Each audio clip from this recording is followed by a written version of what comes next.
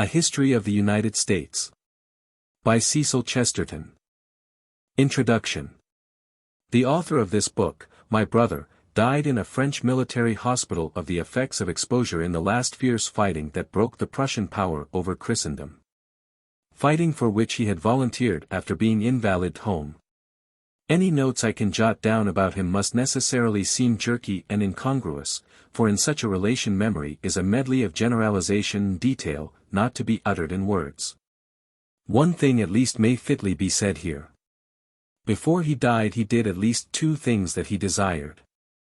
One may seem much greater than the other, but he would not have shrunk from naming them together. He saw the end of an empire that was the nightmare of the nations.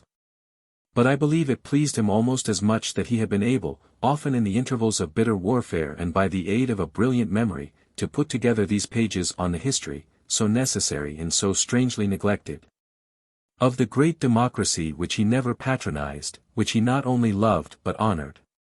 Cecil Edward Chesterton was born on November 12, 1879, and there is a special if a secondary sense in which we may use the phrase that he was born a fighter. It may seem in some sad fashion a flippancy to say that he argued from his very cradle. It is certainly, in the same sad fashion, a comfort, to remember one truth about our relations, that we perpetually argued and that we never quarreled. In a sense it was the psychological truth, I fancy, that we never quarreled because we always argued.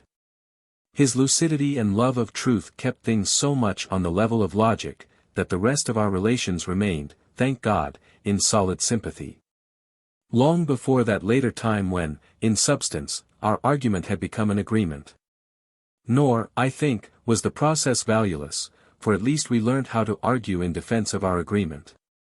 But the retrospect is only worth a thought now, because it illustrates a duality which seemed to him, and is, very simple, but to many is baffling in its very simplicity. When I say his weapon was logic, it will be currently confused with formality or even frigidity. A silly superstition always pictures the logician as a pale-faced prig. He was a living proof, a very living proof, that the precise contrary is the case. In fact it is generally the warmer and more sanguine sort of man who has an appetite for abstract definitions and even abstract distinctions. He had all the debating dexterity of a genial and generous man like Charles Fox. He could command that more than legal clarity and closeness which really marked the legal arguments of a genial and generous man like Danton. In his wonderfully courageous public speaking, he rather preferred being a debater to being an orator. In a sense he maintained that no man had a right to be an orator without first being a debater. Eloquence, he said, had its proper place when reason had proved a thing to be right, and it was necessary to give men the courage to do what was right. I think he never needed any man's eloquence to give him that. But the substitution of sentiment for reason, in the proper place for reason, affected him as musicians are affected by a false note. It was the combination of this intellectual integrity with extraordinary warmth and simplicity in the affections that made the point of his personality.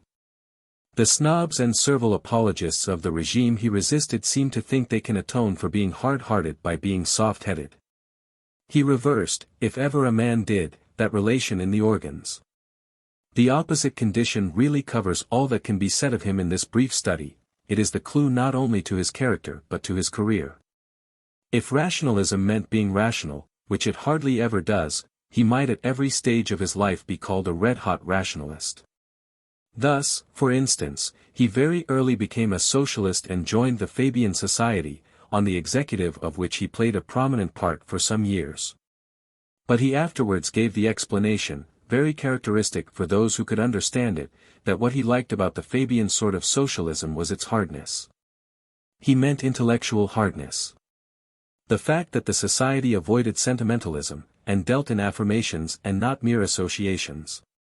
He meant that upon the Fabian basis a socialist was bound to believe in socialism, but not in sandals, free love, bookbinding, and immediate disarmament.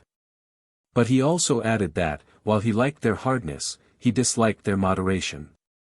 In other words, when he discovered, or believed that he discovered, that their intellectual hardness was combined with moral hardness, or rather moral deadness, he felt all the intellectual ice melted by a moral flame. He had, so to speak, a reaction of emotional realism, in which he saw, as suddenly as simple men can see simple truths, the potterers of social reform as the plotters of the servile state. He was himself, above all things, a Democrat as well as a socialist, and in that intellectual sect he began to feel as if he were the only socialist who was also a Democrat. His dogmatic, democratic conviction would alone illustrate the falsity of the contrast between logic and life. The idea of human equality existed with extraordinary clarity in his brain, precisely because it existed with extraordinary simplicity in his character. His popular sympathies, unlike so many popular sentiments, could really survive any intimacy with the populace. They followed the poor not only at public meetings but to public houses. He was literally the only man I ever knew who was not only never a snob, but apparently never tempted to be a snob. The fact is almost more important than his wonderful lack of fear. For such good causes, when they cannot be lost by fear, are often lost by favor. Thus he came to suspect that socialism was merely social reform, and that social reform was merely slavery. But the point still is that though his attitude to it was now one of revolt, it was anything but a mere revulsion of feeling. He did, indeed, fall back on fundamental things, on a fury at the oppression of the poor, on a pity for slaves, and especially for contented slaves. But it is the mark of his type of mind that he did not abandon socialism without a rational case against it, and a rational system to oppose to it. The theory he substituted for socialism is that which may for convenience be called distributivism. The theory that private property is proper to every private citizen. This is no place for its exposition. But it will be evident that such a conversion brings the convert into touch with much older traditions of human freedom, as expressed in the family or the guild. And it was about the same time that, having for some time held an Anglo-Catholic position, he joined the Roman Catholic Church. It is notable, in connection with the general argument, that while the deeper reasons for such a change do not concern such a sketch as this, he was again characteristically amused and annoyed with the sentimentalists, sympathetic or hostile, who supposed he was attracted by ritual, music, and emotional mysticism. He told such people, somewhat to their bewilderment, that he had been converted because Rome alone could satisfy the reason. In his case, of course, as in Newman's and numberless others, well-meaning people conceived 1,000 crooked or complicated explanations, rather than supposed that an obviously honest man believed a thing because he thought it was true. He was soon to give a more dramatic manifestation of his strange taste for the truth. The attack on political corruption, the next and perhaps the most important passage in his life, still illustrates the same point, touching reason and enthusiasm. Precisely because he did know what socialism is and what it is not, precisely because he had at least learned that from the intellectual hardness of the Fabians, he saw the spot where Fabian socialism is not hard but soft. Socialism means the assumption by the state of all the means of production, distribution, and exchange. To quote, as he often quoted with a rational relish, the words of Mr. Balfour, that is socialism and nothing else is socialism. To such clear thinking, it is at once apparent that trusting a thing to the state must always mean trusting it to the statesman. He could defend socialism because he could define socialism. And he was not helped or hindered by the hazy associations of the sort of socialists who perpetually defended what they never defined. Such men might have a vague vision of red flags and red ties waving in an everlasting riot above the fall of top hats and Union Jacks, but he knew that socialism established meant socialism official, and conducted by some sort of officials. All the primary forms of private property were to be given to the government, and it occurred to him, as a natural precaution, to give a glance at the government. He gave some attention to the actual types and methods of that governing and official class, into whose power trams and trades and shops and houses were already passing, amid loud Fabian cheers for the progress of socialism. He looked at modern parliamentary government, he looked at it rationally and steadily and not without reflection. And the consequence was that he was put in the dock, and very nearly put in the lockup, for calling it what it is. In collaboration with Mr. Belloc he had written The Party System, in which the plutocratic and corrupt nature of our present polity is set forth. And when Mr. Belloc founded the Eyewitness, as a bold and independent organ of the same sort of criticism. He served as the energetic second in command. He subsequently became editor of the Eyewitness, which was renamed as the New Witness. It was during the latter period that the great test case of political corruption occurred, pretty well known in England, and unfortunately much better known in Europe, as the Marconi scandal. To narrate its alternate secrecies and sensations would be impossible here, but one fashionable fallacy about it may be exploded with advantage. An extraordinary notion still exists that the New Witness denounced ministers for gambling on the stock exchange. It might be improper for ministers to gamble. But gambling was certainly not a misdemeanor that would have hardened with any special horror so hardy and anti-Puritan as the man of whom I write. The Marconi case did not raise the difficult ethics of gambling, but the perfectly plain ethics of secret commissions. The charge against the ministers was that, while a government contract was being considered, they tried to make money out of a secret tip, given them by the very government contractor with whom their government was supposed to be bargaining. This was what their accuser asserted, but this was not what they attempted to answer by a prosecution. He was prosecuted, not for what he had said of the government, but for some secondary things he had said of the government contractor. The latter, Mr. Godfrey Isaacs, gained a verdict for criminal libel, and the judge inflicted a fine of £100. Readers may have chanced to note the subsequent incidents in the life of Mr. Isaacs, but I am here only concerned with incidents in the life of a more interesting person. In any suggestion of his personality, indeed, the point does not lie in what was done to him, but rather in what was not done. He was positively assured, upon the very strongest and most converging legal authority, that unless he offered certain excuses he would certainly go to prison for several years. He did not offer those excuses. And I believe it never occurred to him to do so.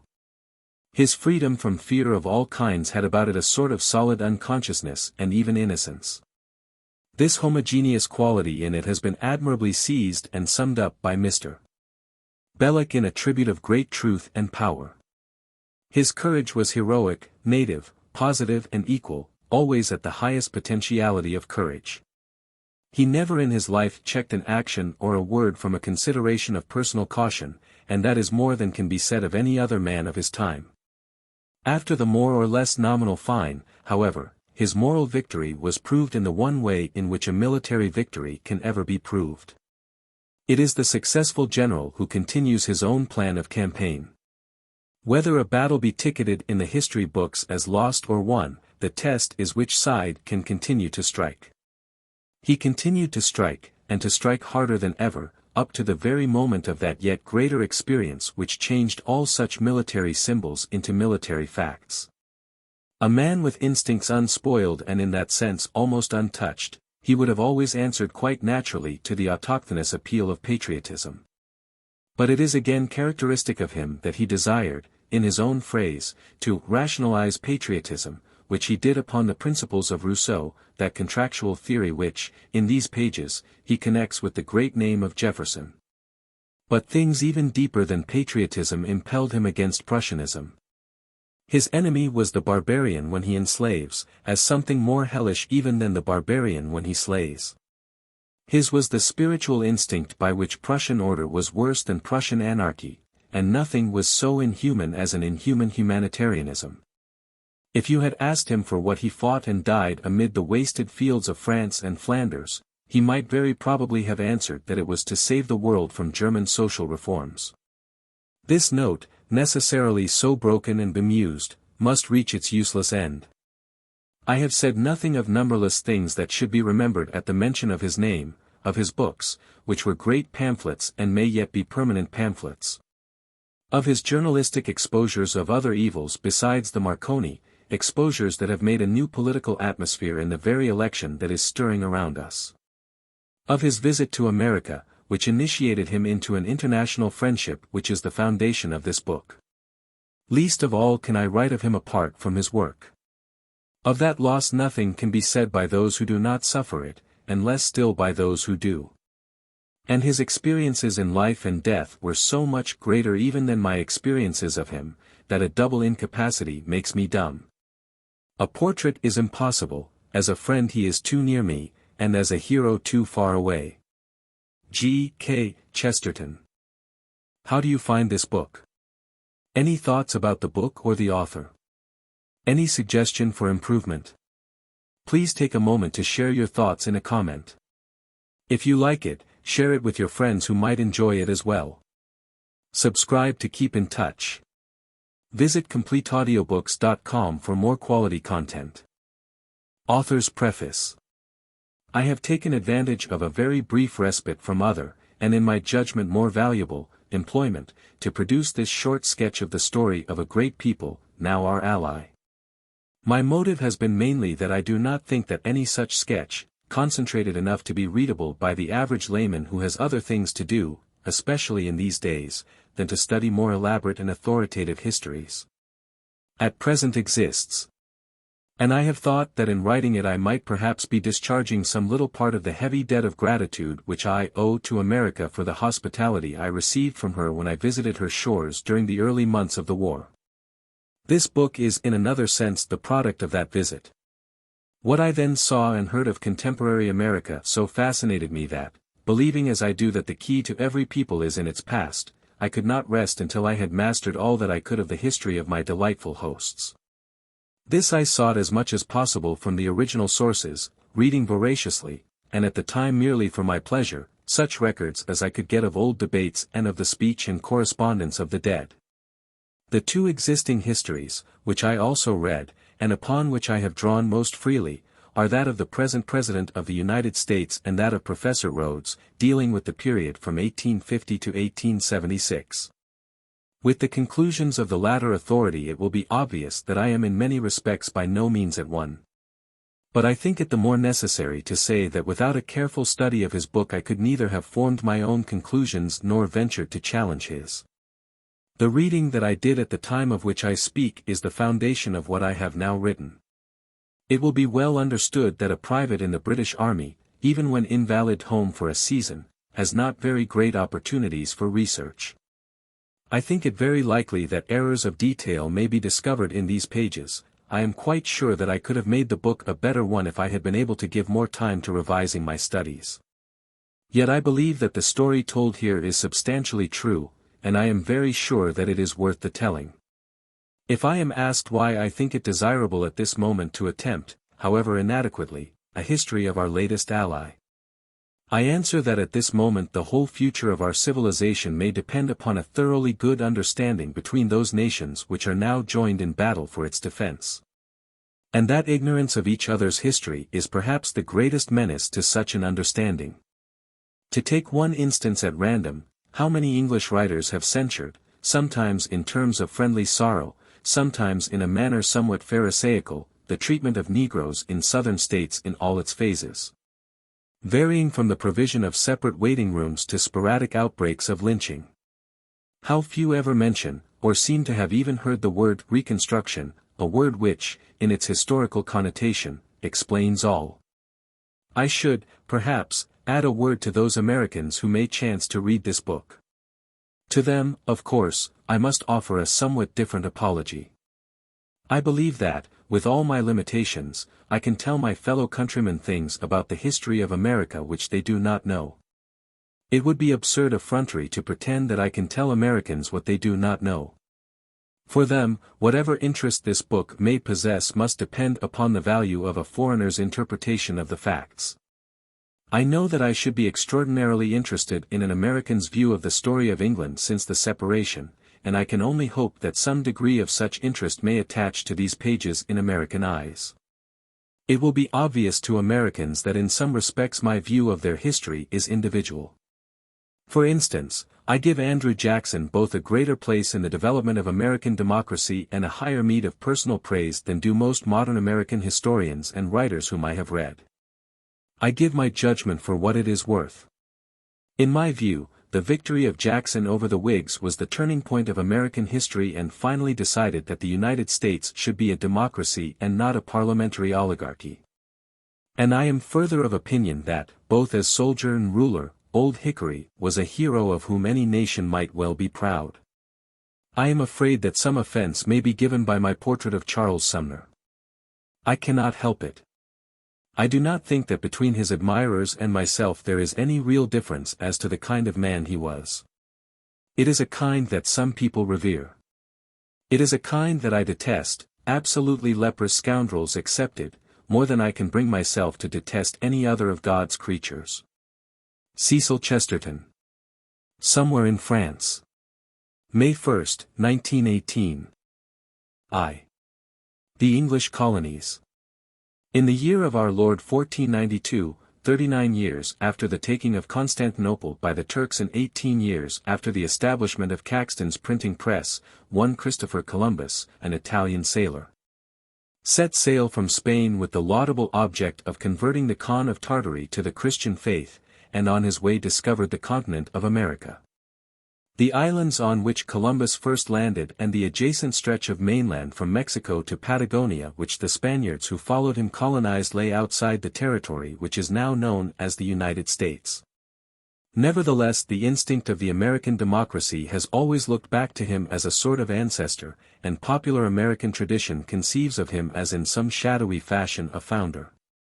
And that instinct and tradition, like most such national instincts and traditions, is sound.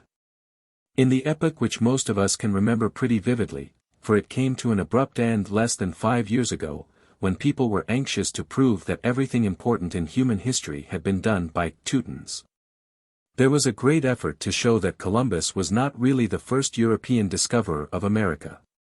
That honor belonged properly to certain Scandinavian sea captains who at some time in the 10th or 11th centuries paid a presumably piratical visit to the coast of Greenland. It may be so, but the incident is quite irrelevant. That one set of barbarians from the fjords of Norway came in their wanderings in contact with another set of barbarians living in the frozen lands north of Labrador is a fact, if it be a fact, of little or no historical import. The Vikings had no more to teach the Eskimo than had the Eskimo to teach the Vikings. Both were at that time outside the real civilization of Europe.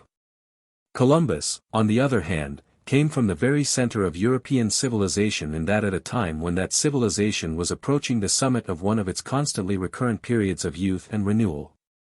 In the North, indeed, what strikes the eye in the 15th century is rather the ugliness of a decaying order, the tortures, the panic of persecution, the morbid obsession of the danse macabre, things which many think of as medieval, but which belong really only to the Middle Ages when old and near to death. But all the South was already full of the new youth of the Renaissance. Boccaccio had lived, Leonardo was at the height of his glory. In the fields of Touraine was already playing with his fellows the boy that was to be Rabelais. Such adventures as that of Columbus, despite his pious intentions with regard to the Khan of Tartary, were a living part of the Renaissance and were full of its spirit, and it is from the Renaissance that American civilization dates. It is an important point to remember about America, and especially about the English colonies which were to become the United States, that they have had no memory of the Middle Ages. They had and have, on the other hand, a real, formative memory of pagan antiquity, for the age in which the oldest of them were born was full of enthusiasm for that memory, while it thought, as most Americans still think, of the Middle Ages as a mere feudal barbarism.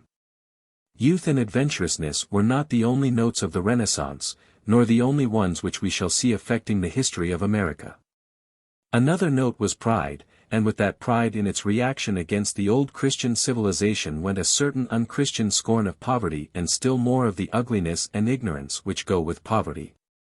And there reappeared, to an extent at least, and naturally most of all where the old religion had been completely lost, that naked pagan repugnance which almost refused to recognize a human soul in the barbarian. It is notable that in these new lands which the Renaissance had thrown open to European men there at once reappears that institution which had once been fundamental to Europe and which the faith had slowly and with difficulty undermined and dissolved, slavery.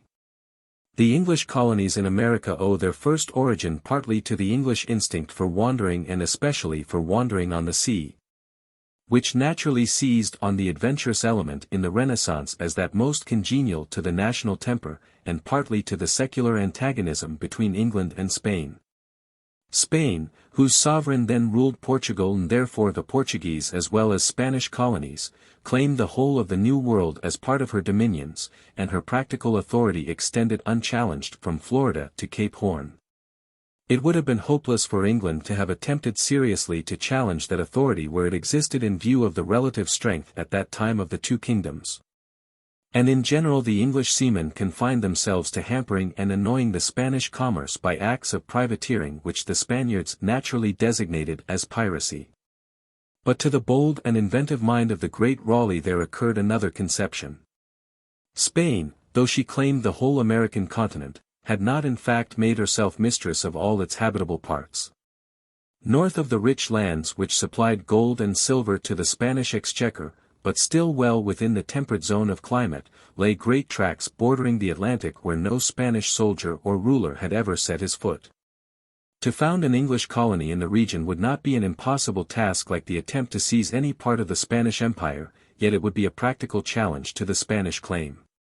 Raleigh accordingly projected, and others, entering into his plans, successfully planted, an English settlement on the Atlantic seaboard to the south of Chesapeake Bay which, in honor of the Queen, was named Virginia. In the subsequent history of the English colonies which became American states we often find a curious and recurrent reflection of their origin. Virginia was the first of those colonies to come into existence, and we shall see her both as a colony and as a state long retaining a sort of primacy amongst them. She also retained, in the incidents of her history and in the characters of many of her great men, a color which seems partly Elizabethan. Her Jefferson, with his omnivorous culture, his love of music and the arts, his proficiency at the same time in sports and bodily exercises, suggests something of the graceful versatility of men like Essex and Raleigh. And we shall see her in her last agony produce a soldier about whose high chivalry and heroic and adventurous failure there clings a light of romance that does not seem to belong to the modern world. If the external quarrels of England were the immediate cause of the foundation of Virginia, the two colonies which next make their appearance owe their origin to her internal divisions. James I and his son Charles I, though by conviction much more genuine Protestants than Elizabeth, were politically more disposed to treat the Catholics with leniency. The paradox is not, perhaps, difficult to explain. Being more genuinely Protestant they were more interested in the internecine quarrels of Protestants, and their enemies in those internecine quarrels, the Puritans, now become a formidable party, were naturally the fiercest enemies of the old religion. This fact probably led the two first Stuarts to look upon that religion with more indulgence. They dared not openly tolerate the Catholics, but they were not unwilling to show them such favor as they could afford to give. Therefore when a Catholic noble, Lord Baltimore, proposed to found a new plantation in America where his co-religionists could practice their faith in peace and security, the Stuart kings were willing enough to grant his request. James approved the project, his son confirmed it, and, under a royal charter from King Charles I, Lord Baltimore established his Catholic colony, which he called Maryland. The early history of this colony is interesting because it affords probably the first example of full religious liberty. It would doubtless have been suicidal for the Catholics, situated as they were, to attempt anything like persecution. But Baltimore and the Catholics of Maryland for many generations deserve none the less honor for the consistency with which they pursued their tolerant policy. So long as the Catholics remained in control all sects were not only tolerated but placed on a footing of complete equality before the law. And as a fact both the nonconformist persecuted in Virginia and the Episcopalian persecuted in New England frequently found refuge and peace in Catholic Maryland. The English Revolution of 1689 produced a change. The new English government was pledged against the toleration of a Catholicism anywhere. The representative of the Baltimore family was deposed from the governorship and the control transferred to the Protestants, who at once repealed the edicts of toleration and forbade the practice of the Catholic religion. They did not, however, succeed in extirpating it, and to this day many of the old Maryland families are Catholic, as are also a considerable proportion of the Negroes. It may further be noted that, though the experiment in religious equality was suppressed by violence, the idea seems never to have been effaced. And Maryland was one of the first colonies to accompany its demand for freedom with a declaration in favor of universal toleration. At about the same time that the persecuted Catholics found a refuge in Maryland, a similar refuge was sought by the persecuted Puritans. A number of these, who had found a temporary home in Holland, sailed thence for America in the celebrated Mayflower and colonized New England on the Atlantic coast far to the north of the plantations of Raleigh and Baltimore. From this route sprang the colonies of Massachusetts, Connecticut, Vermont and Rhode Island, and later the states of New Hampshire and Maine. It would be putting it with ironical mildness to say that the Pilgrim Fathers did not imitate the tolerant example of the Catholic refugees. Religious persecution had indeed been practiced by all parties in the quarrels of the 16th and 17th centuries, but for much of the early legislation of the Puritan colonies one can find no parallel in the history of European men. Calvinism, that strange fierce creed which Wesley so correctly described as one that gave God the exact functions and attributes of the devil, produced even in Europe a sufficiency of madness and horror. But here was Calvinism cut off from its European roots and from the reaction and influence of Christian civilization. Its records read like those of a madhouse where religious maniacs have broken loose and locked up their keepers. We hear of men stoned to death for kissing their wives on the Sabbath, of lovers pilloried or flogged at the cart's tail for kissing each other at all without license from the deacons. The whole culminating in a mad panic of wholesale demonism and witch-burning so vividly described in one of the most brilliant of Mrs. Gaskell's stories, Lois the Witch. Of course, in time the fanaticism of the first New England settlers cooled into something like sanity. But a strong Puritan tradition remained and played a great part in American history. Indeed, if Lee, the Virginian, has about him something of the Cavalier, it is still more curious to note that 19th-century New England, with its atmosphere of quiet scholars and cultured tea parties, suddenly flung forth in John Brown a figure whose combination of soldierly skill with maniac fanaticism, of a martyr's fortitude with a murderer's cruelty, seems to have walked straight out of the 17th century and finds its nearest parallel in some of the warriors of the Covenant. The colonies so far enumerated owe their foundation solely to English enterprise and energy, but in the latter half of the 17th century foreign war brought to England a batch of colonies ready-made. At the mouth of the Hudson River, between Maryland and the New England colonies, lay the Dutch settlement of New Amsterdam. The first colonists who had established themselves there had been Swedes, but from Sweden its sovereignty had passed to Holland, and the issue of the Dutch wars gave it to the English, by whom it was rechristened New York in honor of the king's brother, afterwards James II. It would perhaps be straining the suggestion already made of the persistent influences of origins to see in the varied racial and national beginnings of New York a presage of that cosmopolitan quality which still marks the greatest of American cities, making much of it a patchwork of races and languages, and giving to the electric stir of Broadway an air which suggests a continental rather than an English city. But it is more plausible to note that New York had no original link with the Puritanism of New England and of the North generally, and that in fact we shall find the premier city continually isolated from the North, following a tradition and a policy of its own. With New Amsterdam was also seated the small Dutch plantation of Delaware, which lay between Maryland and the Atlantic, while England at the same time established her claim to the disputed territory between the two which became the colony of New Jersey. Shortly after the cession of New Amsterdam William Penn obtained from Charles II a charter for the establishment of a colony to the north of Maryland, between that settlement and the newly acquired territories of New Jersey and New York. This plantation was designed especially as a refuge for the religious sect to which Penn belonged, the Quakers, who had been persecuted by all religious parties and especially savagely by the Puritan colonists of New England. Penn, the most remarkable man that ever professed the strange doctrines of that sect, was a favorite with the king, who had a keen eye for character.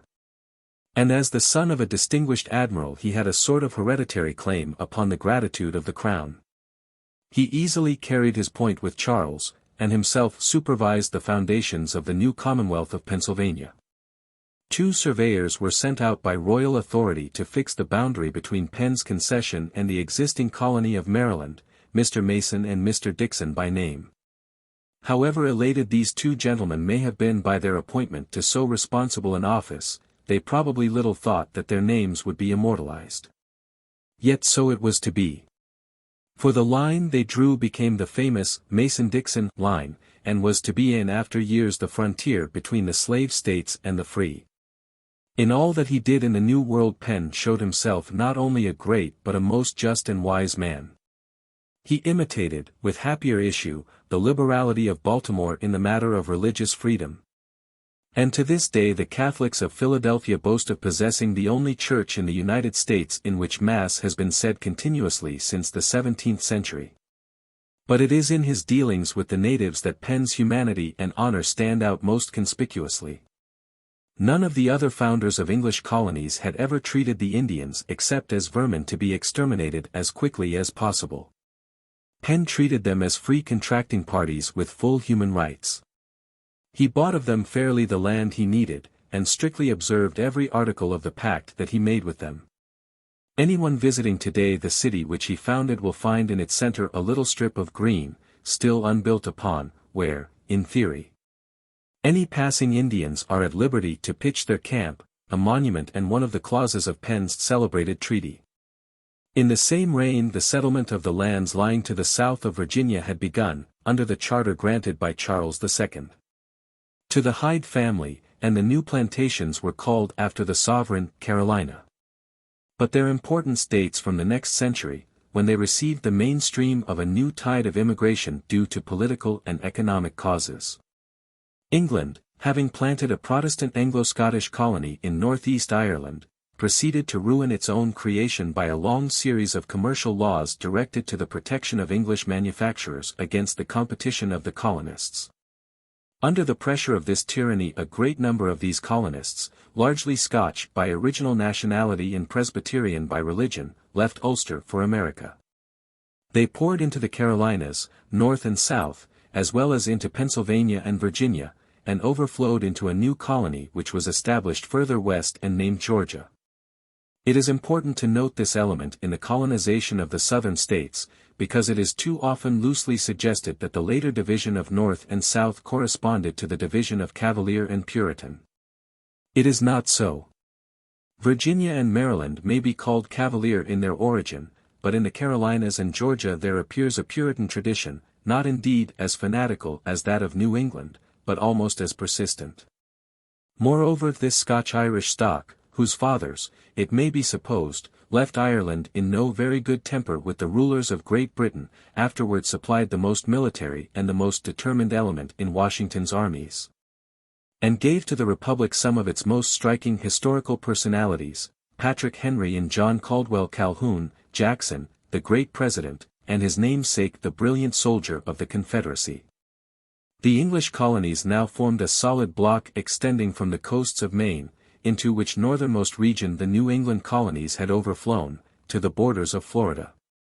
Florida was still a Spanish possession, but Spain had ceased to be formidable as a rival or enemy of England. By the persistence of a century in arms and diplomacy, the French had worn down the Spanish power, and France was now easily the strongest nation in Europe. France also had a foothold, or rather two footholds, in North America. One of her colonies, Louisiana, lay beyond Florida at the mouth of the Mississippi, the other, Canada, to the north of the Maine, at the mouth of the St. Lawrence. It was the aim of French colonial ambition to extend both colonies inland into the unmapped heart of the American continent until they should meet. This would necessarily have had the effect of hemming in the English settlements on the Atlantic seaboard and preventing their western expansion. Throughout the first half of the 18th century, therefore, the rivalry grew more and more acute, and even when France and England were at peace the French and English in America were almost constantly at war. Their conflict was largely carried on under cover of alliances with the warring Indian tribes, whose feuds kept the region of the Great Lakes in a continual turmoil. The outbreak of the 7 Years' War and the intervention of England as an ally of Prussia put an end to the necessity for such pretexts, and a regular military campaign opened upon which was staked the destiny of North America. It is not necessary for the purposes of this book to follow that campaign in detail. The issue was necessarily fought out in Canada, for Louisiana lay remote from the English colonies and was separated from them by the neutral territory of the Spanish Empire. England had throughout the war the advantage of superiority at sea, which enabled her to supply and reinforce her armies, while the French forces were practically cut off from Europe. The French, on the other hand, had at the beginning the advantage of superior numbers, at least so far as regular troops were concerned. While for defensive purposes they possessed an excellent chain of very strong fortresses carefully prepared before the war. After the earlier operations, which cleared the French invaders out of the English colonies, the gradual reduction of these strongholds practically forms the essence of the campaign undertaken by a succession of English generals under the political direction of the elder Pitt. That campaign was virtually brought to a close by the brilliant exploit of James Wolfe in 1759, the taking of Quebec. By the Treaty of Paris in 1763 Canada was ceded to England.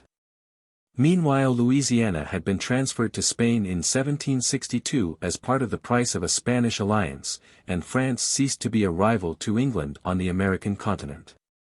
During the French War the excellent professional army which England was able to maintain in the field was supported by levies raised from the English colonies, which did good service in many engagements.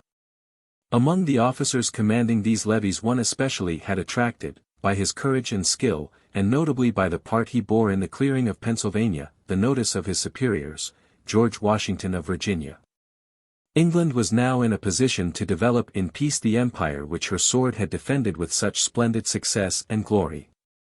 Before we consider the causes which so suddenly shattered that empire, it is necessary to take a brief survey of its geography and of its economic conditions. The colonies, as we have seen, were spread along the Atlantic seaboard to an extent of well over 1,000 miles, covering nearly 20 degrees of latitude.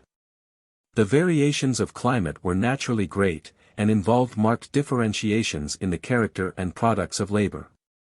The prosperity of the southern colonies depended mainly upon two great staple industries.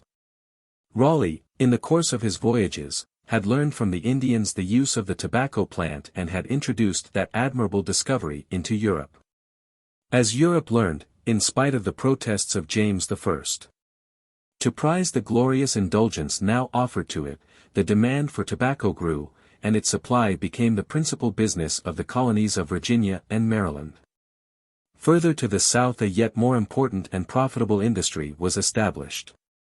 The climate of the Carolinas and of Georgia and of the undeveloped country west of these colonies, a climate at once warm and humid, was found to be exactly suited to the cultivation of the cotton plant. This proved the more important when the discoveries of Watt and Arkwright gave Lancashire the start of all the world in the manipulation of the cotton fabric. From that moment begins the triumphant progress of King Cotton, which was long to outlast the political connection between the Carolinas and Lancashire, and was to give in the political balance of America peculiar importance to the cotton states. But at the time now under consideration these cotton-growing territories were still under the British Crown, and were subject to the navigation laws upon which England then mainly relied for the purpose of making her colonies a source of profit to her. The main effect of these was to forbid the colonies to trade with any neighbor save the mother country. This condition, to which the colonists seem to have offered no opposition, gave to the British manufacturers the immense advantage of an unrestricted supply of raw material to which no foreigner had access. It is among the curious ironies of history that the prosperity of Lancashire, which was afterwards to be identified with free trade, was originally founded upon this very drastic and successful form of protection. The more northerly colonies had no such natural advantages. The bulk of the population lived by ordinary farming, grew wheat and the hard cereals and raised cattle. But during the 18th century England herself was still an exporting country as regards these commodities, and with other nations the colonists were forbidden to trade. The northern colonies had, therefore, no considerable export commerce, but on the seaboard they gradually built up a considerable trade as carriers. And Boston and New York merchant captains began to have a name on the Atlantic for skill and enterprise. Much of the transoceanic trade passed into their hands, and especially one most profitable if not very honorable trade of which, by the Treaty of Utrecht, England had obtained a virtual monopoly, the trade in Negro slaves. The pioneer of this traffic had been Sir John Hawkins, one of the boldest of the great Elizabethan sailors. He seems to have been the first of the merchant adventurers to realize that it might prove profitable to kidnap Negroes from the west coast of Africa and sell them into slavery in the American colonies. The cultivation of cotton and tobacco in the southern plantations, as of sugar in the West Indies, offered a considerable demand for labor of a type suitable to the Negro. The attempt to compel the native Indians to such labor had failed. The Negro proved more tractable. By the time with which we are dealing, the whole industry of the southern colonies already rested upon servile-colored labor. In the northern colonies, that is, those north of Maryland, the Negro slave existed, but only casually, and, as it were, as a sort of accident. Slavery was legal in all the colonies, even in Pennsylvania, whose great founder had been almost alone in that age in disapproving of it. As for the New England Puritans, they had from the first been quite enthusiastic about the traffic, in which indeed they were deeply interested as middlemen. And Calvinist ministers of the purest orthodoxy held services of thanksgiving to God for cargoes of poor barbarians rescued from the darkness of heathendom and brought, though forcibly, into the gospel light. But though the Northerners had no more scruple about slavery than the Southerners, they had far less practical use for it. The Negro was of no value for the sort of labor in which the New Englanders engaged, he died of it in the cold climate. Negro slaves there were in all the northern states, but mostly employed as domestic servants or in casual occupations. They were a luxury, not a necessity. A final word must be said about the form of government under which the colonists lived. In all the colonies, though there were, of course, variations of detail, it was substantially the same. It was founded in every case upon royal charters granted at some time or other to the planters by the English king. In every case there was a governor, who was assisted by some sort of elective assembly. The governor was the representative of the king and was nominated by him. The legislature was in some form or other elected by the free citizens. The mode of election and the franchise varied from colony to colony. Massachusetts at one time based hers upon pew rents, but it was generally in harmony with the feeling and traditions of the colonists. It was seldom that any friction occurred between the king's representative and the burgesses, as they were generally called. While the relations between the colonies and the mother country remained tranquil, the governor had every motive for pursuing a conciliatory policy. His personal comfort depended upon his being popular in the only society which he could frequent. His repute with the home government, if he valued it, was equally served by the tranquility and contentment of the dominion he ruled. In fact, the American colonists, during the 18th century, enjoyed what a simple society left to itself almost always enjoys, under whatever forms, the substance of democracy. That fact must be emphasized, because without a recognition of it the flaming response which met the first proclamation of theoretic democracy would be unintelligible. It is explicable only when we remember that to the unspoiled conscience of man as man democracy will ever be the most self-evident of truths. It is the complexity of our civilization that blinds us to its self-evidence, teaching us to acquiesce in irrational privilege as inevitable, and at last to see nothing strange in being ruled by a class, whether of nobles or of mere parliamentarians. But the man who looks at the world with the terrible eyes of his first innocence can never see an unequal law as anything but an iniquity, or government divorced from the general will as anything but usurpation. 2. Arms and the rights of man. Such was roughly the position of the 13 English colonies in North America when in the year 1764, shortly after the conclusion of the 7 Years' War, George Grenville, who had become the chief minister of George III, after the failure of Lord Bute, proposed to raise a revenue from these colonies by the imposition of a Stamp Act. The Stamp Act and the resistance it met mark so obviously the beginning of the business which ended in the separation of the United States from Great Britain that Grenville and the British Parliament have been frequently blamed for the lightness of heart with which they entered upon so momentous a course. But in fact it did not seem to them momentous, nor is it easy to say why they should have thought it momentous. It is certain that Grenville's political opponents, many of whom were afterwards to figure as the champions of the colonists, at first saw its momentousness as little as he. They offered to his proposal only the most perfunctory sort of opposition, less than they habitually offered to all his measures, good or bad. And, in point of fact, there was little reason why a Whig of the type and class that then governed England should be startled or shocked by a proposal to extend the English system of stamping documents to the English colonies. That Parliament had the legal right to tax the colonies was not seriously questionable. Under the British Constitution the power of King, Lords and Commons over the King's subjects was and is absolute, and none denied that the colonists were the King's subjects. They pleaded indeed that their charters did not expressly authorize such taxation. But neither did they expressly exclude it, and on a strict construction it would certainly seem that a power which would have existed if there had been no charter remained when the charter was silent. It might further be urged that equity as well as law justified the taxation of the colonies.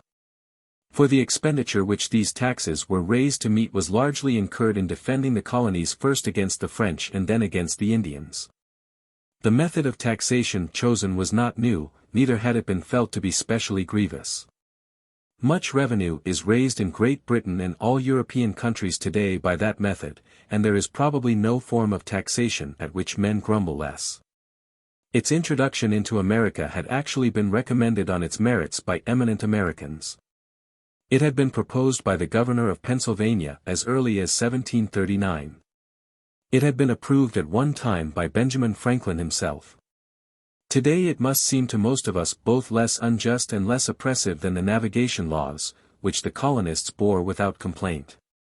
As for the suggestion sometimes made that there was something unprecedentedly outrageous about an English Parliament taxing people who were unrepresented there, it is, in view of the constitution of that Parliament, somewhat comic.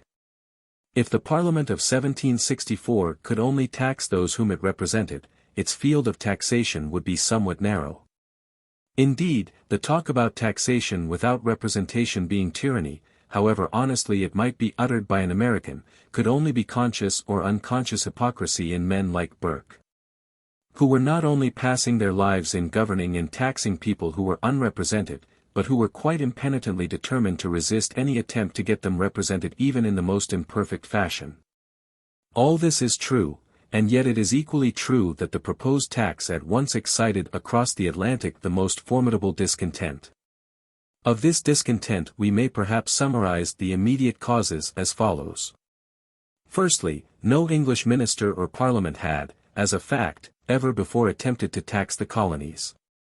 That important feature of the case distinguished it from that of the navigation laws, which had prescription on their side.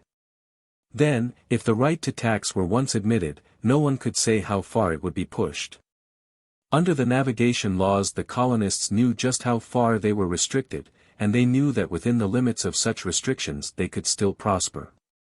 But if once the claim of the British Parliament to tax were quietly accepted, it seemed likely enough that every British minister who had nowhere else to turn for a revenue would turn to the unrepresented colonies, which would furnish supply after supply until they were bled white. That was a perfectly sound, practical consideration, and it naturally appealed with especial force to mercantile communities like that of Boston. But if we assume that it was the only consideration involved, we shall misunderstand all that followed, and be quite unprepared for the sweeping victory of a purely doctrinal political creed which brought about the huge domestic revolution of which the breaking of the ties with England was but an aspect. The colonists did feel it unjust that they should be taxed by an authority which was in no way responsible to them. And they so felt it because, as has already been pointed out, they enjoyed in the management of their everyday affairs a large measure of practical democracy. Therein they differed from the English, who, being habitually governed by an oligarchy, did not feel it extraordinary that the same oligarchy should tax them. The Americans for the most part governed themselves, and the oligarchy came in only as an alien and unnatural thing levying taxes. Therefore it was resisted. The resistance was at first largely instinctive. The formulation of the democratic creed which should justify it was still to come. Yet already there were voices, especially in Virginia, which adumbrated the incomparable phrases of the greatest of Virginians. Already Richard Bland had appealed to the law of nature and those rights of mankind that flow from it. Already Patrick Henry had said, "Give me liberty or give me death." It was but a foreshadowing of the struggle to come. In 1766 the Rockingham Whigs, having come into power upon the fall of Grenville, after some hesitation repealed the Stamp Act, reaffirming at the same time the abstract right of Parliament to tax the colonies. America was for the time quieted. There followed in England a succession of weak ministries, all, of course, drawn from the same oligarchical class, and all of much the same political temper, but all at issue with each other, and all more or less permanently at issue with the king. As a mere byproduct of one of the multitudinous intrigues to which this situation gave rise, Charles Townshend, a brilliant young Whig orator who had become Chancellor of the Exchequer, revived in 1768 the project of taxing the American colonies.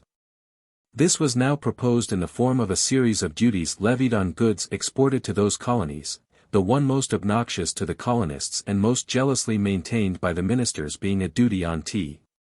The opposition had now learnt from the result of the Stamp Act debate that American taxation was an excellent issue on which to challenge the ministry, and the tea tax became at once a party question, that is, a question upon which the rival oligarchs divided themselves into opposing groups. Meanwhile in America the new taxes were causing even more exasperation than the Stamp Act had caused, probably because they were more menacing in their form, if not much more severe in their effect. At any rate, it is significant that in the new struggle we find the commercial colony of Massachusetts very decidedly taking the lead. The taxed tea, on its arrival in Boston Harbor, was seized and flung into the sea. A wise government would have withdrawn when it was obvious that the enforcement of the taxes would cost far more than the taxes themselves were worth. The more so as they had already been so whittled down by concessions as to be worth practically nothing. And it is likely enough that the generally prudent and politic aristocrats who then directed the action of England would have reverted to the Rockingham policy had not the king made up his unfortunate German mind to the coercion and humiliation of the discontented colonists. It is true that the British Crown had long lost its power of independent action, and that George III had failed in his youthful attempts to recapture it. Against the oligarchy combined he was helpless. But his preference for one group of oligarchs over another was still an asset. And he let it clearly be understood that such influence as he possessed would be exercised unreservedly in favor of any group that would undertake to punish the American rebels. He found in Lord North a minister willing, though not without considerable misgivings, to forward his policy and able to secure for it a majority in Parliament. And from that moment the battle between the home government and the colonists was joined. The character and progress of that battle will best be grasped if we mark down certain decisive incidents which determine its course. The first of these was the celebrated Boston Tea Party referred to above. It was the first act of overt resistance, and it was followed on the English side by the first dispatch of an armed force, grossly inadequate for its purpose, to America. And on the American by the rapid arming and drilling of the local militias not yet avowedly against the crown, but obviously with the ultimate intention of resisting the royal authority should it be pushed too far. The next turning point is the decision of the British government early in 1774 to revoke the Charter of Massachusetts. It is the chief event of the period during which war is preparing, and it leads directly to all that follows. For it raised a new controversy which could not be resolved by the old legal arguments, good or bad. Hitherto the colonists had relied upon their interpretation of existing charters, while the government contented itself with putting forward a different interpretation. But the new action of that government shifted the ground of debate from the question of the interpretation of the charters to that of the ultimate source of their authority. The ministers said in effect, "You pretend that this document concedes to you the right of immunity from taxation. We deny it, but at any rate, it was a free gift from the British Crown, and whatever rights you enjoy under it you enjoy during His Majesty's pleasure. Since you insist on misinterpreting it, we will withdraw it, as we are perfectly entitled to do, and we will grant you a new charter about the terms of which no such doubts can arise." It was a very direct and very fundamental challenge, and it inevitably produced two effects, the one immediate, the other somewhat deferred. Its practical first fruit was the Continental Congress. Its ultimate but unmistakably logical consequence was the Declaration of Independence. America was unified on the instant, for every colony felt the knife at its throat. In September a Congress met, attended by the representatives of 11 colonies. Peyton Randolph, presiding, struck the note of the moment with a phrase, "I am not a Virginian, but an American." Under Virginian leadership the Congress vigorously backed Massachusetts, and in October a Declaration of Colonial Right had been issued by the authority of all the colonies represented there. The British ministers seem to have been incomprehensibly blind to the seriousness of the situation. Since they were pledged not to concede what the colonists demanded, it was essential that they should at once summon all the forces at their command to crush what was already an incipient and most menacing rebellion. They did nothing of the sort. They slightly strengthened the totally inadequate garrison which would soon have to face a whole people in arms, and they issued a foolish proclamation merely provocative and backed by no power that could enforce it, forbidding the meeting of continental congresses in the future. That was in January. In April the skirmishes of Lexington and Concord had shown how hopelessly insufficient was their military force to meet even local sporadic and unorganized revolts. In May the Second Continental Congress met, and in July appeared by its authority a general call to arms addressed to the whole population of America. Up to this point the colonists, if rebellious in their practical attitude, had been strictly constitutional in their avowed aims. In the Declaration of Colonial Right of 1774, and even in the Appeal to Arms of 1775, all suggestion of breaking away from the empire was repudiated. But now that the sword was virtually drawn there were practical considerations which made the most prudent of the rebels consider whether it would not be wiser to take the final step, and frankly repudiate the British sovereignty altogether. For one thing, by the laws of England, and indeed of all civilized nations, the man who took part in an armed insurrection against the head of the state committed treason, and the punishment for treason was death. Men who levied war on the king's forces while still acknowledging him as their lawful ruler were really inviting the government to hang them as soon as it could catch them. It might be more difficult for the British government to treat as criminals soldiers who were fighting under the orders of an organized de facto government, which at any rate declared itself to be that of an independent nation. Again, foreign aid, which would not be given for the purpose of reforming the internal administration of British dominions, might well be forthcoming if it were a question of dismembering those dominions. These considerations were just and carried no little weight. Yet it is doubtful if they would have been strong enough to prevail against the sentiments and traditions which still bound the colonies to the mother country had not the attack on the charters forced the controversy back to first principles, and so opened the door of history to the man who was to provide America with a creed and to convert the controversy from a legal to something like a religious quarrel. Old Peyton Randolph, who had so largely guided the deliberations of the First Continental Congress, was at the last moment prevented by ill health from attending the second. His place in the Virginian delegation was taken by Thomas Jefferson. Jefferson was not yet 30 when he took his seat in the Continental Congress, but he was already a notable figure in his native state.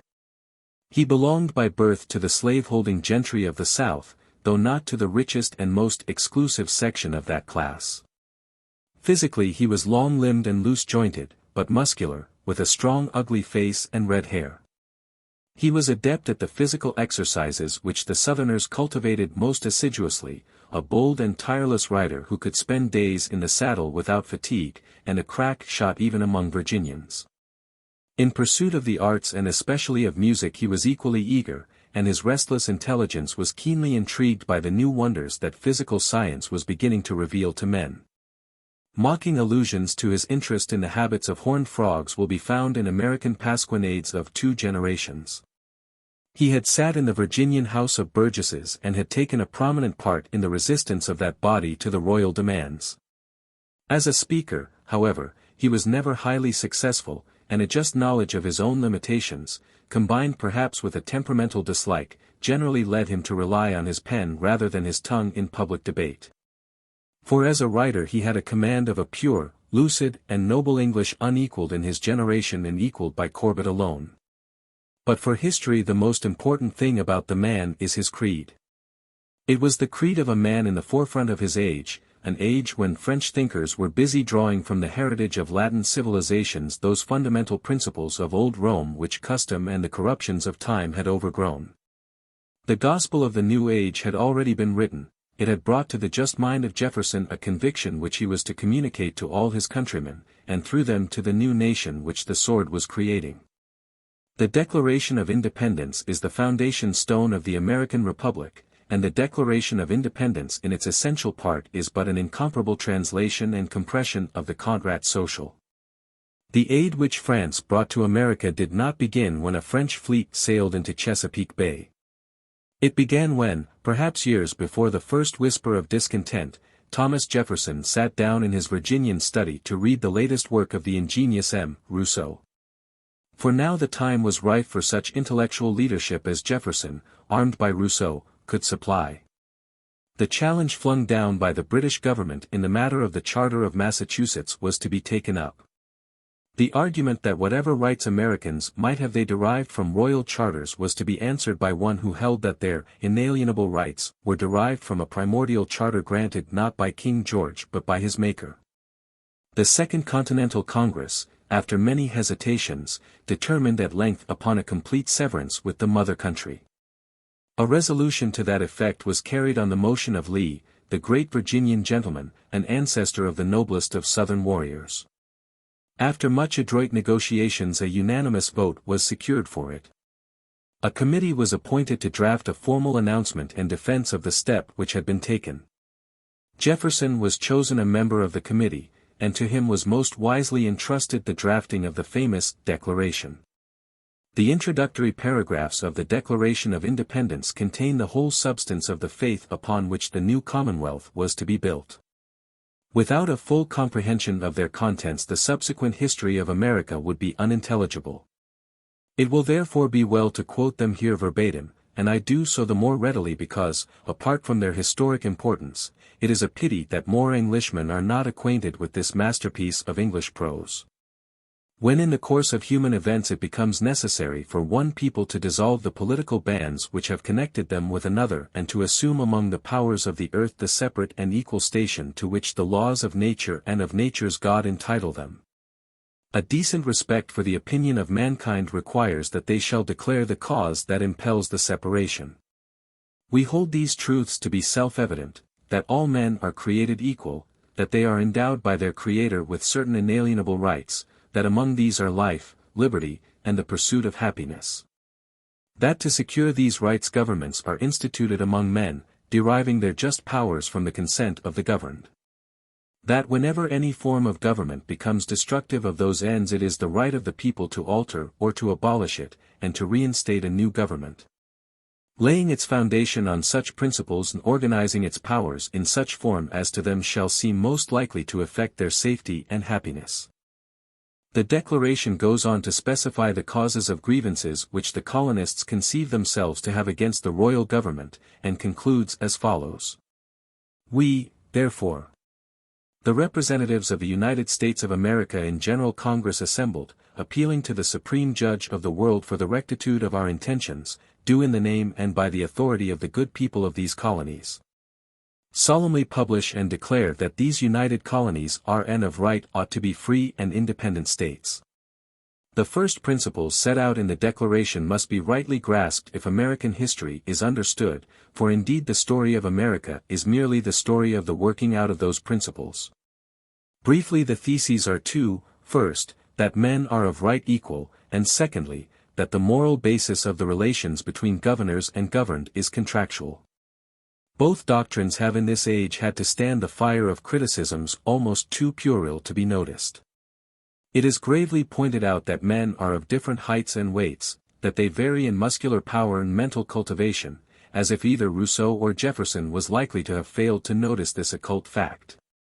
Similarly the doctrine of the contractual basis of society is met by a demand for the production of a signed, sealed, and delivered contract, or at least for evidence that such a contract was ever made.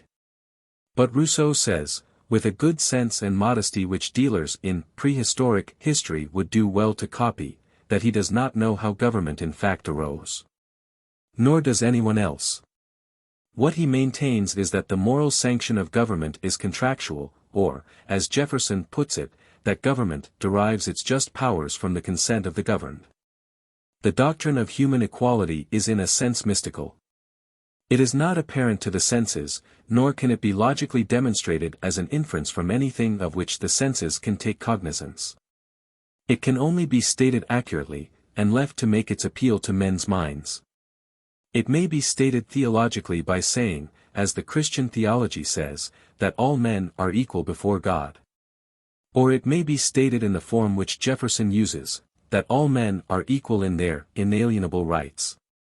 But it must be accepted as a first principle or not at all. The nearest approach to a method of proving it is to take the alternative proposition and deduce its logical conclusion. Would those who would maintain that the wisest and best have rights superior to those of their neighbors, welcome a law which would enable any person demonstrably wiser or more virtuous than themselves to put them to death? I think that most of them have enough modesty, and humor, to shrink, as Huxley did, from such a proposition. But the alternative is the acceptance of Jefferson's doctrine that the fundamental rights of men are independent of adventitious differences, whether material or moral, and depend simply upon their manhood. The other proposition, the contractual basis of human society and its logical consequences, the supremacy of the general will, can be argued in the same fashion. It is best defended by asking, like the Jesuit Suarez, the simple question: if sovereignty is not in the people, where is it? It is useless to answer that it is in the wisest and best. Who are the wisest and best? For practical purposes the phrases must mean either those whom their neighbors think wisest and best, in which case the ultimate test of democracy is conceded, or those who think themselves wisest and best, which latter is what in the mouths of such advocates it usually does mean. Thus those to whom the divine right of the conceded makes no appeal are forced back on the Jeffersonian formula. Let it be noted that that formula does not mean that the people are always right or that a people cannot collectively do deliberate injustice or commit sins, indeed. Inferentially it implies that possibility, but it means that there is on earth no temporal authority superior to the general will of a community. It is, however, no part of the function of this book to argue upon the propositions contained in the Declaration of Independence.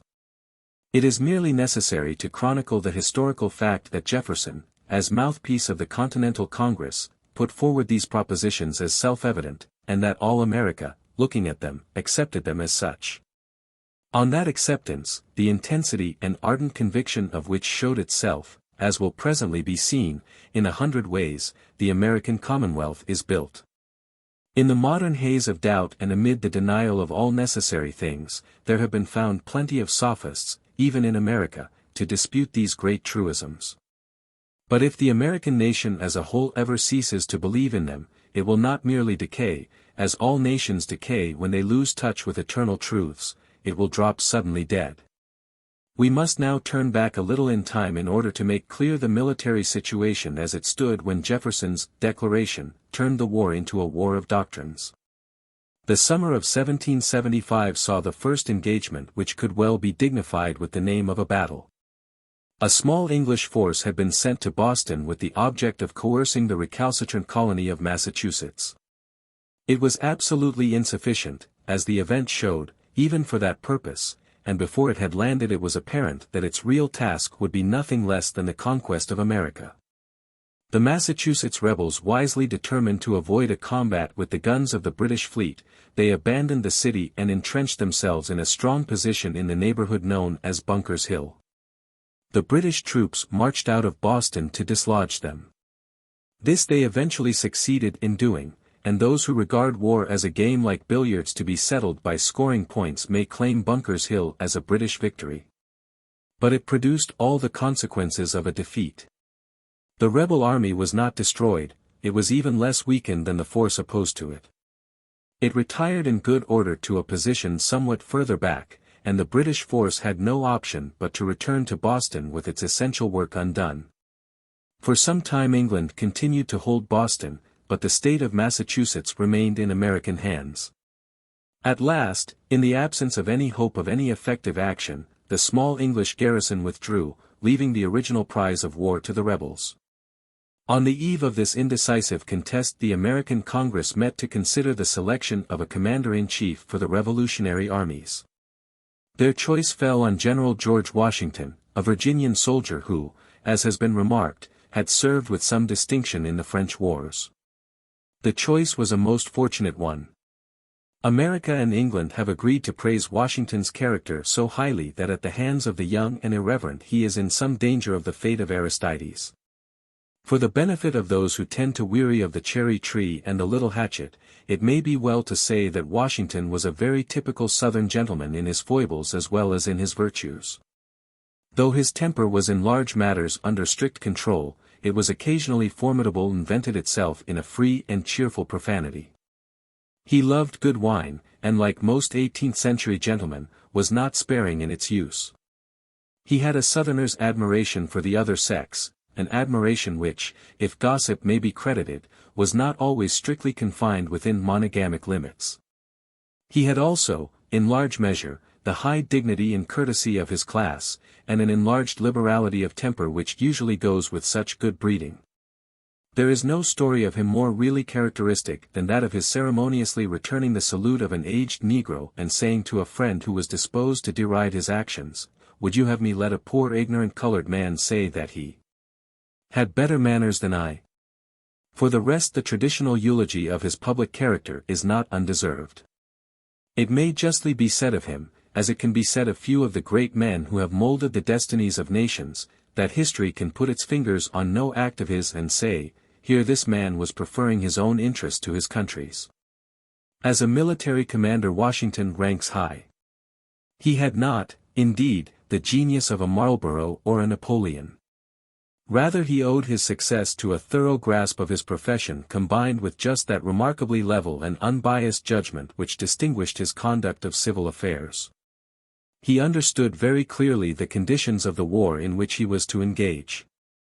He knew that Great Britain, as soon as she really woke up to the seriousness of her peril, would send out a formidable force of well-disciplined professional soldiers.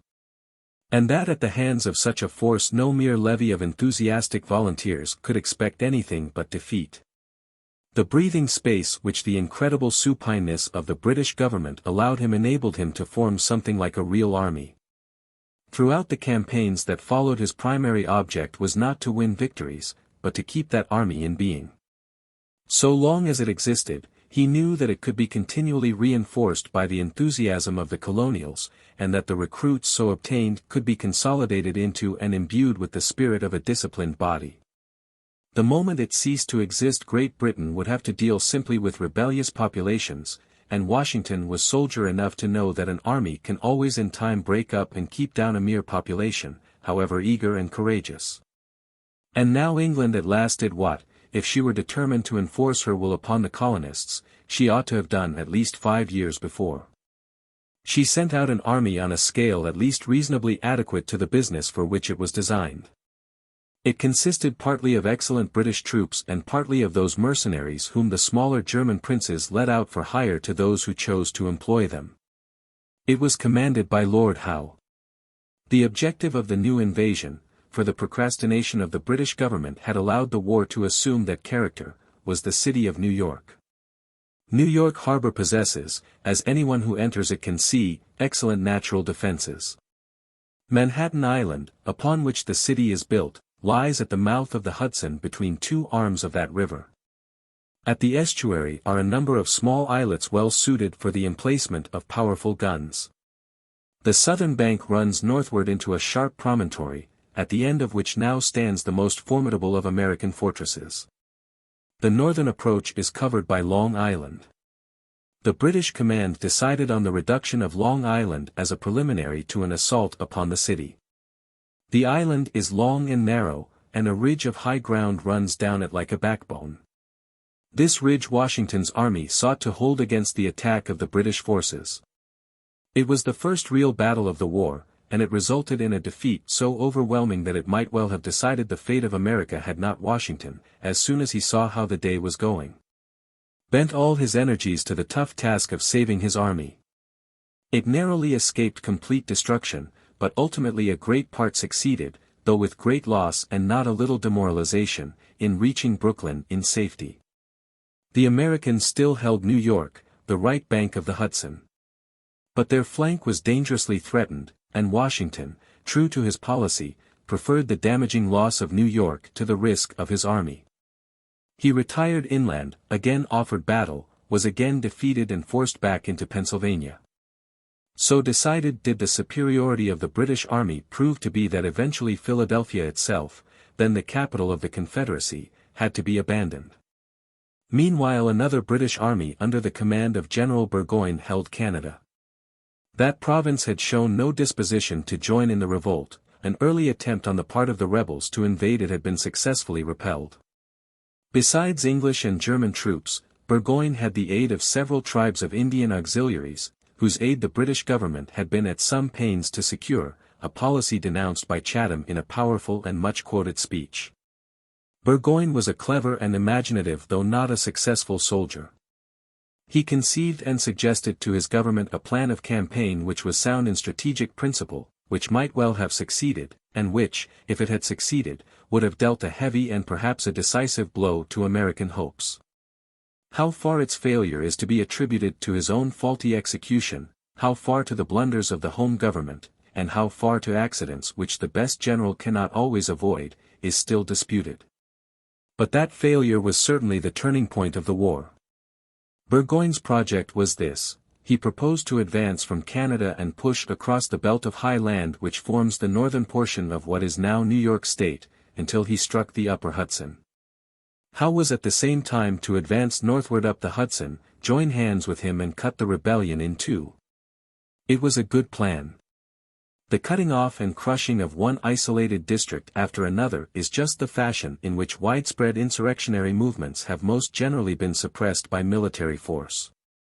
The government accepted it, but, owing as it would seem to the laziness or levity of the English minister involved, instructions never reached Howe until it was too late for him to give effective support to his colleague. All, however, might have prospered had Burgoyne been able to move more rapidly. His first stroke promised well. The important fort of Ticonderoga was surprised and easily captured, and the road was open for his soldiers into the highlands. But that advance proved disastrously slow. Weeks passed before he approached the Hudson. His supplies were running short, and when he reached Saratoga, instead of joining hands with Howe he found himself confronted by strongly posted American forces, greatly outnumbering his own ill-sustained and exhausted army. Seeing no sign of the relief which he had expected to the south, though as a fact Howe had by this time learnt of the expedition and was hastening to his assistance, on October 6, 1777, he and his army surrendered to the American commander, General Gates. The effect of Burgoyne's surrender was great in America. To those whose hopes had been dashed by the disaster of Long Island, the surrender of New York and Washington's enforced retreat it brought not only a revival of hope but a definite confidence in ultimate success. But that effect was even greater in Europe. Its immediate fruit was Lord North's famous Olive Branch of 1778. The decision of the British government to accept defeat on the original issue of the war, and to agree to a surrender of the claim to tax the colonists on condition of their return to their allegiance. Such a proposition made 3 years earlier would certainly have produced immediate peace. Perhaps it might have produced peace even as it was, though it is unlikely, for the declaration had filled men's souls with a new hunger for pure democracy, if the Americans had occupied the same isolated position which was theirs when the war began. But it was not in London alone that Saratoga had produced its effect. While it decided the wavering counsels of the British ministry in favor of concessions, it also decided the wavering counsels of the French crown in favor of intervention. As early as 1776 a mission had been sent to Versailles to solicit on behalf of the colonists the aid of France. Its principal member was Benjamin Franklin, the one revolutionary leader of the first rank who came from the northern colonies. He had all the shrewdness and humor of the Yankee with an enlarged intelligence and a wide knowledge of men which made him an almost ideal negotiator in such a cause. Yet for some time his mission hung fire. France had not forgotten her expulsion from the North American continent 20 years before. She could not but desire the success of the colonists and the weakening or dismemberment of the British Empire. Moreover, French public opinion, and its power under the monarchy, though insufficient, was far greater than is now generally understood, full of the new ideals which were to produce the revolution, was warmly in sympathy with the rebellion. But, on the other hand, an open breach with England involved serious risks. France was only just recovering from the effects of a great war in which she had on the whole been worsted, and very decidedly worsted, in the colonial field. The revolt of the English colonies might seem a tempting opportunity for revenge, but suppose that the colonial resistance collapsed before effective aid could arrive? Suppose the colonists merely used the threat of French intervention to extort terms from England and then made common cause against the foreigner? These obvious considerations made the French statesmen hesitate. Aid was indeed given to the colonial rebels, especially in the very valuable form of arms and munitions, but it was given secretly and unofficially, with the satirist Beaumarchais, clever, daring, unscrupulous and ready to push his damaged fortunes in any fashion, as unaccredited go-between. But in the matter of open alliance with the rebels against the British government France temporized, nor could the utmost efforts of Franklin and his colleagues extort a decision. Saratoga extorted it. On the one hand it removed a principal cause of hesitation. After such a success it was unlikely that the colonists would tamely surrender. On the other it made it necessary to take immediate action. Lord North's attitude showed clearly that the British government was ready to make terms with the colonists. It was clearly in the interests of France that those terms should be refused. She must venture something to make sure of such a refusal. With little hesitation the advisers of the French crown determined to take the plunge. They acknowledged the revolted colonies as independent states, and entered into a defensive alliance with these states against Great Britain. That recognition and alliance immediately determined the issue of the war. What would have happened if it had been withheld cannot be certainly determined.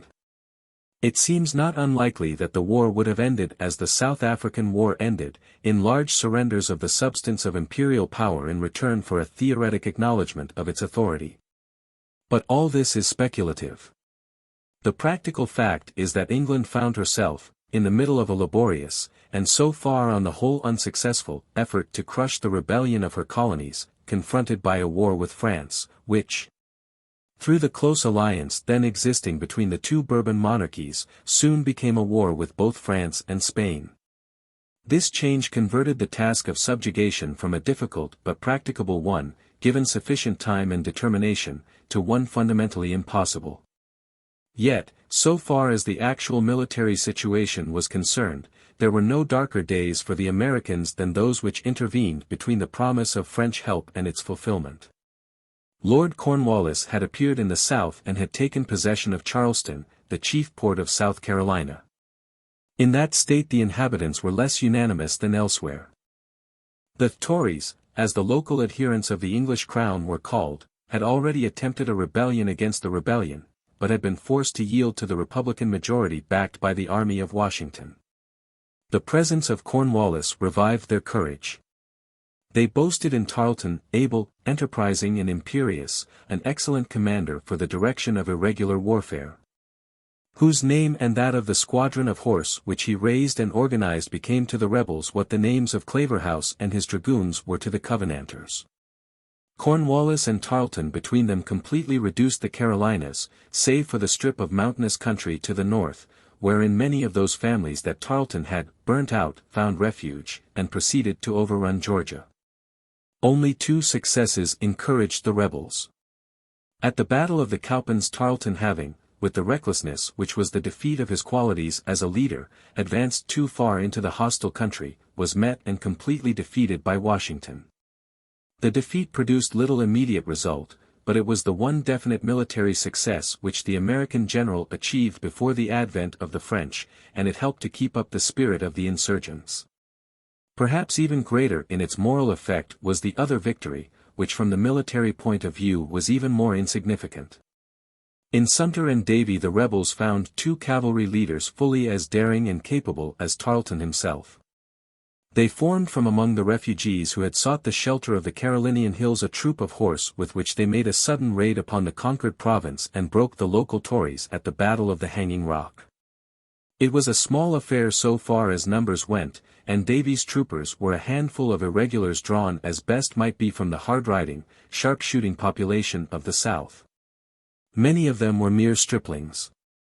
Indeed, among them was a boy of 13, an incorrigible young rebel who had run away from school to take part in the fighting. In the course of this narration it will be necessary to refer to that boy again more than once. His name was Andrew Jackson. While there was so little in the events of the Southern campaign to bring comfort to the rebels, in the North their cause suffered a moral blow which was felt at the moment to be almost as grave as any military disaster. Here the principal American force was commanded by one of the ablest soldiers the rebellion had produced. A man who might well have disputed the preeminent fame of Washington if he had not chosen rather to challenge, and with no contemptible measures of success, that of Iscariot. Benedict Arnold was, like Washington, a professional soldier whose talent had been recognized before the war. He had early embraced the revolutionary cause, and had borne a brilliant part in the campaign which ended in the surrender of Burgoyne. There seemed before him every prospect of a glorious career. The motives which led him to the most inexpiable of human crimes were perhaps mixed, though all of them were poisonous. He was in savage need of money to support the extravagance of his private tastes. The Confederacy had none to give, while the Crown had plenty. But it seems also that his ravenous vanity had been wounded, first by the fact that the glory of Burgoyne's defeat had gone to Gates and not to him, and afterwards by a censure, temperate and tactful enough and accompanied by a liberal eulogy of his general conduct, which Washington had felt obliged to pass on certain of his later military proceedings. At any rate, the ingratitude of his country was the reason he publicly alleged for his treason, and those interested in the psychology of infamy may give it such weight as it may seem to deserve. For history the important fact is that Arnold at this point in the campaign secretly offered his services to the English, and the offer was accepted. Arnold escaped to the British camp and was safe. The unfortunate gentleman on whom patriotic duty laid the unhappy task of trafficking with the traitor was less fortunate. Major André had been imprudent enough to pay a visit to a spot behind the American lines, and, at Arnold's suggestion, to do so in plain clothes. He was taken, tried, and hanged as a spy. Though espionage was not his intention, the Americans cannot fairly be blamed for deciding that he should die. He had undoubtedly committed an act which was the act of a spy in the eyes of military law. It is pretty certain that a hint was given that the authorities would gladly exchange him for Arnold. And it is very probable that the unslaked thirst for just vengeance against Arnold was partly responsible for the refusal of the American commanders to show mercy. André's courage and dignity made a profound impression on them, and there was a strong disposition to comply with his request that he should at least be shot instead of hanged. But to that concession a valid and indeed irresistible objection was urged. Whatever the Americans did was certain to be scanned with critical and suspicious eyes.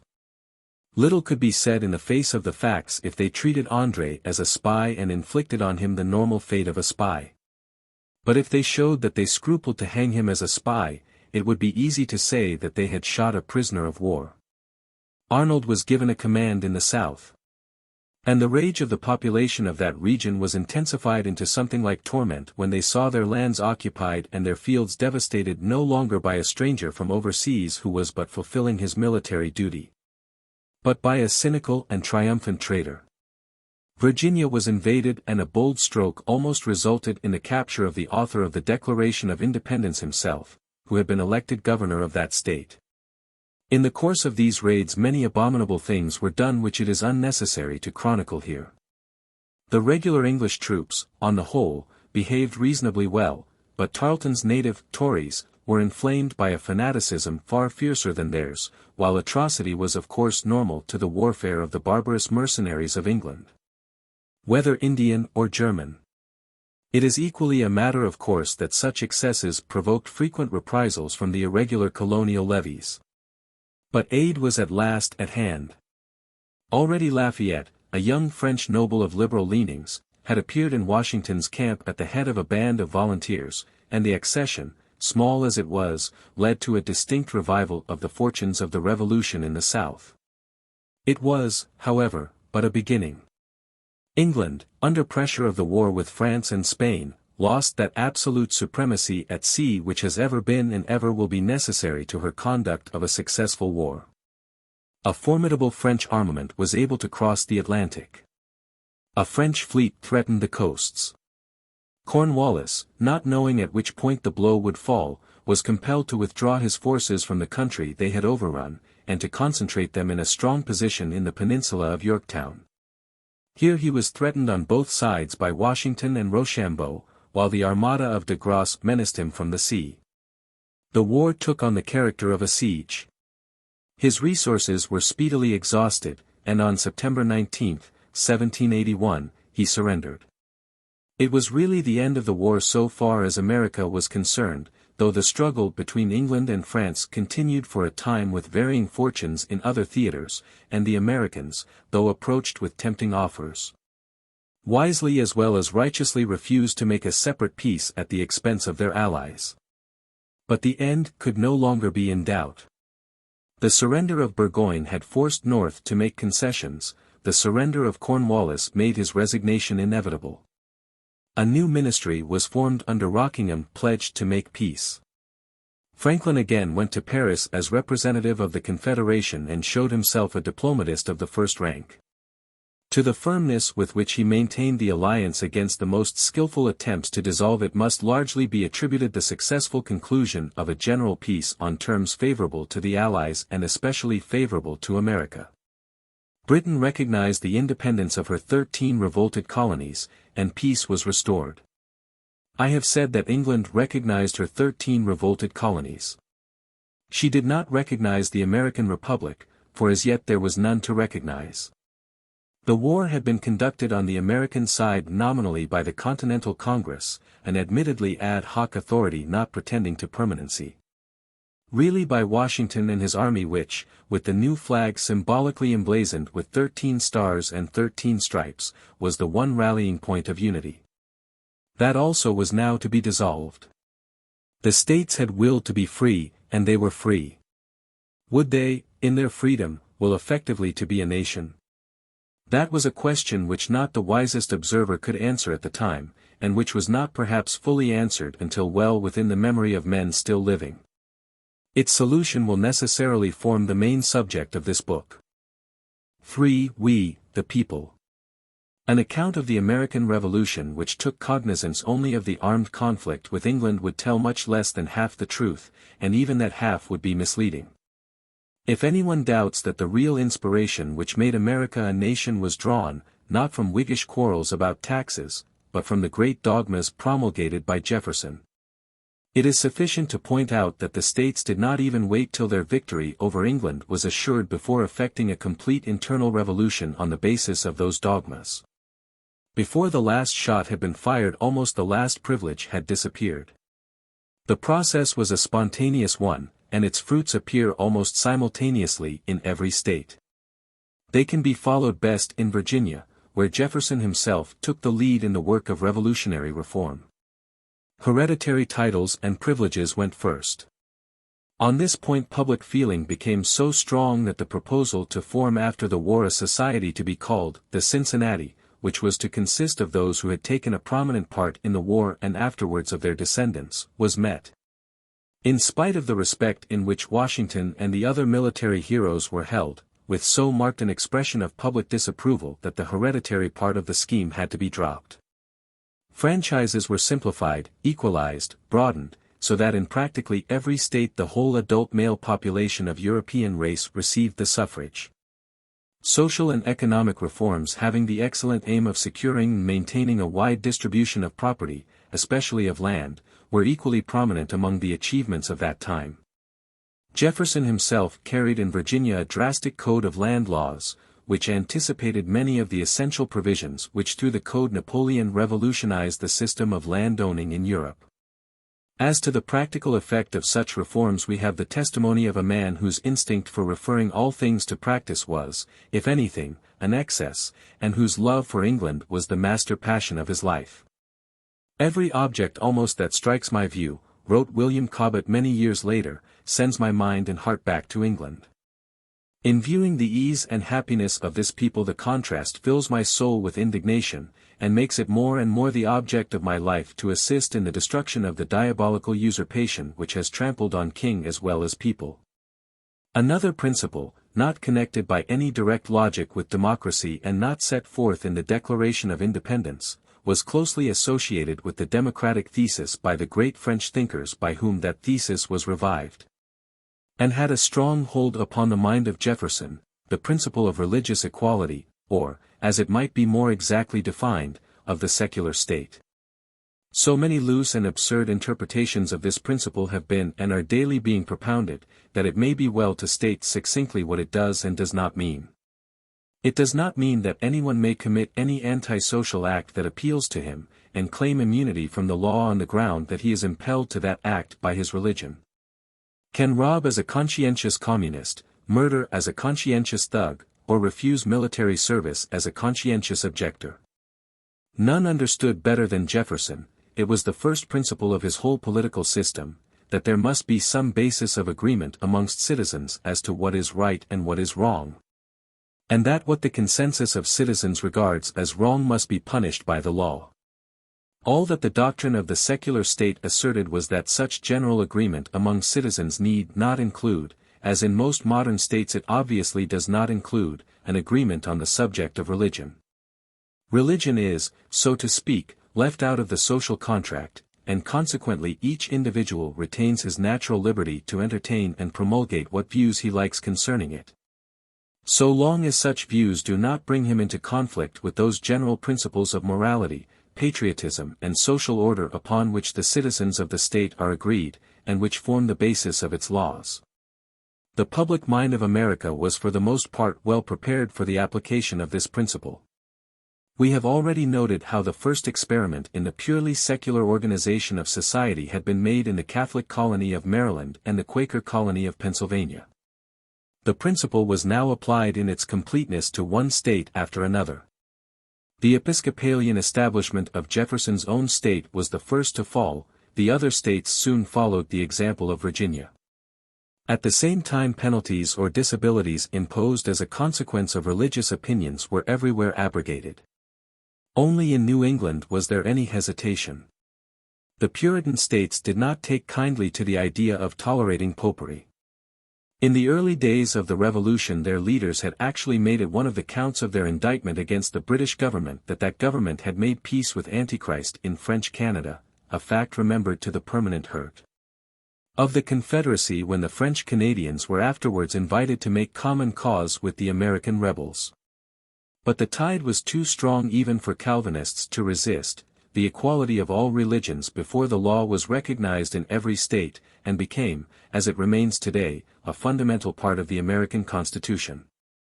It may be added that America affords the one conspicuous example of the secular state completely succeeding. In France, where the same principles were applied under the same inspiration, the ultimate result was something wholly different, an organized atheism persecuting the Christian faith. In England the principle has never been avowedly applied at all. In theory the English state still professes the form of Protestant Christianity defined in the Prayer Book, and tolerates dissenters from it as the Christian states of the Middle Ages tolerated the Jews, and as in France. During the interval between the promulgation of the Edict of Nantes and its revocation, a state definitely and even pronouncedly Catholic tolerated the Huguenots. Each dissentient religious body claims its right to exist in virtue of some specific act of Parliament. Theoretically it is still an exception, though the exceptions have swallowed the rule.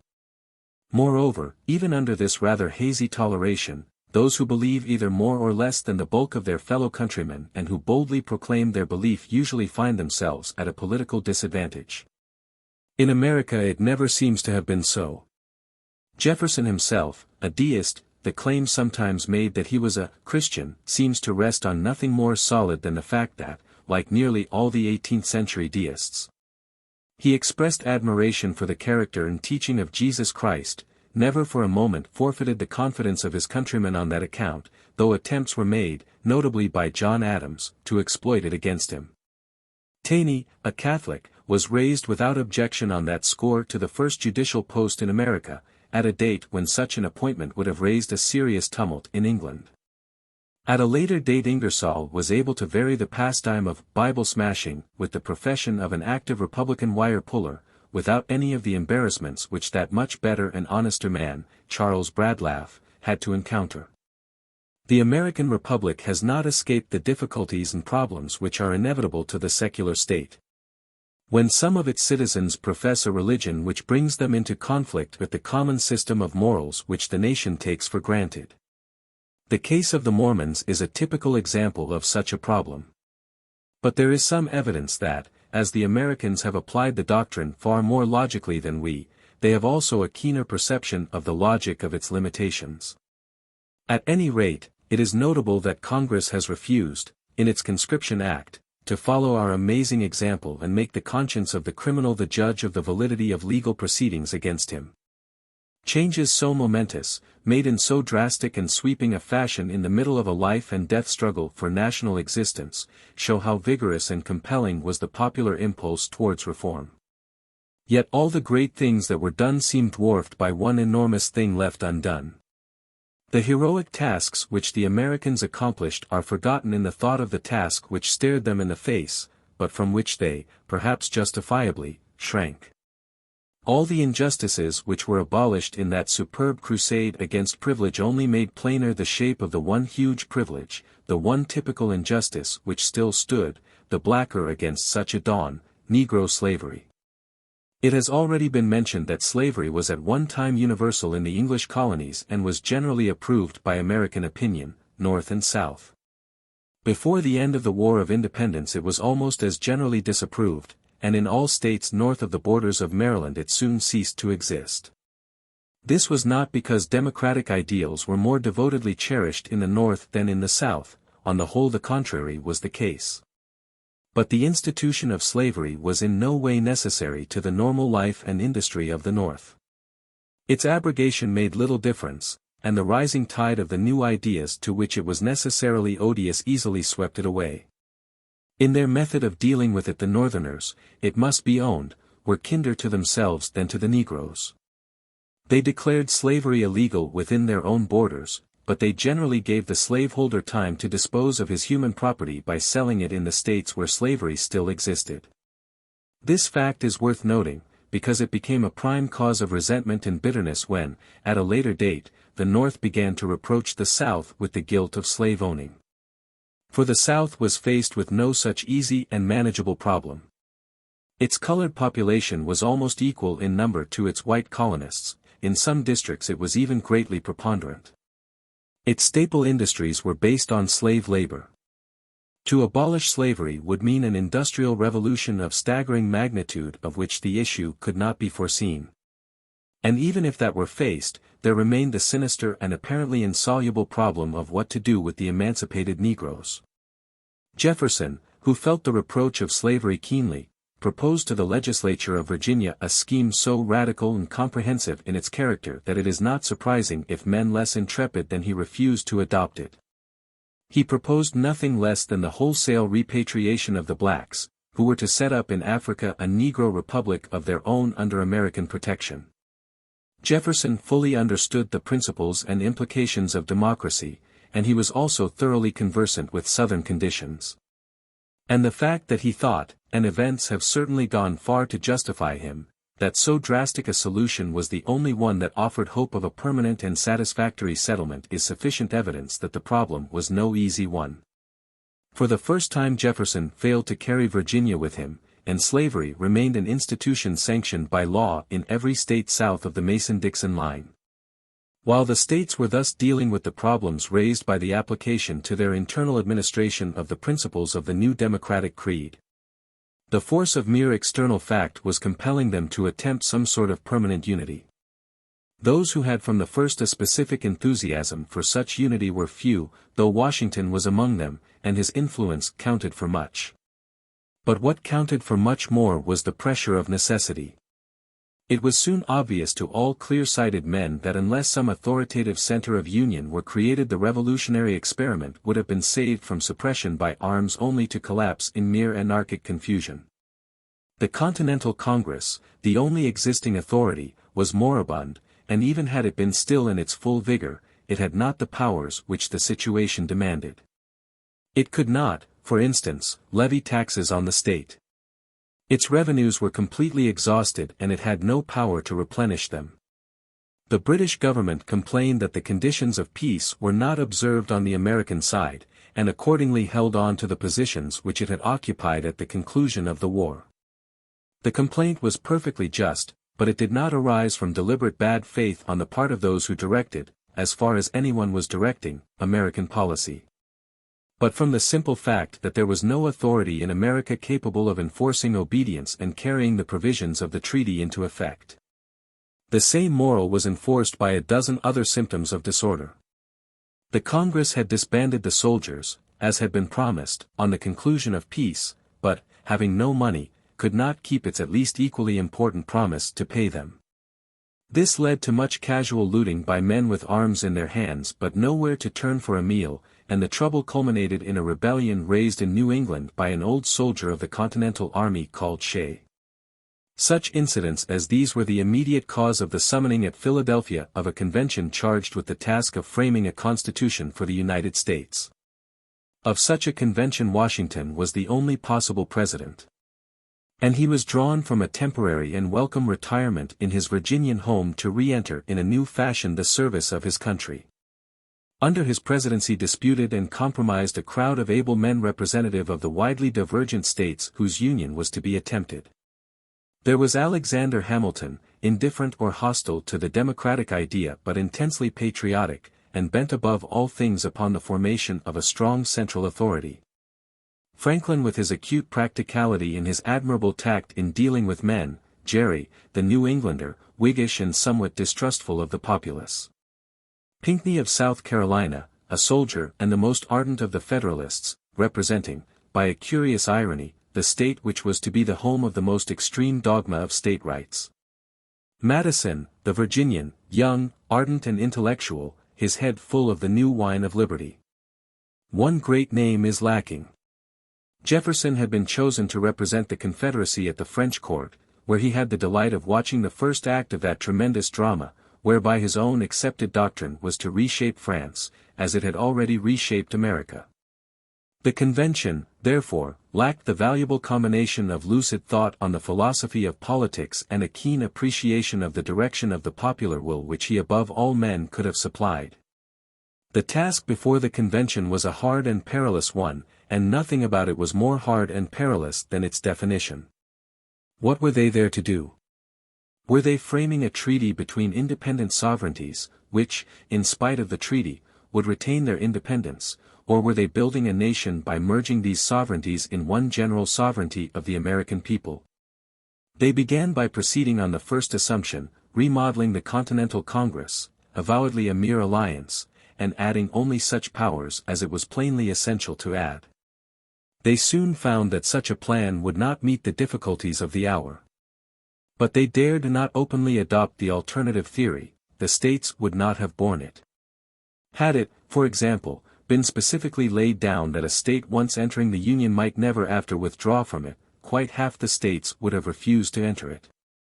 To that extent the position afterwards taken up by the Southern secessionists was historically sound. But there was a complementary historical truth on the other side. There can be little doubt that in this matter the founders of the Republic desired and intended more than they ventured to attempt.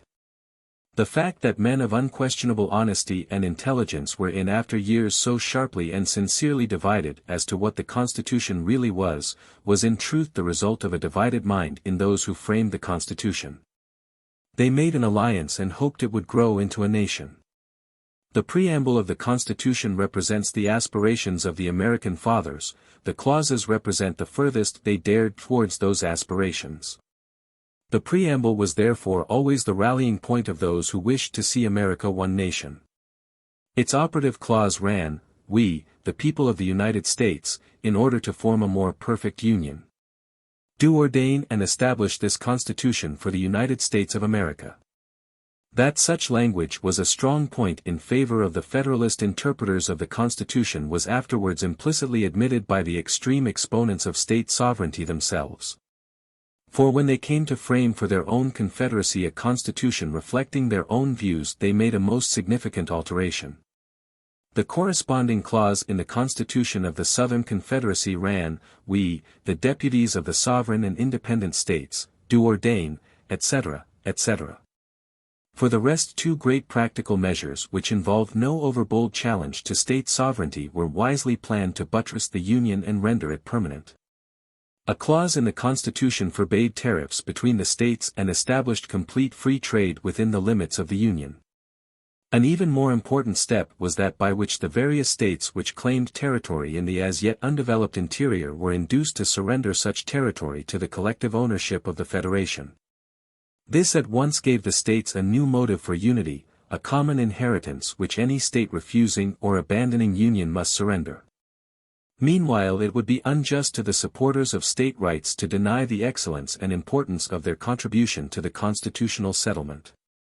To them is due the establishment of local liberties with safeguards such as no other constitution gives. And, in spite of the military victory which put an end to the disputes about state sovereignty and finally established the Federalist interpretation of the Constitution, this part of their work endures. The internal affairs of every state remain as the Constitution left them, absolutely in its own control. The federal government never interferes save for purposes of public taxation, and, in the rare case of necessity, of national defense. For the rest, 9/10 of the laws under which an American citizen lives, nearly all the laws that make a practical difference to his life, are state laws. Under the Constitution, as framed, the states were free to form their separate state constitutions according to their own likings, and to arrange the franchise and the test of citizenship, even for federal purposes, in their own fashion. This, with the one stupid and mischievous exception made by the ill-starred 15th Amendment, remains the case to this day, with the curious consequence, among others, that it is now theoretically possible for a woman to become President of the United States, if she is the citizen of a state where female suffrage is admitted. Turning to the structure of the central authority which the Constitution sought to establish. The first thing that strikes us, in the teeth of the assertion of most British and some American writers, is that it was emphatically not a copy of the British Constitution in any sense whatever. It is built on wholly different principles, drawn mostly from the French speculations of that age. Especially one notes, alongside of the careful and wise separation of the judiciary from the executive, the sound principle enunciated by Montesquieu and other French thinkers of the 18th century. But rejected and contemned by England, to her great hurt, as a piece of impracticable logic, the separation of the executive and legislative powers. It was this principle which made possible the later transformation of the presidency into a sort of elective monarchy. This result was not designed or foreseen. Or rather, it was to an extent foreseen, and deliberately though unsuccessfully guarded against.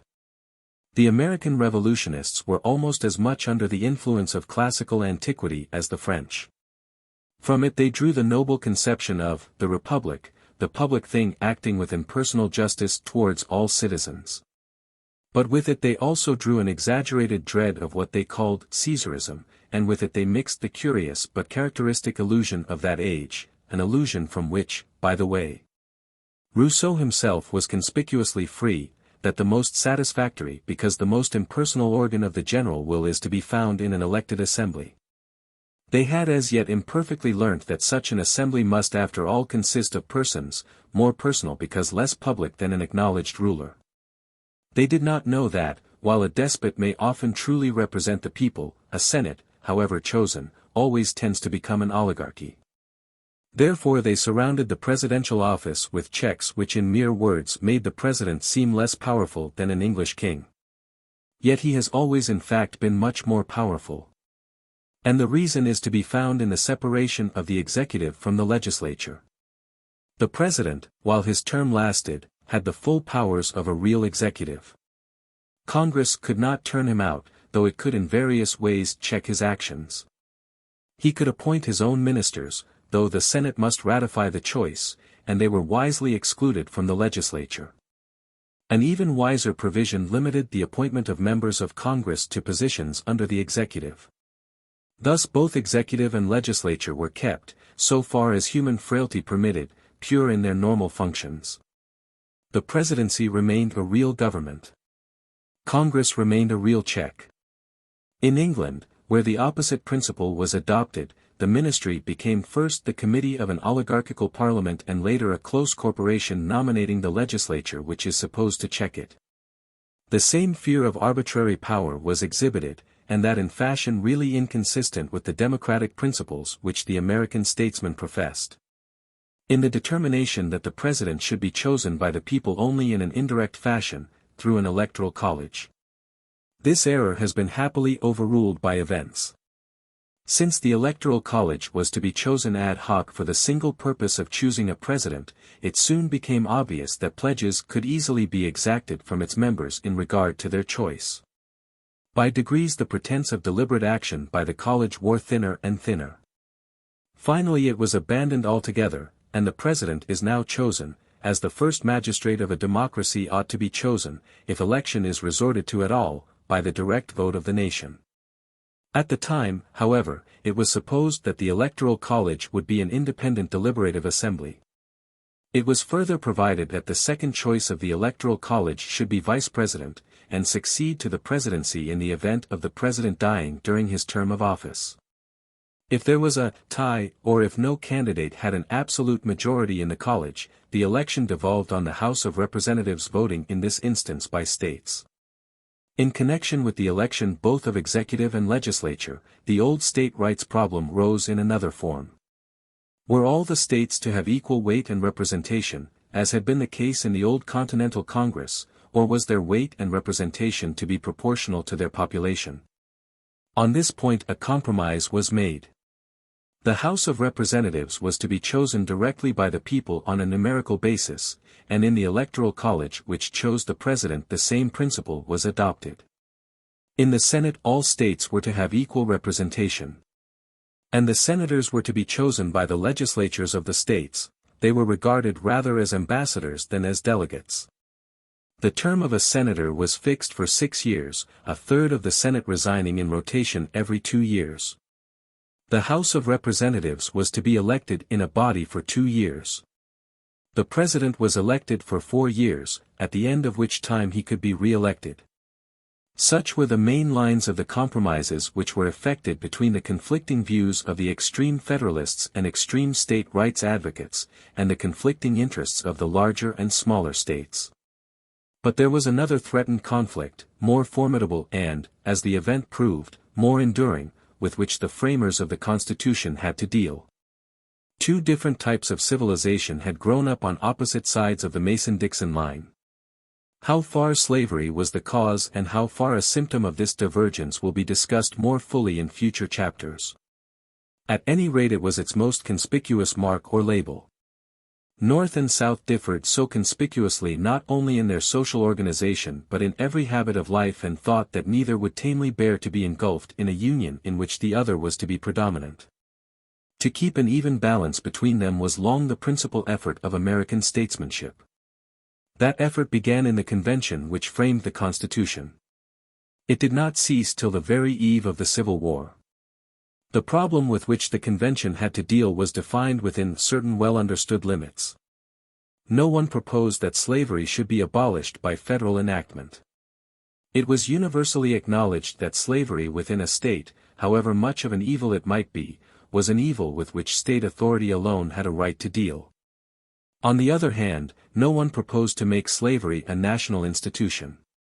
Indeed, all the most eminent Southern statesmen of that time, and probably the great majority of Southerners, regarded it as a reproach, and sincerely hoped that it would soon disappear. There remained, however, certain definite subjects of dispute concerning which an agreement had to be reached if the states were to live in peace in the same household. First, not perhaps in historic importance, but in the insistence of its demand for an immediate settlement, was the question of representation. It had been agreed that in the House of Representatives and in the Electoral College this should be proportionate to population. The urgent question at once arose, should free white citizens only be counted, or should the count include the Negro slaves? When it is remembered that these latter numbered something like half the population of the southern states, the immediate political importance of the issue will at once be recognized.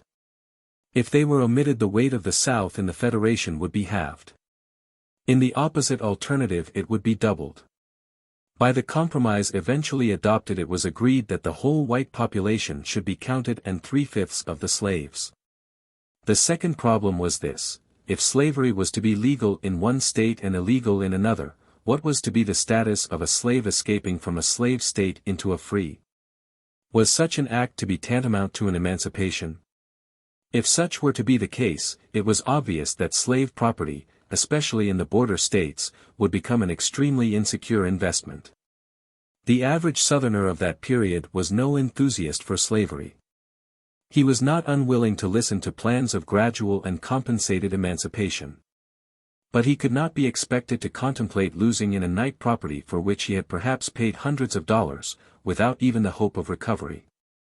On this point it was found absolutely necessary to give way to the Southerners, though Franklin, for one, disliked this concession more than any other.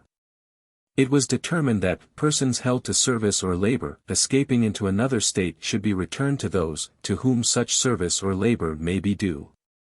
The last and on the whole the least defensible of the concessions made in this matter concerned the African slave trade. That odious traffic was condemned by almost all Americans, even by those who were accustomed to domestic slavery, and could see little evil in it. Jefferson, in the original draft of the Declaration of Independence, had placed amongst the accusations against the English king the charge that he had forced the slave trade on reluctant colonies. The charge was true so far at any rate as Virginia was concerned, for both that state and its neighbor, Maryland, had passed laws against the traffic and had seen them vetoed by the Crown. But the extreme South, where the cotton trade was booming, wanted more Negro labor. South Carolina objected, and found an expected ally in Massachusetts. Boston had profited more by the slave trade than any other American city. She could hardly condemn King George without condemning herself. And, though her interest in the traffic had diminished, it had not wholly ceased. The paragraph in question was struck out of the Declaration, and when the convention came to deal with the question, the same curious alliance thwarted the efforts of those who demanded the immediate prohibition of the trade. Eventually the slave trade was suffered to continue for 20 years, at the end of which time Congress might forbid it. This was done in 1808, when the term of sufferance had expired. Thus was Negro slavery placed under the protection of the Constitution. It would be a grave injustice to the founders of the American Commonwealth to make it seem that any of them liked doing this. Constrained by a cruel necessity, they acquiesced for the time in an evil which they hoped that time would remedy. Their mind is significantly mirrored by the fact that not once in the Constitution are the words slave or slavery mentioned. Some euphemism is always used, as persons held to service or labor, the importation of persons, free persons, contrasted with other persons, and so on. Lincoln, generations later, gave what was undoubtedly the true explanation of this shrinking from the name of the thing they were tolerating and even protecting. They hoped that the Constitution would survive Negro slavery, and they would leave no word therein to remind their children that they had spared it for a season. Beyond question they not only hoped but expected that the concession which for the sake of the national unity they made to an institution which they hated and deplored would be for a season only. The influence of time and the growth of those great doctrines which were embodied in the Declaration of Independence could not but persuade all men at last. And the day, they thought, could not be far distant when the slave states themselves would concur in some prudent scheme of emancipation, and make of Negro slavery an evil dream that had passed away. None the less not a few of them did what they had to do with sorrowful and foreboding hearts, and the author of the Declaration of Independence has left on record his own verdict. That he trembled for his country when he remembered that God was just. 4. The Mantle of Washington. The compromises of the Constitution, on whatever grounds they may be criticized, were so far justified that they gained their end. That end was the achievement of union, and union was achieved. This was not done easily nor without opposition. In some cities anti-constitutional riots took place. Several states refused to ratify. The opposition had the support of the great name of Patrick Henry, who had been the soul of the resistance to the Stamp Act, and who now declared that under the specious name of Federation, liberty had been betrayed. The defense was conducted in a publication called The Federalist, largely by two men afterwards to be associated with fiercely contending parties, Alexander Hamilton and James Madison. But more persuasive than any arguments that the ablest advocate could use were the iron necessities of the situation. The Union was an accomplished fact. For any state, and especially for a small state, and it was the small states that hesitated most, to refuse to enter it would be so plainly disastrous to its interests that the strongest objections and the most rooted suspicions had eventually to give way. Some states hung back long, some did not ratify the Constitution until its machinery was actually working, until the first president had been chosen and the first Congress had met. But all ratified it at last, and before the end of Washington's first presidency the complement of stars and stripes was made up. The choice of a president was a foregone conclusion. Everyone knew that Washington was the man whom the hour and the nation demanded. He was chosen without a contest by the Electoral College, and would undoubtedly have been chosen with the same practical unanimity by the people had the choice been theirs. So long as he retained his position, he retained along with it the virtually unchallenged preeminence which all men acknowledged. There had been cabals against him as a general, and there were signs of a revival of them when his presidency was clearly foreshadowed. The impulse came mostly from the older and wealthier gentry of his own state, the Lees for example, who tended to look down upon him as a new man. Towards the end of his political life he was to some extent the object of attack from the opposite quarter. His fame was assailed by the fiercer and less prudent of the Democratic publicists. But, throughout, the great mass of the American people trusted him as their representative man, as those who abused him or conspired against him did so to their own hurt. A less prudent man might easily have worn out his popularity and alienated large sections of opinion, but Washington's characteristic sagacity, which had been displayed so constantly during the war, stood him in as good stead in matters of civil government. He propitiated nemesis and gave no just provocation to any party to risk its popularity by attacking him. While he was president, the mantle of his great fame was ample enough to cover the deep and vital divisions which were appearing even in his own cabinet, and were soon to convulse the nation in a dispute for the inheritance of his power. His secretary to the Treasury was Alexander Hamilton. This extraordinary man presents in more than one respect a complex problem to the historian. He has an unquestionable right to a place and perhaps to a supreme place among the builders of the American Republic, and much of its foundation laying was his work. Yet he shows in history as a defeated man, and for at least a generation scarcely anyone dared to give him credit for the great work that he really did. Today the injustice is perhaps the other way. In American histories written since the Civil War he is not only acclaimed as a great statesman, but his overthrow at the hands of the Jeffersonians is generally pointed at as a typical example of the folly and ingratitude of the mob. This version is at least as unjust to the American people as the depreciation of the Democrats was to him. The fact is that Hamilton's work had a double aspect. In so far as it was directed to the cementing of a permanent union and the building of a strong central authority, it was work upon the lines along which the nation was moving, and towards an end which the nation really, if subconsciously, desired. But closely associated with this object in Hamilton's mind was another which the nation did not desire and which was alien to its instincts and destiny. All this second part of his work failed, and involved him in its ruin. Hamilton had fought bravely in the Revolutionary War, but for the ideals which had become more and more the inspiration of the Revolution he cared nothing, and was too honest to pretend to care. He had on the other hand a strong and genuine American patriotism. Perhaps his origin helped him to a larger view in this matter than was common among his contemporaries. He was not born in any of the revolted colonies, but in Bermuda, of good blood but with the bar sinister stamped upon his birth. He had migrated to New York to seek his fortune, but his citizenship of that state remained an accident. He had no family traditions tying him to any section, and, more than any public man that appeared before the West began to produce a new type, he felt America as a whole. He had great administrative talents of which he was fully conscious, and the anarchy which followed the conclusion of peace was hateful to his instinct for order and strong government. But the strong government which he would have created was of a different type from that which America ultimately developed. Theoretically he made no secret of his preference for a monarchy over a republic, but the suspicion that he meditated introducing monarchical institutions into America, though sincerely entertained by Jefferson and others, was certainly false. Whatever his theoretic preferences, he was intensely alive to the logic of facts, and must have known that a brand new American monarchy would have been as impossible as it would have been ludicrous.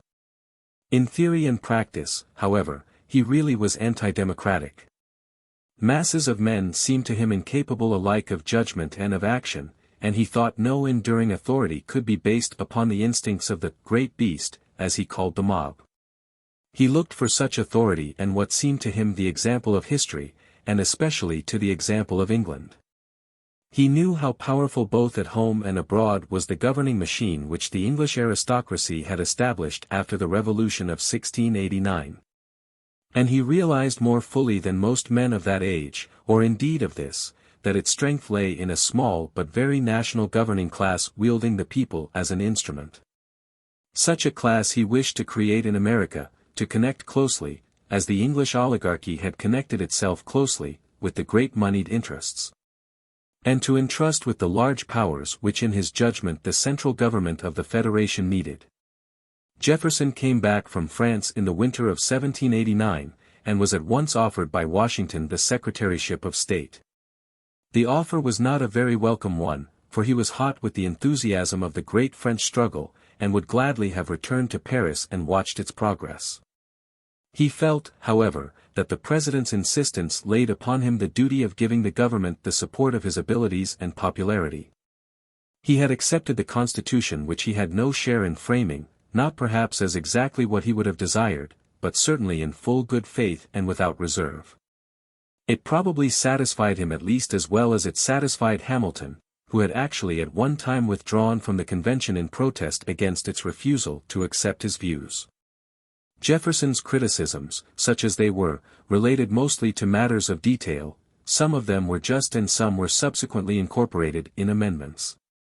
But there is ample evidence that for none of them was he prepared to go the length of opposing or even delaying the settlement. It is also worth noting that none of them related to the balance of power between the federal and state governments, upon which Jefferson is often loosely accused of holding extreme particularist views. As a fact he never held such views. His formula that the states are independent as to everything within themselves and united as to everything respecting foreign nations, is really a very good summary of the principles upon which the Constitution is based. And states substantially the policy which all the truest friends of the Union have upheld.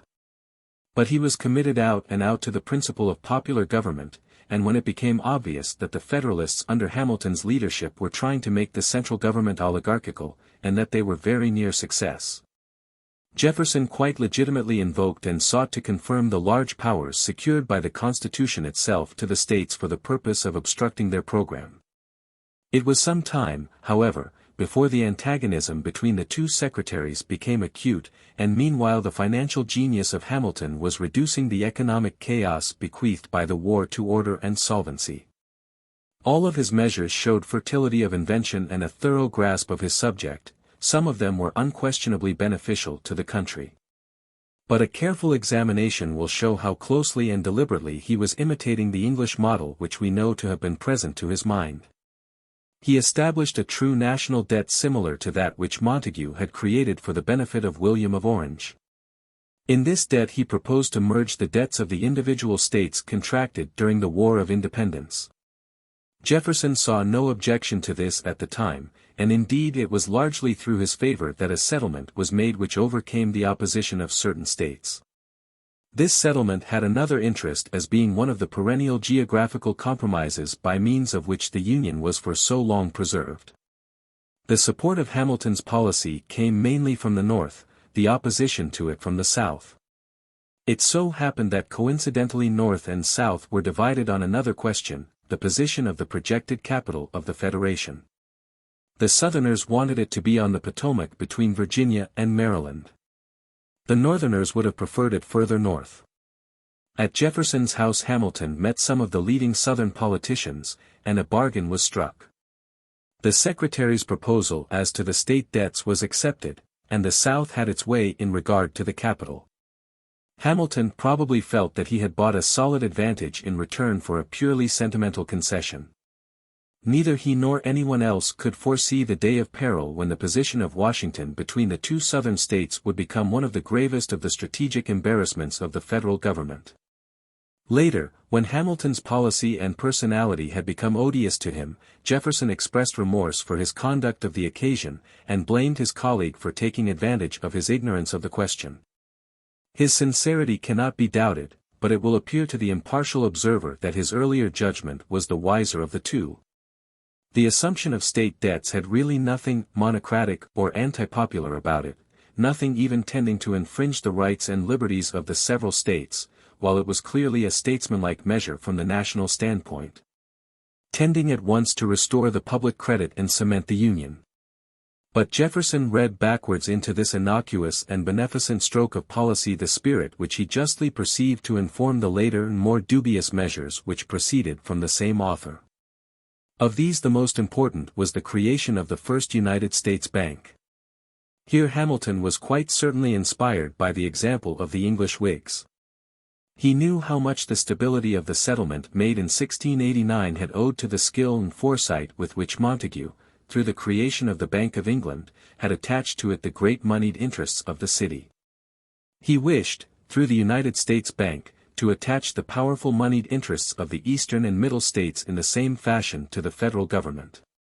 This is how he and his supporters would have expressed it.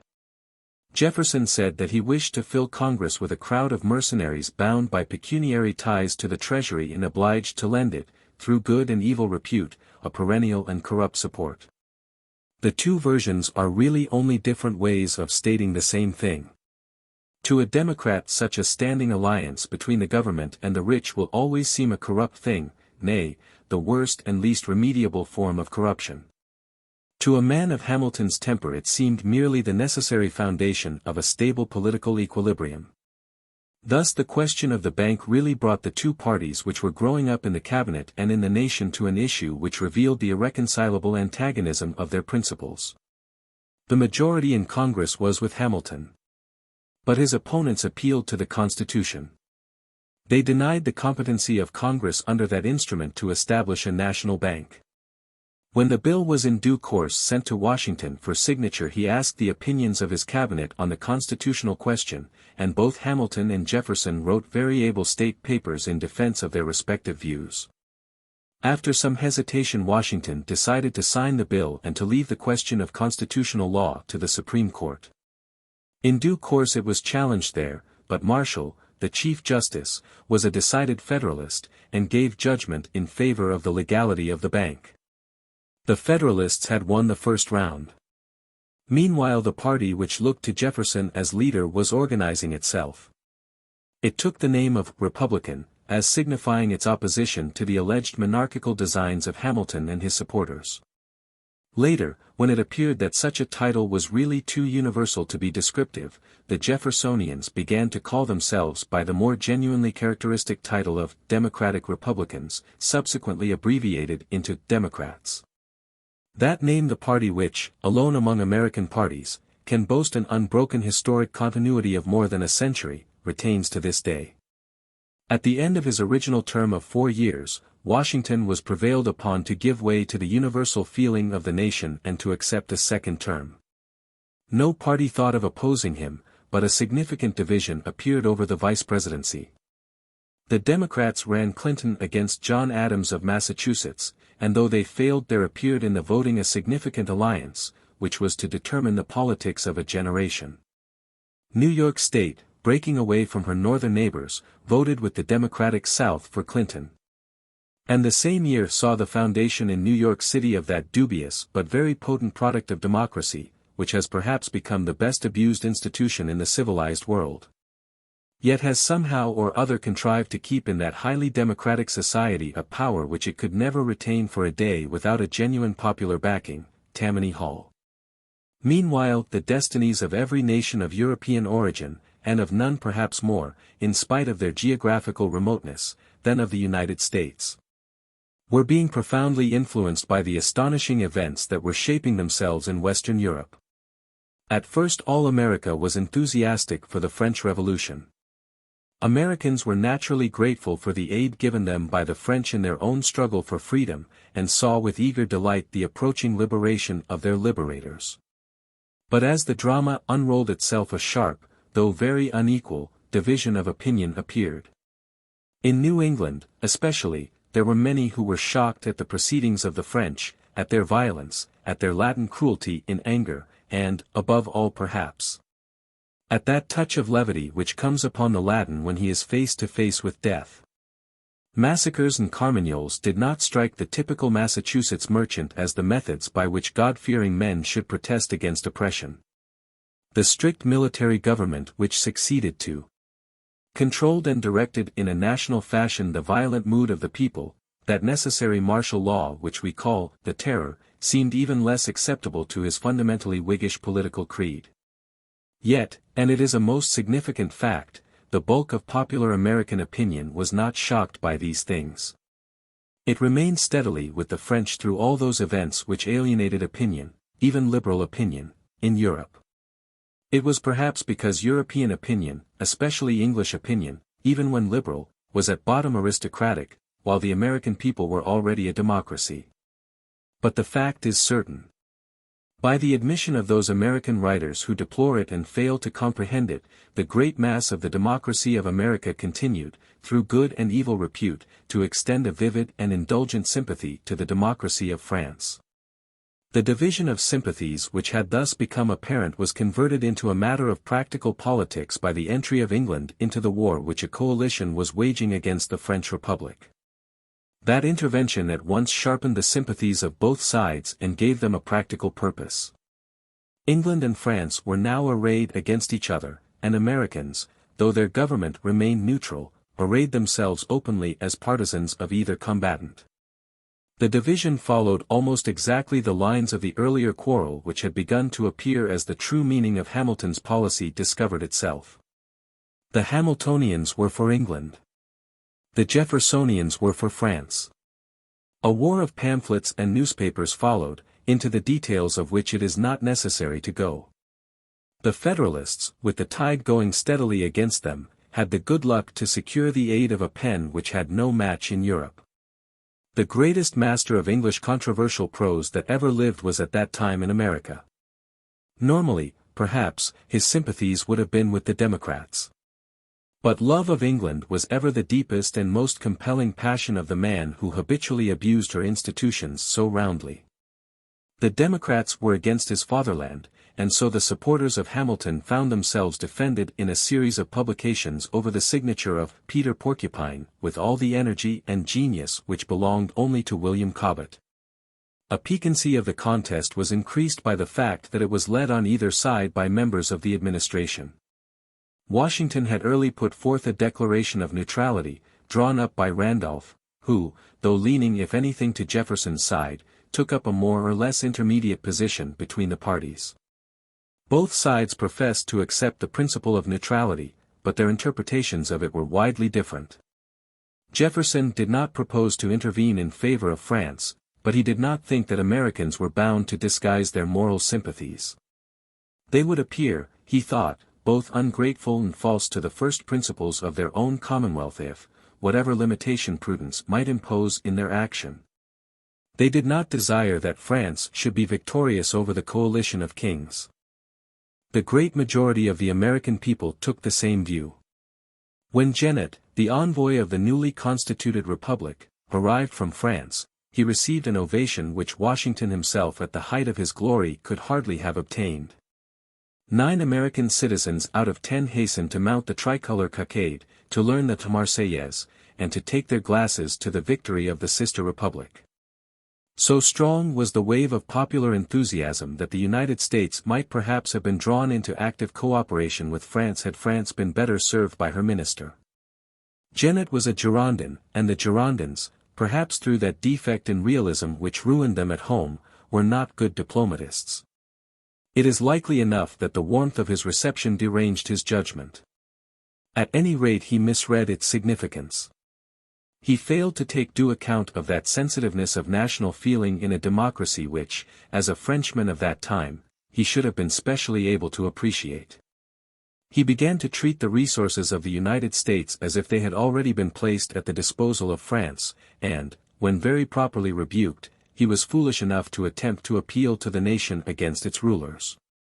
The attitude of the Secretary of State ought to have warned him of the imprudence of his conduct. No man in America was a better friend to France than Jefferson. But he stood up manfully to Genet in defense of the independent rights of his country, and the obstinacy of the ambassador produced, as Jefferson foresaw that it must produce, a certain reaction of public feeling by which the Anglophile party benefited. At the close of the year 1793, Jefferson, weary of endless contests with Hamilton, whom he accused, not without some justification, of constantly encroaching on his colleague's proper department. Not wholly satisfied with the policy of the government and perhaps feeling that Genet's indiscretions had made his difficult task for the moment impossible, resigned his office. He would have done so long before had not Washington, sincerely anxious throughout these troubled years to hold the balance even between the parties, repeatedly exerted all his influence to dissuade him. The following year saw the "Whiskey Insurrection" in Pennsylvania, a popular protest against Hamilton's excise measures. Jefferson more than half sympathized with the rebels. Long before, on the occasion of Shays' insurrection, he had expressed with some exaggeration a view which has much more truth in it than those modern writers who exclaim in horror at his folly could be expected to understand, the view that the readiness of people to rebel against their rulers is no bad test of the presence of democracy among them. He had even added that he hoped the country would never pass 10 years without a rebellion of some sort. In the present case he had the additional motives for sympathy that he himself disapproved of the law against which Pennsylvania was in revolt, and detested its author. Washington could not be expected to take the same view. He was not anti-democratic like Hamilton, he sincerely held the theory of the state set forth in the Declaration of Independence. But he was something of an aristocrat, and very much of a soldier. As an aristocrat he was perhaps touched with the illusion which was so fatal to his friend Lafayette.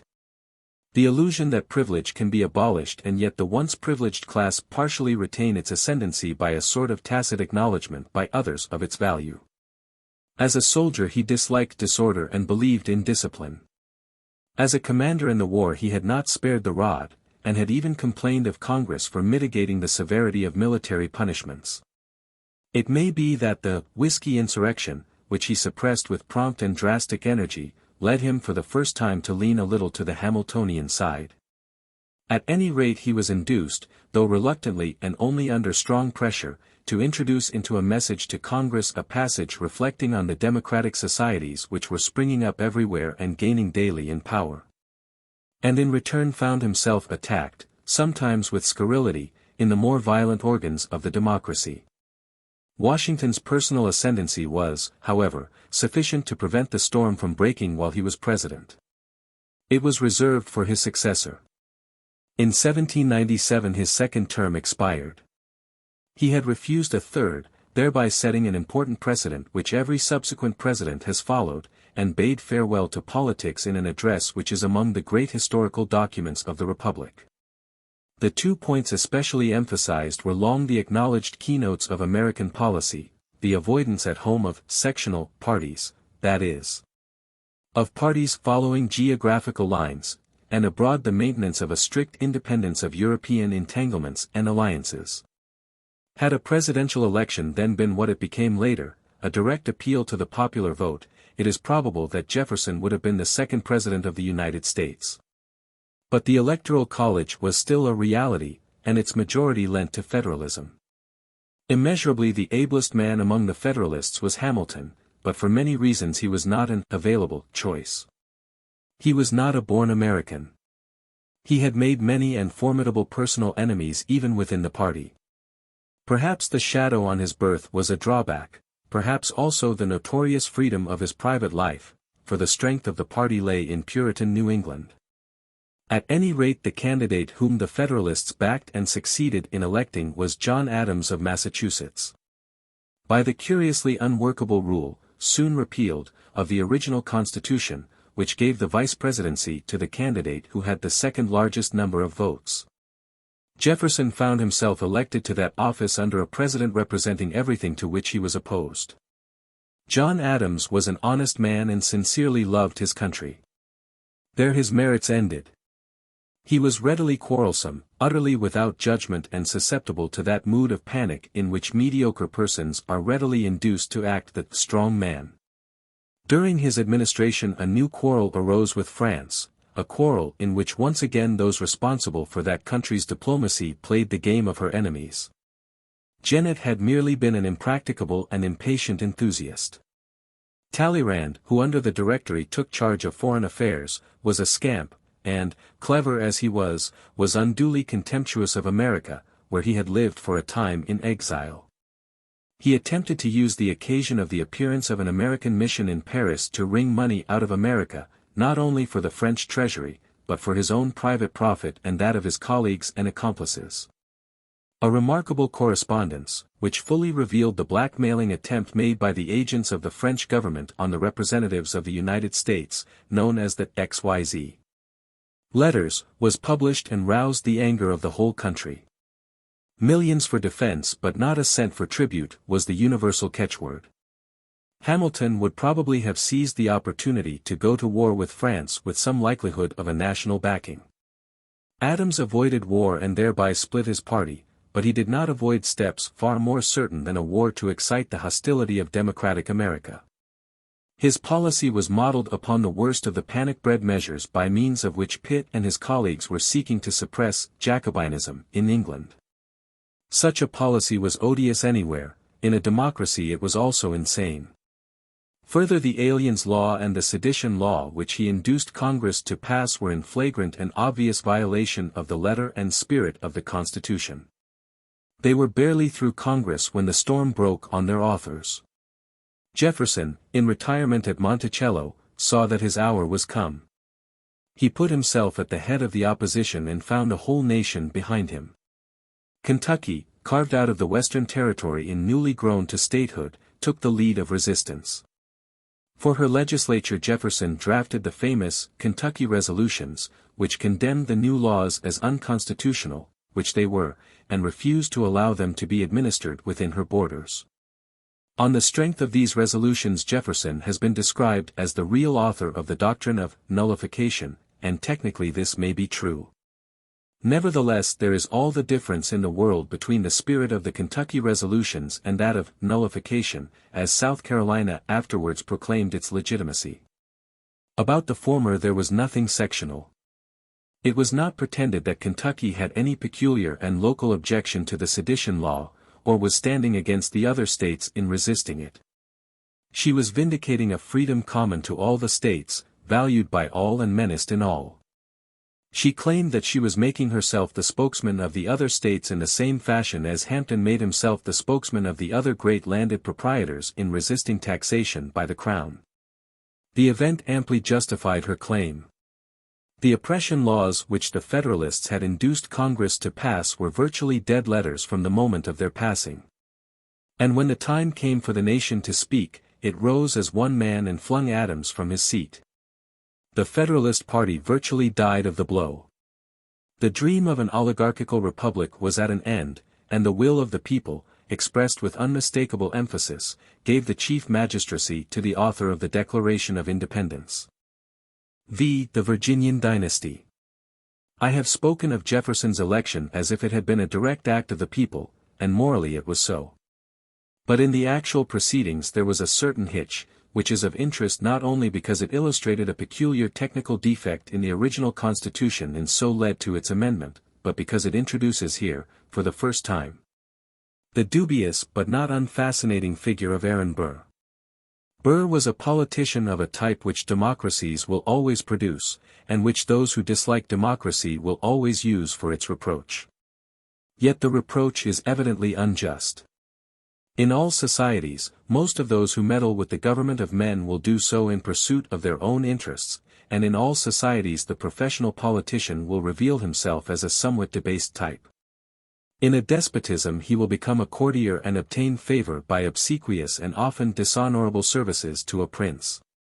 In an old-fashioned oligarchy he will adopt the same attitude towards some powerful noble. In a parliamentary plutocracy, like our own, he will proceed in fashion with which we are only too familiar, will make himself the paid servant of those wealthy men who finance politicians, and will enrich himself by means of tips from financiers and bribes from government contractors. In a democracy, the same sort of man will try to obtain his ends by flattering and cajoling the populace. It is not obvious that he is more mischievous as demagogue than he was as courtier, lackey, or parliamentary intriguer. Indeed, he is almost certainly less so, for he must at least in some fashion serve, even if only that he may deceive them, those whose servant he should be. At any rate, the purely self-seeking demagogue is certainly a recurrent figure in democratic politics, and of the self-seeking demagogue Aaron Burr was an excellent specimen. He had been a soldier not without distinction, and to the last he retained a single virtue, the grand virtue of courage. For the rest, he was the Tammany boss writ large. An able political organizer, possessed of much personal charm, he had made himself master of the powerful organization of the Democratic Party in New York State, and as such was able to bring valuable support to the party which was opposing the administration of Adams. As a reward for his services, it was determined that he should be Democratic candidate for the vice presidency. But here the machinery devised by the convention played a strange trick. When the votes of the Electoral College came to be counted, it was found that instead of Jefferson leading and yet leaving enough votes to give Burr the second place, the votes for the two were exactly equal. This, under the Constitution, threw the decision into the hands of the House of Representatives, and in that House the Federalists still held the balance of power. They could not choose their own nominee, but they could choose either Jefferson or Burr, and many of them, desiring at the worst to frustrate the triumph of their great enemy, were disposed to choose Burr. While Burr, who cared only for his own career, was ready enough to lend himself to such an intrigue. That the intrigue failed was due mainly to the patriotism of Hamilton. All that was best and worst in him concurred in despising the mere flatterer of the mob. Jefferson was at least a gentleman. And, unfairly as he estimated him both morally and intellectually, he knew very well that the election of Jefferson would not be a disgrace to the Republic, while the election of Burr would. His patriotism overcame his prejudices. He threw the whole weight of his influence with the Federalists against the intrigue, and he defeated it. It is the more to his honor that he did this to the advantage of a man whom he could not appreciate and who was his enemy. It was the noblest and purest act of his public career. It probably cost him his life. Jefferson was elected president and Burr vice president, as had undoubtedly been intended by the great majority of those who had voted the Democratic ticket at the elections. But the anomaly and disaster of Burr's election had been so narrowly avoided that a change in the Constitution became imperative. It was determined that henceforward the votes for president and vice president should be given separately. The incident had another consequence. Burr, disappointed in hopes which had almost achieved fulfillment, became from that moment a bitter enemy of Jefferson and his administration. Also, attributing the failure of his promising plot to Hamilton's intervention, he hated Hamilton with a new and insatiable hatred. Perhaps in that hour he already determined that his enemy should die. Jefferson's inauguration was full of that deliberate and almost ceremonial contempt of ceremony in which that age found a true expression of its mood, though later and perhaps more corrupt times have inevitably found such symbolism merely comic. It was observed as striking the note of the new epoch that the president rejected all that semi-regal pomp which Washington and Adams had thought necessary to the dignity of their office. It is said that he not only rode alone into Washington, he was the first president to be inaugurated in the newly built Capitol, dressed like any country gentleman, but, when he dismounted to take the oath, tethered his horse with his own hands. More really significant was the presence of the populace that elected him, the great heaving, unwashed crowd elbowing the dainty politicians in the very presence chamber. The president's inaugural address was full of a generous spirit of reconciliation. "We are all Republicans," he said, "we are all Federalists. Every difference of opinion was not a difference of principle, nor need such differences interfere with our attachment to our Union and to representative government." Such liberality was the more conspicuous by contrast with the petty rancor of his defeated rival, who not only refused to perform the customary courtesy of welcoming his successor at the White House, but spent his last hours there appointing Federalists feverishly to public offices solely in order to compel Jefferson to choose between the humiliation of retaining such servants and the odium of dismissing them. The new president very rightly refused to recognize nominations so made, and this has been seized upon by his detractors to hold him up as the real author of what was afterwards called the spoils system. It would be far more just to place that responsibility upon Adams. The most important event of Jefferson's first administration was the Louisiana Purchase. The colony of Louisiana at the mouth of the Mississippi, with its vast hinterland stretching into the heart of the American continent, had, as we have seen, passed in 1762 from French into Spanish hands.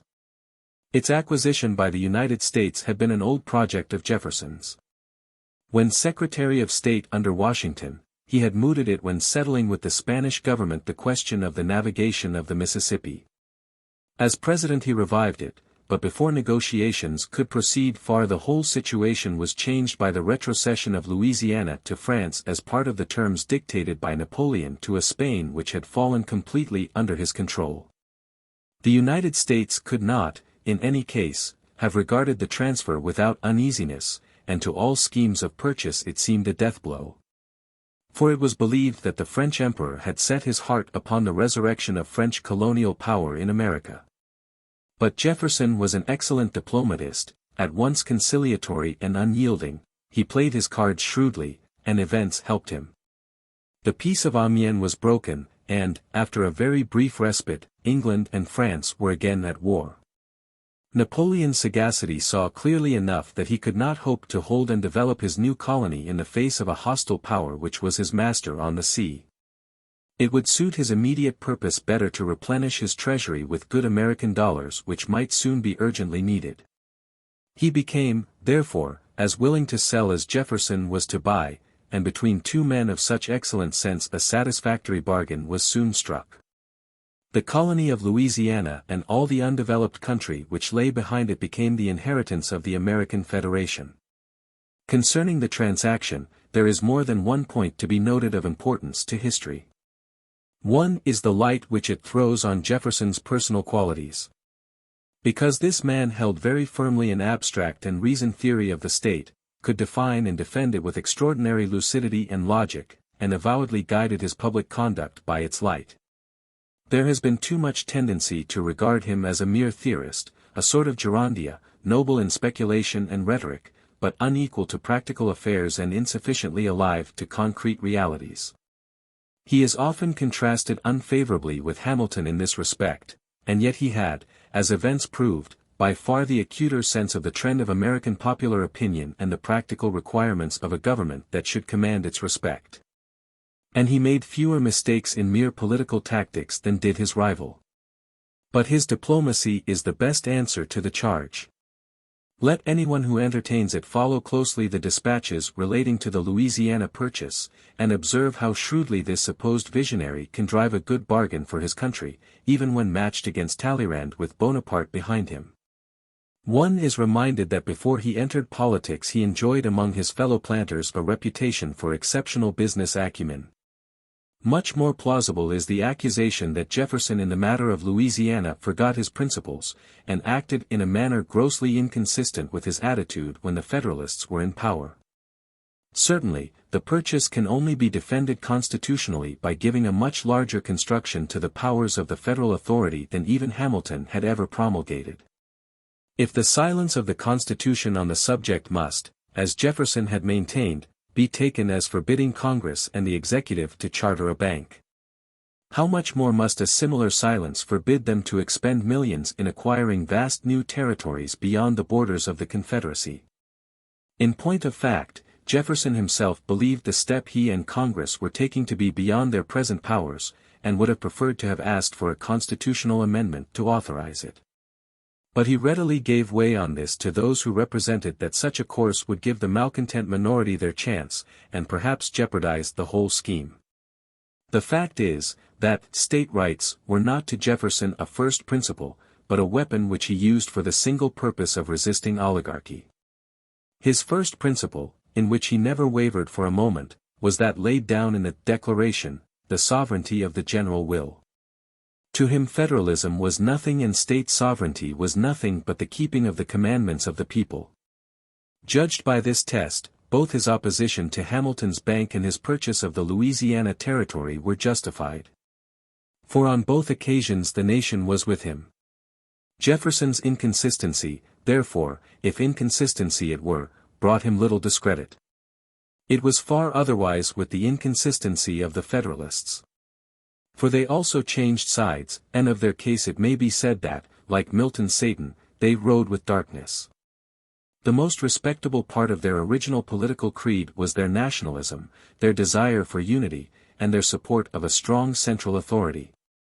Had this been really the dominant sentiment of their connection, they could not but have supported Jefferson's policy, even though they might not too unfairly have reproached him with stealing their thunder. For not only was Jefferson's act a notable example of their own theory of broad construction of the Constitution, but it was perhaps a more fruitful piece of national statesmanship than the best of Hamilton's measures. And it had a direct tendency to promote and perpetuate that unity which the Federalists professed to value so highly, for it gave to the states a new estate of vast extent and incalculable potentialities, which they must perforce rule and develop in common. But the Federalists forgot everything, even common prudence, in their hatred of the man who had raised the people against them. To injure him, most of them had been ready to conspire with a tainted adventurer like Burr. They were now ready for the same object to tear up the Union and all their principles with it.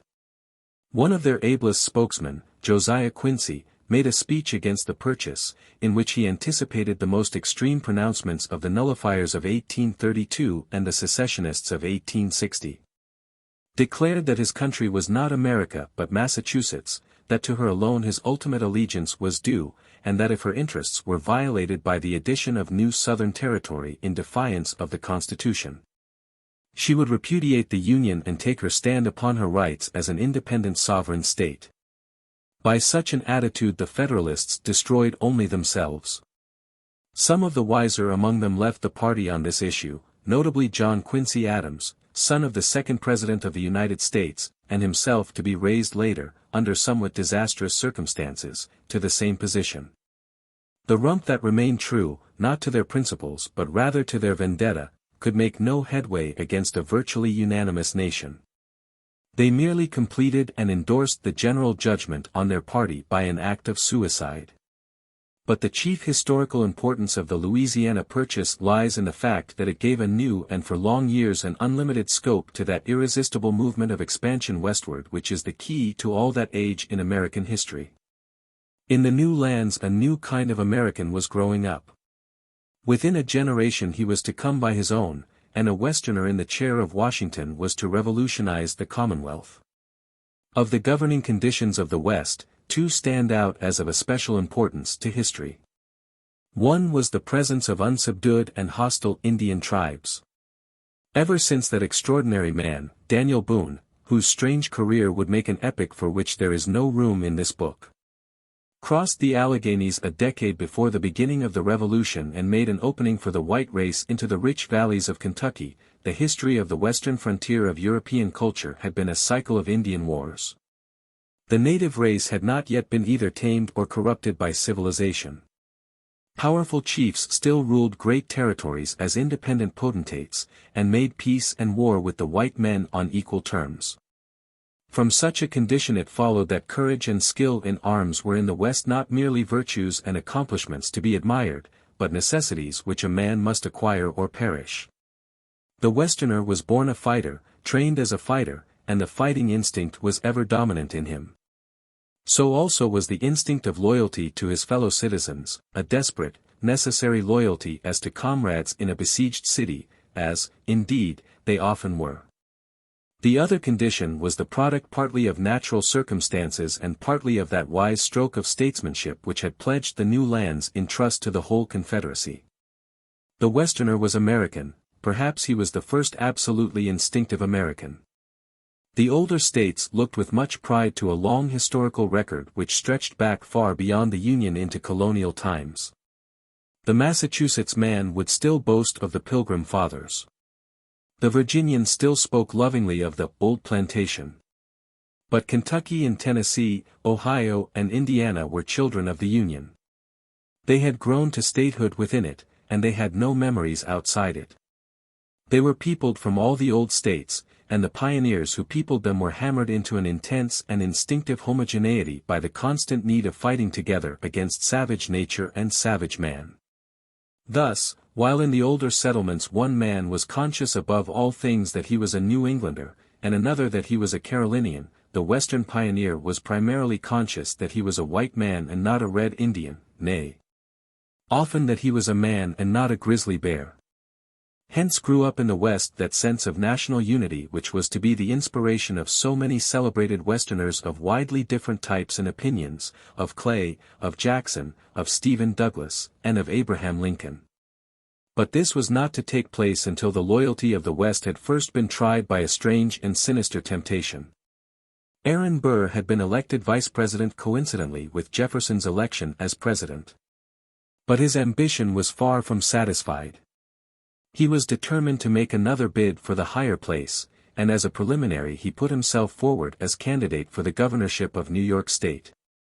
It was as favorable ground as he could find to try the issue between himself and the president, for New York had been the center of his activities while he was still an official Democrat. And her favor had given him his original position in the party. But he could not hope to succeed without the backing of those Federalist malcontents who had nearly made him president in 1800. To conciliate them he bent all his energies and talents, and was again on the point of success when Hamilton, who also belonged to New York State, again crossed his path. Hamilton urged all the Federalists whom he could influence to have nothing to do with Burr, and, probably as a result of his active intervention, Burr was defeated. Burr resolved that Hamilton must be prevented from thwarting him in the future, and he deliberately chose a simple method of removing him. He had the advantage of being a crack shot. He forced a private quarrel on Hamilton, challenged him to a duel, and killed him. He can hardly have calculated the effect of his action. It shocked the whole nation, which had not loved Hamilton, but knew him for a better man than Burr. Dueling, indeed, was then customary among gentlemen in the United States, as it is today throughout the greater part of the civilized world. But it was very rightly felt that the machinery which was provided for the vindication of outraged honor under extreme provocation was never meant to enable one man, under certain forms, to kill another merely because he found his continued existence personally inconvenient. That was what Burr had done, and morally it was undoubtedly murder. Throughout the whole East Burr became a man marked with the brand of Cain. He soon perceived it, but his audacity would not accept defeat. He turned to the West, and initiated a daring conspiracy which, as he hoped, would make him, if not President of the United States, at least President of something. What Burr's plan, as his own mind conceived it, really was it is extremely difficult to say, for he gave not only different but directly opposite accounts to the various parties whom he endeavored to engage in it. To the British ambassador, whom he approached, he represented it as a plan for the dismemberment of the republic from which England had everything to gain.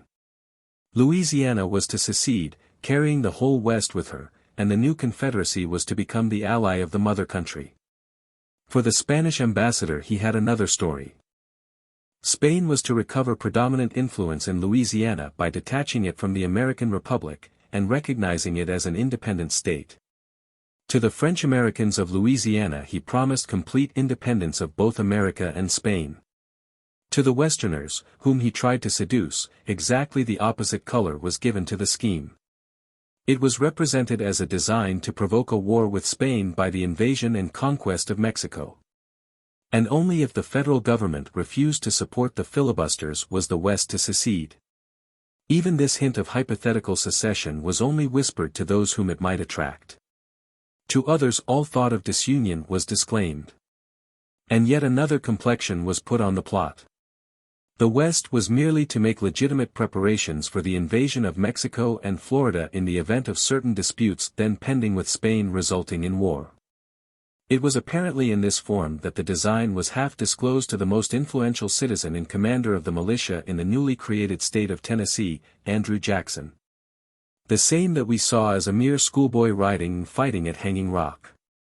Jackson had met Burr during the brief period when he was in Congress as representative of his state.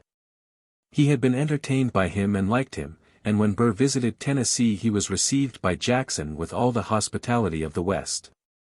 Jackson was just the man to be interested in a plan for invading Mexico in the event of a Spanish war, and he would probably not have been much shocked, for the West was headstrong, used to free fighting, and not nice on points of international law, at the idea of helping on a war for the purpose.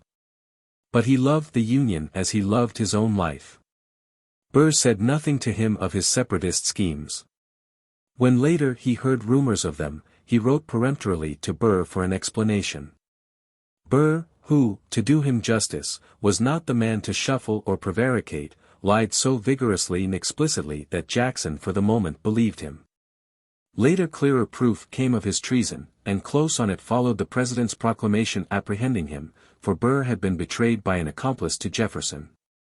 Jackson at once ordered out the militia to seize him, but he had already passed westward out of his control. The Secretary for War, who, as it happened, was a personal enemy of Jackson's, thinking his connection with Burr might be used against him, wrote calling in sinister tone for an account of his conduct. Jackson's reply is so characteristic of the man that it deserves to be quoted. After saying that there was nothing treasonable in Burr's communications to him personally, he adds, "But, sir, when proofs showed him to be a traitor, spelling was never the future president's strong point. I would cut his throat with as much pleasure as I would cut yours on equal testimony." The whole conspiracy fizzled out. Burr could get no help from any of the divergent parties he had attempted to gain. No one would fight for him. His little band of rebels was scattered, and he himself was seized, tried for treason, and acquitted on a technical point. But his dark, tempestuous career was over. Though he lived to an unlovely old age, he appears no more in history. Jefferson was re-elected president in 1804. He was himself doubtful about the desirability of a second tenure, but the appearance at the moment of a series of particularly foul attacks upon his private character made him feel that to retire would amount to something like a plea of guilty. Perhaps it would have served his permanent fame better if he had not accepted another term, for, owing to circumstances for which he was only partly to blame, his second presidency appears in history as much less successful than his first.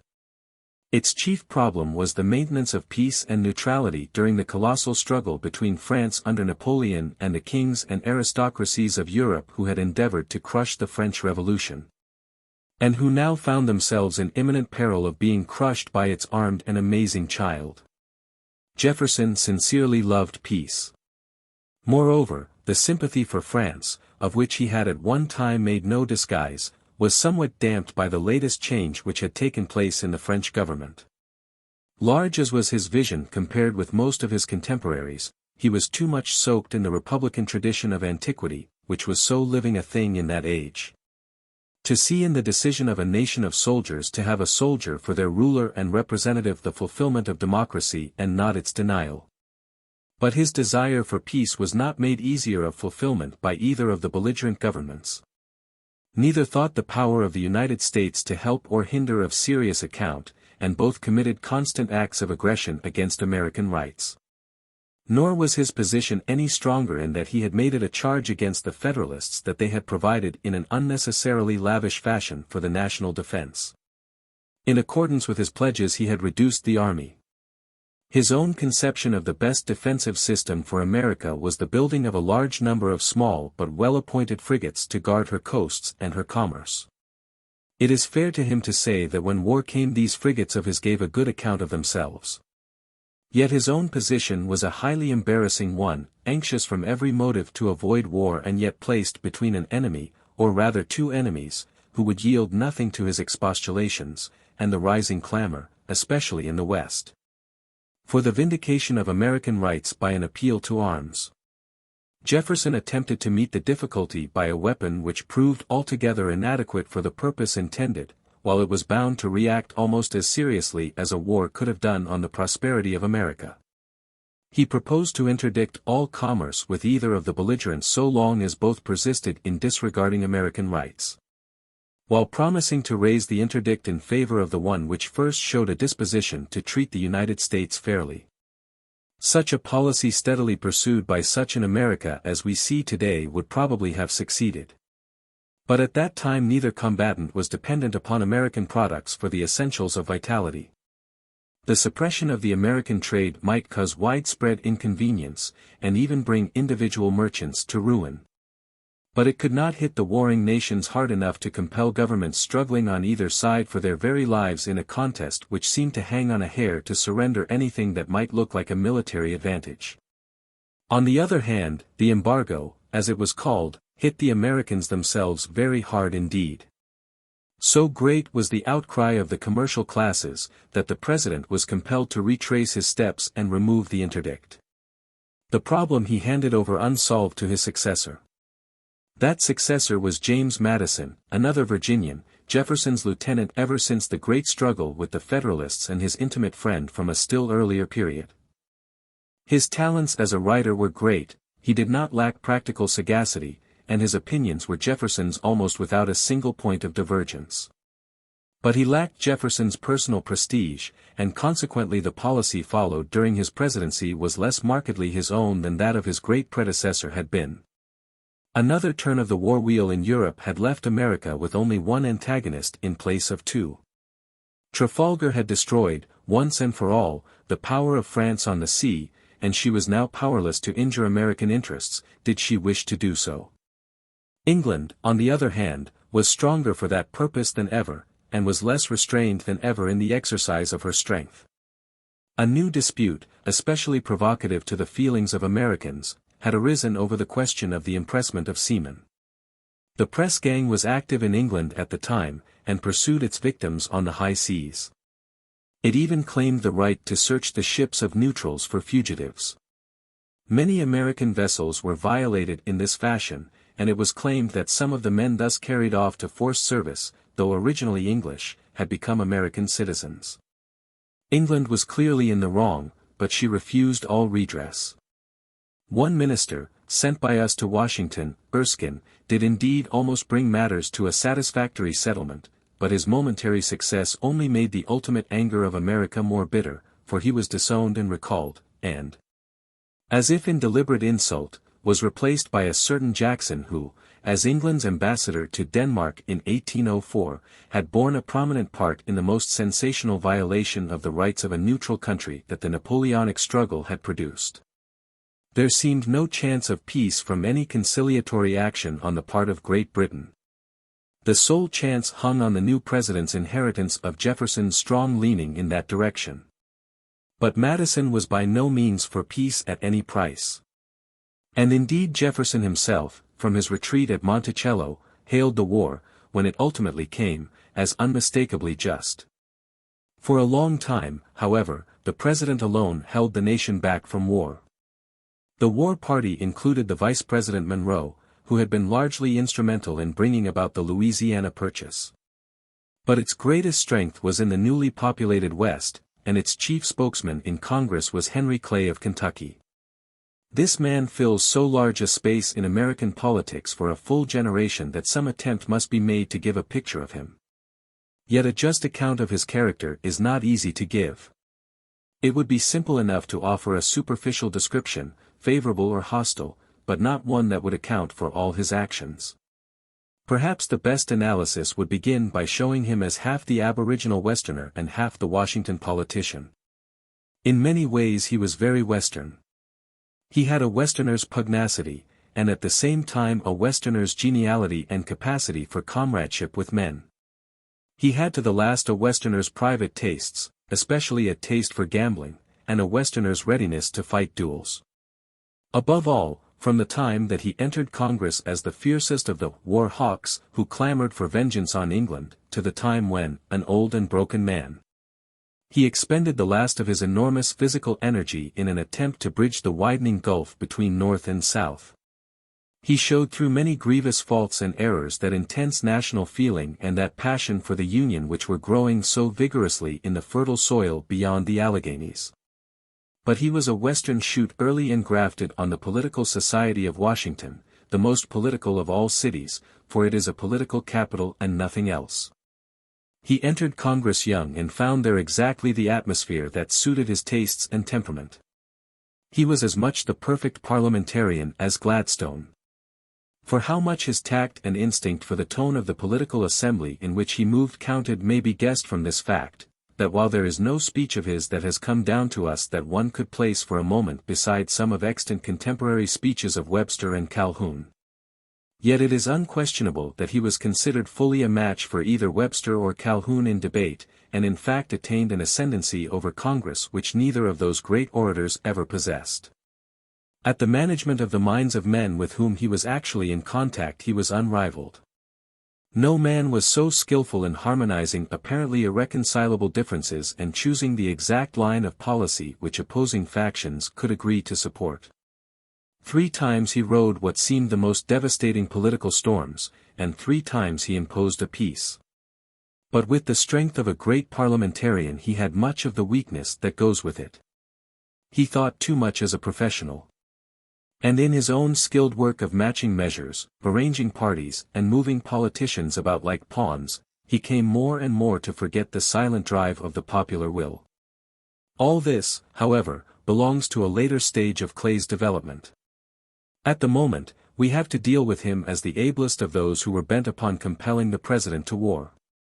Between Clay and the British government Madison's hand was forced, and war was declared. In America there were widespread rejoicings and high hopes of the conquest of Canada and the final expulsion of England from the New World. Yet the war, though on the whole justly entered upon, and though popular with the greater part of the country, was not national in the fullest sense.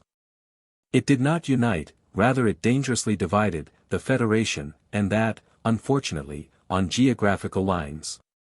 New England from the first was against it, partly because most of her citizens sympathized with Great Britain in her struggle with Napoleon, and partly because her mercantile prosperity was certain to be hard hit, and might easily be ruined by a war with the greatest of naval powers. When, immediately after the declaration of war, in 1812, Madison was put forward as presidential candidate for a second term, the contest showed sharply the line of demarcation. Northeast of the Hudson he did not receive a vote. The war opened prosperously for the Republic, with the destruction by Commander Perry of the British fleet on Lake Ontario, an incident which still is held in glorious memory by the American Navy and the American people. Following on this notable success, an invasion of Canada was attempted, but here fortune changed sides. The invasion was a complete failure, the American army was beaten, forced to fall back, and attacked, in its turn, upon American soil. Instead of American troops occupying Quebec, English troops occupied a great part of Ohio. Meanwhile, Jefferson's frigates were showing their mettle. In many duels with English cruisers they had the advantage, though we in this country naturally hear most, indeed. It is almost the only incident of this war of which we ever do hear, of one of the cases in which victory went the other way, the famous fight between the Shannon and the Chesapeake. On the whole, the balance of such warfare leant in favor of the American sea captains. But it was not by such warfare that the issue could be settled. England, summoning what strength she could spare from her desperate struggle with the French Emperor, sent an adequate fleet to convoy a formidable army to the American coast. It landed without serious opposition at the mouth of the Chesapeake, and marched straight on the national capital, which the government was forced to abandon. No Englishman can write without shame of what followed. All the public buildings of Washington were deliberately burnt. For this outrage the home government was solely responsible. The general in command received direct and specific orders, which he obeyed unwillingly. No pretense of military necessity, or even of military advantage, can be pleaded. The act, besides being a gross violation of the law of nations, was an exhibition of sheer brutal spite, such as civilized war seldom witnessed until Prussia took a hand in it. It had its reward. It burnt deep into the soul of America. And from that incident far more than from anything that happened in the War of Independence dates that ineradicable hatred of England which was for generations almost synonymous with patriotism in most Americans. And which almost to the hour of President Wilson's intervention made many in that country doubt whether, even as against Prussia, England could really be the champion of justice and humanity. Things never looked blacker for the Republic than in those hours when the English troops held what was left of Washington. Troubles came thicker and thicker upon her. The Creek nation, the most powerful of the independent Indian tribes, instigated partly by English agents, partly by the mysterious native prophet Tecumseh, suddenly descended with fire and tomahawk on the scattered settlements of the Southwest. While at the same time a British fleet appeared in the Gulf of Mexico, apparently meditating either an attack on New Orleans or an invasion through the Spanish territory of western Florida.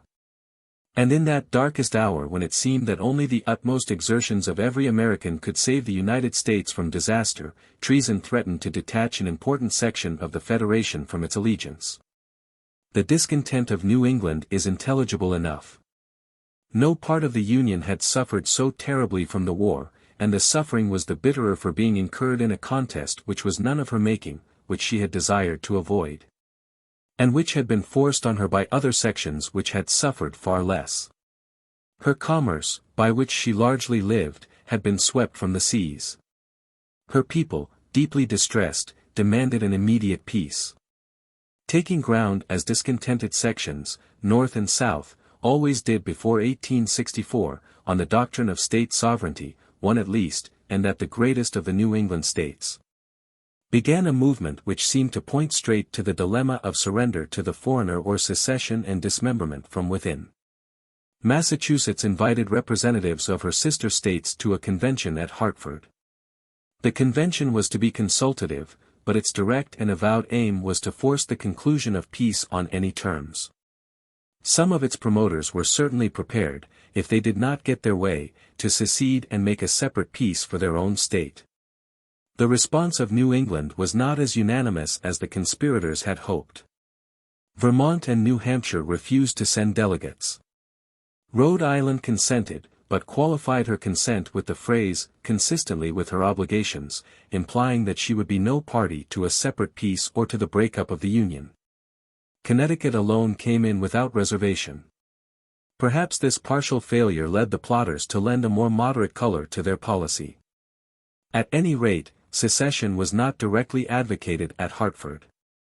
It was hinted that if such evils as those of which the people of New England complained proved permanent, it might be necessary. But the members of the convention had the grace to admit that it ought not to be attempted in the middle of a foreign war. Their good faith, however, is dubious, for they put forward a proposal so patently absurd that it could hardly have been made except for the purpose of paving the way for a separate peace. They declared that each state ought to be responsible for its own defenses, and they asked that their share of the federal taxes should be paid over to them for the purpose. With that and a resolution to meet again at Boston and consider further steps if their demands were not met, they adjourned. They never reassembled. In the South the skies were clearing a little. Jackson of Tennessee, vigorous and rapid in movement, a master of Indian warfare, leading an army of soldiers who worshipped him as the old guard worshipped Napoleon, by a series of quick and deadly strokes overthrew the Creeks, followed them to their fastnesses, and broke them decisively at Tahopeka in the famous Hickory Patch, which was the holy place of their nation. He was rewarded in the way that he would have most desired, by a commission against the English, who had landed at Pensacola in Spanish territory, perhaps with the object of joining hands with their Indian allies. They found those allies crushed by Jackson's energy, but they still retained their foothold on the Florida coast, from which they could menace Georgia on the one side and New Orleans on the other.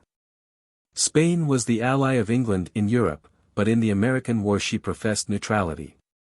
As, however, she made no effort to prevent England using a Spanish port as a base of operations, she could not justly complain when Jackson seized the neighboring port of Mobile, from which he marched against the British and dislodged them. But the hardest and most glorious part of his task was to come. The next blow was aimed at New Orleans itself. Jackson hastened to its defense. The British landed in great force at the mouth of the Mississippi and attacked the city from both sides.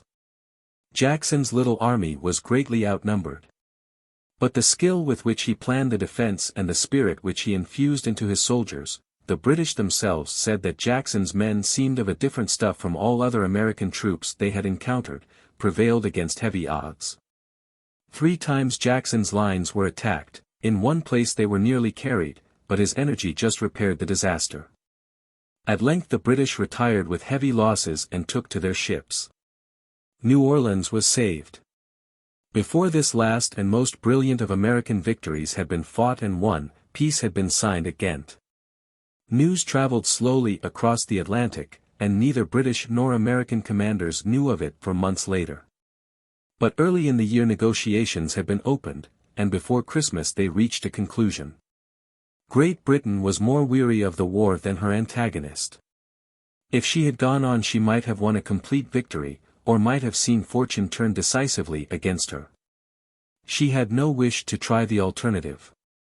Napoleon had abdicated at Fontainebleau, and been dispatched to Elba, and there were many who urged that the victorious army of the peninsula under Wellington himself should be sent across the Atlantic to dictate terms. But England was not in the mood for more fighting. After 20 years of incessant war she saw at last the hope of peace. She saw also that the capture of Washington had not, as had been hoped, put an end to American resistance, but had rather put new life into it. To go on meant to attempt again the gigantic task which she had let drop as much from weariness as from defeat a generation before. She preferred to cry quits. The peace, which was signed on behalf of a republic by Clay, once the most vehement of war hawks, was in appearance a victory for neither side. Frontiers remained exactly as they were when the first shot was fired. No indemnity was demanded or paid by either combatant. The right of impressment, the original cause of war, was neither affirmed nor disclaimed, though since that date England has never attempted to use it. Yet there is no such thing in history as a drawn war. One side or the other must always have attempted the imposition of its will and failed. In this case it was England. America will always regard the War of 1812 as having ended in victory. And her view is substantially right. The new republic, in spite of, or, one might more truly say, because of the dark reverses she had suffered and survived, was strengthened and not weakened by her efforts. The national spirit was raised and not lowered. The mood of a nation after a war is a practically unfailing test of victory or defeat, and the mood of America after 1814 was happy, confident, creative, the mood of a boy who has proved his manhood. In 1816 Madison was succeeded by Monroe. Monroe, though, like his successor, a Virginian and a disciple of Jefferson, was more of a nationalist, and had many points of contact with the new democracy which had sprung up first in the West, and was daily becoming more and more the dominant sentiment of the Republic. Federalism had perished because it was tainted with oligarchy, but there had been other elements in it which were destined to live, and the National Republicans, as they came to call themselves, revived them. They were for a vigorous foreign policy and for adequate preparations for war. They felt the Union as a whole, and were full of a sense of its immense undeveloped possibilities. They planned expensive schemes of improvement by means of roads, canals, and the like to be carried out at the cost of the federal government, and they cared little for the protests of the doctrinaires of state right. To them America owes, for good or evil, her protective system. The war had for some years interrupted commerce with the Old World, and native industries had, perforce, grown up to supply the wants of the population. These industries were now in danger of destruction through the reopening of foreign trade, and consequently of foreign competition. It was determined to frame the tariff hitherto imposed mainly, if not entirely, with a view to revenue in such a way as to shelter them from such peril. The exporting cotton states, which had nothing to gain from protection, were naturally hostile to it, but they were overborne by the general trend of opinion, especially in the West. One last development of the new national policy, the most questionable of its developments and opposed by Clay at the time, though he afterwards made himself its champion, was the revival, to meet the financial difficulties created by the war, of Hamilton's National Bank, whose charter, under the Jeffersonian regime, had been suffered to expire. But the Western expansion, though it did much to consolidate the Republic, contained in it a seed of dissension. We have seen how, in the Convention, the need of keeping an even balance between Northern and Southern sections was apparent. That need was continually forced into prominence as new states were added. The presence or absence of Negro slavery had become the distinguishing badge of the sections, and it became the apple of discord as regards the development of the West. Jefferson had wished that slavery should be excluded from all the territory vested in the federal authority, but he had been overruled, and the prohibition had been applied only to the Northwestern Territory out of which the states of Ohio, Indiana, and Illinois were carved. The Southwest had been left open to slavery, and it had become the custom, with the purpose of preserving the balance in the Senate, to admit slave states and free in pairs. This worked satisfactorily enough so long as the states claiming admission were within a well-defined geographical area. But when Missouri became sufficiently populated to be recognized as a state, there was a keen contest. Her territory lay across the line which had hitherto divided the sections. She must be either a northern promontory projecting into the south or a southern promontory projecting into the north. Neither section would yield, and matters were approaching a domestic crisis when Clay intervened. He was in an excellent position to arbitrate, for he came from the most northern of southern states, and had ties with both sections. Moreover, as has been said, his talents were peculiarly suited to such management as the situation required. He proposed a settlement which satisfied moderate men on both sides, was ratified by a large majority in Congress, and accepted on all hands as final.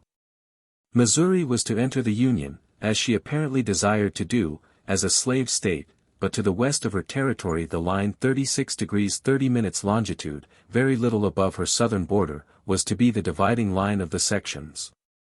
This gave the South an immediate advantage, but at a heavy ultimate price, for it left her little room for expansion. But one more slave state could be carved out of the undeveloped western territory, that of Arkansas. Beyond that lay the lands reserved by treaty to the Indian tribes, which extended to the frontier of the western dominions of Mexico. Clay, who, though by no means disposed to be a martyr on the question, sincerely desired to bring about the gradual extinction of slavery, may well have deliberately planned this part of his compromise to accomplish that end. At the same time, Maine, a territory hitherto attached to Connecticut, was admitted as a free state to balance Missouri. Such was the Great Missouri Compromise which kept the peace between the sections for a generation, and which gradually acquired an almost religious sanction in the minds of Americans devoted to the Union. It struck the note of the new era, which is called in American history, the era of good feeling. Sectional differences had been settled, political factions were in dissolution. Monroe's second election was, for the first time since Washington's retirement, without opposition. There were no longer any organized parties, such as Hamilton and Jefferson and even Clay had led. There were, of course, still rivalries and differences, but they were personal or concerned with particular questions. Over the land there was a new atmosphere of peace. Abroad, America had never been stronger. To this period belongs the acquisition of Florida from Spain, an acquisition carried through by purchase, but by a bargain rather leonine in character. It cannot, however, be said that the United States had no reasonable grievance in the matter. Spain had not been able, or said that she had not been able, to prevent the British from taking forcible possession of one of her principal ports during a war in which she was supposed to be neutral. She declared herself equally unable to prevent the Creek and Seminole Indians from taking refuge in her territory and thence raiding the American lands over the border. Monroe had a good case when he pressed on her the point that she must either maintain order in her dominions or allow others to do so. Jackson, who was in command against the Seminoles, insisted, not unreasonably, that he could not deal with them unless he was allowed to follow them across the Spanish frontier and destroy their base of operations. Permission was given him, and he used it to the full, even to the extent of occupying important towns in defiance of the edicts of their Spanish governors. Monroe's cabinet was divided in regard to the defensibility of Jackson's acts, but these acts probably helped to persuade Spain to sell while she could still get a price. The bargain was struck, Florida became American territory, and Jackson was appointed her first governor. But the best proof that the prestige of America stood higher since the War of 1812 was the fact that the power which had then been her rather contemptuous antagonist came forward to sue for her alliance. The French Revolution, which had so stirred English-speaking America, had produced an even greater effect on the Latin colonies that lay further south. Almost all the Spanish dominions revolted against the Spanish crown, and after a short struggle successfully established their independence. Naturally, the rebels had the undivided sympathy of the United States, which was the first power to recognize their independence. Now, however, the Holy Alliance was supreme in Europe, and had reinstated the Bourbons on the Spanish as on the French throne. It was rumored that the rulers of the alliance meditated the further step of resubjugating Spain's American empire. Alexander I of Russia was credited with being especially eager for the project, and with having offered to dispatch a Russian army from Siberia for the purpose. It was further believed that he proposed to reward himself by extending his own Alaskan dominions as far south as California. England, under Canning's leadership, had separated herself from the Holy Alliance, and had almost as much reason as the United States to dread and dislike such a scheme as the Tsar was supposed to meditate. Canning sent for the American ambassador, and suggested a joint declaration against any adventures by European powers on the American continent. The joint declaration was declined, as seeming to commit the United States too much to one of those entangling alliances against which Washington had warned his fellow countrymen, but the hint was taken. Monroe put forth a proclamation in which he declared that America was no longer a field for European colonization, and that any attempt on the part of a European power to control the destiny of an American community would be taken as a sign of an unfriendly disposition towards the United States. Canning let it be understood that England backed the declaration, and that any attempt to extend the operations of the Holy Alliance to America would have to be carried out in the teeth of the combined opposition of the two great maritime powers so recently at war with each other. The plan was abandoned, and the independence of the South American republics was successfully established. But much more was established. The Monroe Doctrine became, and remains today, the cornerstone of American foreign policy.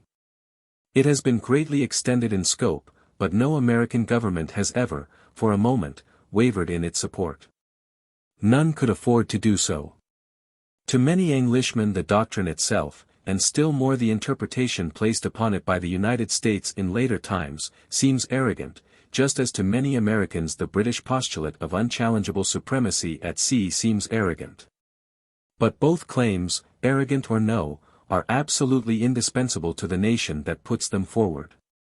If the American Republic were once to allow the principle that European powers had the right, on any pretext whatever, to extend their borders on the American continent, then that republic would either have to perish or to become in all things a European power, armed to the teeth, ever careful of the balance of power, perpetually seeking alliances and watching rivals. The best way to bring home to an honest but somewhat puzzled American, and there are many such, why we cannot for a moment tolerate what is called by some the freedom of the seas, is to ask him whether he will give us in return the freedom of the American continent. The answer in both cases is that sane nations do not normally, and with their eyes open, commit suicide. 6. The Jacksonian Revolution. During the era of good feeling, in which the Virginian Dynasty closed, forces had been growing in the shadow which in a few short years were to transform the Republic.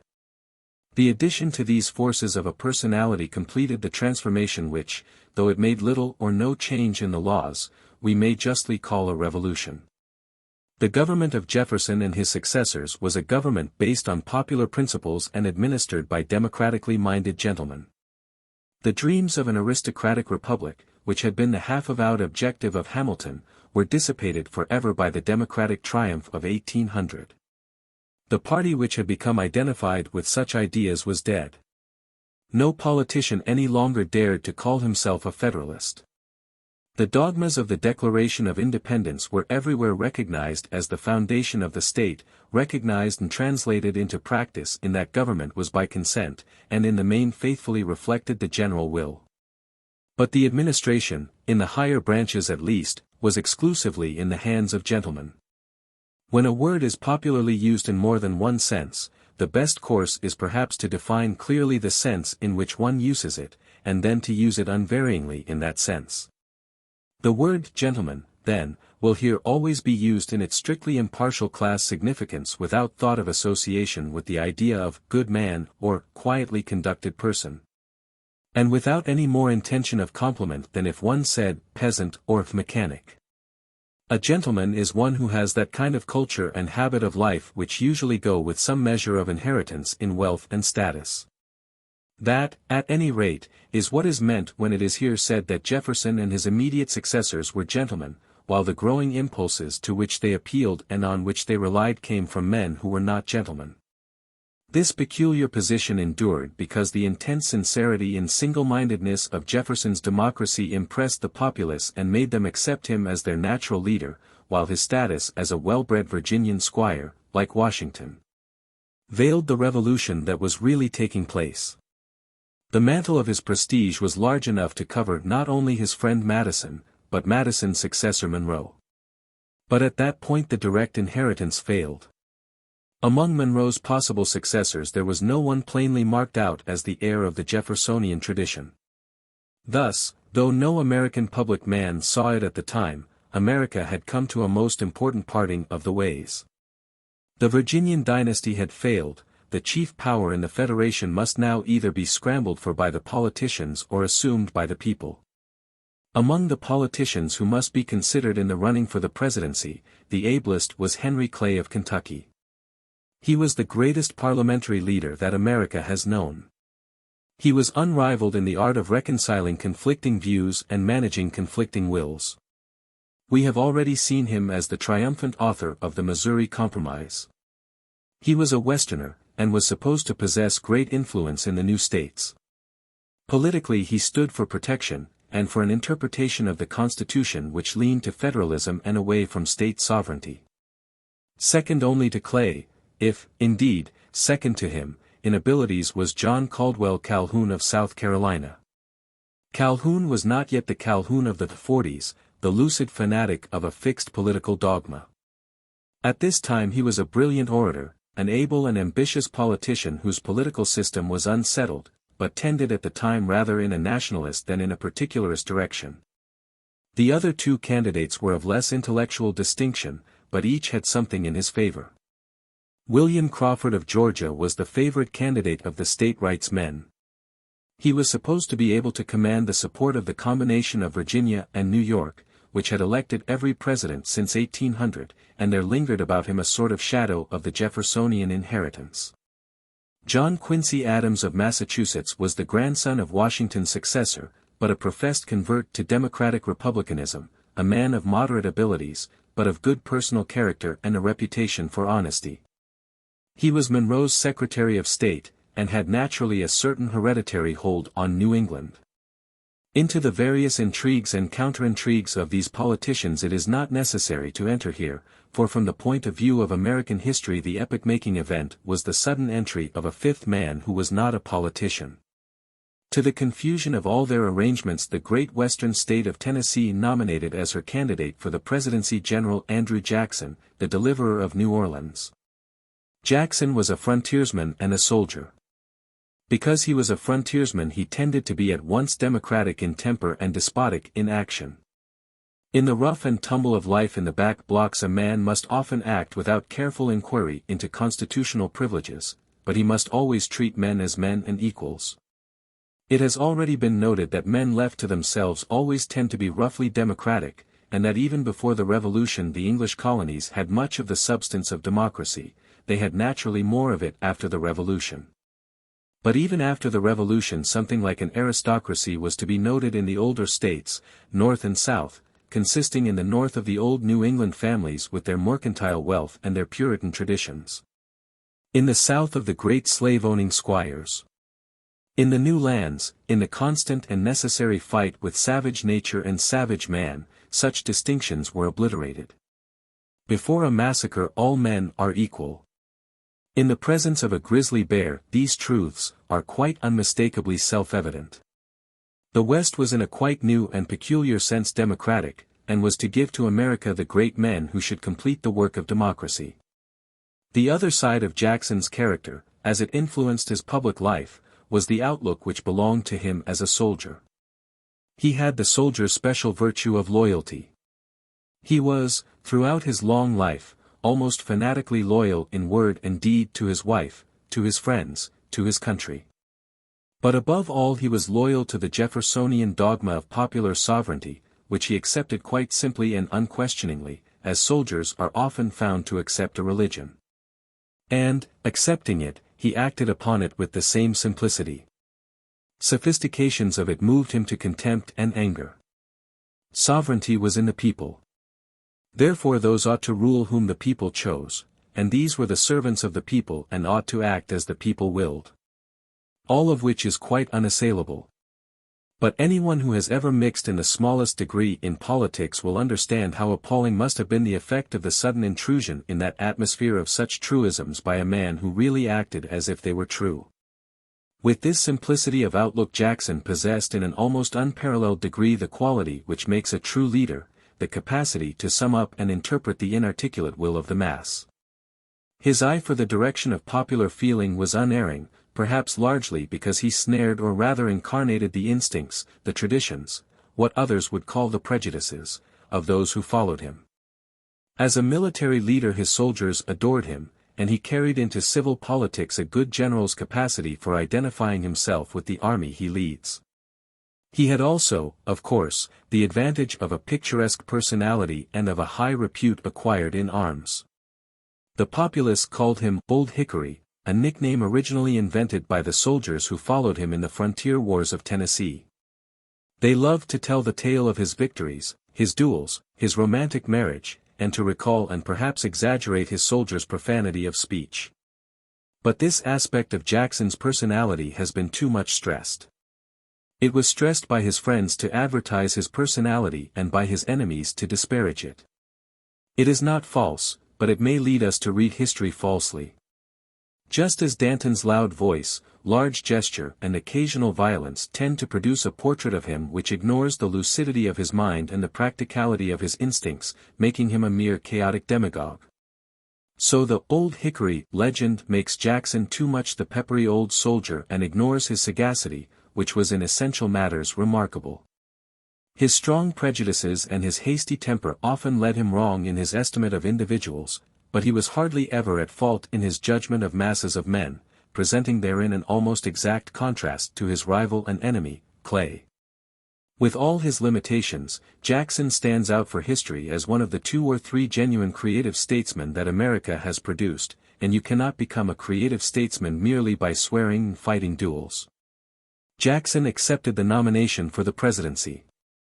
He held, in strict accordance with his democratic creed, that no citizen should either seek or refuse popular election. But there seems no reason to think that at this time he cared much whether he were elected or no. He was not an ambitious man, he made no special efforts to push his cause, and he indignantly refused to be involved in any of the intrigues and bargains with which Washington was buzzing, or to give any private assurances to individuals as to the use which he would make of his power and patronage if chosen. But when the votes were counted it was clear that he was the popular favorite. He had by far the largest number of votes in the Electoral College, and these votes came from all parts of the Republic except New England, while so far as can be ascertained the popular vote showed a result even more decidedly in his favor. But in the college no candidate had an absolute majority, and it therefore devolved, according to the Constitution, upon the House of Representatives, voting by states, to choose the president from among the 3 candidates whose names stood highest on the list. The House passed over Jackson and gave the prize to Adams, who stood next to him, though at a considerable interval. That it had a constitutional right to do so cannot be disputed, as little can it be disputed that in doing so it deliberately acted against the sentiment of the country. There was no congressman who did not know perfectly well that the people wanted Jackson rather than Adams. This, however, was not all. The main cause of the decision to which the House came was the influence of Clay. Clay had been last on the list himself, for the West, where his main strength lay, had deserted him for Jackson, but his power in Congress was great, and he threw it all into Adams' scale. It is difficult to believe that a man of such sagacity was really influenced by the reasons he gave at the time, that he would not consent by contributing to the election of a military chieftain to give the strongest guarantee that the republic will march in the fatal road which has conducted every republic to ruin. Jackson was a soldier, but he had no army, nor any means of making himself a Caesar if he had wished to do so. Yet Clay may reasonably have felt, and was even right in feeling, that Jackson's election would be a blow to Republican institutions as he understood them. He was really a patriot, but he was above all things a parliamentarian, and the effect of Jacksonian democracy really was to diminish the importance of parliamentarianism. Altogether, Clay probably honestly thought that Adams was a fitter man to be president than Jackson. Only he had another motive, and the discovery of this motive moved not only Jackson but the whole country to indignation. Adams had no sooner taken the oath than, in accordance with a bargain previously made between the backers of the two men, unofficially but necessarily with their knowledge, he appointed Clay Secretary of State. Jackson showed no great resentment when he was passed over for Adams. He respected Adams, though he disliked and distrusted Clay. But when, in fulfillment of rumors which had reached him but which he had refused to credit, Clay became secretary, he was something other than angry, he was simply shocked. As he would have been had he heard of an associate caught cheating at cards. He declared that the will of the people had been set aside as the result of a corrupt bargain. He was not wrong. It was in its essence a corrupt bargain, and its effect was certainly to set aside the will of the people. Where Jackson was mistaken was in deducing that Adams and Clay were utterly dishonorable and unprincipled men. He was a soldier judging politicians. But the people judged them in the same fashion. From that moment Jackson drew the sword and threw away the scabbard. He and his followers fought the Adams administration step by step and hour by hour, and every preparation was made for the triumphant return of Jackson at the next election. If there was plenty of scurrility against Adams and Clay in the journals of the Jacksonian party, it must be owned that the scribblers who supported the administration stooped lower when they sought to attack Jackson through his wife, whom he had married under circumstances which gave a handle to slander. The nation was overwhelmingly with Jackson, and the government of Quincy Adams was almost as much hated and abused as that of old John Adams had been. The tendency of recent American writers has been to defend the unpopular president and to represent the campaign against him and his secretary as grossly unjust. The fact is that many of the charges brought against both were quite unfounded, but that the real and just cause of the popular anger against the administration was its tainted origin. The new elections came in 1828, and the rejected of Congress carried the whole country. The shadowy figment of the Electoral College, already worn somewhat thin, was swept away and Jackson was chosen as by a plebiscite. That was the first and most important step in the Jacksonian Revolution. The founders of the Republic, while acknowledging the sovereignty of the people, had nevertheless framed the Constitution with the intention of excluding the people from any direct share in the election of the chief magistrate. The feeble check which they had devised was nullified.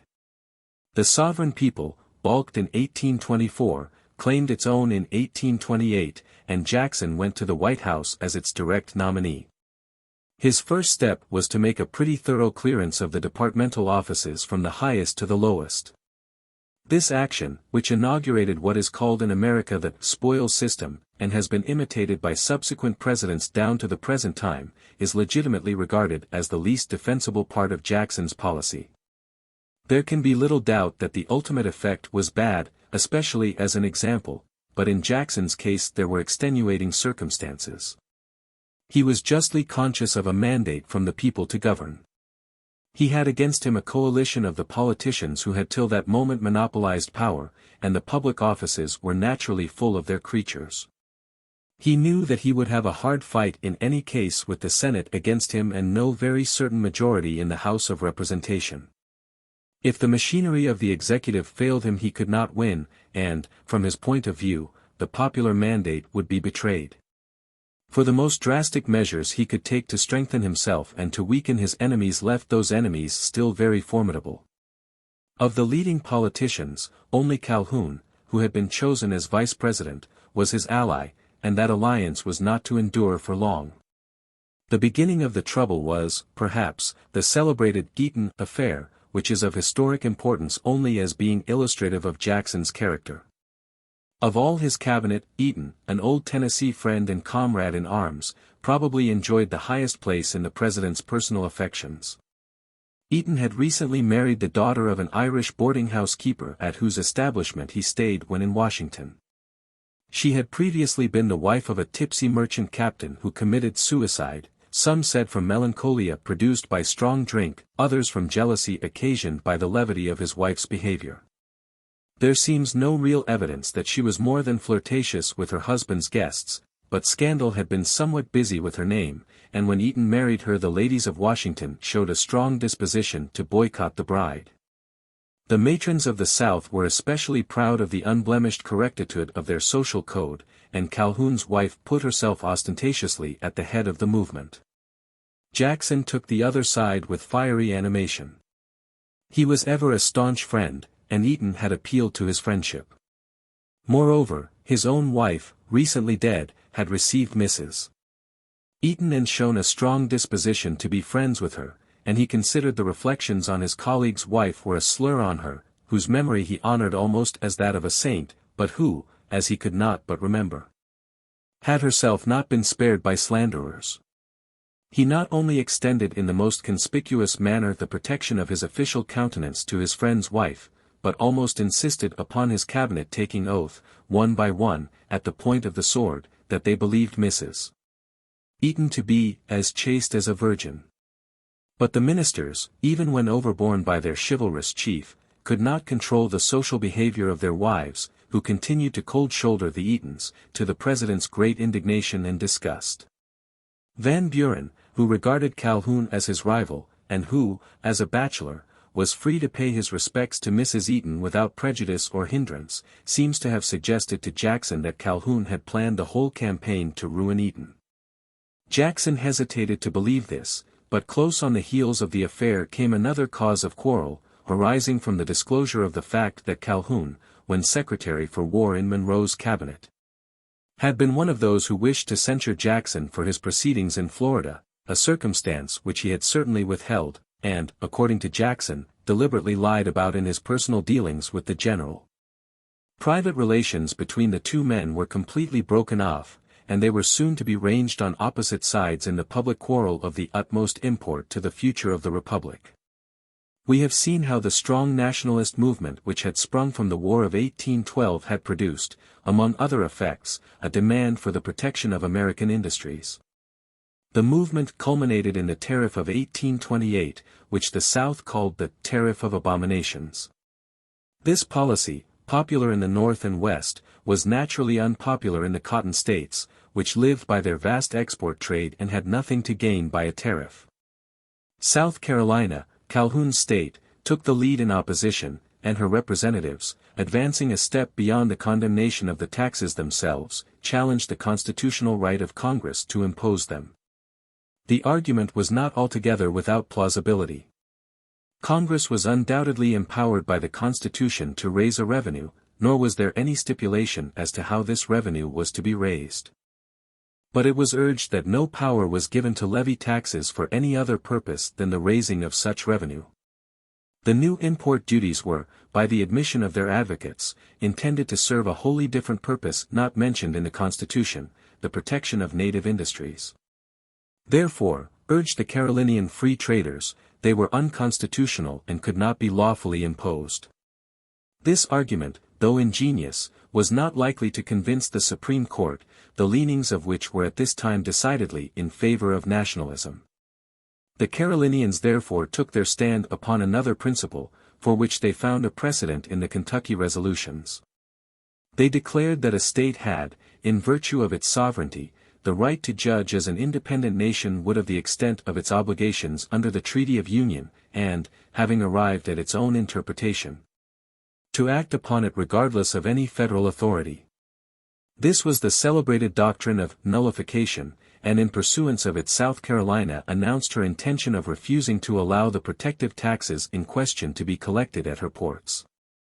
Calhoun was not the originator of nullification. He was vice president when the movement began, and could with propriety take no part in it. But after his quarrel with Jackson he resigned his office and threw in his lot with his state. The ablest and most lucid statements of the case for nullification are from his pen, and when he took his seat in the Senate he was able to add to his contribution the weight of his admirable oratory. Much depended upon the attitude of the new president, and the nullifiers did not despair of enlisting him on their side. Though he had declared cautiously in favor of a moderate tariff, basing his case mainly on considerations of national defense, he was believed to be opposed to the high protection advocated by Clay and Adams. He was himself a Southerner and interested in the cotton industry, and at the late election he had had the unanimous backing of the South. Its defection would be very dangerous for him. Finally, as an ardent Democrat he could hardly fail to be impressed by the precedent of the Kentucky resolutions, which had Jefferson's authority behind them, and, perhaps to enforce this point, Jefferson's birthday was chosen as the occasion when the president was to be committed to nullification. A Democratic banquet was held at Washington in honor of the founder of the party. Jackson was present, and so were Calhoun and the leading nullifiers. Speeches had to be made and toasts given, the burden of which was a glorification of state sovereignty and a defense of nullification. Then Jackson rose and gave his famous toast, "Our Union, it must be preserved." Calhoun tried to counter it by giving, "Our Union, next to our liberties most dear." But everyone understood the significance of the president's toast. It was a declaration of war. The nullifiers had quite miscalculated Jackson's attitude. He was a Southerner by birth, but a frontiersman by upbringing, and all the formative influences of his youth were of the West. It has been noted how strongly the feeling of the West made for the new unity, and in no Westerner was the national passion stronger than in Jackson. In 1814 he had told Monroe that he would have had the leaders of the Hartford Convention hanged, and he applied the same measure to Southern as to Northern sectionalism.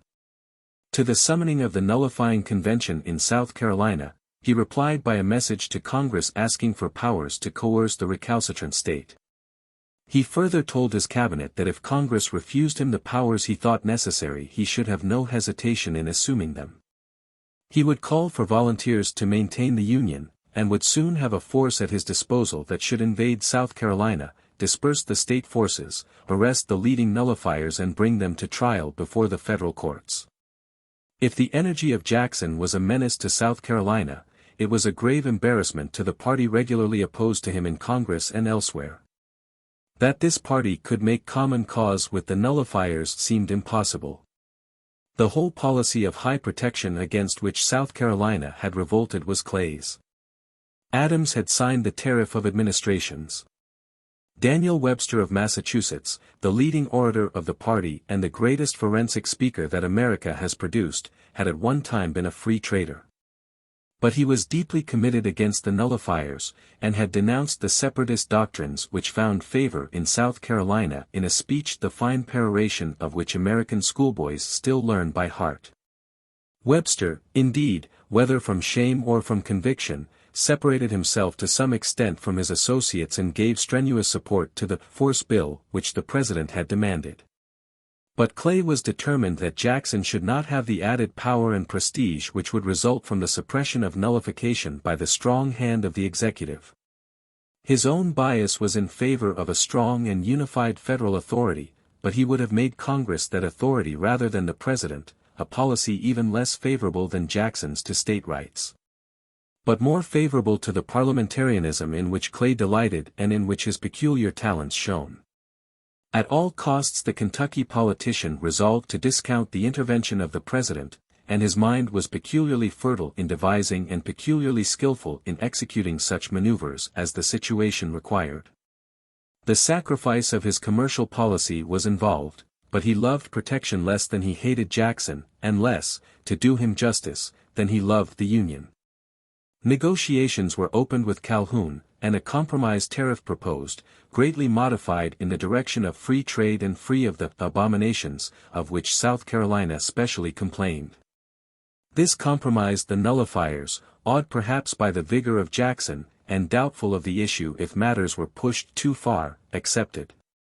Jackson did not like the Clay-Calhoun compromise, which seemed to him a surrender to treason. But in such a matter he could not control Congress. On one thing he insisted, that the force bill should take precedence over the new tariff. On this he carried his point. The two bills were passed by Congress in the order he demanded, and both were signed by him on the same day. Upon this the South Carolinian Convention repealed its ordinance nullifying the tariff, and agreed to the collection of the duties now imposed. It followed this concession by another ordinance nullifying the force bill. The practical effect of this was nil, for there was no longer anything to enforce. It was none the less important. It meant that South Carolina declined to abandon the weapon of nullification. Indeed, it might plausibly be urged that that weapon had justified itself by success. It had been defended as a protection against extreme oppression, and the extreme oppression complained of had actually ceased in consequence of its use. At any rate, the effect was certainly to strengthen rather than to weaken extreme particularism in the South. On this point Jackson saw further than Clay or any of his contemporaries. While all America was rejoicing over the peaceful end of what had looked like an ugly civil quarrel, the President was writing to a friend and supporter, "You have nullifiers amongst you. Frown upon them." The tariff was a mere excuse and a Southern Confederacy the real object. The next excuse will be the Negro or slavery question. The controversy with the nullifiers had exhibited Jackson's patriotism and force of character in a strong and popular light, but it had lost him what support he could still count upon among the politicians. Calhoun was now leagued with Clay and Webster, and the front bench men, as we should call them, were a united phalanx of opposition. It is characteristic of his courage that in face of such a situation Jackson ventured to challenge the richest and most powerful corporation in America. The first United States Bank set up by Alexander Hamilton as part of his scheme for creating a powerful governing class in America was, as we have seen, swept away by the Democratic reaction which Jefferson led to victory. The second, springing out of the financial embarrassments which followed the war with Great Britain, had been granted a charter of 20 years which had now nearly expired. The renewal of that charter seemed, however, to those who directed the operations of the bank and to those who were deep in the politics of Washington, a mere matter of course. The bank was immensely powerful and thoroughly unpopular. The antinomy would hardly strike a modern Englishman as odd, but it was anomalous in what was already a thoroughly democratic state. It was powerful because it had on its side the professional politicians, the financiers, the rich of the great cities generally, in fact, what the press which such people control calls, the intelligence of the nation. But it was hated by the people, and it soon appeared that it was hated as bitterly by the President. Writers who sympathize with the plutocratic side in the quarrel had no difficulty in convicting Jackson of a regrettable ignorance of finance. Beyond question he had not that intimate acquaintance with the technique of usury which long use alone can give. But his instincts in such a matter were as keen and true as the instincts of the populace that supported him. By the mere health of his soul he could smell out the evil of a plutocracy.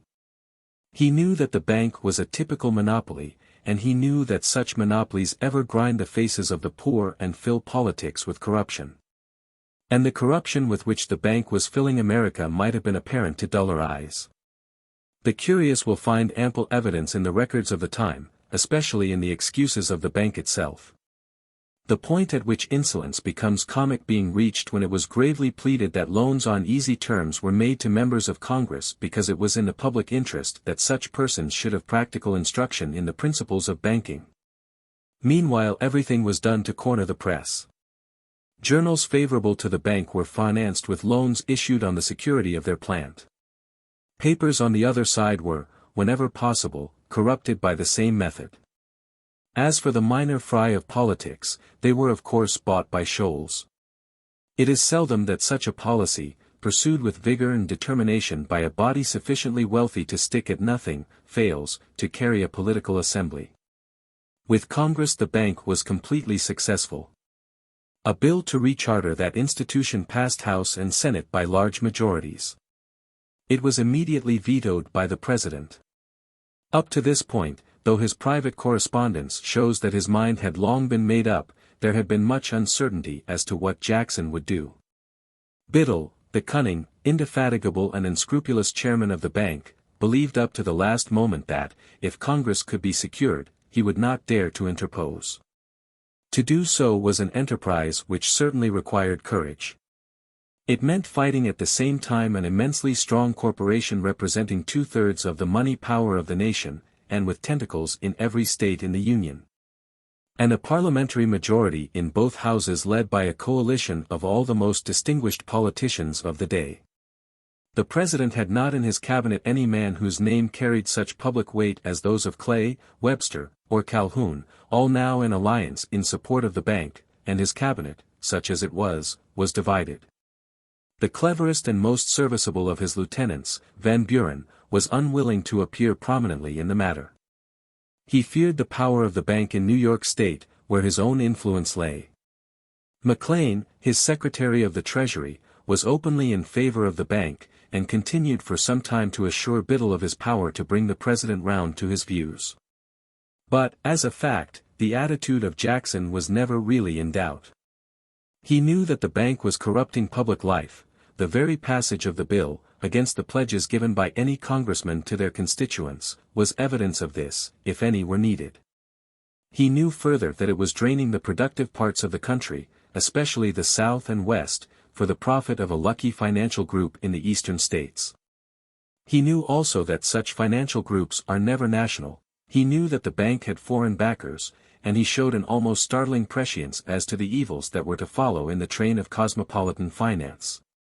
More formidable and more dangerous than the naval and military power of an enemy.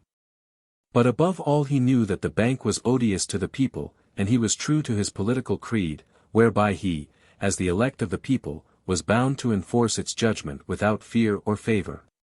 Jackson's veto message contained a vigorous exposition of his objections to the bank on public grounds, together with a legal argument against its constitutionality.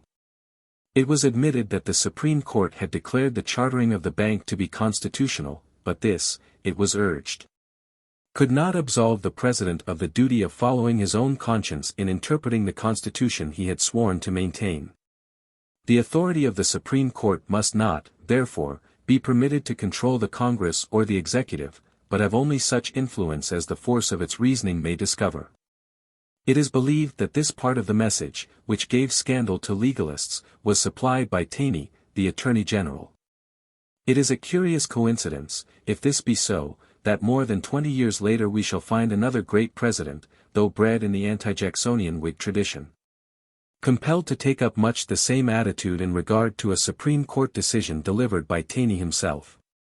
Biddle and his associates believed that the message would be fatal to the President. So did the leaders of the political opposition, and none more than Clay. Superlatively skillful in managing political assemblies, he was sometimes strangely at fault in judging the mind of the mass, a task in which Jackson hardly ever failed.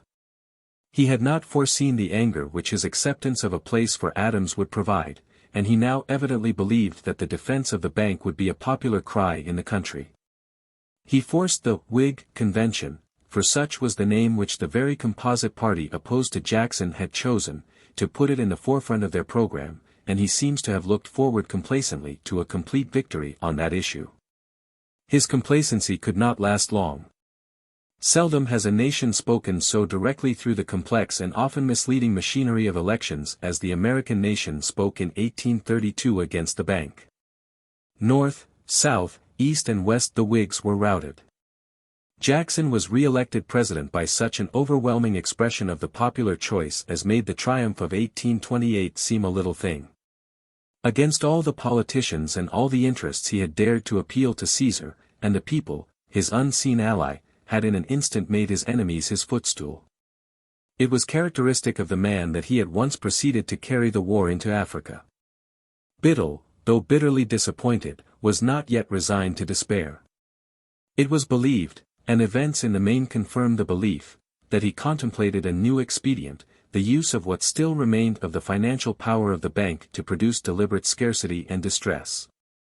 In the hope that a reaction against the president's policy would result, Jackson resolved to strike the bank a crippling blow before such juggling could be attempted. The Act of Congress which had established the bank gave him power to remove the public deposits at will, and that power he determined to exercise. A more timid man would have had difficulty with his cabinet. Jackson overcame the difficulty by accepting full personal responsibility for what he was about to do. He did not dismiss the ministers whose opinion differed from his, he brought no pressure to bear on their consciences, but neither did he yield his view an inch to theirs. He acted as he had resolved to act, and made a minute in the presence of his cabinet that he did so on his own initiative. It was essential that the Secretary of the Treasury, through whom he must act, should be with him. McLean had already been transferred to the State Department, and Jackson now nominated Taney, a strong-minded lawyer, who was his one unwavering supporter in the struggle. Taney removed the public deposits from the United States Bank. They were placed for safekeeping in the banks of the various states. The President duly reported to Congress his reasons for taking this action. In the new House of Representatives, elected at the same time as the President, the Democrats were now predominant, but the Senate changes its complexion more slowly, and there the Whigs had still a majority. This majority could do nothing but exhibit impotent anger, and that they most unwisely did. They refused to confirm Taney's nomination as Secretary to the Treasury, as a little later they refused to accept him as a judge of the High Court. They passed a solemn vote of censure on the President, whose action they characterized, in defiance of the facts, as unconstitutional. But Jackson, strong in the support of the nation, could afford to disregard such natural ebullitions of bad temper. The charter of the bank lapsed and was not renewed, and a few years later it wound up its affairs amid a reek of scandal, which sufficed to show what manner of men they were who had once captured Congress and attempted to dictate to the President. The Whigs were at last compelled to drink the cup of humiliation to the dregs. Another election gave Jackson a majority even in the Senate, and in spite of the protests of Clay, Webster, and Calhoun, the censure on the President was solemnly expunged from its records. After the triumphant termination of the bank, Jackson's second term of office was peaceful and comparatively uneventful. There were indeed some important questions of domestic and foreign policy with which it fell to him to deal. One of these was the position of the Cherokee Indians, who had been granted territory in Georgia and the right to live on their own lands there, but whom the expansion of civilization had now made it convenient to displace. It is impossible for an admirer of Jackson to deny that his attitude in such a matter was too much that of a frontiersman. Indeed, it is a curious irony that the only American statesman of that age who showed any disposition to be careful of justice and humanity in dealing with the native race was John C. Calhoun, the uncompromising defender of Negro slavery. At any rate, the Indians were, in defiance, it must be said, of the plain letter of the treaty, compelled to choose between submission to the laws of Georgia and transplantation beyond the Mississippi. Most of them were in the event transplanted. Jackson's direction of foreign policy was not only vigorous but sagacious. Under his presidency long-standing disputes with both France and England were brought to a peaceful termination on terms satisfactory to the Republic. To an Englishman it is pleasant to note that the great President, though he had fought against the English, perhaps because he had fought against them, was notably free from that rooted antipathy to Great Britain which was conspicuous in most patriotic Americans of that age and indeed down to very recent times. With Great Britain, alike distinguished in peace and war, he wrote in a message to Congress, "We may look forward to years of peaceful, honorable, and elevated competition. Everything in the condition and history of the two nations is calculated to inspire sentiments of mutual respect and to carry conviction to the minds of both that it is their policy to preserve the most cordial relations." It may also be of some interest to quote the verdict of an English statesman, who, differing from Jackson in all those things in which an aristocratic politician must necessarily differ from the tribune of a democracy, had nevertheless something of the same symbolic and representative national character and something of the same hold upon his fellow countrymen. A letter from Van Buren, at that time representing the United States at the court of St. James's, to Jackson reports Palmerston as saying to him that a very strong impression had been made here of the dangers which this country had to apprehend from your elevation, but that they had experienced better treatment at your hands than they had done from any of your predecessors. So enormous was Jackson's popularity that, if he had been the ambitious Kaiserist that his enemies represented, he could in all probability have safely violated the Washington-Jefferson precedent and successfully sought election a third time. But he showed no desire to do so. He had undergone the labors of a Titan for 12 eventful and formative years. He was an old man, he was tired. He may well have been glad to rest for what years were left to him of life in his old frontier state, which he had never ceased to love. He survived his presidency by 9 years. Now and then his voice was heard on a public matter, and, whenever it was heard, it carried everywhere a strange authority as if it were the people speaking. But he never sought public office again. Jackson's 2 periods of office mark a complete revolution in American institutions. He has for the Republic as it exists today the significance of a second founder. From that period dates the frank abandonment of the fiction of the Electoral College as an independent deliberative assembly, and the direct and acknowledged election of the nation's chief magistrate by the nation itself. In the constitution of the Democratic Party, as it grouped itself round him, we get the first beginnings of the primary, that essential organ of direct democracy of which English parliamentarism has no hint, but which is the most vital feature of American public life. But, most of all, from his triumph and the abasement of his enemies dates the concentration of power in the hands of the President as the real unifying center of authority. His attitude towards his cabinet has been imitated by all strong presidents since. America does not take kindly to a president who shirks personal responsibility or hides behind his ministers. Nothing helped Lincoln's popularity more than the story, apocryphal or no, of his taking the vote of his cabinet on a proposition of his own and then remarking, "Ayes 1, noes 6. The ayes have it." Even the spoils system, whatever its evils, tended to strengthen the elect of the people. It made the power of an American president more directly personal than that of the most despotic rulers of continental Europe. For they are always constrained by a bureaucracy, while his bureaucracy even down to its humblest members is of his own appointment and dependent on him. The party, or rather coalition, which opposed these changes, selected for itself, as has been seen, the name of Whig. The name was, perhaps, better chosen than the American Whigs realized. They meant, and it was true as far as it went, that, like the old English Whigs, they stood for free government by deliberative assemblies against arbitrary personal power. They were not deep enough in history to understand that they also stood, like the old English Whigs, for oligarchy against the instinct and tradition of the people. There is a strange irony about the fate of the parties in the two countries. In the monarchy an aristocratic parliamentarism won, and the crown became a phantom. In the republic a popular sovereignty won, and the president became more than a king. 7. The spoils of Mexico. The extent of Jackson's more than monarchical power is well exemplified by the fact that Van Buren succeeded him almost as a king is succeeded by his heir. Van Buren was an apt master of electioneering and had a strong hold upon the democracy of New York. He occupied in the new Democratic Party something of the position which Burr had occupied in the old. But while Burr had sought his own ends and betrayed, Van Buren was strictly loyal to his chief. He was a sincere Democrat and a clever man. But no one could credit him with the great qualities which the wielding of the immense new power created by Jackson seemed to demand. None the less he easily obtained the presidency as Jackson's nominee. Since the populace, whose will Jackson had made the supreme power in the state, could not vote for him, they were content to vote for the candidate he was known to favor.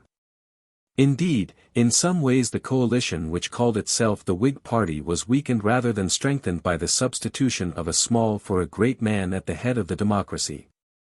Antagonism to Jackson was the real cement of the coalition, and some of its members did not feel called upon to transfer their antagonism unabated to Van Buren.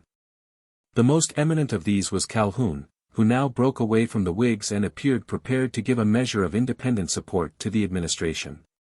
He did not, however, throw himself heartily into the Democratic Party or seek to regain the succession to its leadership which had once seemed likely to be his.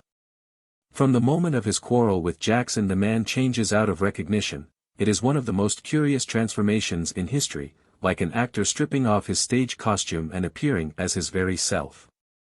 Political compromises, stratagems, ambitions drop from him, and he stands out as he appears in that fine portrait whose great hollow eyes look down from the walls of the Capitol at Washington, the enthusiast, almost the fanatic, of a fixed idea and purpose. He is no longer national, nor pretends to be. His one thought is the defense of the type of civilization which he finds in his own state against the growing power of the North, which he perceives with a tragic clearness and the probable direction of which he foresees much more truly than did any Northerner of that period. He maintains continually, and without blurring its lines by a word of reservation or compromise, the dogma of state sovereignty in its most extreme and almost parricidal form. His great pro-slavery speeches belong to the same period. They are wonderful performances, full of restrained eloquence, and rich in lucid argument and brilliant illustration. Sincerity shines in every sentence. They serve to show how strong a case an able advocate can make out for the old pre-Christian basis of European society. And they will have a peculiar interest if ever, as seems not improbable, the industrial part of Northern Europe reverts to that basis. Van Buren, on the whole, was not an unsuccessful president. He had many difficulties to contend with. He had to face a serious financial panic, which some consider to have been the result of Jackson's action in regard to the bank, some of the machinations of the bank itself. He surmounted it successfully, though not without a certain loss of popularity. We English have some reason to speak well of him in that he resisted the temptation to embroil his country with ours when a rebellion in Canada offered an opportunity which a less prudent man might very well have taken. For the rest, he carried on the government of the country on Jacksonian lines with sufficient fidelity not to forfeit the confidence of the old man who watched and advised him, sympathetically but not without anxiety. From his hermitage in Tennessee, one singular episode may conveniently be mentioned here, though the incident in which it originated rather belongs to the Jacksonian epoch. This is not the place to discuss the true nature of that curious institution called Freemasonry. Whatever its origin, whether remote and derived from Solomon's Temple as its devotees assert, or, as seems more intrinsically probable, comparatively modern and representing one of the hundreds of semi-mystical fads which flourished in the age of Cagliostro, it had acquired considerable importance in Europe at the end of the 18th century. At some unknown date it was carried across the Atlantic, and sprouted vigorously in America. But it does not seem to have been taken particularly seriously, until the States were startled by an occurrence which seemed more like part in what is known in that country as a dime novel, than a piece of history. A journalist named Morgan, who had been a Freemason, announced his intention of publishing the inviolable secrets of the society. The announcement does not seem to have created any great sensation. Probably the majority of Americans were as skeptical as is the present writer as to the portentous nature of the awful unspeakabilities which so many prosperous stockbrokers and suburban builders keep locked in their bosoms. But what followed naturally created a sensation of the most startling kind. For on the morrow of his announcement Morgan disappeared and never returned. What happened to him is not certainly known. A body was found which may or may not have been his. The general belief was that he had been kidnapped and murdered by his fellow craftsmen, and, indeed, it really seems the natural inference from the acknowledged facts that at least some one connected with the Brotherhood was responsible for his fate. A violent outcry against Masonry was the natural result, and, as some of the more prominent politicians of the day, including President Jackson himself, were Masons, the cry took a political form. An anti-Masonic party was formed, and at the next presidential election was strong enough to carry one state and affect considerably the vote of others. The movement gradually died down and the party disappeared. But the popular instinct that secret societies, whether murderous or not, have no place in a free state was none the less a sound one.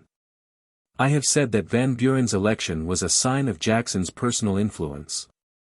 But the election of 1840 was a more startling sign of the completeness of his moral triumph, of the extent to which his genius had transformed the state. In 1832 the Whigs pitted their principles against his and lost.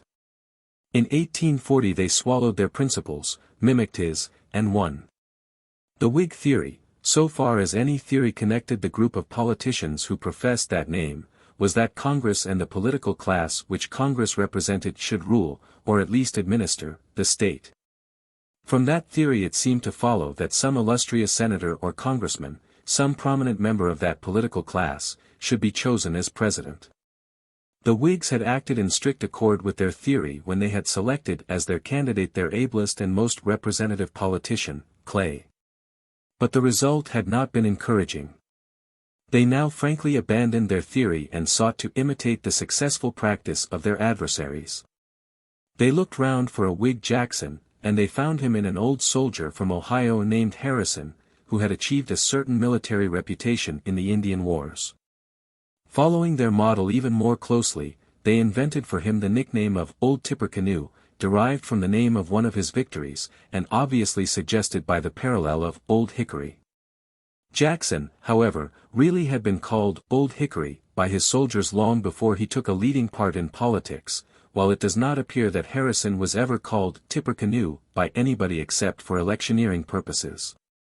However, the name served its immediate purpose, and Tippecanoe, and Tyler too, became the electoral war cry of the Whigs.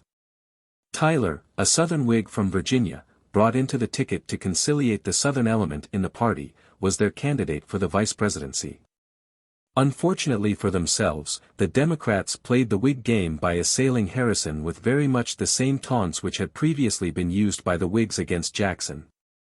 The ignorance of the old soldier, his political inexperience, even his poverty and obscurity of origin, were exploited in 100 Democratic pamphlets by writers who forgot that every such reflection made closer the parallel between Harrison and Jackson, and so brought to the former just the sort of support for which the Whigs were angling.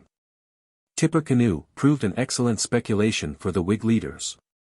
It was Tyler too, introduced to meet the exigencies of electioneering, and rhyme, that altogether disconcerted all their plans. Tyler was a Southerner and an extreme particularist. He had been a nullifier, and his quarrel with Jackson's democracy had simply been a quarrel with his unionism. His opinions on all subjects, political, administrative, and fiscal, were as remote from those of a man like Clay as any opinions could be. This was perfectly well known to those who chose him for vice president. But while the president lives and exercises his functions, the vice president is in America a merely ornamental figure. He has nothing to say in regard to policy. He is not even a member of the administration. He presides over the Senate, and that is all.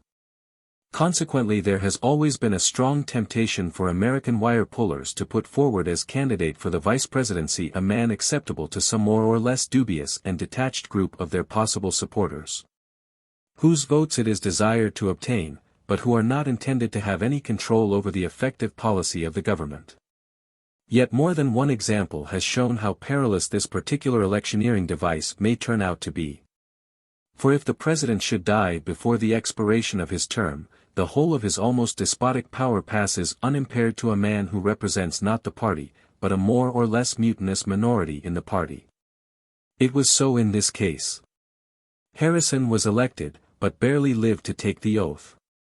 Tyler became president. For a short time things went comparatively smoothly.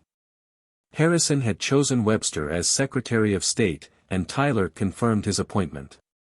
But almost at once it became apparent that the president and his secretary differed on almost every important question of the day, and that the Whig party as a whole was with the secretary. The president's views were much nearer to those of the Democratic opposition, but that opposition, smarting under its defeat, was not disposed to help either combatant out of the difficulties and humiliations which had so unexpectedly fallen on both in the hour of triumph. Yet, if Webster were dismissed or driven to resign, someone of note must be found to take his place. Personal followers the president had none. But in his isolation he turned to the one great figure in American politics that stood almost equally alone. It was announced that the office vacated by Webster had been offered to and accepted by John Caldwell Calhoun. Calhoun's acceptance of the post is sometimes treated as an indication of the revival of his ambitions for a national career. It is suggested that he again saw a path open to him to the presidency which he had certainly once coveted. But though his name was mentioned in 1844 as a possible Democratic candidate, it was mentioned only to be found wholly unacceptable. And indeed Calhoun's general conduct when secretary was not such as to increase his chances of an office for which no one could hope who had not a large amount of Northern as well as Southern backing. It seems more likely that Calhoun consented to be Secretary of State as a means to a definite end closely connected with what was now the master passion of his life, the defense of Southern interests. At any rate, the main practical fruit of his administration of affairs was the annexation of Texas. Texas had originally been an outlying and sparsely peopled part of the Spanish province of Mexico, but even before the overthrow of Spanish rule a thin stream of immigration had begun to run into it from the southwestern states of America. The English-speaking element became, if not the larger part of the scant population, at least the politically dominant one. Soon after the successful assertion of Mexican independence against Spain, Texas, mainly under the leadership of her American settlers, declared her independence of Mexico.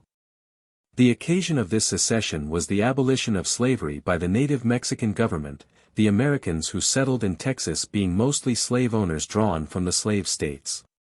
Some fighting took place, and ultimately the independence of Texas seems to have been recognized by one of the many governments which military and popular revolutions and counter-revolutions rapidly set up and pulled down in Mexico proper. The desire of the Texans, or at least of that governing part of them that had engineered the original secession, was to enter the American Union, but there was a prolonged hesitation at Washington about admitting them. So that Texas remained for a long time the Lone Star State, independent alike of Mexico and the United States.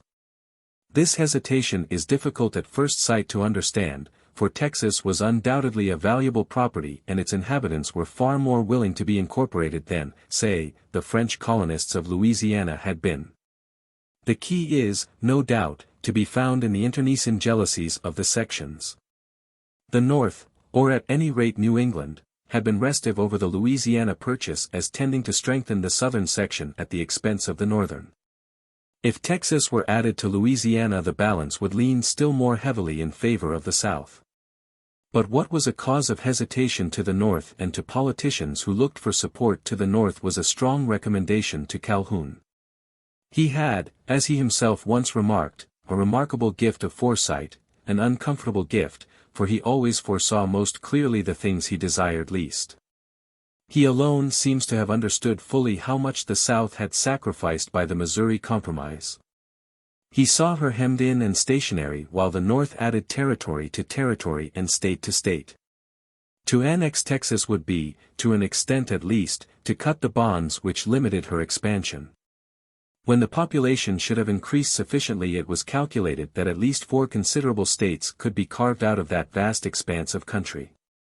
But, though Calhoun's motive was probably the political strengthening of the South, his Texan policy could find plenty of support in every part of the Union. Most Northerners, especially in the new states of the Northwest, cared more for the expansion of the United States than for the sectional jealousies. They were quite prepared to welcome Texas into the Union. But, unfortunately for Calhoun, they had a favorite project of expansion of their own for which they expected a corresponding support. The whole stretch of the Pacific slope which intervenes between Alaska and California, part of which is now represented by the states of Washington and Oregon and part by British Columbia, was then known generally as Oregon. Its ownership was claimed both by British and American governments upon grounds of prior exploration, into the merits of which it is hardly necessary to enter here. Both claims were in fact rather shadowy, but both claimants were quite convinced that theirs was the stronger. For many years the dispute had been hung up without being settled, the territory being policed jointly by the two powers. Now, however, there came from the northern expansionists a loud demand for an immediate settlement and one decidedly in their favor. All territories south of latitude 47 degrees 40 minutes must be acknowledged as American, or the dispute must be left to the arbitrament of arms. 47-40 or fight, was the almost unanimous cry of the democracy of the North and West. The Secretary of State set himself against the Northern Jingoes, and though his motives may have been sectional, his arguments were really unanswerable. He pointed out that to fight England for Oregon at that moment would be to fight her under every conceivable disadvantage. An English army from India could be landed in Oregon in a few weeks. An American army sent to meet it must either round Cape Horn and traverse the Atlantic and Pacific Oceans in the face of the most powerful navy in the world or march through what was still an unmapped wilderness without the possibility of communications or supports. If, on the other hand, the question were allowed to remain in suspense, time would probably redress the balance in favor of the United States. American expansion would in time touch the borders of Oregon, and then the dispute could be taken up and settled under much more favorable circumstances. It was a perfectly just argument, but it did not convince the 47-40 or fighters, who roundly accused the Secretary, and not altogether unjustly, of caring only for the expansion of his own section. Calhoun was largely instrumental in averting a war with England, but he did not otherwise conduct himself in such a manner as to conciliate opinion in that country. England, possibly with the object of strengthening her hand in bargaining for Oregon, had intervened tentatively in relation to Texas. Lord Aberdeen, then Peel's Foreign Secretary, took up that question from the anti-slavery standpoint, and expressed the hope that the prohibition of slavery by Mexico would not be reversed if Texas became part of the American Union. The intervention, perhaps, deserved a snub, for, after all, England had only recently emancipated the slaves in her own colonies, and a sharp reminder that by the Monroe Doctrine, to which she was herself a consenting party, no European power had a right to interfere in the domestic affairs of an American state. Calhoun did not snub Lord Aberdeen, he was too delighted with his lordship for giving him the opportunity for which he longed. But he did a thing eminently characteristic of him, which probably no other man on the American continent would have done.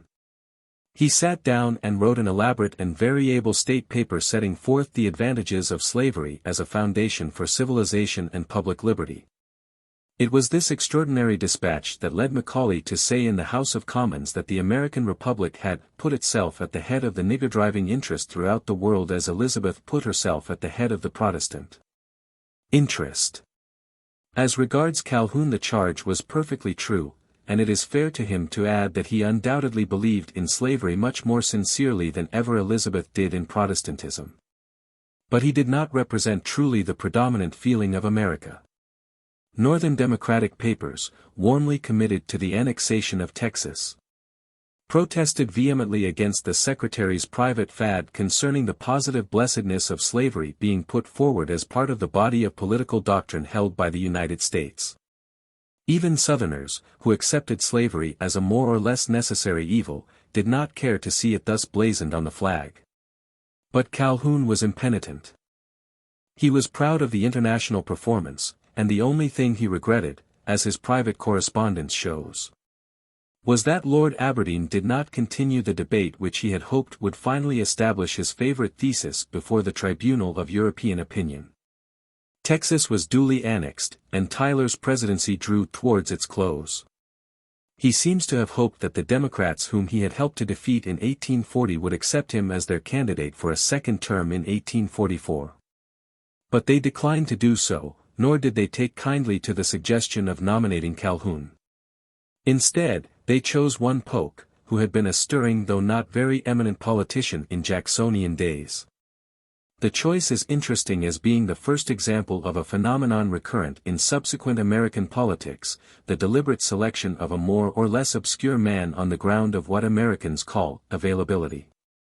It is the product of the convergence of two things: the fact of democracy as indicated by the election of a first magistrate by a method already frankly plebiscitary, and the effect of a party system, becoming, as all party systems must become if they endure, at once increasingly rigid and increasingly unreal. The aim of party managers, necessarily professionals, was to get their party nominee elected. But the conditions under which they worked were democratic. They could not, as such professionals can in an oligarchy like ours, simply order the electors to vote for any nincompoop who was either rich and ambitious enough to give them, the professionals, money in return for their services, or needy and unscrupulous enough to be their hired servant. They were dealing with a free people that would not have borne such treatment. They had to consider as a practical problem for what man the great mass of the party would most readily and effectively vote. And it was often discovered that while the nomination of an acknowledged leader led, through the inevitable presence, in a democracy, of conflicts and discontents within the party, to the loss of votes, the candidate most likely to unite the whole party was one against whom no one had any grudge and who simply stood for the platform, which was framed in a very democratic fashion by the people themselves voting in their primaries. When this system is condemned and its results held up to scorn, it should be remembered that among other effects it is certainly responsible for the selection of Abraham Lincoln. Polk was not a Lincoln, but he was emphatically an available candidate, and he won, defeating Clay, to whom the Whigs had once more reverted, by a formidable majority. He found himself confronted with two pressing questions of foreign policy. During the election the Democrats had played the Oregon card for all it was worth, and the new president found himself almost committed to the 47-40 or fight position. But the practical objections to a war with England on the Oregon dispute were soon found to be just as strong as Calhoun had represented them to be. Moreover, the opportunity presented itself for a war at once much more profitable and much less perilous than such a contest was likely to prove, and it was obvious that the two wars could not be successfully undertaken at once. The independence of Texas had been in some sort recognized by Mexico, but the frontier within which that independence formally existed was left quite undefined, and the Texan view of it differed materially from the Mexican. The United States, by annexing Texas, had shouldered this dispute and virtually made it their own. It is seldom that historical parallels are useful, they are never exact. But there are certain real points of likeness between the war waged by the United States against Mexico in the 40s and the war waged by Great Britain against the Boer republics between 1899 and 1902. In both cases it could be plausibly represented that the smaller and weaker power was the actual aggressor. But in both cases there can be little doubt that it was the stronger power which desired or at least complacently contemplated war. In both cases, too, the defenders of the war, when most sincere, tended to abandon their technical pleas and to take their stand upon the principle that the interests of humanity would best be served by the defeat of a backward people by a more progressive one. It is not here necessary to discuss the merits of such a plea. But it may be interesting to note the still closer parallel presented by the threefold division of the opposition in both cases. The Whig Party was divided in 1847, almost exactly as was the Liberal Party in 1899. There was, especially in New England, an ardent and sincere minority which was violently opposed to the war and openly denounced it as an unjustifiable aggression. Its attitude has been made fairly familiar to English readers by the first series of Lowell's Bigelow papers. This minority corresponded roughly to those who in England were called pro-Boers. There was another section which warmly supported the war. It sought to outdo the Democrats in their patriotic enthusiasm, and to reap as much of the electoral harvest of the prevalent jingoism as might be. Meanwhile, the body of the party took up an intermediate position, criticized the diplomacy of the president, maintained that with better management the war might have been avoided, but refused to oppose the war outright when once it had begun, and concurred in voting supplies for its prosecution. The advocates of the war had, however, to face at its outset one powerful and unexpected defection, that of Calhoun. No man had been more eager than he for the annexation of Texas, but, Texas once annexed, he showed a marked desire to settle all outstanding questions with Mexico quickly and by a compromise on easy terms. He did all he could to avert war. When war actually came, he urged that even the military operations of the United States should be strictly defensive, that they should confine themselves to occupying the disputed territory and repelling attacks upon it. but should under no circumstances attempt a counter-invasion of Mexico. There can be little doubt that Calhoun's motive in proposing this curious method of conducting a war was, as usual, zeal for the interests of his section. And that he acted as he did because he foresaw the results of an extended war more correctly than did most Southerners. He had coveted Texas because Texas would strengthen the position of the South. Slavery already existed there, and no one doubted that if Texas came into the Union at all it must be as a slave state. But it would be otherwise if great conquests were made at the expense of Mexico. Calhoun saw clearly that there would be a strong movement to exclude slavery from such conquests, and, having regard to the numerical superiority of the North, he doubted the ability of his own section to obtain in the scramble that must follow the major part of the spoil. Calhoun, however, was as unable to restrain by his warnings the warlike enthusiasm of the South as were the little group of peace Whigs in New England to prevent the North from being swept by a similar passion. Even Massachusetts gave a decisive vote for war. The brief campaign was conducted with considerable ability, mainly by Generals Taylor and Scott. Such army as Mexico possessed was crushingly defeated at Monterey. An invasion followed, and the fall of Mexico City completed the triumph of American arms. By the peace dictated in the captured capital Mexico had, of course, to concede the original point of dispute in regard to the Texan frontier. But greater sacrifices were demanded of her, though not without a measure of compensation. She was compelled to sell at a fixed price to her conqueror all the territory to which she laid claim on the Pacific slope north of San Diego. Thus Arizona, New Mexico, and, most important of all, California passed into American hands. But before this conclusion had been reached a significant incident justified the foresight of Calhoun. Towards the close of the campaign, a proposal made in Congress to grant to the executive a large supply to be expended during the recess at the President's discretion in purchasing Mexican territory was met by an amendment moved by a Northern Democrat named Wilmot, himself an ardent supporter of the war, providing that from all territory that might be so acquired from Mexico slavery should be forever excluded. The proviso was carried in the House of Representatives by a majority almost exactly representative of the comparative strength of the two sections. How serious the issue thus raised was felt to be is shown by the fact that the executive preferred dispensing with the money voted to allowing it to be pushed further. In the Senate both supply and condition were lost. But the Wilmot proviso had given the signal for a sectional struggle of which no man could foresee the end. Matters were further complicated by a startlingly unexpected discovery. On the very day on which peace was proclaimed, one of the American settlers who had already begun to make their way into California, in digging for water on his patch of reclaimed land, turned up instead a nugget of gold. It was soon known to the ends of the earth that the Republic had all unknowingly annexed one of the richest goldfields yet discovered. There followed all the familiar phenomena which Australia had already witnessed, which South Africa was later to witness, and which Klondike has witnessed in our time.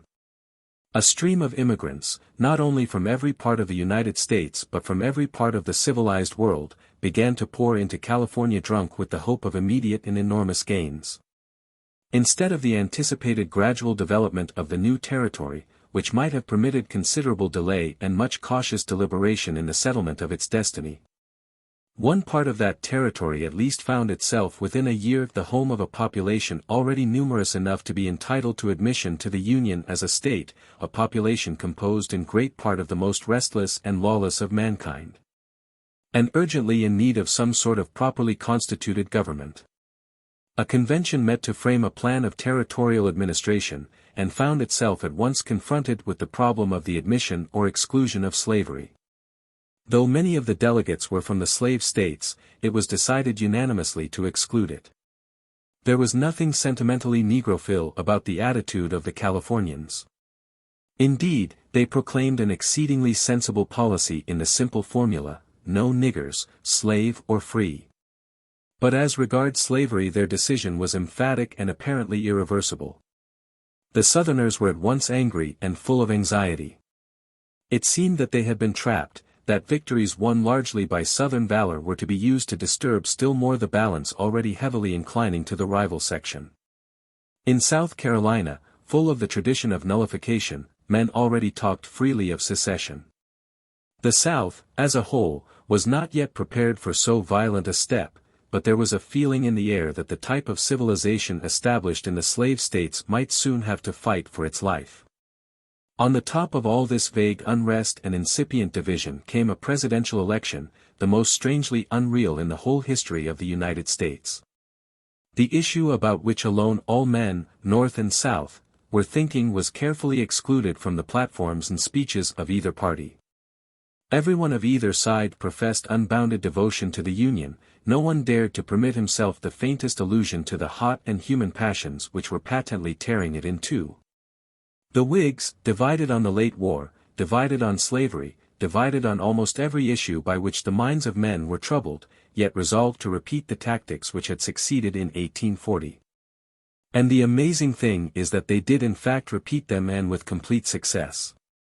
They persuaded Zachary Taylor, the victor of Monterey, to come forward as their candidate. Taylor had shown himself an excellent commander, but what his political opinions might be no one knew, for it transpired that he had never in his life even recorded a vote. The Whigs, however, managed to extract from him the statement that if he had voted at the election of 1844, as, in fact, he had not, it would have been for Clay rather than for Polk. And this admission they proceeded, rather comically, to trumpet to the world as a sufficient guarantee from a consistent and truth-speaking man of the candidate's lifelong devotion to Whig principles. Nothing further than the above remark and the frank acknowledgment that he was a slave owner could be extracted from Taylor in the way of program or profession of faith. But the convention adopted him with acclamation. Naturally, such a selection did not please the little group of anti-war Whigs, a group which was practically identical with the extreme anti-slavery wing of the party, and Lowell, in what is perhaps the most stinging of all his satires, turned Taylor's platform or absence of platform to ridicule in lines known to thousands of Englishmen who know nothing of their occasion. Easy fare my principles, I glory. In heaven nothin' of the sort. I ain't a Whig, I ain't a Tory. I'm jest a candidate in short. Monterey, however, proved an even more successful election cry than Tippecanoe. The Democrats tried to play the same game by putting forward General Cass, who had also fought with some distinction in the Mexican War and had the advantage, if it were an advantage, of having really proved himself a stirring Democratic partisan as well. But Taylor was the popular favorite, and the Whigs by the aid of his name carried the election. He turned out no bad choice. For the brief period during which he held the presidential office he showed considerable firmness and a sound sense of justice, and seems to have been sincerely determined to hold himself strictly impartial as between the two sections into which the Union was becoming every day more sharply divided. Those who expected, on the strength of his blunt avowal of slave owning, that he would show himself eager to protect and extend slavery were quite at fault. He declared with the common sense of a soldier that California must come into the Union, as she wished to come in, as a free state, and that it would be absurd as well as monstrous to try and compel her citizens to be slave owners against their will. But he does not appear to have had any comprehensive plan of pacification to offer for the quieting of the distracted Union, and, before he could fully develop his policy, whatever it may have been, he died and bequeathed his power to Millard Fillmore, the vice president, a typical, good party man without originality or initiative. The sectional debate had by this time become far more heated and dangerous than had been the debates which the Missouri Compromise had settled 30 years before. The author of the Missouri Compromise still lived, and, as the peril of the Union became desperate, it came to be said more and more, even by political opponents, that he and he alone could save the Republic. Henry Clay, since his defeat in 1844, had practically retired from the active practice of politics. He was an old man. His fine physique had begun to give way, as is often the case with such men, under the strain of a long life that had been at once laborious and self-indulgent. But he heard in his half-retirement the voice of the nation calling for him, and he answered. His patriotism had always been great, great also his vanity. It must have been strangely inspiring to him, at the end of a career which, for all its successes, was on the whole a failure, for the great stake for which he played was always snatched from him, to live over again the great triumph of his youth. And once more to bequeath peace, as by his last testament, to a distracted nation. God allowed him that not ignoble illusion, and mercifully sent him to his rest before he could know that he had failed. The death of Taylor helped Clay's plans, for the soldier-president had discovered a strong vein of obstinacy. He had his own views on the question, and was by no means disposed to allow any parliamentary leader to override them.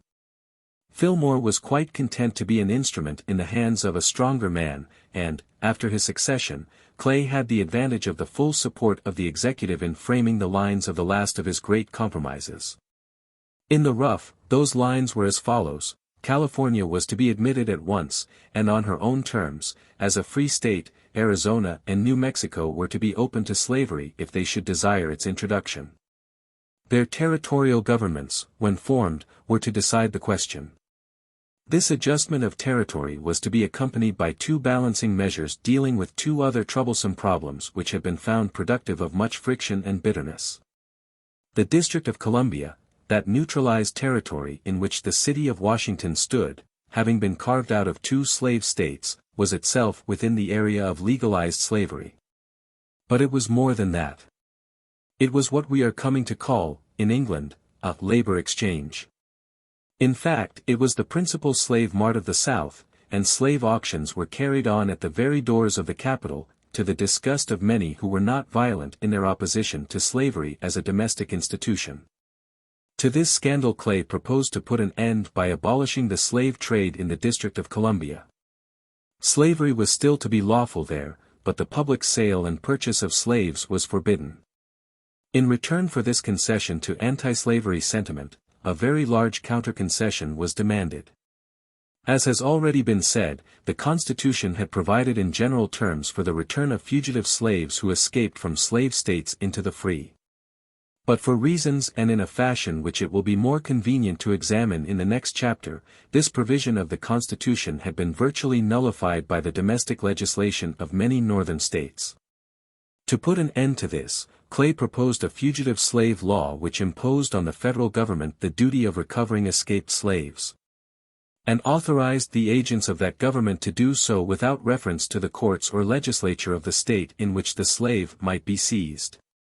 The character of the settlement showed that its author's hand had in no way forgotten its cunning in such matters.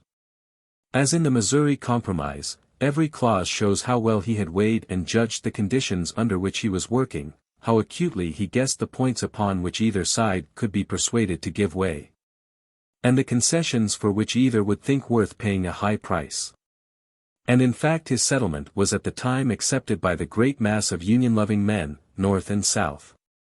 Some northern states, and especially Massachusetts, showed a disposition to break away under what seemed to them the unbearable strain of the fugitive slave law. But in dealing with Massachusetts Clay found a powerful ally in Webster. That orator was her own son, and a son of whom she was immensely proud. He had, moreover, throughout his public life, avowed himself a convinced opponent of slavery. When, therefore, he lent the weight of his support to Clay's scheme he carried with him masses of northern men whom no one else could have persuaded. He proclaimed his adhesion of the compromise in his famous speech of the 10th of May, one of the greatest that he ever delivered. It was inevitable that his attitude should be assailed, and the clamor raised against him by the extreme anti-slavery men at the time has found an echo in many subsequent histories of the period. He is accused of having sold his principles in order that he might make an unscrupulous bid for the presidency. That he desired to be president is true, but it is not clear that the 10th of May speech improved his chances of it. Indeed, the reverse seems to have been the case.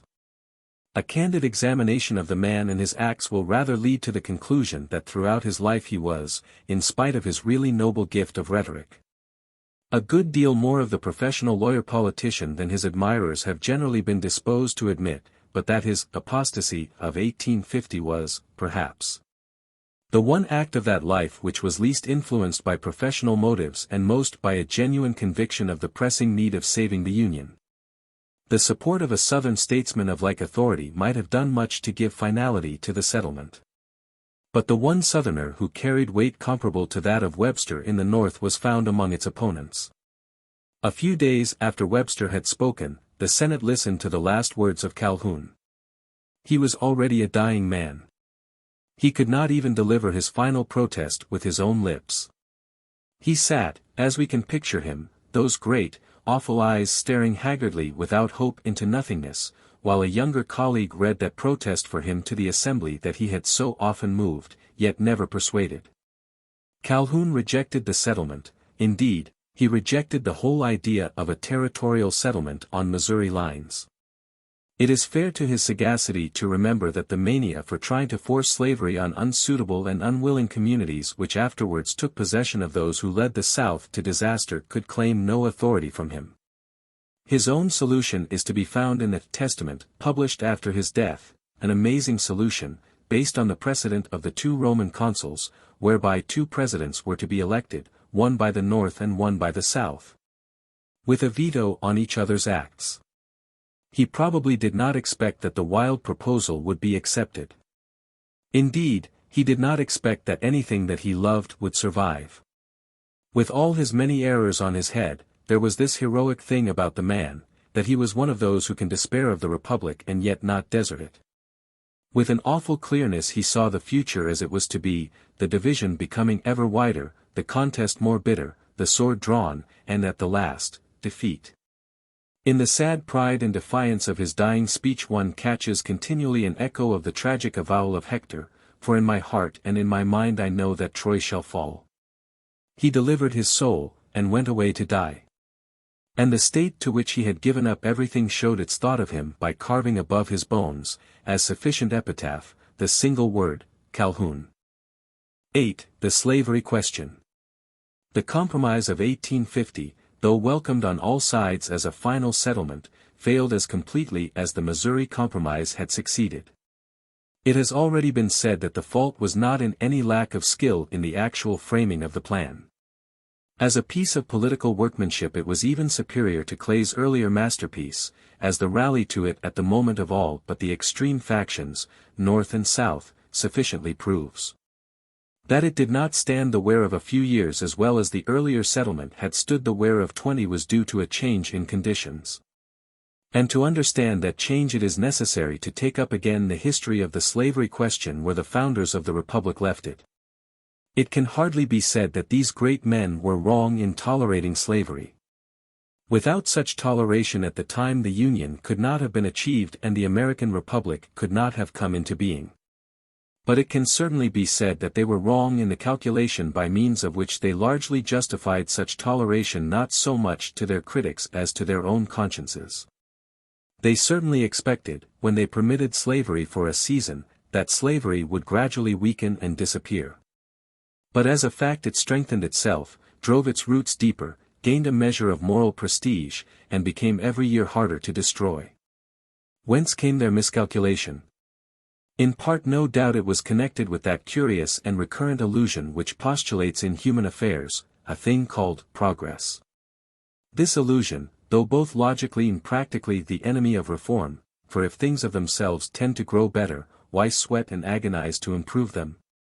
Is none the less characteristic, generally speaking, of reforming epochs, and it was not without its hold over the minds of the American fathers.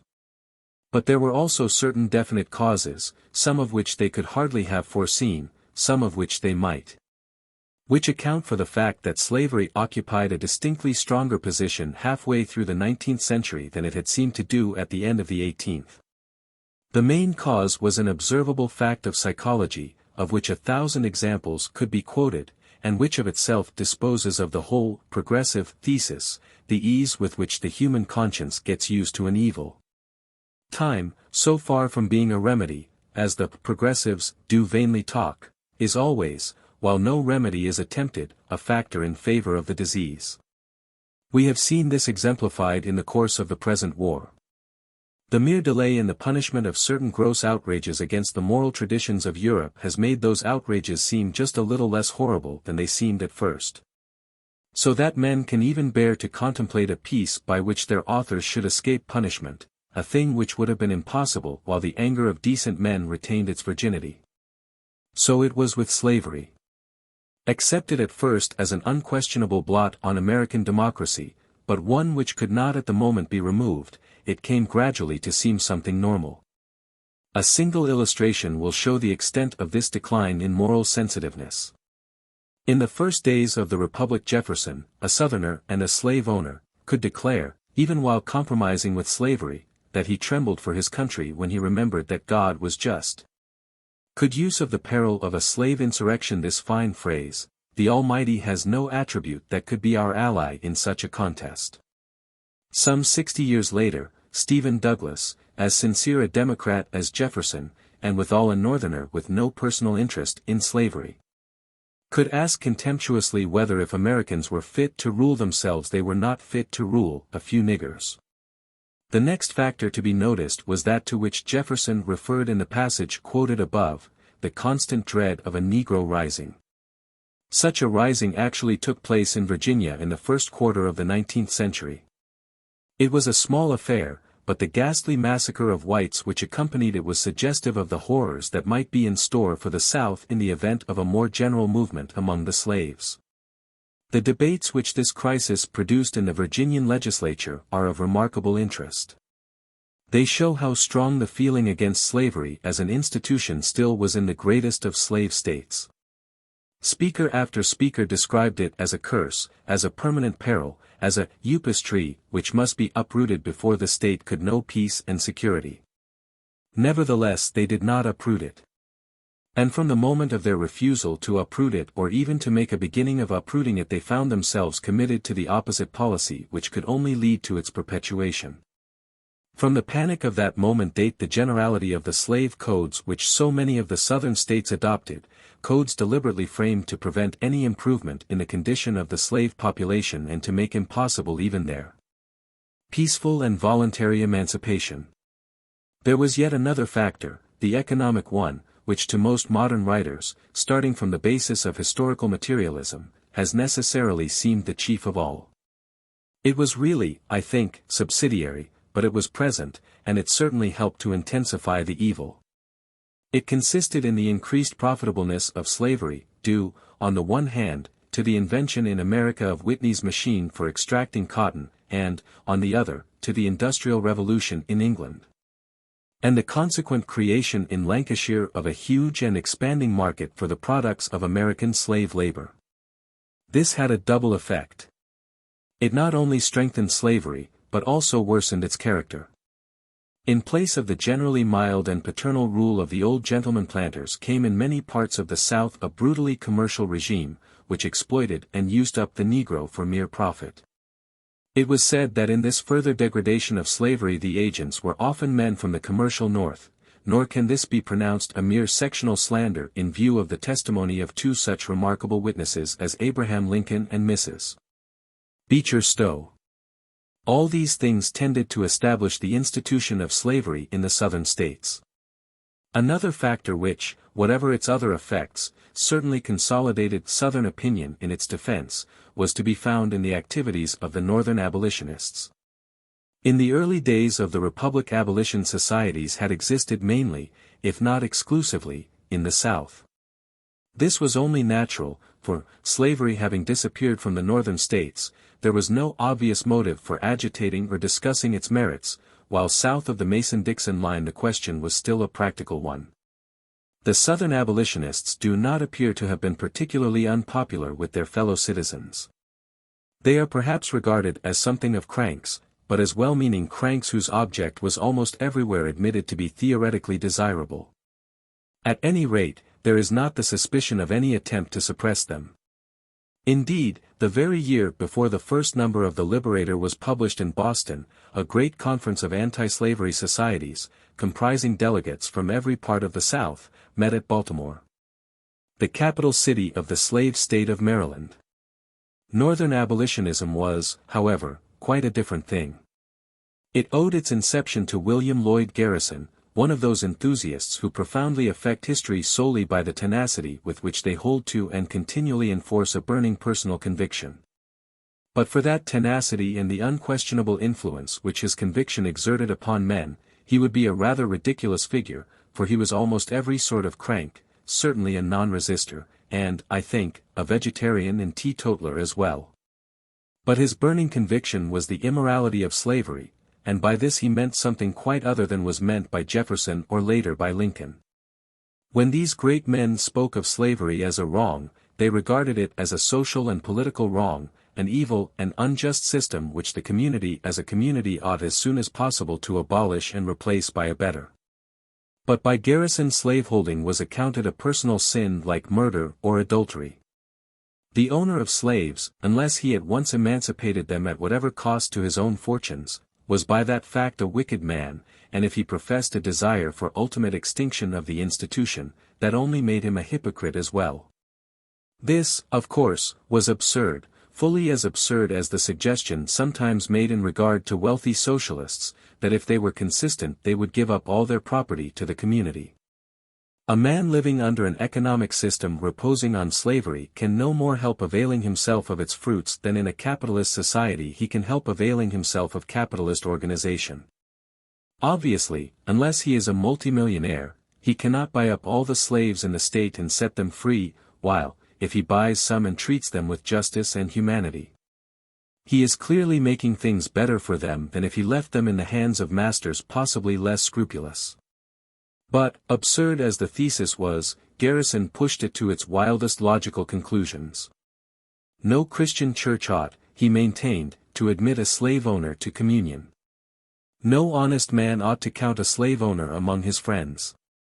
No political connection with slave owners was tolerable. The union, since it involved such a connection, was a covenant with death and an agreement with hell. Garrison publicly burnt the Constitution of the United States in the streets of Boston. Abolitionist propaganda of this kind was naturally possible only in the North. Apart from all questions of self-interest, no Southerner, no reasonable person who knew anything about the South, though the knowledge might be as superficial and the indignation against slavery as intense as was Mrs. Beecher Stowe's, could possibly believe the proposition that all Southern slave owners were cruel and unjust men. But that was not all. Garrison's movement killed Southern abolitionism. It may, perhaps, be owned that the Southern movement was not bearing much visible fruit. There was just a grain of truth, it may be, in Garrison's bitter and exaggerated taunt that the Southerners were ready enough to be abolitionists if they were allowed to assign the guilt of slavery to a past generation, and the duty of emancipation to a future generation. Nevertheless, that movement was on the right lines. It was on Southern ground that the battle for the peaceful extinction of slavery ought to have been fought. The intervention of the North would probably in any case have been resented. Accompanied by a solemn accusation of specific personal immorality, it was maddeningly provocative, for it could not but recall to the South the history of the issue as it stood between the sections. For the North had been the original slave traders. The African slave trade had been their particular industry. Boston itself, when the new ethical denunciation came, had risen to prosperity on the profits of that abominable traffic. Further, even in the act of clearing its own borders of slavery, the North had dumped its Negroes on the South. What, asked the Southerners, could exceed the effrontery of men who reproach us with grave personal sin in owning property which they themselves have sold us and the price of which is at this moment in their pockets? On a South thus angered and smarting under what is felt to be undeserved reproach, yet withal somewhat uneasy in its conscience, for its public opinion in the main still thought slavery wrong, fell the powerful voice of a great Southerner proclaiming it a positive good. Calhoun's defense of the institution on its merits probably did much to encourage the South to adopt a more defiant tone in place of the old apologies for delay in dealing with a difficult problem, apologies which sounded overtame and almost humiliating in face of the bold invectives now hurled at the slave owners by Northern writers and speakers. I cannot, indeed, find that Calhoun's specific arguments, forcible as they were, and they are certainly the most cogent that can be used in defense of such a thesis, were particularly popular, or, in fact, were ever used by any but himself. Perhaps there was a well-founded feeling that they proved too much.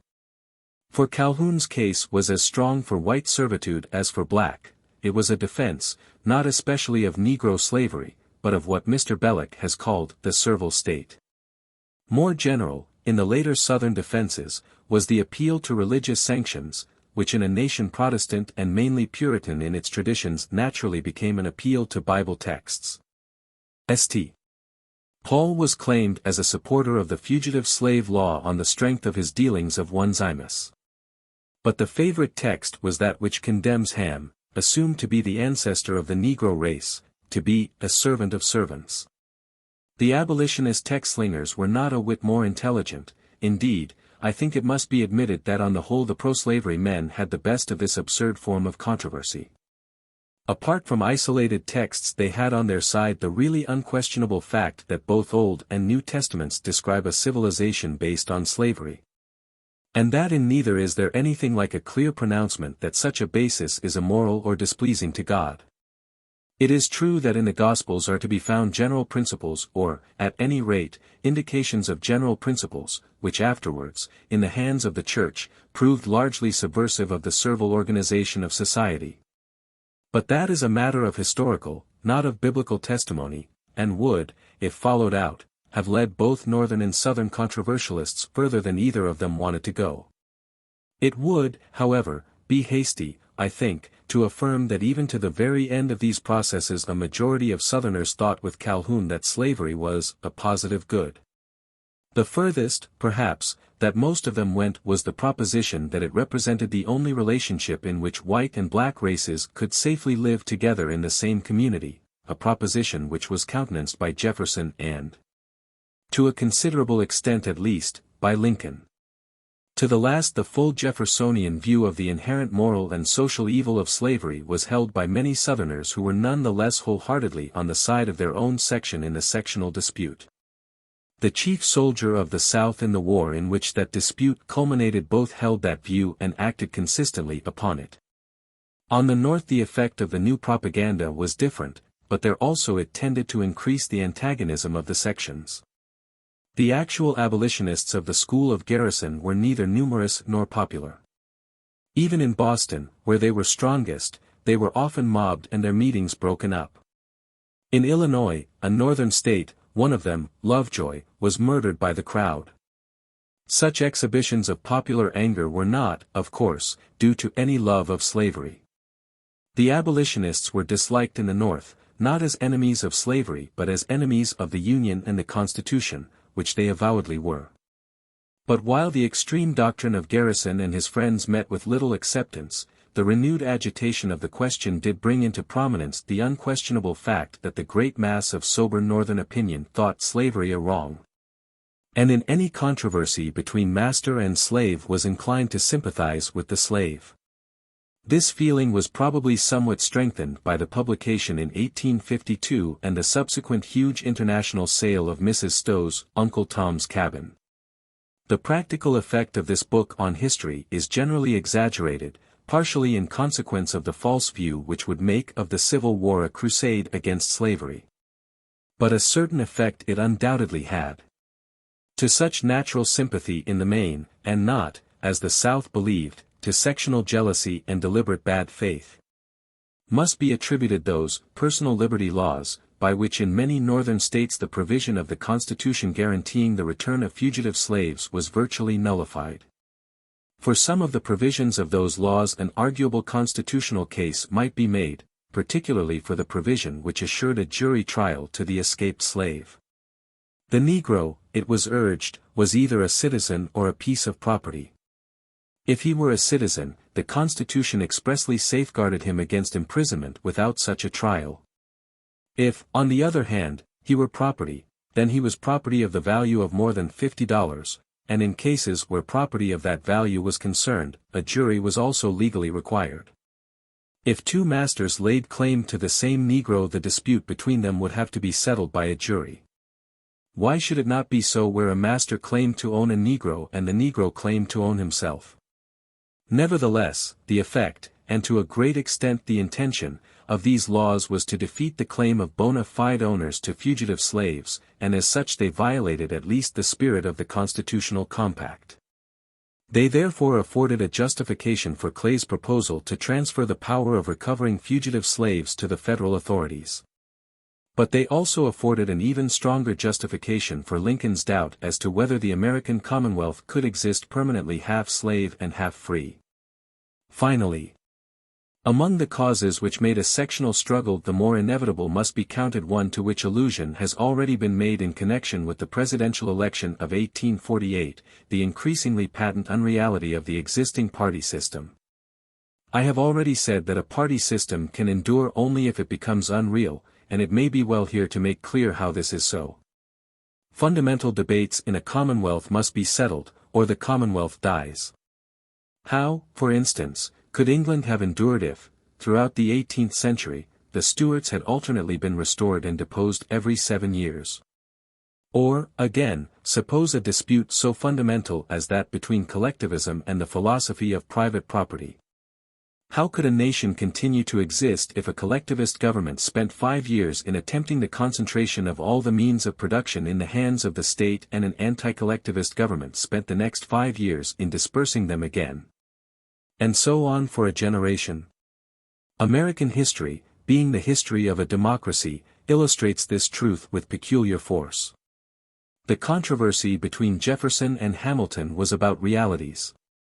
The Jeffersonians won, and the Federalist Party disappeared. The controversy between Jackson and the Whigs was originally also real. Jackson won, and the Whigs would have shared the fate of the Federalists if they stood by their original principles and refused to accept the consequences of the Jacksonian Revolution. As a fact, however, they did accept these consequences, and so the party system endured, but at the expense of its reality. There was no longer any fundamental difference of principle dividing Whigs from Democrats. They were divided arbitrarily on passing questions of policy, picked up at random and changing from year to year. Meanwhile, a new reality was dividing the nation from top to bottom, but was dividing it in a dangerously sectional fashion. And for that reason patriotism as well as the requirements of professional politics induced men to veil it as much as might be. Yet its presence made the professional play-acting more and more unmeaning and intolerable. It was this state of things which made possible the curious interlude of the know-nothing movement, which cannot be ignored, though it is a kind of digression from the main line of historical development. The United States had originally been formed by the union of certain seceding British colonies, but already, as a sort of neutral ground in the New World. Their territory had become increasingly the meeting place of streams of emigration from various European countries. As was natural, a certain amount of mutual jealousy and antagonism was making itself apparent as between the old colonial population and the newer elements. The years following 1847 showed an intensification of the problem due to a particular cause. That year saw the Black Famine in Ireland and its aggravation by the insane pedantry and folly of the British government. Innumerable Irish families, driven from the land of their birth, found a refuge within the borders of the Republic. They brought with them their native genius for politics, which for the first time found free outlet in a democracy. They were accustomed to act together and they were soon a formidable force. This force was regarded by many as a menace. And the sense of menace was greatly increased by the fact that these immigrants professed a religious faith which the Puritan tradition of the states in which they generally settled held in peculiar abhorrence. The Know-Nothings were a secret society and owed that name to the fact that members, when questioned, professed to know nothing of the ultimate objects of the organization to which they belonged. They proclaimed a general hostility to indiscriminate immigration, for which a fair enough case might be made, but they concentrated their hostility specially on the Irish Catholic element. I have never happened upon any explanation of the secrecy with which they deliberately surrounded their aims. It seems to me, however, that a possible explanation lies on the surface. If all they had wanted had been to restrict or regulate immigration, it was an object which could be avowed as openly as the advocacy of a tariff or of the restriction of slavery in a territory.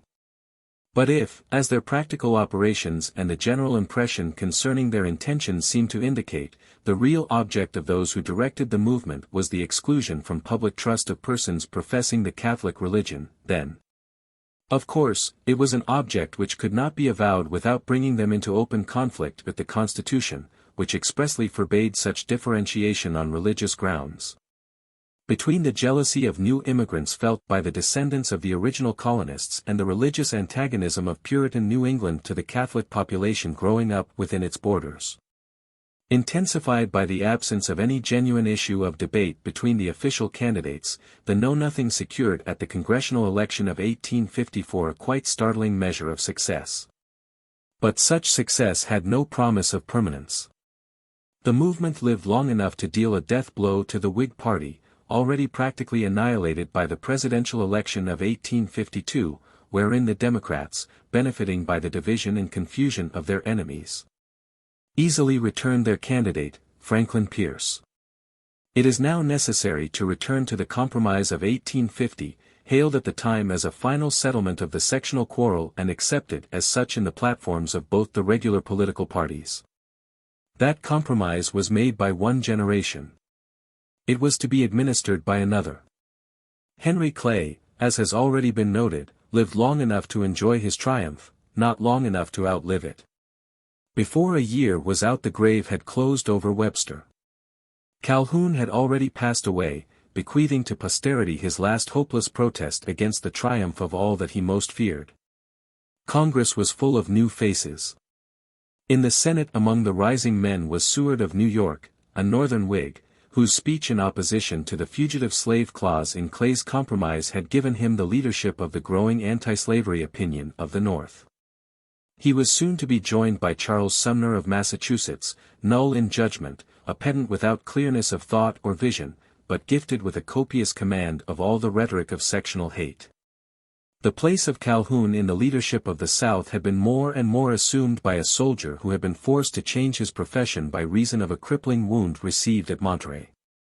Thenceforward he had achieved an increasing repute in politics, an excellent orator, with the sensitive face rather of a poet than of a man of affairs, vivid, sincere and careful of honor. Though often uncertain in temper and judgment, Jefferson Davis of Mississippi. But for the moment none of these so dominated politics as did the Westerner whom Illinois had recently sent to the Senate, Stephen Douglas, surnamed the Little Giant. The physical impression which men seem to have received most forcibly concerning Douglas, and which was perhaps responsible for his nickname, was the contrast between his diminutive stature and the enormous power of his voice, trained no doubt in addressing the monster meetings of the West, where tens of thousands crowded everywhere to hear him speak. Along with this went the sense of an overwhelming vitality about the man. He seemed tingling with excess of life. His strong, square, handsome face bore a striking resemblance to that of Napoleon Bonaparte, and there was really something Napoleonic in his boldness, his instinctive sense of leadership, and his power of dominating weaker men. Withal he was a Westerner, perhaps the most typical and complete Westerner in American history, for half of Clay was of Washington, and Jackson and Lincoln were too great to be purely sectional. He had a Westerner's democratic feeling and a Westerner's enthusiasm for the national idea. But, especially, he had a peculiarly Western vision which is the key to a strangely misunderstood but at bottom very consistent political career. This man, more than any other, fills American history during the decade that intervened between the death of Clay and the election of Lincoln. That decade is also full of the ever-increasing prominence of the slavery question. It is natural, therefore, to read Douglas's career in terms of that question, and historians, doing so, have been bewildered by its apparent inconsistency. Unable to trace any connecting principle in his changes of front, they have put them down to interested motives, and then equally unable to show that he himself had anything to gain from them, have been forced to attribute them to mere caprice. The fact is that Douglas cannot be understood along those lines at all. To understand him one must remember that he was indifferent on the slavery question, did not care, as he said, whether slavery was voted up or voted down, but cared immensely for something else. That something else was the westward expansion of the American nation till it should bridge the gulf between the two oceans. The thought of all those millions of acres of virgin land, the property of the American Commonwealth, crying out for the sower and the reaper, rode his imagination as the wrongs of the Negro slave rode the imagination of Garrison. There is a reality about the comparison which few will recognize, for this demagogue, whom men devoted to the slavery issue thought cynical, had about him also something of the fanatic. He could forget all else in his one enthusiasm. It is the key to his career from the day when he entered Congress clamoring for Oregon or war with England to the day when he died appealing for soldiers to save the Union in the name of its common inheritance. And it is surely not surprising that, for the fulfillment of his vision, he was willing to conciliate the slave owners, when one remembers that in earlier days he had been willing to conciliate the Mormons. Douglas stands out in history, as we now see it, as the man who by the Kansas and Nebraska bill upset the tottering compromise of 1850. Why did he so upset it? Not certainly because he wished to reopen the slavery question. Nothing is less likely, for it was a question in which he avowedly felt no interest and the raising of which was bound to unsettle his plans. Not from personal ambition. For those who accuse him of having acted as he did for private advantage have to admit that in fact he lost by it. Why then did he so act? I think we shall get to the root of the matter if we assume that his motive in introducing his celebrated bill was just the avowed motive of that bill and no other. It was to set up territorial governments in Kansas and Nebraska. Douglas's mind was full of schemes for facilitating the march of American civilization westward, for piercing the prairies with roads and railways, for opening up communications with Oregon and the Pacific slope. Kansas and Nebraska were then the outposts of such expansion. Naturally he was eager to develop them, to encourage squatters to settle within their borders, and for that purpose to give them an assured position and a form of stable government. If he could have effected this without touching the slavery question, I think that he would gladly have done so. And, as a matter of fact, the Nebraska bill as originally drafted by him was innocent of the clause which afterwards caused so much controversy. That clause was forced on him by circumstances. The greater part of the territory which Douglas proposed to develop lay within the limits of the Louisiana Purchase and north of latitude 36 degrees 30 minutes. It was therefore free soil by virtue of the Missouri Compromise. But the Southerners now disputed the validity of that congressional enactment, and affirmed their right under the Constitution as they interpreted it to take and hold their property in any territories belonging to the United States. Douglas had some reason to fear Southern opposition to his plans on other grounds, for the South would naturally have preferred that the main road to the Pacific slope should run from Tennessee through Arizona and New Mexico to California.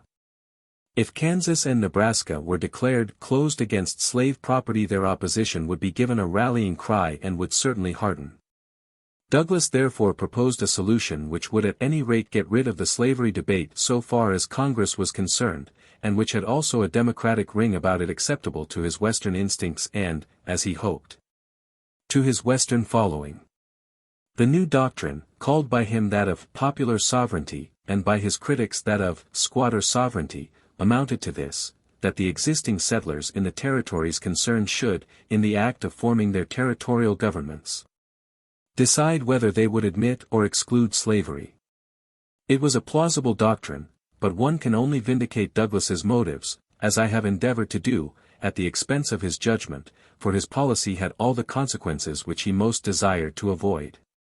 It produced two effects which between them brought the sectional quarrel to the point of heat at which civil war became possible and perhaps inevitable.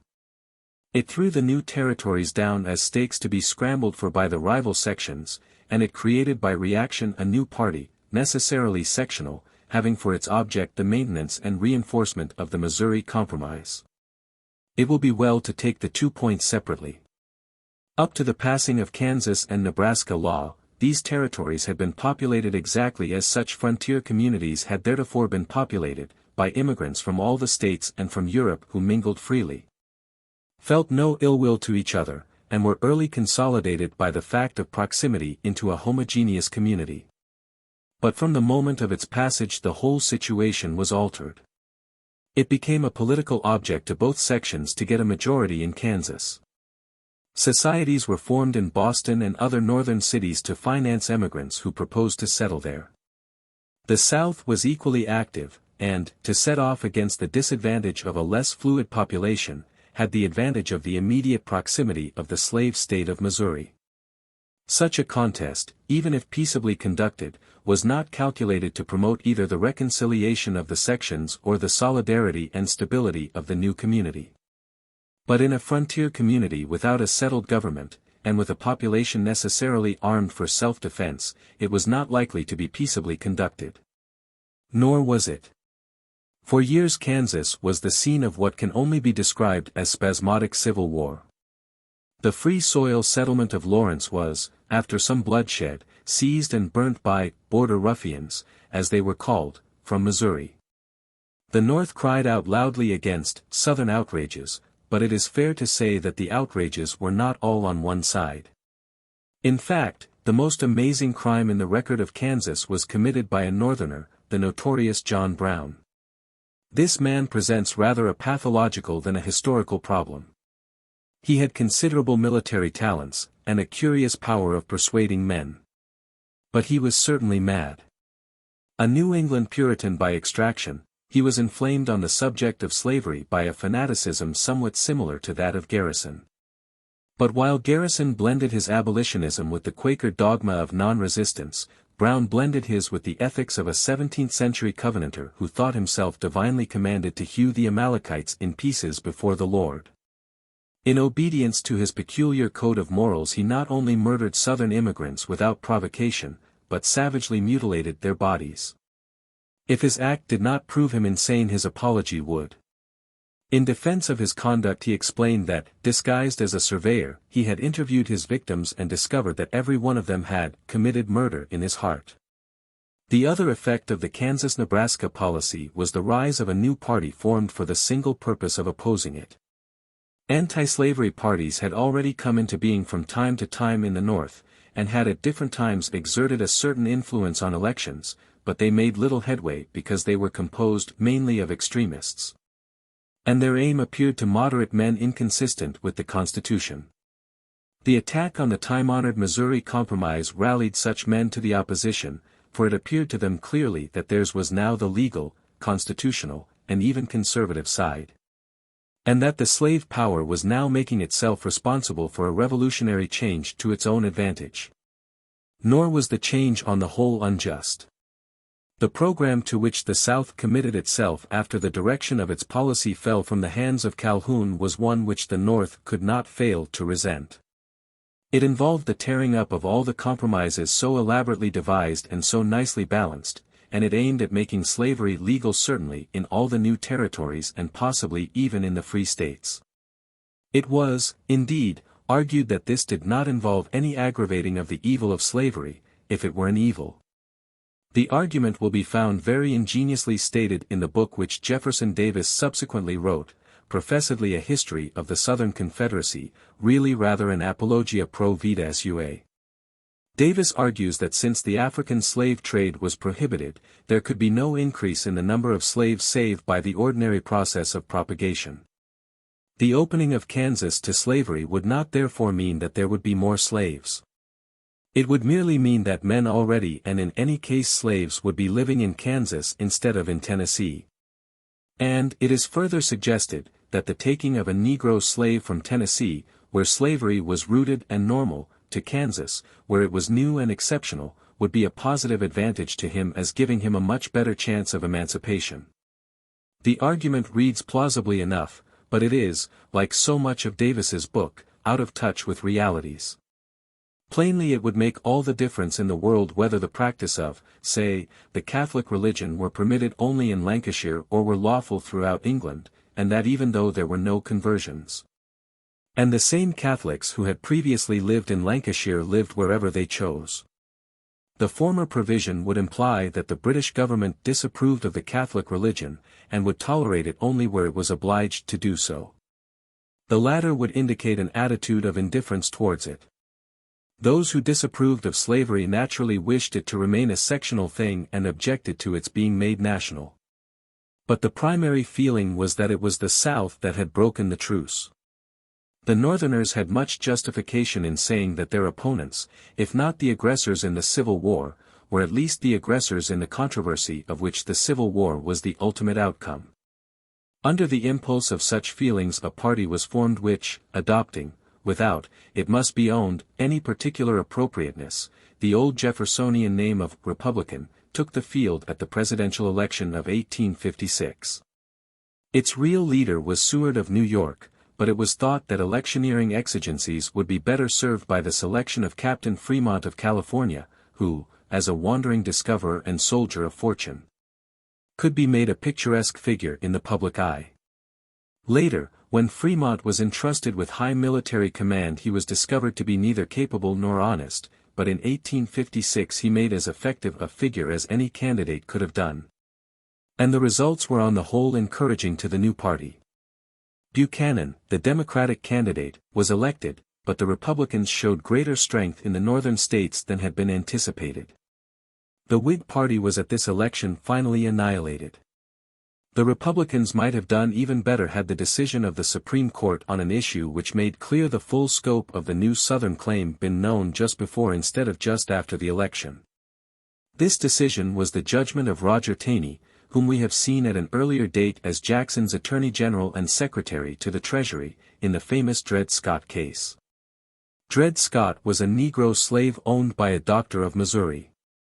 His master had taken him for a time into the Free Territory of Minnesota, afterwards bringing him back to his original state. Dred Scott was presumably not in a position to resent either operation, nor is it likely that he desired to do so. Later, however, he was induced to bring an action in the federal courts against his master on the ground that by being taken into free territory he had ipso facto ceased to be a slave. Whether he was put up to this by the anti-slavery party, or whether, for his voluntary manumission after the case was settled seems to suggest that possibility, the whole case was planned by the Southerners to get a decision of the territorial question in their favor. Might be an interesting subject for inquiry. I can express no opinion upon it.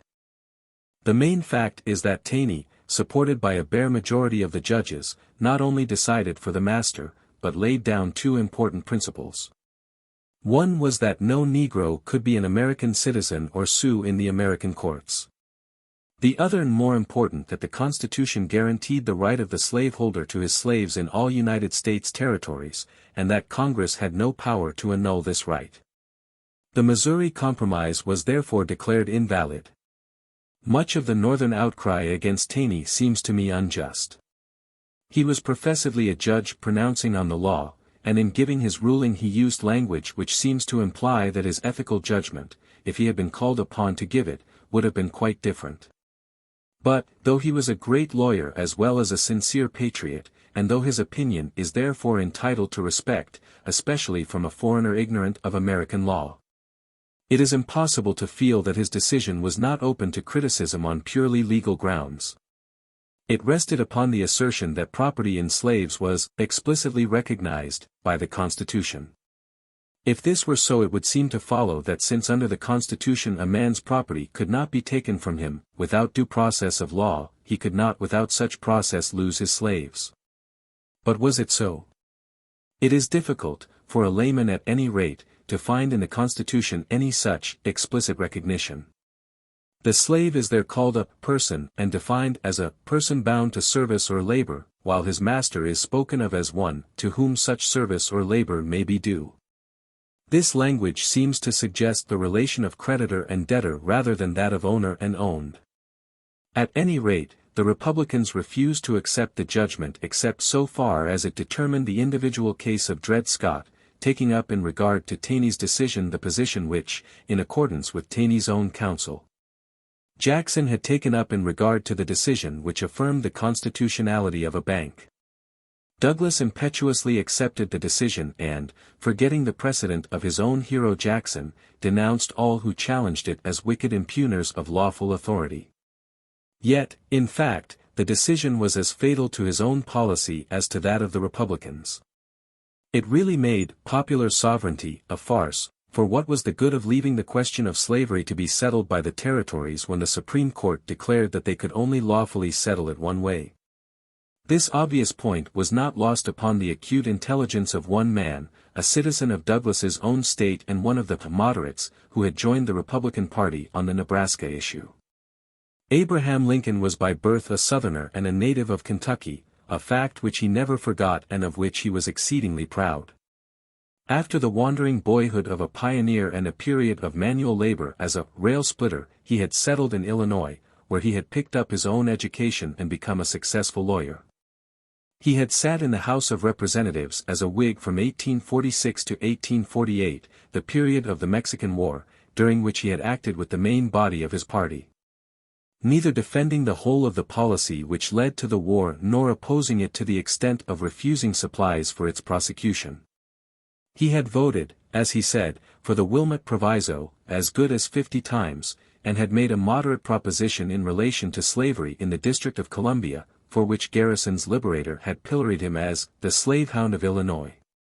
He had not offered himself for re-election in 1848. Though an opponent of slavery on principle, he had accepted the Compromise of 1850, including its fugitive slave clauses, as a satisfactory all-round settlement, and was, by his own account, losing interest in politics when the action of Douglas and its consequences called into activity a genius which few, if any, had suspected. A man like Lincoln cannot be adequately described in the short space available in such a book as this. His externals are well appreciated, his tall figure, his powerful ugliness, his awkward strength, his racy humor, his fits of temperamental melancholy, well appreciated also his firmness, wisdom and patriotism. But if we wish to grasp the peculiar quality which makes him almost unique among great men of action, we shall perhaps find the key in the fact that his favorite private recreation was working out for himself the propositions of Euclid. He had a mind not only peculiarly just but singularly logical, one might really say singularly mathematical. His reasoning is always so good as to make his speeches in contrast to the finest rhetorical oratory a constant delight to those who have something of the same type of mind. In this he had a certain affinity with Jefferson. But while in Jefferson's case the tendency has been to class him, in spite of his great practical achievements, as a mere theorizer, in Lincoln it has been rather to acclaim him as a strong, rough, practical man, and to ignore the lucidity of thought which was the most marked quality of his mind. He was eminently practical, and he was not less but more practical for realizing the supreme practical importance of first principles. According to his first principles slavery was wrong. It was wrong because it was inconsistent with the doctrines enunciated in the Declaration of Independence in which he firmly believed. Really good thinking like Lincoln's is necessarily outside time, and therefore he was not at all affected by the mere use and wont which had tended to reconcile so many to slavery. Yet he was far from being a fanatical abolitionist. Because slavery was wrong it did not follow that it should be immediately uprooted. But it did follow that whatever treatment it received should be based on the assumption of its wrongness. An excellent illustration of his attitude of mind will be found in the exact point at which he drew the line. For the merely sentimental opponent of slavery, the fugitive slave law made a much more moving appeal to the imagination than the extension of slavery in the territories. Yet Lincoln accepted the fugitive slave law. He supported it because, as he put it, it was so nominated in the bond. It was part of the terms which the fathers of the Republic, disapproving of slavery, had yet made with slavery. He also, disapproving of slavery, could honor those terms. But it was otherwise in regard to the territorial controversy. Douglas openly treated slavery not as an evil difficult to cure, but as a thing merely indifferent. Southern statesmen were beginning to echo Calhoun's definition of it as a positive good. On the top of this came Taney's decision making the right to own slaves a fundamental part of the birthright of an American citizen. This was much more important than the most drastic fugitive slave law, for it indicated a change in first principles. This is the true meaning of his famous use of the text, "A house divided against itself cannot stand," and his deduction that the Union could not permanently exist half slave and half free.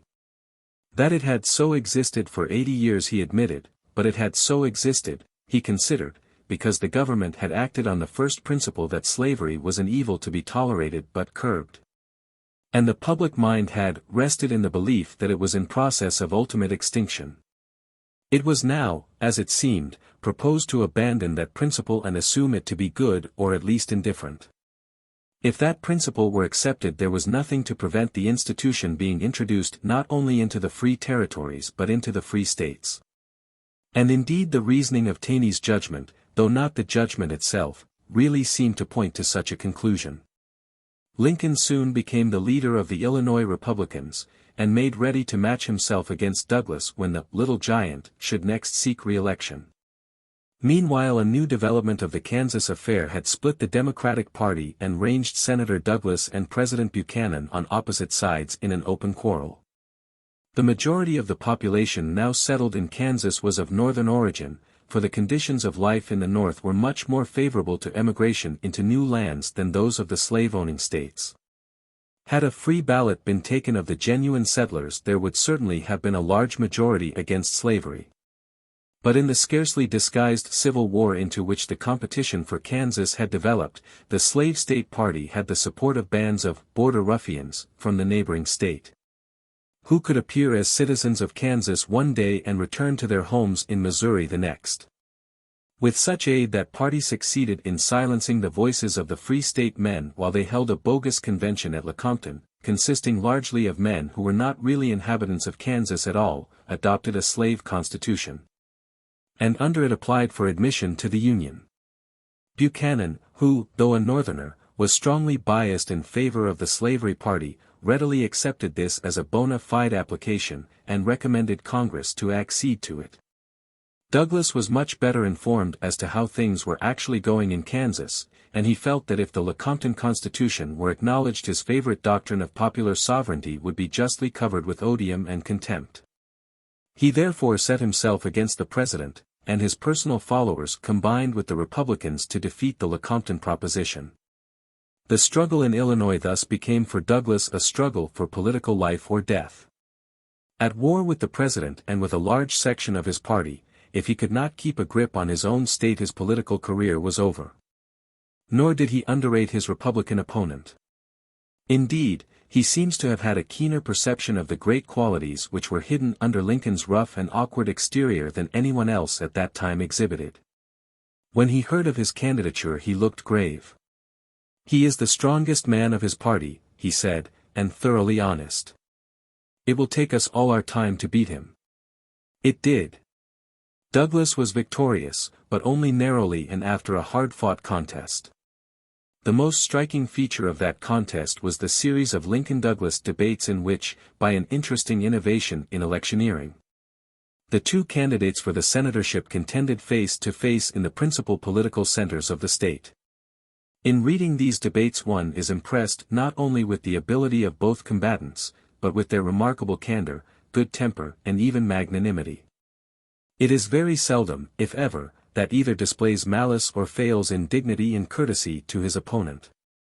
When one remembers the white heat of political and sectional rivalry at that time, when one recalls some of Sumner's speeches in the Senate, not to mention the public beating which they brought on him, it must be confessed that the fairness with which the two great Illinois champions fought each other was highly to the honor of both.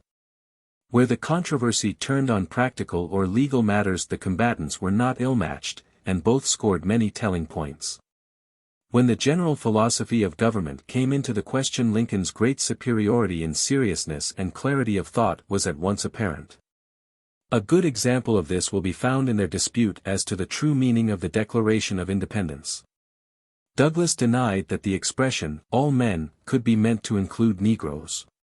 It only referred to British subjects in this continent being equal to British subjects born and residing in Great Britain. Lincoln instantly knocked out his adversary by reading the amended version of the Declaration. "We hold these truths to be self-evident. That all British subjects who were on this continent 81 years ago were created equal to all British subjects born and then residing in Great Britain." This was more than a clever debating point. It was a really crushing exposure of intellectual error. The mere use of the words "truths" and "self-evident," and their patently ridiculous effect in the Douglas version proves conclusively which interpreter was nearest to the mind of Thomas Jefferson. And the sense of his superiority is increased when, seizing his opportunity, he proceeds to offer a commentary on the Declaration in its bearing on the Negro question, so incomparably lucid and rational that Jefferson himself might have penned it. In the following year an incident occurred which is of some historical importance, not because, as is sometimes vaguely suggested, it did anything whatever towards the emancipation of the slaves, but because it certainly increased, not unnaturally, the anger and alarm of the South. Old John Brown had suspended for a time his program of murder and mutilation in Kansas and returned to New England, where he approached a number of wealthy men of known abolitionist sympathies whom he persuaded to provide him with money for the purpose of raising a slave insurrection. That he should have been able to induce men of sanity and repute to support him in so frantic and criminal an enterprise says much for the personal magnetism which by all accounts was characteristic of this extraordinary man. Having obtained his supplies, he collected a band of 19 men, including his own sons, with which he proposed to make an attack on the government arsenal at Harper's Ferry in Virginia, which, when captured, he intended to convert into a place of refuge and armament for fugitive slaves and a nucleus for the general Negro rising which he expected his presence to produce. The plan was as mad as its author, yet it is characteristic of a peculiar quality of his madness that he conducted the actual operations not only with amazing audacity but with remarkable skill. And the first part of his program was successfully carried out. The arsenal was surprised, and its sleeping and insufficient garrison overpowered. Here, however, his success ended. No fugitives joined him, and there was not the faintest sign of a slave rising. In fact, as Lincoln afterward said, the Negroes, ignorant as they were, seemed to have had the sense to see that the thing would come to nothing. As soon as Virginia woke up to what had happened, troops were sent to recapture the arsenal. Brown and his men fought bravely, but the issue could not be in doubt. Several of Brown's followers and all his sons were killed. He himself was wounded, captured, brought to trial and very properly hanged, unless we take the view that he should rather have been confined in an asylum. He died with the heroism of a fanatic. Emerson and Longfellow talked some amazing nonsense about him which is frequently quoted. Lincoln talked some excellent sense which is hardly ever quoted. And the Republican Party was careful to insert in its platform a vigorous denunciation of his Harper's Ferry exploit. Both sides now began to prepare for the presidential election of 1860. The selection of a Republican candidate was debated at a large and stormy convention held in Chicago.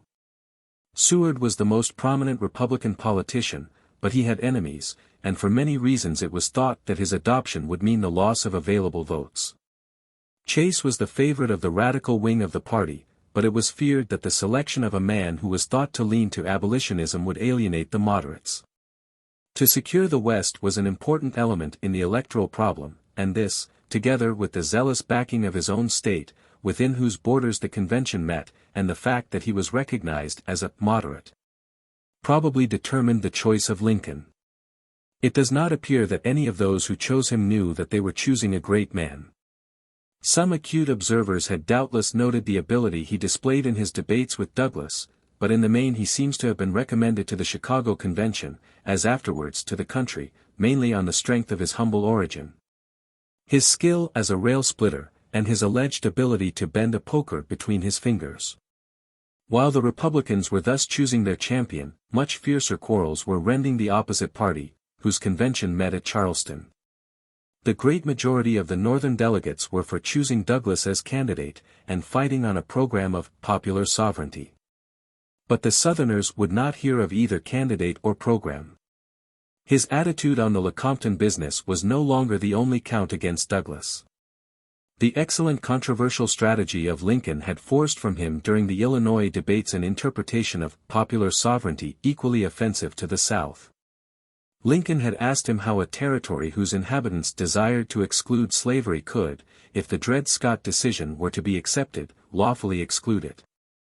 Douglas had answered that it could for practical purposes exclude it by withholding legislation in its support and adopting unfriendly legislation towards it. Lincoln at once pointed out that Douglas was virtually advising a territorial government to nullify a judgment of the Supreme Court.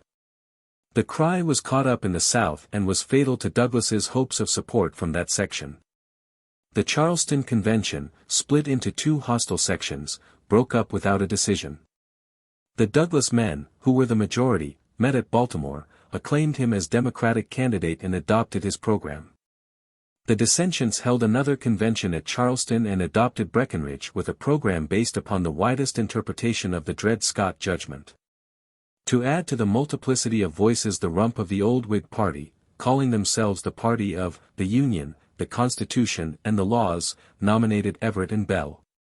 The split in the Democratic Party helped the Republicans in another than the obvious fashion of giving them the chance of slipping in over the heads of divided opponents. It helped their moral position in the North. It deprived the Democrats of their most effective appeal to Union-loving men, the assertion that their party was national while the Republicans were sectional. For Douglas was now practically as sectional as Lincoln. As little as Lincoln could he command any considerable support south of the Potomac. Moreover, the repudiation of Douglas seemed to many Northerners to prove that the South was arrogant and unreasonable beyond possibility of parley or compromise. The wildest of her protagonists could not pretend that Douglas was a black abolitionist, or that he meditated any assault upon the domestic institutions of the Southern states. If the Southerners could not work with him, with what Northerner, not utterly and unconditionally subservient to them, could they work? It seemed to many that the choice lay between a vigorous protest now and the acceptance of the numerically superior North of a permanently inferior position in the Confederation. In his last electoral campaign the Little Giant put up a plucky fight against his enemies North and South. But he had met his Waterloo. In the whole Union he carried but one state and half of another. The South was almost solid for Breckinridge. The North and West, from New England to California, was as solid for Lincoln. A few border states gave their votes for Everett.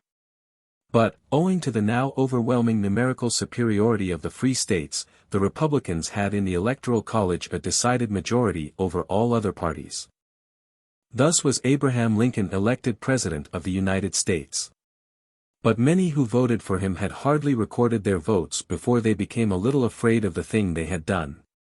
Through the whole continent ran the ominous whisper, "What will the South do?" And men held their breath, waiting for what was to follow. 9.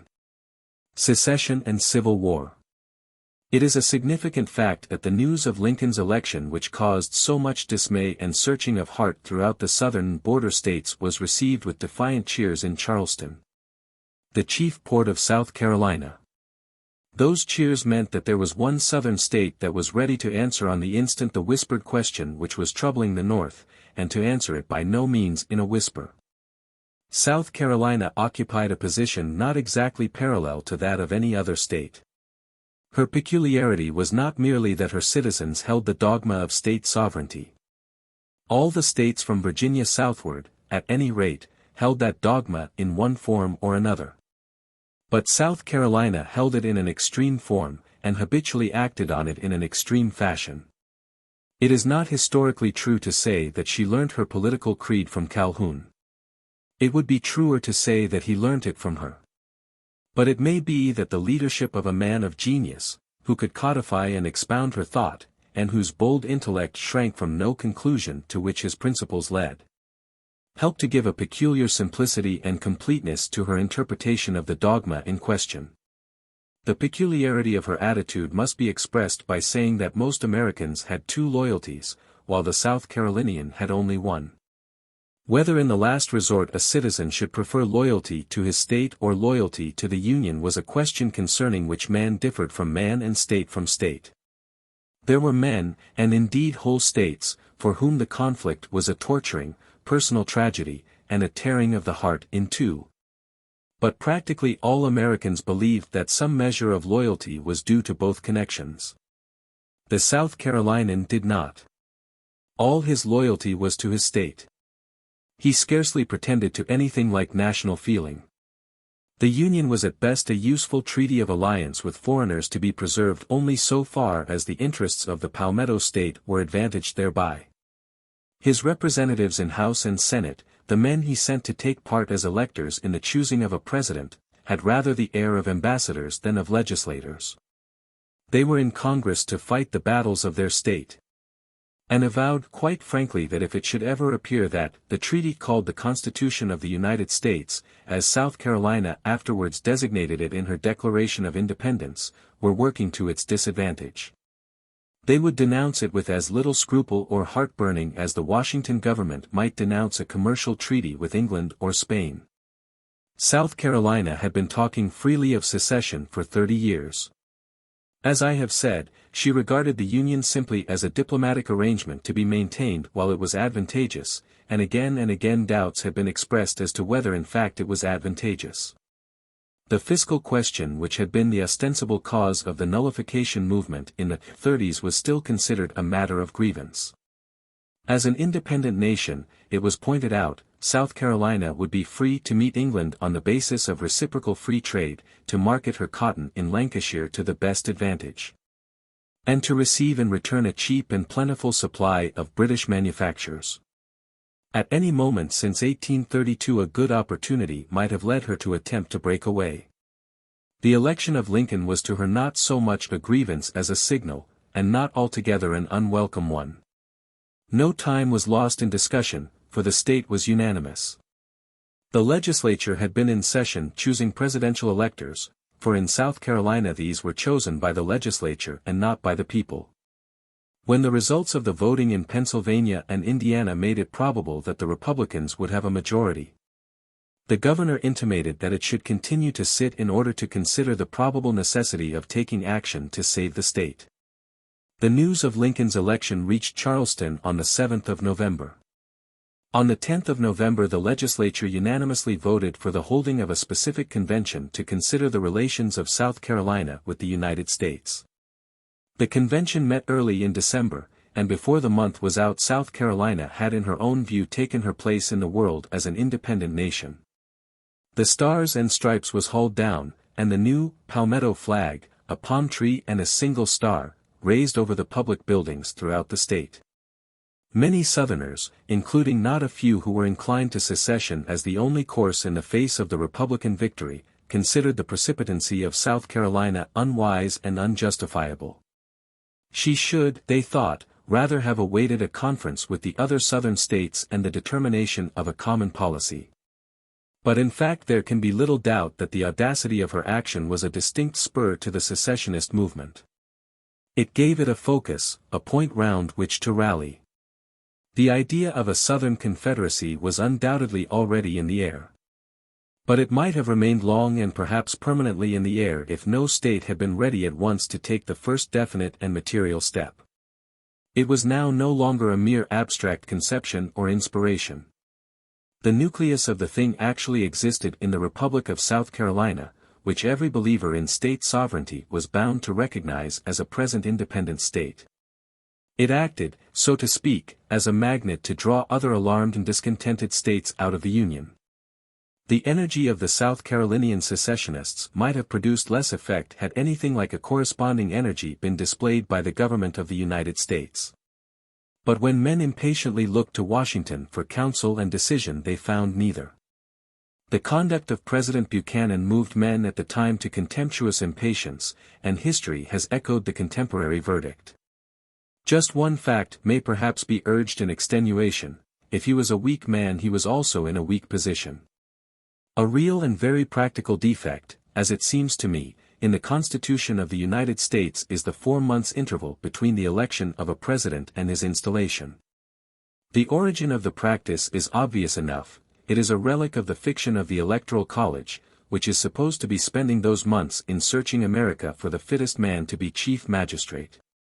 But now that everyone knows on the morrow of the election of the college who is to be president, the effect may easily be to leave the immense power and responsibility of the American executive during a critical period in the hands of a man who has no longer the moral authority of a popular mandate, whose policy the people have perhaps just rejected.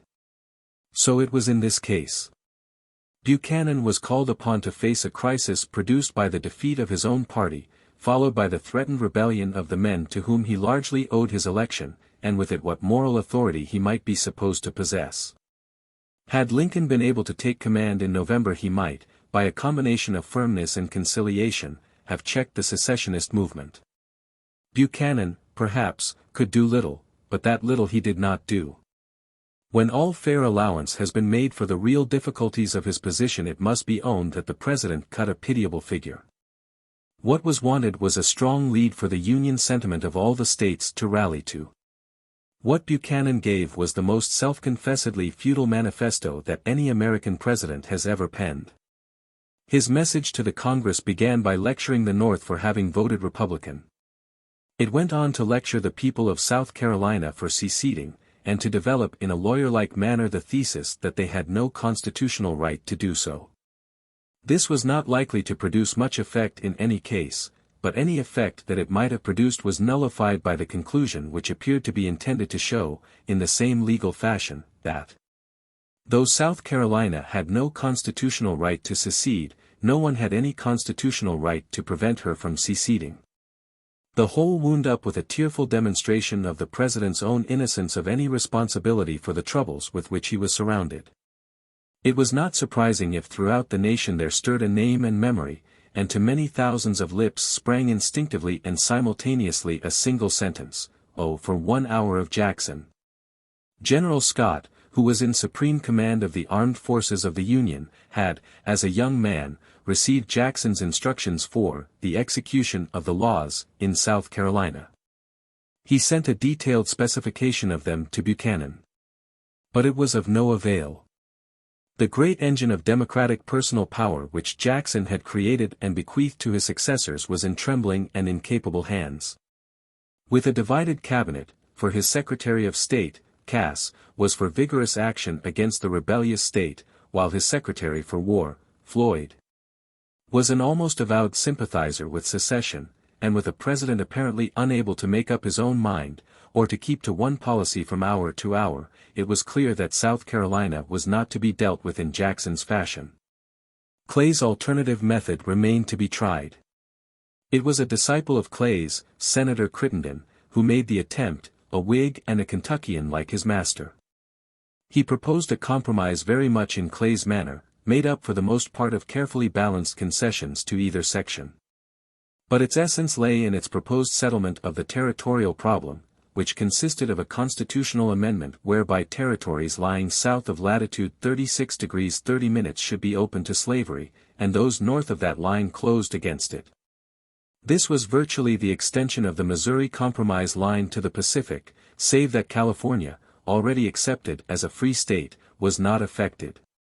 Crittenden, though strenuously supported by Douglas, did not meet with Clay's measure of success. The Senate appointed a committee to consider the relations of the two sections, and to that committee, on which he had a seat, he submitted his plan. But its most important clause was negatived by a combination of extremes, Davis and the other Southerners from the Cotton States combining with the Republicans to reject it.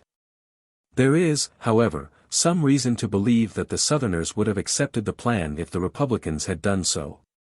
The extreme Republicans, whose representative on the committee was Wade of Ohio, would certainly have refused it in any case, but the moderates on that side might probably have accepted and carried it had not Lincoln, who had been privately consulted, pronounced decidedly against it. This fixes upon Lincoln a considerable responsibility before history, for it seems probable that if the Crittenden Compromise had been carried the Cotton States would not have seceded, and South Carolina would have stood alone. The refusal, however, is very characteristic of his mind. No one, as his whole public conduct showed, was more moderate in council and more ready to compromise on practical matters than he. Nor does it seem that he would have objected strongly to the Crittenden plan, though he certainly feared that it would lead to filibustering in Mexico and Cuba for the purpose of obtaining more slave territory, if it could have been carried out by congressional action alone. But the Dred Scott judgment made it necessary to give it the form of a constitutional amendment. And a constitutional amendment on the lines proposed would do what the fathers of the Republic had so carefully refrained from doing, make slavery specifically and in so many words part of the American system. This was a price which his intellectual temper, so elastic in regard to details, but so firm in its insistence on sound first principles, was not prepared to pay. The rejection of the Crittenden Compromise gave the signal for the new and much more formidable secession which marked the new year. Before January was spent Alabama, Florida, and Mississippi were, in their own view, out of the Union. Louisiana and Texas soon followed their example. In Georgia the Unionists put up a much stronger fight, led by Alexander Stephens, afterwards Vice President of the Confederacy. But even there they were defeated, and the Cotton States now formed a solid phalanx openly defying the government at Washington. The motives of this first considerable secession, for I have pointed out that the case of South Carolina was unique, are of great importance, for they involve our whole view of the character of the war which was to follow. In England there is still a pretty general impression that the states rose in defense of slavery. I find a writer so able and generally reliable as Mr. Alex. M. Thompson of the Clarion giving, in a recent article, as an example of a just war, the war waged by the northern states to extinguish slavery.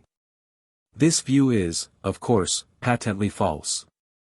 The northern states waged no war to extinguish slavery.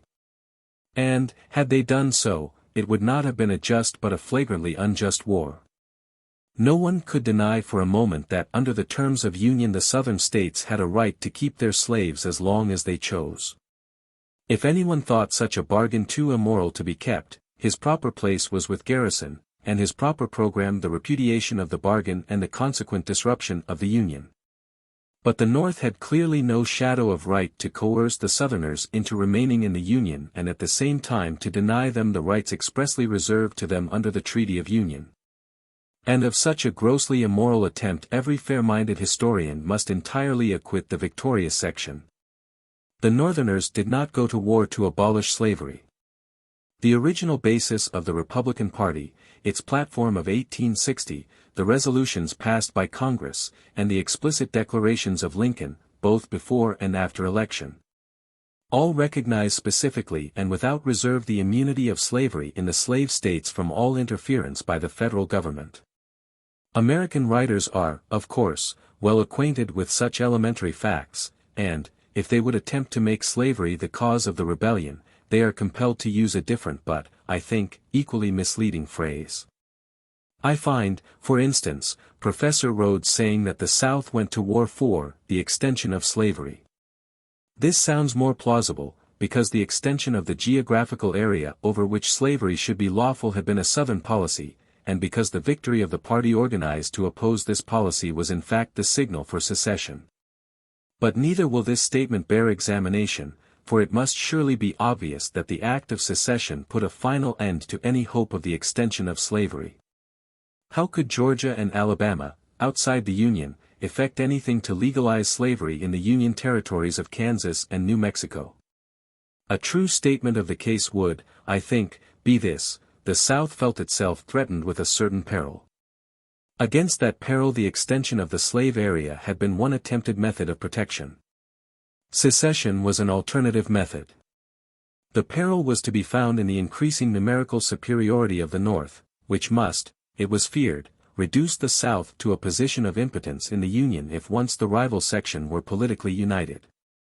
Lowell spoke much of the truth when he said that the Southern grievance was the census of 1860, but not the whole truth. It was the census of 1860 plus the presidential election of 1860, and the moral to be drawn from the two combined. The census showed that the North was already greatly superior in numbers, and that the disproportion was an increasing one. The election showed the North combined in support of a party necessarily and almost avowedly sectional, and returning its candidate triumphantly, although he had hardly a vote south of the Mason-Dixon line. To the South this seemed to mean that in future, if it was to remain in the Union at all, it must be on sufferance. A Northerner would always be president, a Northern majority would always be supreme in both houses of Congress, for the admission of California, already accomplished. And the now certain admission of Kansas as a free state had disturbed the balance in the Senate as well as in the House. The South would henceforward be unable to influence in any way the policy of the federal government. It would be enslaved. It is true that the South had no immediate grievance.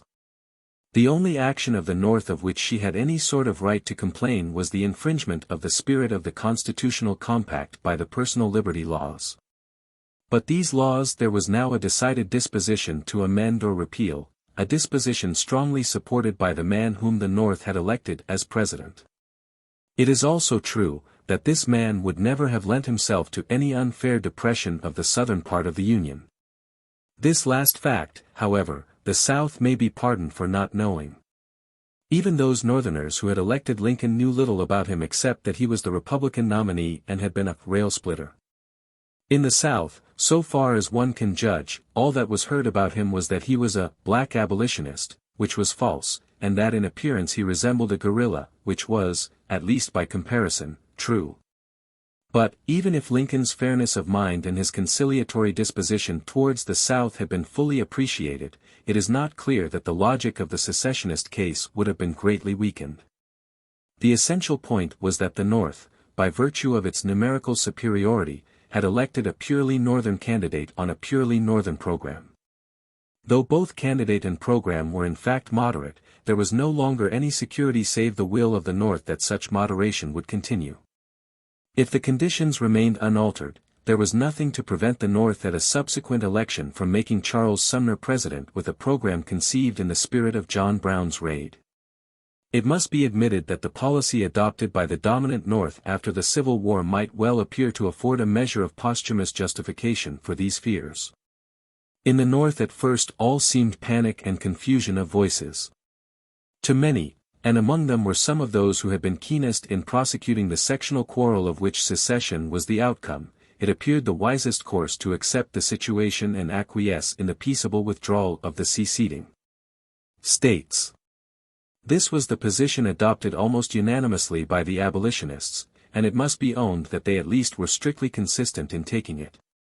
"When I called the Union a league with death and an agreement with hell," said Garrison, "I did not expect to see death and hell secede from the Union." Garrison's disciple, Wendell Phillips, pronounced the matter one for the Gulf states themselves to decide, and declared that you could not raise troops in Boston to coerce South Carolina or Florida. The same line was taken by men who carried greater weight than did the abolitionists. No writer had rendered more vigorous service to the Republican cause in 1860 than Horace Greeley of the New York Tribune. His pronouncement in that journal on the Southern secessions was embodied in the phrase, "Let our erring sisters go." But while some of the strongest opponents of the South and of slavery were disposed to accept the dismemberment of the Union almost complacently, there were men of a very different type to whom it seemed an outrage to be consummated only over their dead bodies. During the wretched months of Buchanan's incurable hesitancy the name of Jackson had been in every mouth. And at the mere sound of that name there was a rally to the Union of all who had served under the old warrior in the days when he had laid his hand of steel upon the nullifiers. Some of them, moved by that sound and by the memory of the dead, broke through the political ties of a quarter of a century. Among those in whom that memory overrode every other passion were Holt, a Southerner and of late the close ally of Davis; Cass, whom Lowell had pilloried as the typical weak-kneed Northerner who suffered himself to be made the lackey of the South, and Taney, who had denied that, in the contemplation of the American Constitution, the Negro was a man. It was Black, an old Jacksonian, who in the moment of peril held the nerveless hands of the President firm to the tiller. It was Dix, another such, who sent to New Orleans the very Jacksonian order, "If any man attempts to haul down the American flag, shoot him at sight." War is always the result of a conflict of wills. The conflict of wills which produced the American Civil War had nothing directly to do with slavery. It was the conflict between the will of certain Southern states to secede rather than accept the position of a permanent minority in the will expressed in Jackson's celebrated toast, "Our Union, it must be preserved." It is the Unionist position which clearly stands in need of special defense, since it proposed the coercion of a recalcitrant population. Can such a defense be framed in view of the acceptance by most of us of the general principle which has of late been called the self-determination of peoples? I think it can. One may at once dismiss the common illusion, for it is often in such cases a genuine illusion, though sometimes a piece of hypocrisy, which undoubtedly had possession of many Northern minds at the time. That the Southern people did not really want to secede, but were in some mysterious fashion intimidated by a disloyal minority. How, in the absence of any special means of coercion, one man can intimidate two was never explained any more than it is explained when the same absurd hypothesis is brought forward in relation to Irish agrarian and English labor troubles. At any rate in this case there is not, and never has been, the slightest justification for doubting that secessionism was from the first a genuine popular movement. That it was enthusiastically embraced by hundreds of thousands who no more expected ever to own a slave than an English laborer expects to own a carriage and pair. That in this matter the political leaders of the states, and Davis in particular, rather lagged behind than outran the general movement of opinion, that the secessionists were in the Cotton States a great majority from the first. That they became later as decided a majority in Virginia, North Carolina, and Tennessee. And that by the time the sword was drawn there was behind the Confederate government a unanimity very rare in the history of revolutions, certainly much greater than existed in the colonies at the time of the Declaration of Independence. To oppose so formidable a mass of local opinion and to enforce opposition by the sword was for a democracy a grave responsibility. Yet it was a responsibility which had to be accepted if America was to justify her claim to be a nation.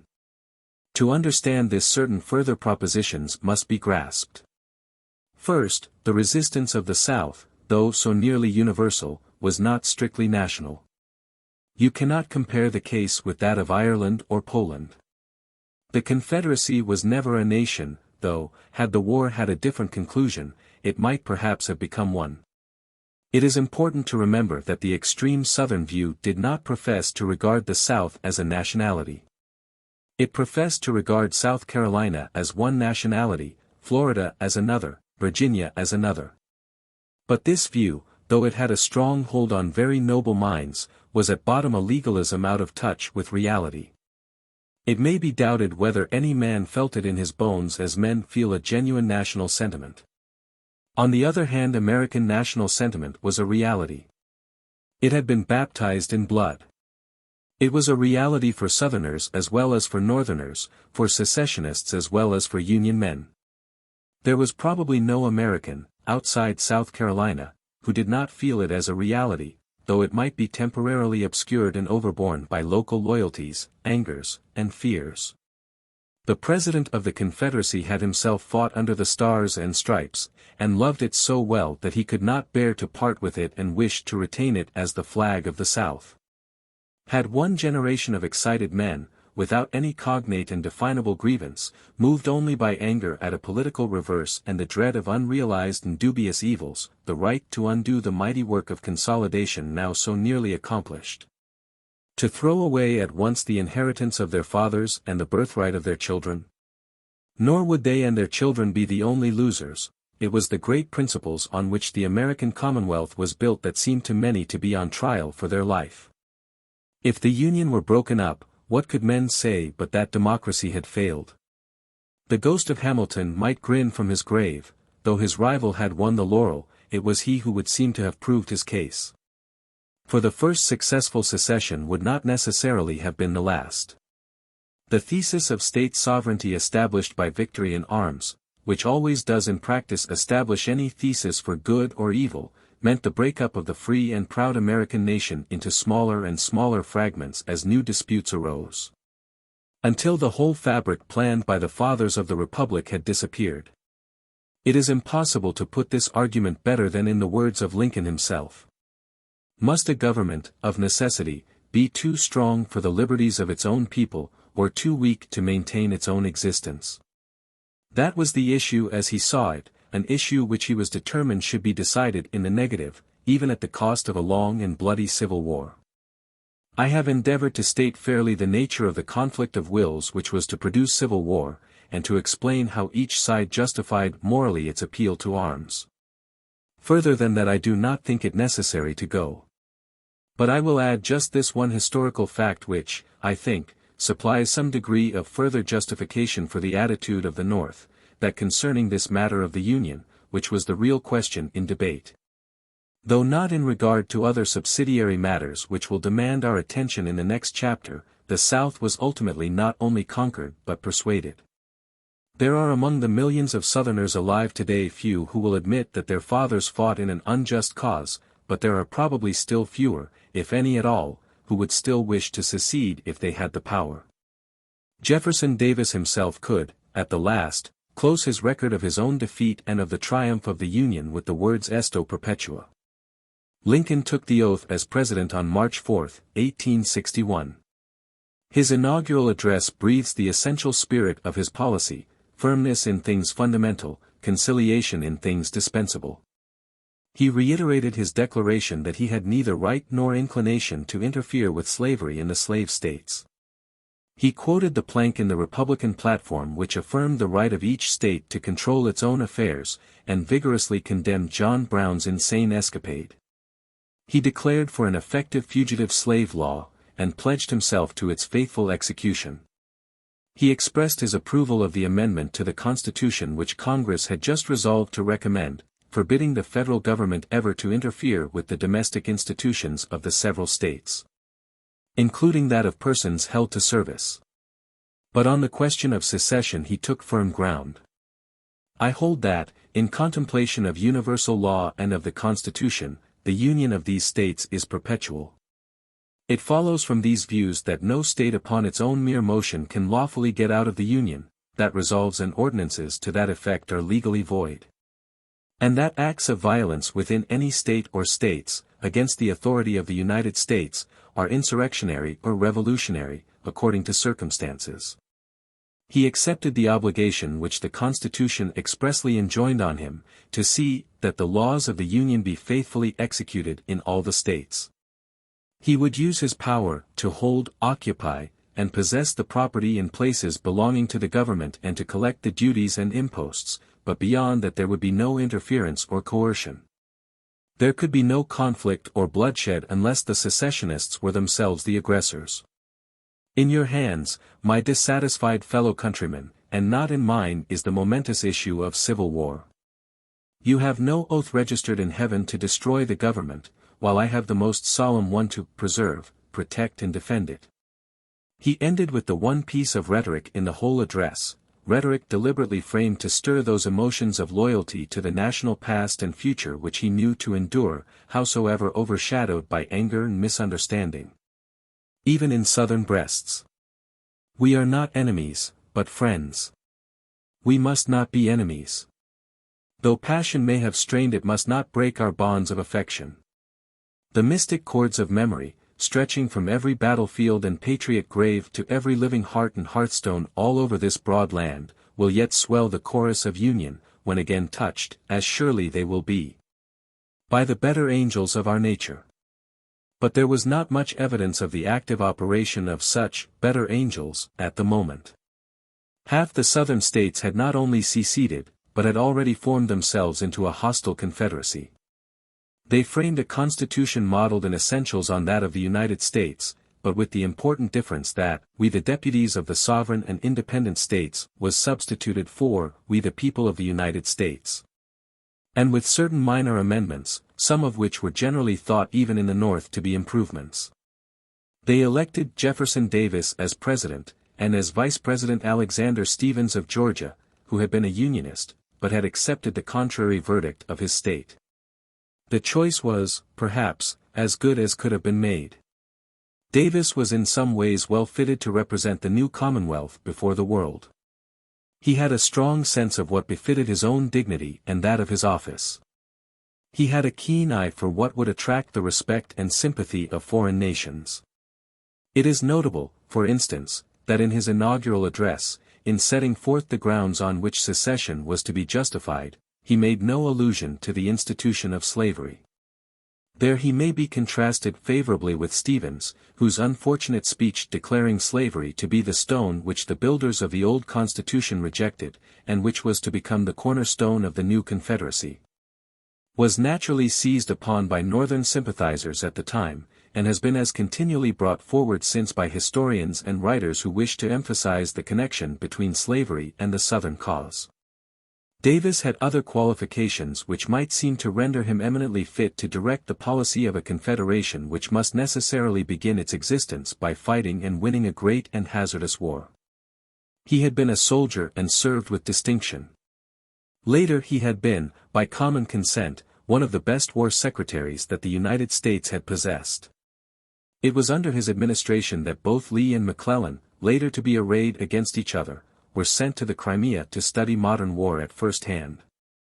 But Davis had faults of temper which often endangered and perhaps at last ruined the cause he served. They can be best appreciated by reading his own book. There is throughout a note of querulousness which weakens one's sympathy for the hero of a lost cause. He is always explaining how things ought to have happened, how the people of Kentucky ought to have been angry with Lincoln instead of siding with him, and so on. One understands at once how he was bested in democratic diplomacy by his rival's lucid realism and unfailing instinct for dealing with men as men. One understands also his continual quarrels with his generals, though in that department he was from the first much better served than was the government at Washington. A sort of nervous irritability, perhaps a part of what is called the artistic temperament, is everywhere perceptible.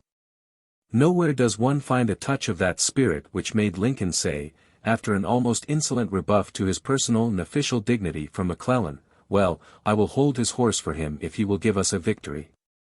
The prize for which both parties were contending in the period of diplomatic skirmishing which marks the opening months of Lincoln's administration was the adherence of those slave states which had not yet seceded. So far disruptional doctrines had triumphed only in the Cotton States.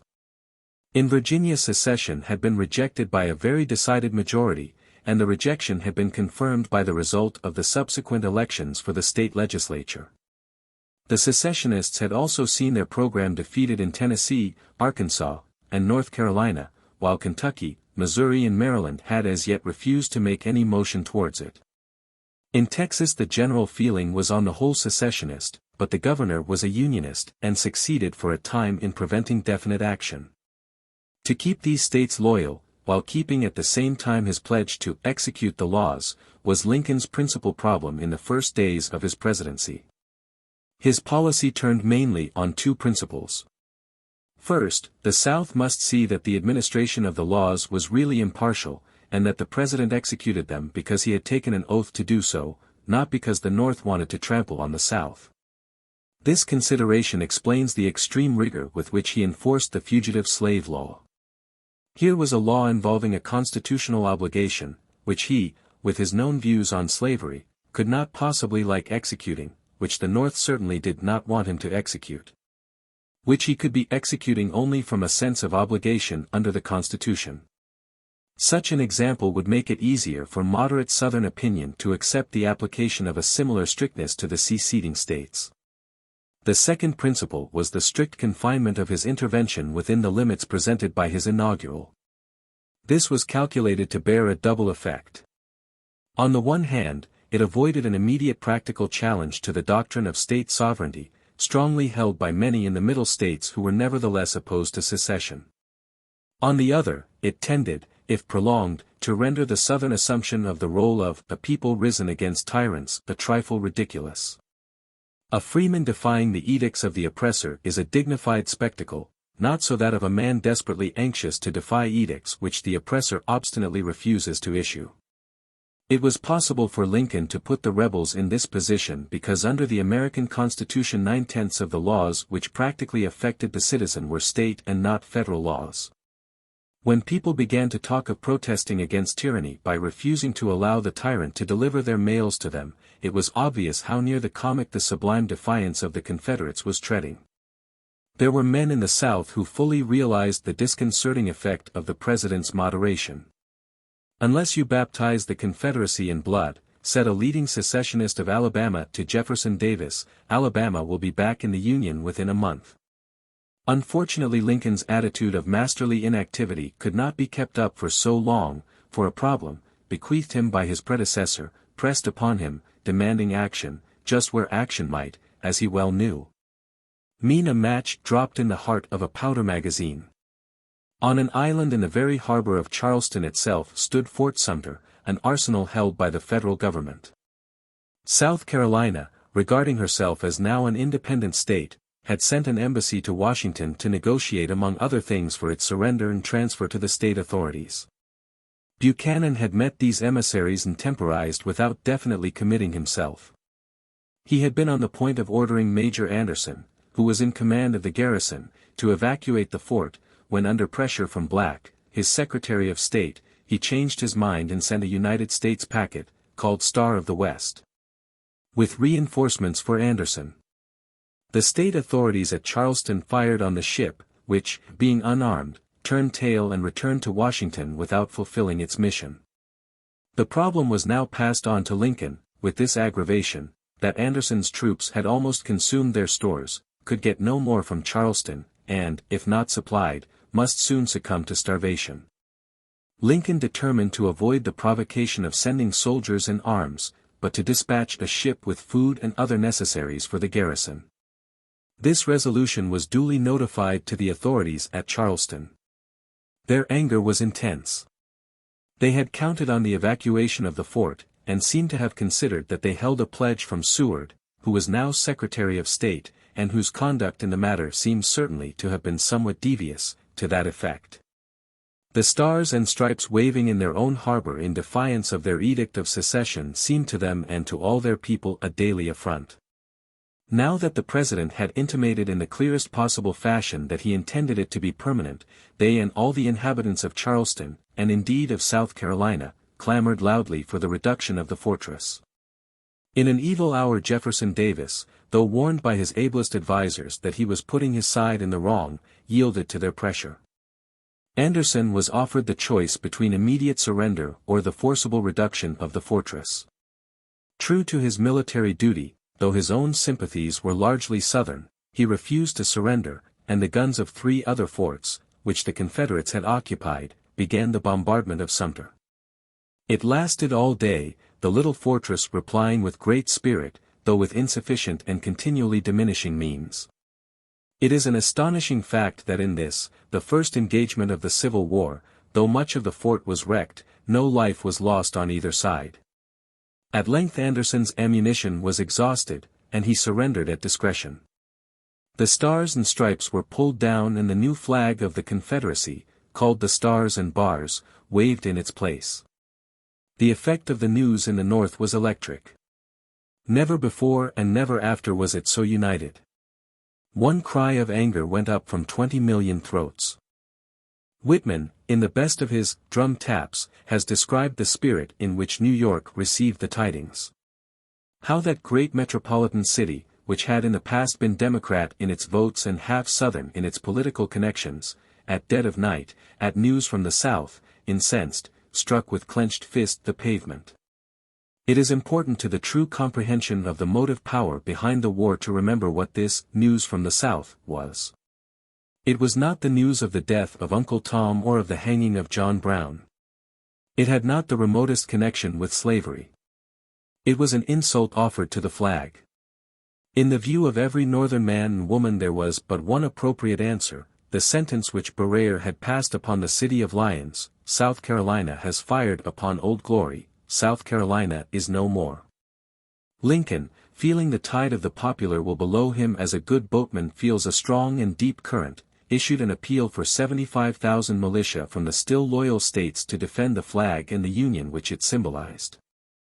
The North responded with unbounded enthusiasm, and the number of volunteers easily exceeded that for which the President had asked and Congress provided. In the Northwest Lincoln found a powerful ally in his old antagonist Stephen Douglas. In the dark and perplexing months which intervened between the presidential election and the outbreak of the Civil War, no public man had shown so pure and selfless a patriotism. Even during the election, when Southern votes were important to him and when the threat that the election of the Republican nominee would lead to secession was almost the strongest card in his hand, he had gone out of his way to declare that no possible choice of a president could justify the dismemberment of the Republic. When Lincoln was elected, he had spoken in several Southern states, urging acquiescence in the verdict and loyalty to the Union. He had taken care to be present on the platform at his rival's inauguration, and, after the affair of Sumter, the two had had a long and confidential conversation. Returning to his native West, he commenced the last of his campaigns, a campaign for no personal object but for the raising of soldiers to keep the old flag afloat. In that campaign the "Little Giant" spent the last of his unquenchable vitality. And in the midst of it he died. For the North and West the firing on the Stars and Stripes was the decisive issue. For Virginia and to a great extent for the other Southern states which had not yet seceded it was rather the President's demands for state troops to coerce a sister state. The doctrine of state sovereignty was in these states generally held to be a fundamental principle of the Constitution and the essential condition of their liberties. They had no desire to leave the Union so long as it were understood that it was a union of sovereign states. But the proposal to use force against a recalcitrant state seemed to them to upset the whole nature of the compact and reduce them to a position of vassalage. This attitude explains the Second Secession, which took Virginia, Tennessee, North Carolina, and Arkansas out of the Union. It explains also why the moment the sword was drawn the opinion of these states, strongly divided up to that very moment, became very nearly unanimous.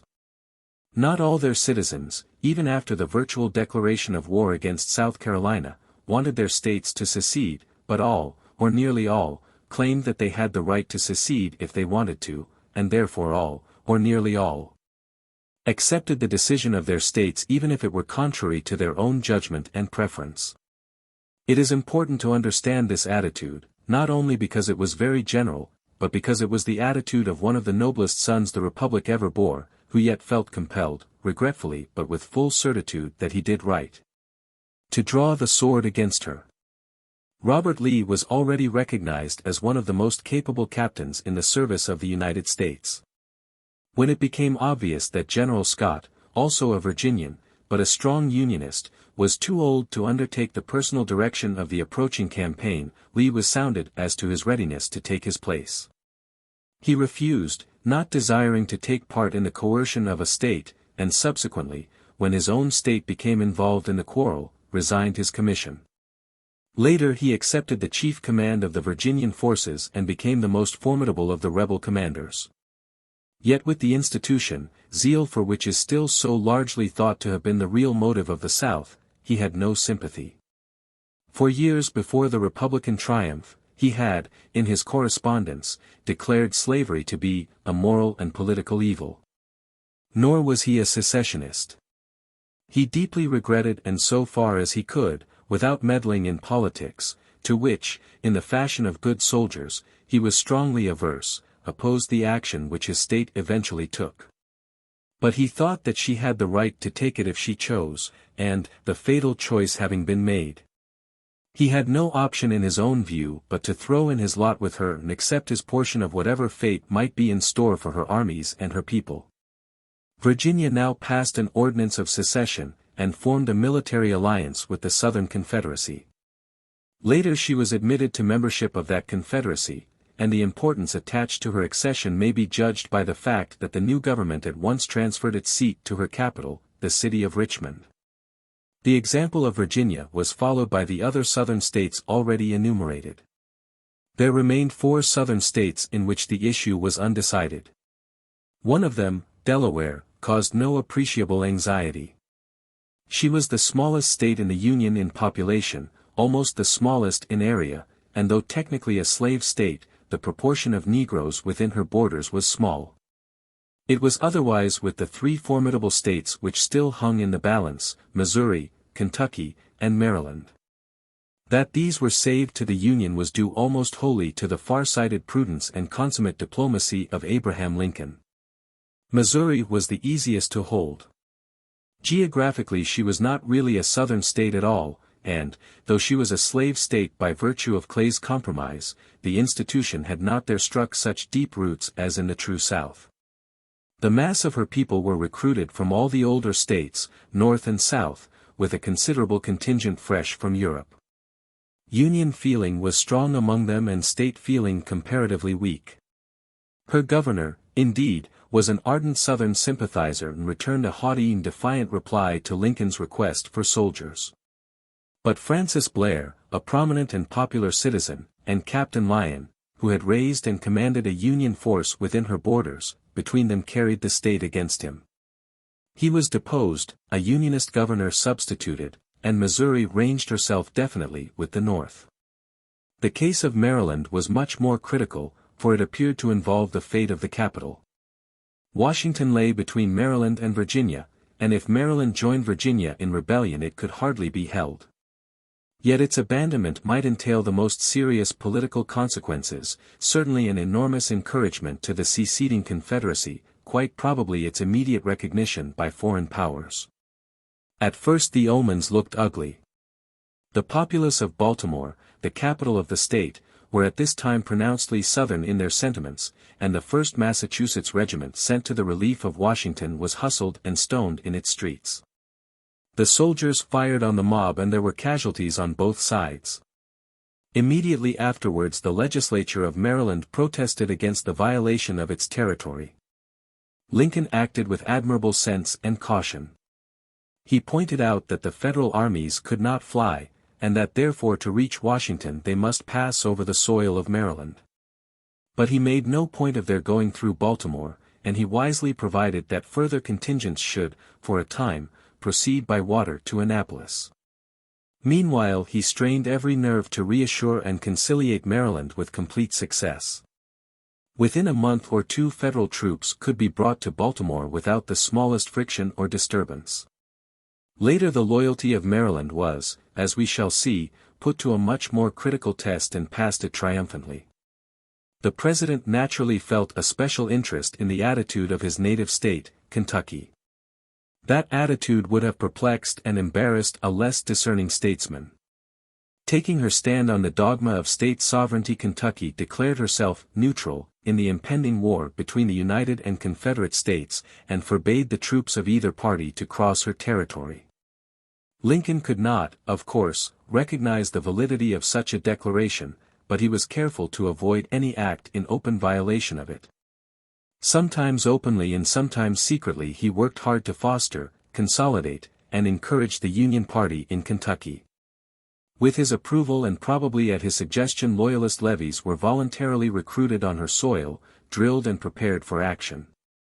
But no Northern troops were sent across her frontier. He was undoubtedly working for a violation of Kentuckian neutrality by the other side. Circumstances and geographical conditions helped him.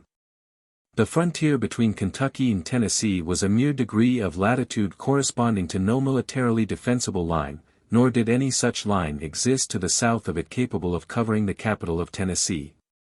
On the other hand, an excellent possible line of defense existed in southern Kentucky. The Confederate commanders were eager to seize it, but the neutrality of Kentucky forbade them. When, however, they saw the hold which Lincoln seemed to be acquiring over the councils of the neutrals, they felt they dared not risk further delay. Justifying their act by the presence in Kentucky of armed bodies of local Unionists, they advanced and occupied the critical points of Columbus and Bowling Green, stretching their line between them on Kentuckian soil. The act at once determined the course of the hesitating state. Torn hitherto between loyalty to the Union and loyalty to state rights, she now found the two sentiments synchronize. In the name of her violated neutrality she declared war on the Confederacy and took her place under the Stars and Stripes. The line between the two warring confederations of states was now definitely fixed, and it only remained to try the issue between them by the arbitrament of the sword. At first the odds might seem very heavy against the Confederacy, for its total white population was only about 5.5 million, while the states arrayed against it mustered well over 20 million. But there were certain considerations which tended to some extent to equalize the contest. First, there is the point which must always be taken into consideration when estimating the chances of war, the political objective aimed at. The objective of the North was the conquest of the South.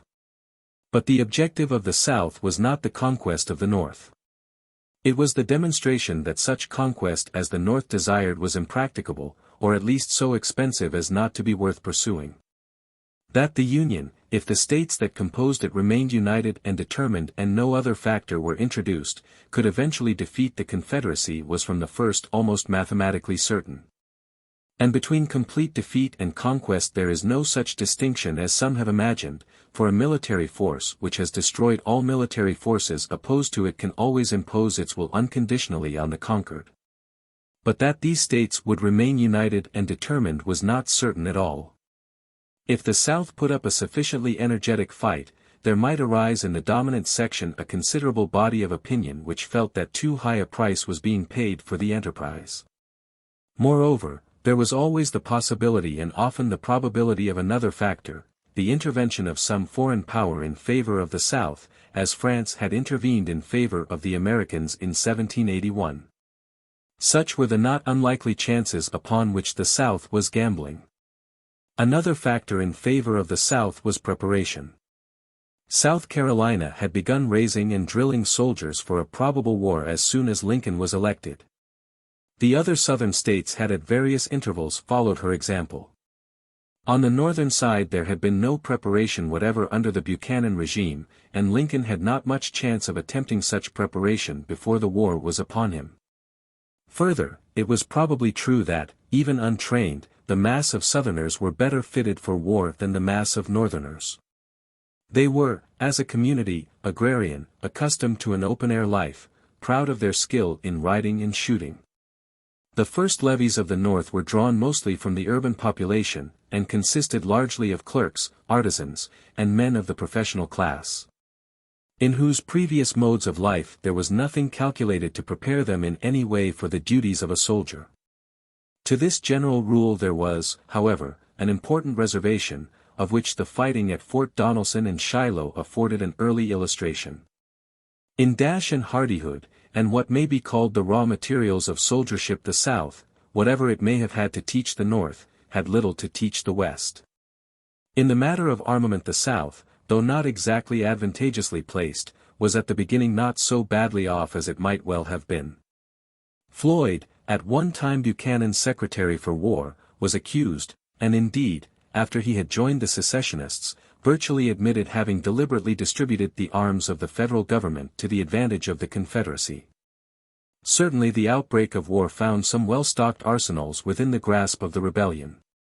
It was not until its later phases that the great advantage of the industrial North in facilities for the manufacture of armaments made itself apparent. But the great advantage which the South possessed, and which accounts for the great measure of military success which it enjoyed, must be regarded as an accidental one. It consisted in the much greater capacity of the commanders whom the opening of the war found in control of its forces.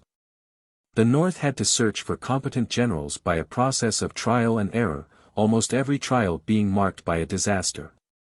Nor till the very end of the war did she discover the 2 or 3 men who were equal to their job.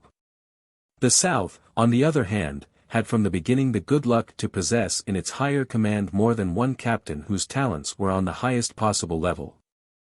The Confederate Congress was summoned to meet at Richmond on July 20.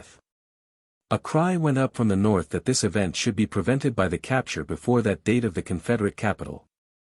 The cry was based on an insufficient appreciation of the military resources of the enemy, but it was so vehement and universal that the government was compelled to yield to it. A considerable army had by this time been collected in Washington, and under the command of General McDowell it now advanced into Virginia, its immediate objective being Manassas Junction.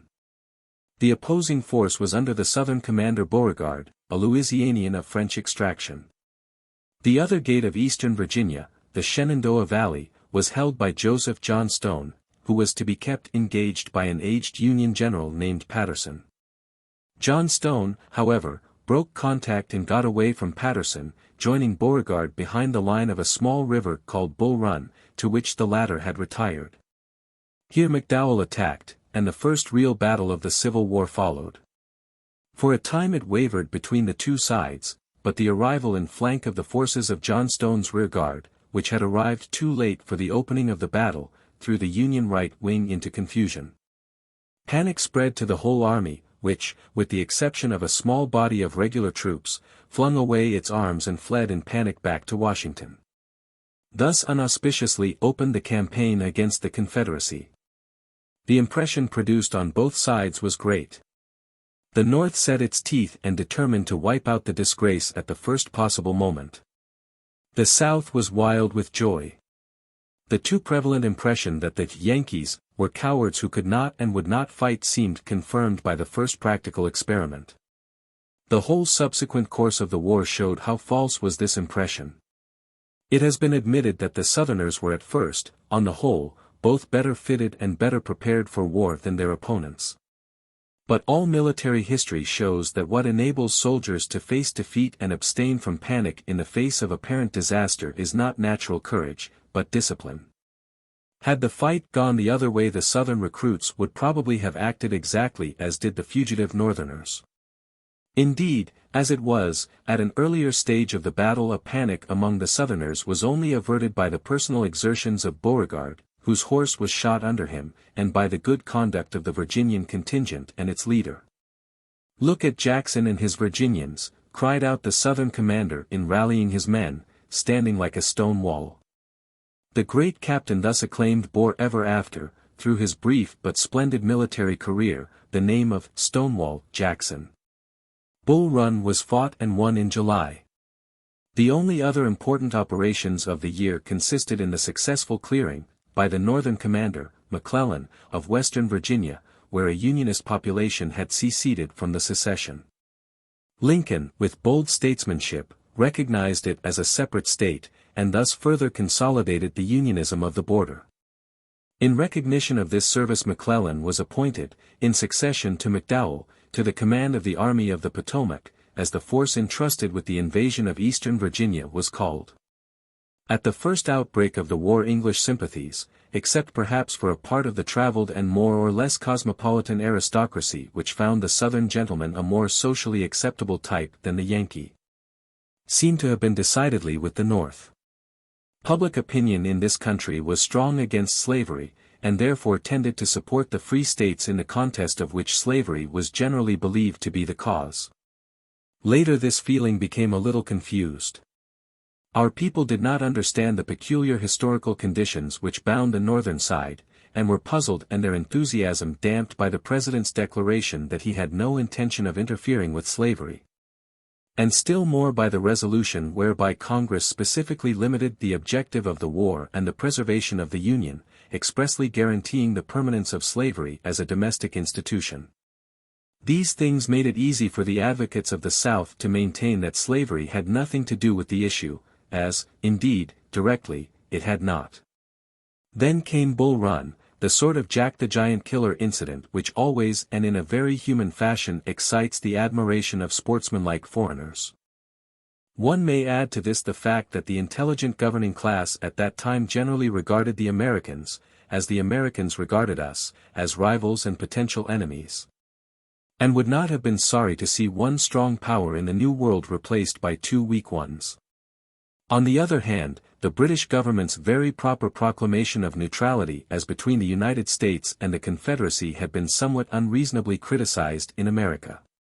Yet the general sympathy with the free as against the slave states might have had a better chance of surviving but for the occurrence in November, 1861, of what is called the Trent dispute. The Confederacy was naturally anxious to secure recognition from the powers of Western Europe, and with this object dispatched two representatives, Mason of Virginia and Slidell of South Carolina, the one accredited to the court of St. James's and the other to the Tuileries. They took passage to Europe in a British ship called the Trent.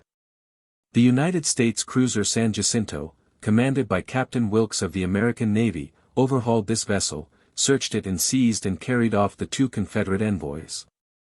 The act was certainly a breach of international law. But that was almost the smallest part of its irritant effect. In every detail it was calculated to outrage British sentiment. It was an affront offered to us on our own traditional element, the sea. It was also a blow offered to our traditional pride as impartial protectors of political exiles of all kind. The Times, in those days a responsible and influential organ of opinion, said quite truly that the indignation felt here had nothing to do with approval of the rebellion. That it would have been just as strong if, instead of Mason and Slidell, the victims had been two of their own Negro slaves. Indeed, for us there were no longer Northern and Southern sympathizers, there were only Englishmen indignant at an insult openly offered to the Union Jack. Northerners might have understood us better, and been less angry at our attitude, if they had remembered how they themselves had felt when the guns opened on Sumter. The evil was aggravated by the triumphant rejoicings with which the North celebrated the capture and by the complicity of responsible and even official persons in the honors showered on Captain Wilkes. Seward, who had a wild idea that a foreign quarrel would help to heal domestic dissensions, was somewhat disposed to defend the capture. But the eminently just mind of Lincoln quickly saw that it could not be defended, while his prudence perceived the folly of playing the Southern game by forcing England to recognize the Confederacy. Mason and Slidell were returned, and the incident as a diplomatic incident was closed. But it had its part in breeding in these islands a certain antagonism to the government at Washington, and thus encouraging the growing tendency to sympathize with the South. With the opening of the new year, the North was cheered by a signal and very important success. In the course of February, Fort Henry and Fort Donelson, essential strategic points on the front which the Confederate invaders had stretched across southern Kentucky, were captured by General Ulysses Grant, in command of a Western army. The Confederate forces were compelled to a general retirement, sacrificing the defensive line for the sake of which they had turned the neutral border state into an enemy, uncovering the whole of western Tennessee, including the capital of Nashville, and also yielding the upper Mississippi.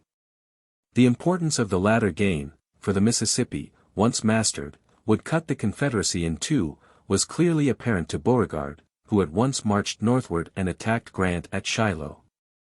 The battle was indecisive, but in its military effect it was a success for the North.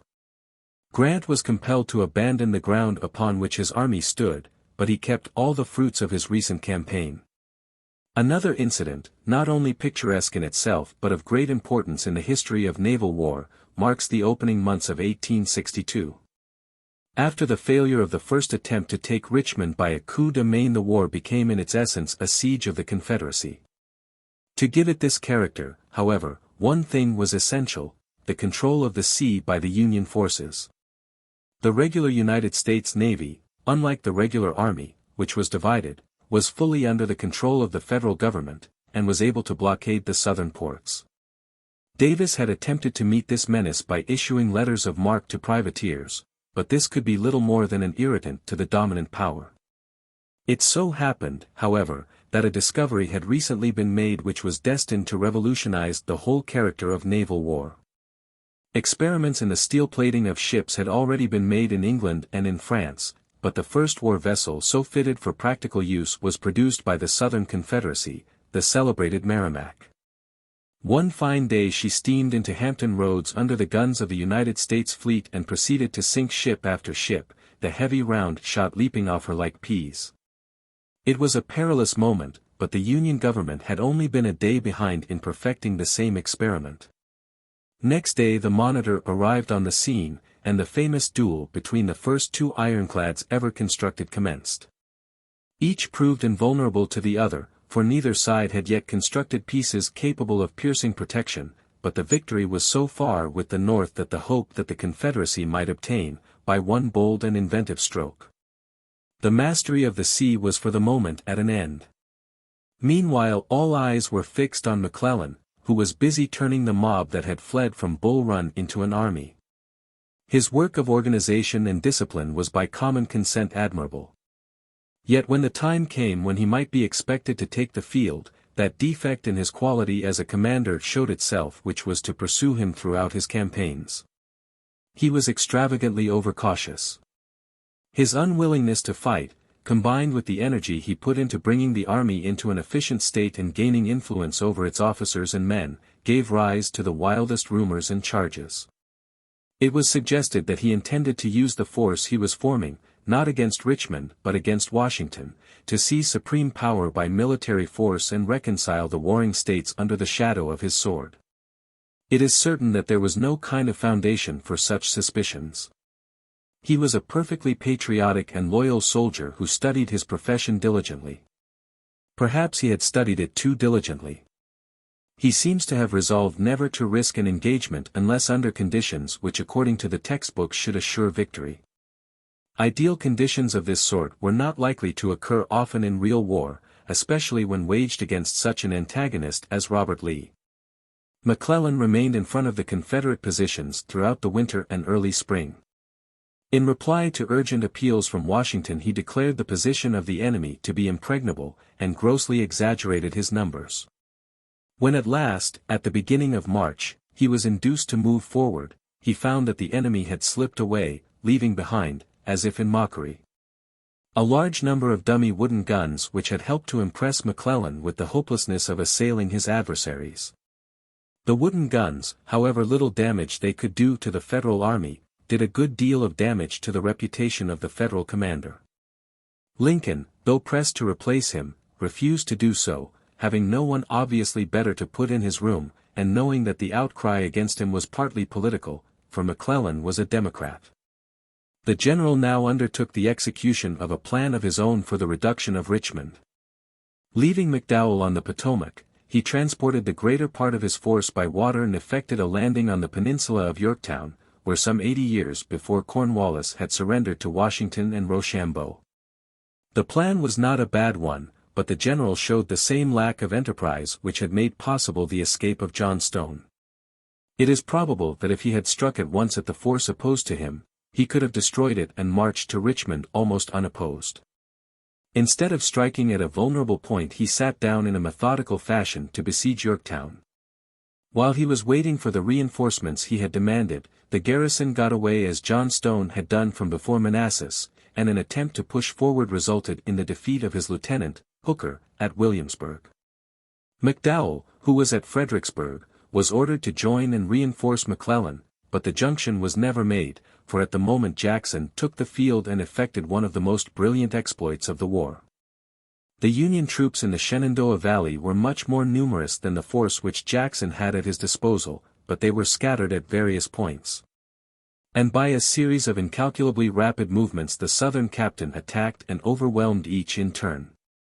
The alarm at Washington was great, and McDowell hastened to cut him off, only to discover that Jackson had slipped past him and was back in his own country. Meanwhile McClellan, left without the reinforcements he had expected, was attacked by Lee and beaten back in 7 days' consecutive fighting right to Harrison's Landing, where he could only entrench himself and stand on the defensive. Richmond was as far off as ever. One piece of good news, however, reached Washington at about this time, and once again it came from the west. Towards the end of April Farragut, the American admiral, captured the city of New Orleans. The event was justly thought to be of great importance, for Grant already dominated the upper Mississippi, and if he could join hands with a Union force operating from the mouth of the great river, the Confederacy would be cut in two. Perhaps the contrast between the good fortune which had attended the Federal arms in the West and the failure of the campaign in eastern Virginia was responsible for the appointment of a general taken from the Western theater of war to command the Army of the Potomac. Lincoln, having supported McClellan as long as he could, was now obliged to abandon his cause, and General Pope was appointed to supreme command of the campaign in eastern Virginia. The change brought no better fortune. Indeed, it was the prelude to a disaster worse than any that McClellan had suffered. Pope advanced by the route of the original invasion, and reached exactly the point where McDowell's army had been routed. Here he paused and waited. While he lay there Jackson made another of his daring raids, got between him and Washington and cut his communications, while Lee fell upon him and utterly destroyed his army in the Second Battle of Bull Run. Lee's victory left him in full possession of the initiative, with no effective force immediately before him and with a choice of objectives. It was believed by many that he would use his opportunity to attack Washington. But he wisely refrained from such an attempt. Washington was guarded by a strong garrison, and its defenses had been carefully prepared. To take it would involve at least something like a siege, and while he was reducing it the North would have the breathing space it needed to rally its still unexhausted powers. He proposed to himself an alternative, which, if he had been right in his estimate of the political factors, would have given him Washington and much more, and probably decided the war in favor of the Confederacy. He crossed the Potomac and led his army into Maryland. The stroke was as much political as military in its character. Maryland was a southern state. There was a sort of traditional sisterhood between her and Virginia. Though she had not seceded, it was thought that her sympathies must be with the South. The attack on the Union troops in Baltimore at the beginning of the war had seemed strong confirmation of this belief. The general impression in the South, which the Southern general probably shared, was that Maryland was at heart secessionist, and that a true expression of her will was prevented only by force. The natural inference was that when a victorious Southern commander appeared within her borders, the people would rally to him as one man, Washington would be cut off from the North, the President captured. The Confederacy recognized by the European powers, and the North would hardly continue the hopeless struggle. This idea was embodied in a fierce war song which had recently become popular throughout the Confederate States and was caught up by Lee's soldiers on their historic march. It began, The despot's heel is on thy shore. Maryland. My Maryland. And it ended. She is not dead, nor deaf, nor dumb. Hurrah! She spurns the Yankee scum. She breathes. She lives. She'll come. She'll come. Maryland. My Maryland. But Maryland did not come. The whole political conception which underlay Lee's move was false. It may seem curious that those who, when everything seemed to be in favor of the North, had stoned Union soldiers in the streets of the state capital, should not have moved a finger when a great Southern soldier came among them with the glamour of victory around him and proclaimed himself their liberator. Yet so it proved. The probable explanation is that, Maryland lying under the shadow of the capital, which was built for the most part on her territory, Lincoln could deal with her people directly. And wherever he could get men face to face and show the manner of man he was, he could persuade. Maryland was familiar with the despot and did not find his heel at all intolerable. The image of the horrible hairy abolitionist gloating constantly over the thought of a massacre of Southerners by Negroes, which did duty for a portrait of Lincoln in the South, was not convincing to Marylanders, who knew the man himself and found him a kindly, shrewd, and humorous man of the world, with much in his person and character that recalled his Southern origin, who enforced the law with strict impartiality wherever his power extended, and who, above all, punctiliously returned any fugitive slaves that might seek refuge in the District of Columbia. Lee issued a dignified and persuasive proclamation in which he declared that he came among the people of Maryland as a friend and liberator. But Maryland showed no desire to be liberated. He and his soldiers were everywhere coldly received. Hardly a volunteer joined them. In many towns Union flags were flaunted in their faces, a fact upon which is based the fictitious story of Barbara Fritchie. The political failure of the move led to considerable military embarrassments. Lee met with no defeat in arms, but his difficulties increased day by day. Believing that he would be operating among a friendly population, he had given less thought than he would otherwise have done to the problem of supplies, supposing that he could obtain all he needed from the country. That problem now became acute, for the Marylanders refused to accept the Confederate paper, which was all he had to tender in payment, and the fact that he professed to be their liberator actually made his position more difficult. For he could not without sacrificing a moral asset treat them avowedly as an enemy people. He found himself compelled to send Jackson back to hold Harper's Ferry lest his communications might be endangered. Later he learnt that McClellan, who had been restored to the chief command after Pope's defeat, was moving to cut off his retreat.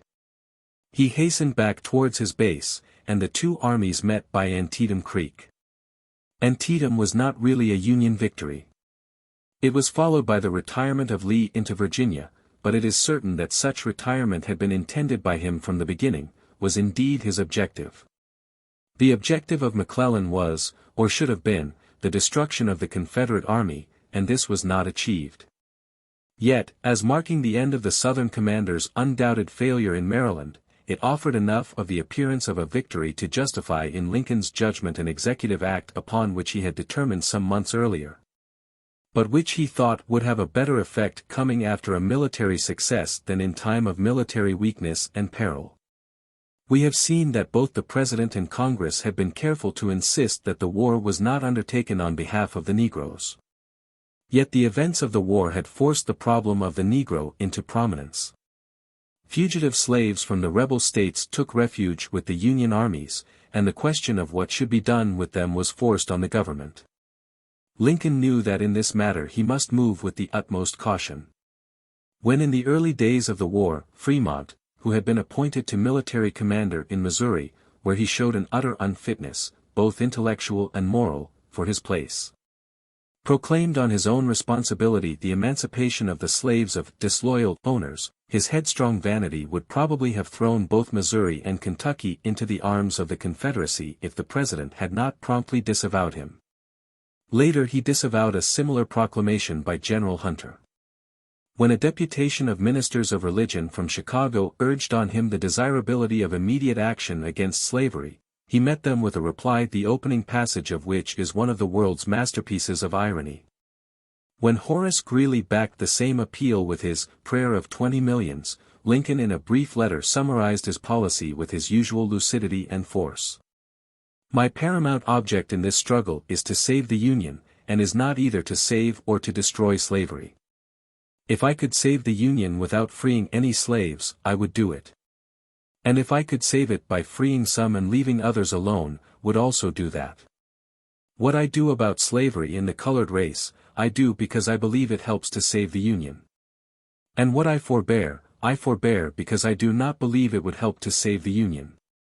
At the time he wrote these words, Lincoln had already decided on a policy of military emancipation in the rebel states. He doubtless wrote them with an eye of the possible effects of that policy. He wished the Northern Democrats and the Unionists of border states to understand that his action was based upon considerations of military expediency and in no way upon his personal disapproval of slavery, of which at the same time he made no recantation. On the military ground he had a strong case. If, as the South maintained, the slave was simply a piece of property, then the slave of a rebel was a piece of enemy property, and enemy property used or usable for purposes of war. To confiscate enemy property which may be of military use was a practice as old as war itself. The same principle which justified the North in destroying a Southern cotton crop or tearing up the Southern railways justified the emancipation of Negroes within the bounds of the Southern Confederacy. In consonance with this principle, Lincoln issued on September 22 a proclamation declaring slaves free as from January 1, 1863, in such districts as the President should on that date specify as being in rebellion against the federal government. Thus a chance was deliberately left open for any state, or part of a state, to save its slaves by submission. At the same time Lincoln renewed the strenuous efforts which he had already made more than once to induce the slave states which remained in the Union to consent voluntarily to some scheme of gradual and compensated emancipation. One effect of the Emancipation Proclamation upon which Lincoln had calculated was the approval of the civilized world and especially of England. This was at that moment of the more importance because the growing tendency of Englishmen to sympathize with the South, which was largely the product of Jackson's daring and picturesque exploits, had already produced a series of incidents which nearly involved the two nations in war. The chief of these was the matter of the Alabama. This cruiser was built and fitted up in the dockyards of Liverpool by the British firm of Laird. She was intended, as the contractors of course knew, for the service of the Confederacy, and, when completed, she took to the sea under pretext of a trial trip, in spite of the protests of the representative of the American Republic.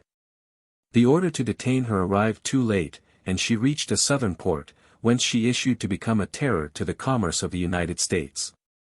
That the fitting up of such a vessel, if carried out with the complicity of the government, was a gross breach of neutrality is unquestionable. That the government of Lord Russell connived at the escape of the Alabama, well knowing her purpose and character, though generally believed in America at the time, is most unlikely.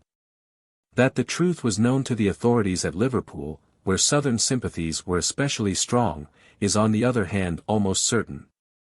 And these authorities must be held mainly responsible for misleading the government and so preventing compliance with the quite proper demands of Adams, the American ambassador. Finally, an international court found that Great Britain had not shown reasonable care in fulfilling her obligations, and in this verdict a fair-minded student of the facts will acquiesce. At a later date we paid to the United States a heavy sum as compensation for the depredations of the Alabama. Meanwhile, neither Antietam nor the proclamation appeared to bring any luck to the Union armies in the field. McClellan showed his customary overcaution in allowing Lee to escape unhammered. Once more he was superseded, and once more his supersession only replaced inaction by disaster. Hooker, attempting an invasion of Virginia, got caught in the tangled forest area called the Wilderness. Jackson rode round him, cutting his communications and so forcing him to fight, and Lee beat him soundly at Chancellorsville. The battle was, however, won at a heavy cost to the Confederacy, for towards the end of the day the mistake of a picket caused the death by a Southern bullet of the most brilliant, if not the greatest, of Southern captains. As to what that loss meant, we have the testimony of his chief and comrade in arms. "If I had had Jackson with me," said Lee after Gettysburg, "I should have won a complete victory." This, however, belongs to a later period. Burnside, succeeding Hooker, met at Lee's hands with an even more crushing defeat at Fredericksburg. And now, as a result of these Southern successes, began to become dangerous that factor on which the South had counted from the first, the increasing weariness and division of the North. I have tried in these pages to put fairly the case for the defeated side in the Civil War. But one can have a reasonable understanding of and even sympathy with the South without having any sympathy to waste on those who in the North were called Copperheads. A Northerner might, indeed, honestly think the Southern cause just and coercion of the seceding states immoral. But if so, he should have been opposed to such coercion from the first. The Confederate case was in no way morally stronger in 1863 than it had been in 1861. If, therefore, a man had been in favor of coercion in 1861, as practically all Northerners were, his weakening 2 years later could not point to an unwillingness to do injustice, but only to the operation of fear or fatigue as deterrence from action believed to be just. Moreover, the ordinary Copperhead position was so plainly in contradiction of known facts that it must be pronounced either imbecile or dishonest. If these men had urged the acceptance of disunion as an accomplished fact, a case might be made out for them. But they generally professed the strongest desire to restore the Union, accompanied by vehement professions of the belief that this could in some fashion be achieved by negotiation. The folly of such a supposition was patent. The Confederacy was in arms for the one specific purpose of separating itself from the Union, and so far its appeal to arms had been on the whole successful.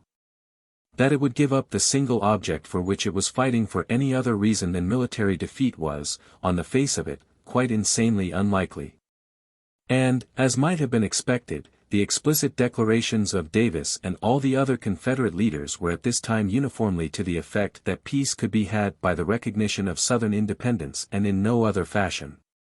The Copperheads, however, seem to have suffered from that amazing illusion which we have learnt in recent times to associate with the Russian Bolsheviks and their admirers in other countries, the illusion that if one side leaves off fighting the other side will immediately do the same, though all the objects for which it ever wanted to fight are unachieved.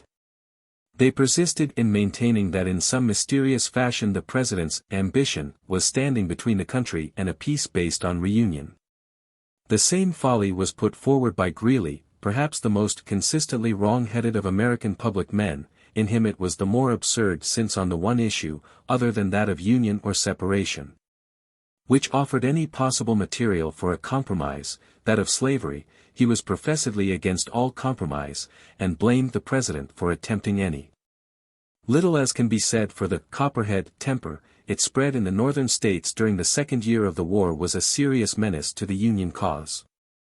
It showed itself in the congressional elections, when the government's majority was saved only by the loyalty of the border slave states, whose support Lincoln had been at pains to conciliate in the face of so much difficulty and misunderstanding. It showed itself in the increased activity of pacifist agitators, of whom the notorious Vallandigham may be taken as a type. Lincoln met the danger in two fashions. He met the arguments and appeals of the Copperheads, with unanswerable logic and with that lucidity of thought and expression of which he was a master. One pronouncement of his is worth quoting, and one wishes that it could have been reproduced everywhere at the time of the ridiculous Stockholm Project. Suppose refugees from the South and peace men of the North get together and frame and proclaim a compromise embracing a restoration of the Union. In what way can that compromise be used to keep Lee's army out of Pennsylvania? Meade's army can keep Lee's out of Pennsylvania, and, I think, can ultimately drive it out of existence. But no paper compromise, to which the controllers of Lee's army are not agreed, can at all affect that army. Reasoning could not be more conclusive, but Lincoln did not stop at reasoning. Now was to be shown how powerful an instrument of authority the Jacksonian Revolution had created in the popular elective presidency. Perhaps no single man ever exercised so much direct personal power as did Abraham Lincoln during those 4 years of Civil War. The Habeas Corpus Act was suspended by executive decree, and those whose action was thought a hindrance to military success were arrested in shoals by the orders of Stanton, the new energetic war secretary. A Jacksonian Democrat whom Lincoln had put in the place of an incompetent Republican, though he had served under Buchanan and supported Breckinridge. The constitutional justification of these acts was widely challenged, but the people in the main supported the executive. Lincoln, like Jackson, understood the populace and knew just how to appeal to them. Must I shoot a simple-minded boy for deserting, and spare the wily agitator whose words induce him to desert? Vallandigham himself met a measure of justice characteristic of the president's humor and almost recalling the jurisprudence of Sir W. S. Gilbert's Mikado. Originally condemned to detention in a fortress, his sentence was commuted by Lincoln to banishment, and he was conducted by the president's orders across the army lines and dumped on the Confederacy. He did not stay there long. The Southerners had doubtless some reason to be grateful to him, but they cannot possibly have liked him. With their own Vallandighams they had an even shorter way. The same sort of war-weariness was perhaps a contributory cause of an even more serious episode, the draft riots of New York City. Here, however, a special and much more legitimate ground of protest was involved. The Confederacy had long before imposed conscription upon the youth of the South. It was imperative that the North should do the same, and, though the constitutional power of the federal government to make such a call was questioned, its moral right to do so seems to me unquestionable. For if the common government has not the right in the last resort to call upon all citizens to defend its own existence, it is difficult to see what rights it can possess.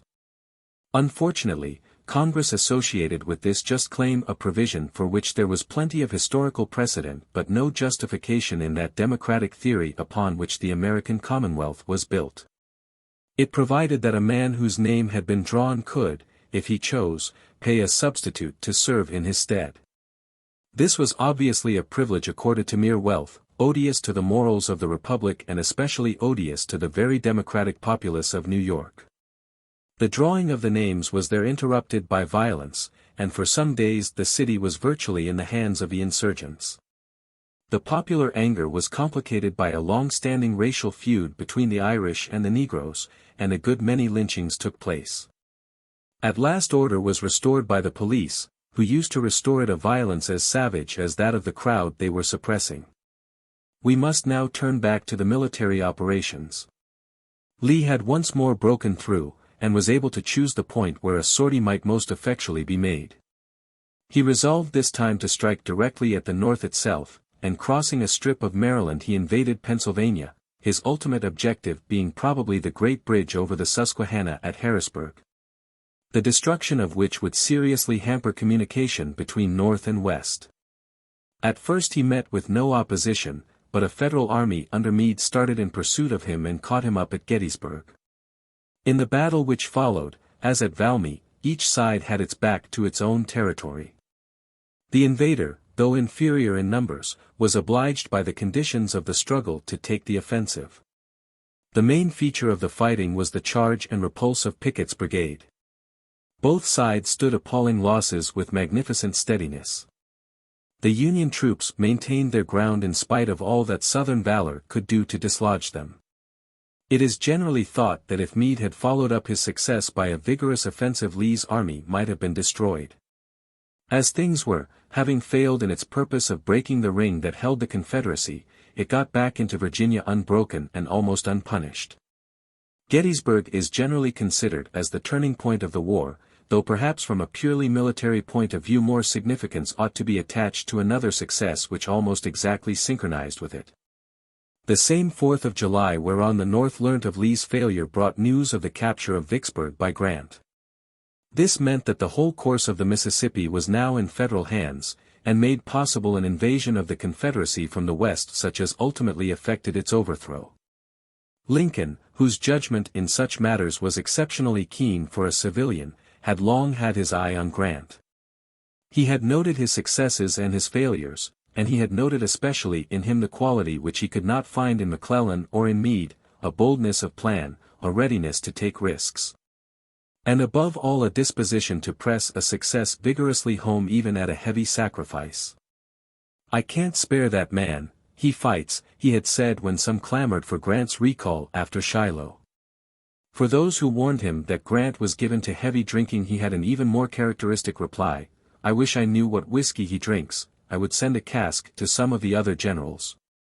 Meade's hesitation after Gettysburg and Grant's achievement at Vicksburg between them decided him. Grant was now appointed to supreme command of all the armies of the Union. Ulysses S. Grant stands out in history as one of those men to whom a uniform seems to be salvation. As a young man he had fought with credit in the Mexican War, later he had left the army, and seemingly gone to the dogs. He took to drink. He lost all his employments.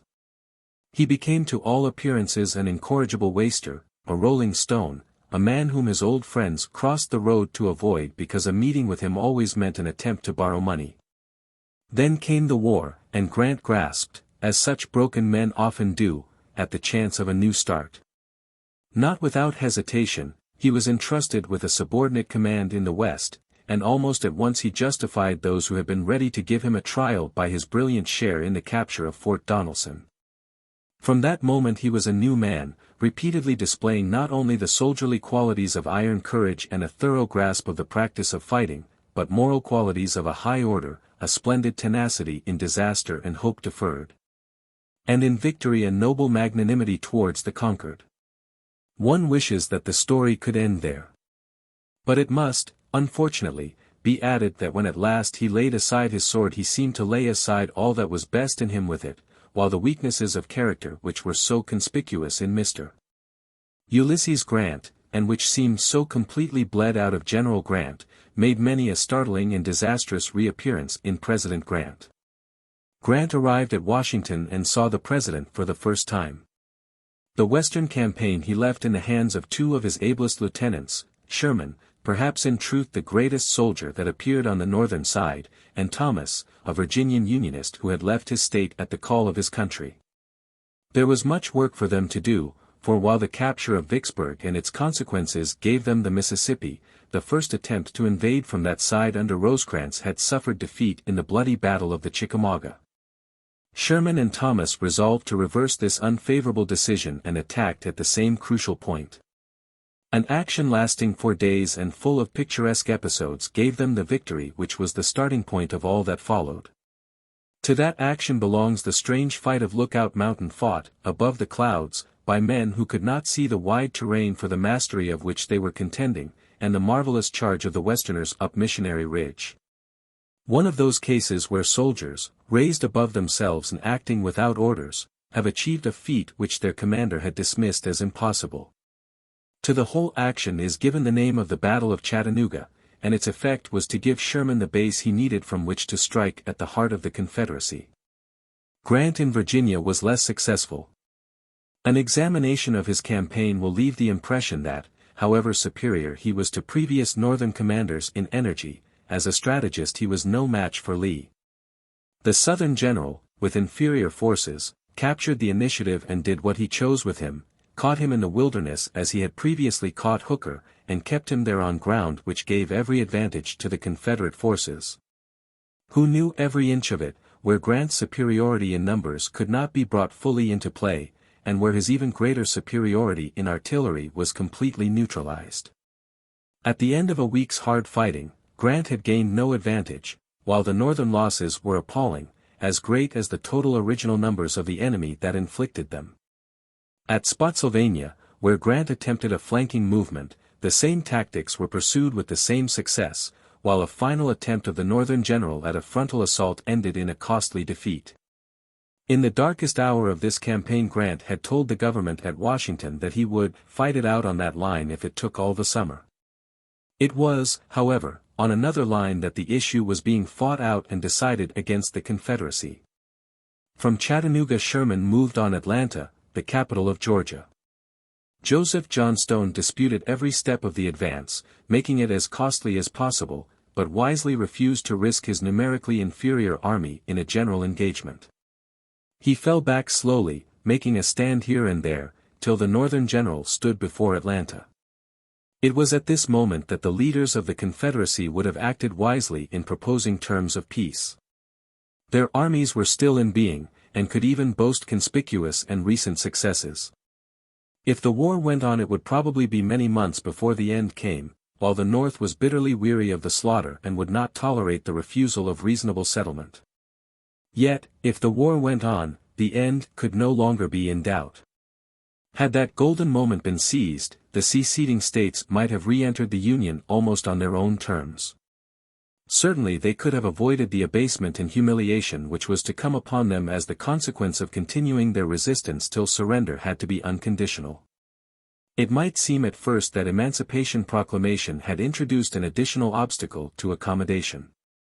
But this was largely neutralized by the fact that everyone, including Jefferson Davis himself, recognized that slavery had been effectively destroyed by the war and could never be revived, even were the South victorious. The acceptance by the Confederacy of a policy suggested by Lee, whereby Negroes were to be enlisted as soldiers and freed on enlistment, clinched this finally. On the other hand, Lincoln let it be clearly understood that if the Union could be restored by consent, he was prepared to advocate the compensation of Southern owners for the loss of their slaves. The blame for the failure to take advantage of this moment must rest mainly on Davis. It was he who refused to listen to any terms save the recognition of Southern independence. And this attitude doomed the tentative negotiations entered into at Hampton Roads to failure. Meanwhile, in the North, Lincoln was chosen president for a second term. At one time his chances had looked gloomy enough. The Democratic Party had astutely chosen General McClellan as its candidate. His personal popularity with the troops, and the suggestion that he was an honest soldier ill-used by civilian politicians, might well gain him much support in the armies, for whose voting special provision had been made. While among the civil population he might expect the support of all who, for one reason or another, were discontented with the government. At the same time, the extreme anti-slavery wing of the Republican Party, alienated by the diplomacy of the President in dealing with the border states, and by the moderation of his views concerning the Negro and his future, put forward another displaced general, Fremont. But in the end circumstances and the confidence which his statesmanship had created combined to give Lincoln something like a walkover. The Democratic Party got into the hands of the Copperheads at the very moment when facts were giving the lie to the Copperhead thesis. Its platform described the course of the war as 4 years of failure, and its issue as hopeless, while before the voting began even a layman could see that the Confederacy was, from the military point of view, on its last legs. The war Democrats joined hands with the Republicans, and the alliance was sealed by the selection of Andrew Johnson, a Jacksonian Democrat from Tennessee, as candidate for the vice presidency. The radical Republicans began to discover how strong a hold Lincoln had gained on the public mind in the North, and to see that by pressing their candidate they would only expose the weakness of their faction. Fremont was withdrawn and McClellan easily defeated. A curious error has been constantly repeated in print in this country to the effect that Lincoln was saved only by the votes of the army. There is no shadow of foundation for this statement. The proportion of his supporters among the soldiers was not much greater than among the civil population. But in both it was overwhelming. Meanwhile Atlanta had fallen, and Davis had unwisely relieved Johnstone of his command. It was now that Sherman determined on the bold scheme which mainly secured the ultimate victory of the North. Cutting himself loose from his base and abandoning all means of communication with the North, he advanced into the country of the enemy, living on it and laying it waste as he passed. For a month his government had no news of him. Ultimately he reached the sea at Savannah, and was able to tell his supporters that he had made a desert in the rear of the main Confederate armies. Thence he turned again, traversed South Carolina, and appeared, so to speak, on the flank of the main Confederate forces which were holding Grant. The ethics of Sherman's famous march to the sea have been much debated. He was certainly justified by the laws of war in destroying the military resources of the Confederacy, and it does not seem that more than this was anywhere done by his orders. There was a good deal of promiscuous looting by his troops, and still more by camp followers and by the Negroes who, somewhat to his annoyance, attached themselves to his columns. The march through South Carolina was the episode marked by the harshest conduct, for officers and men had not forgotten Sumter, and regarded the devastation of that state as a just measure of patriotic vengeance on the only begetter of the rebellion. But the burning of Columbus seems to have been an accident, for which at least Sherman himself was not responsible. It is fair to him to add that in a very few cases, less than half a dozen in all, where a charge of rape or murder can be brought home, the offender was punished with death. As a military stroke, the march to the sea was decisive. One sees its consequences at once in the events of the Virginian campaign. Lee had suffered no military defeat. Indeed, the balance of military success, so far as concerned the army directly opposed to him, was in his favor. Sheridan's campaign in the Shenandoah Valley had delighted the North as much as Jackson's earlier exploits in the same region had delighted the South, but its direct military effect was not great.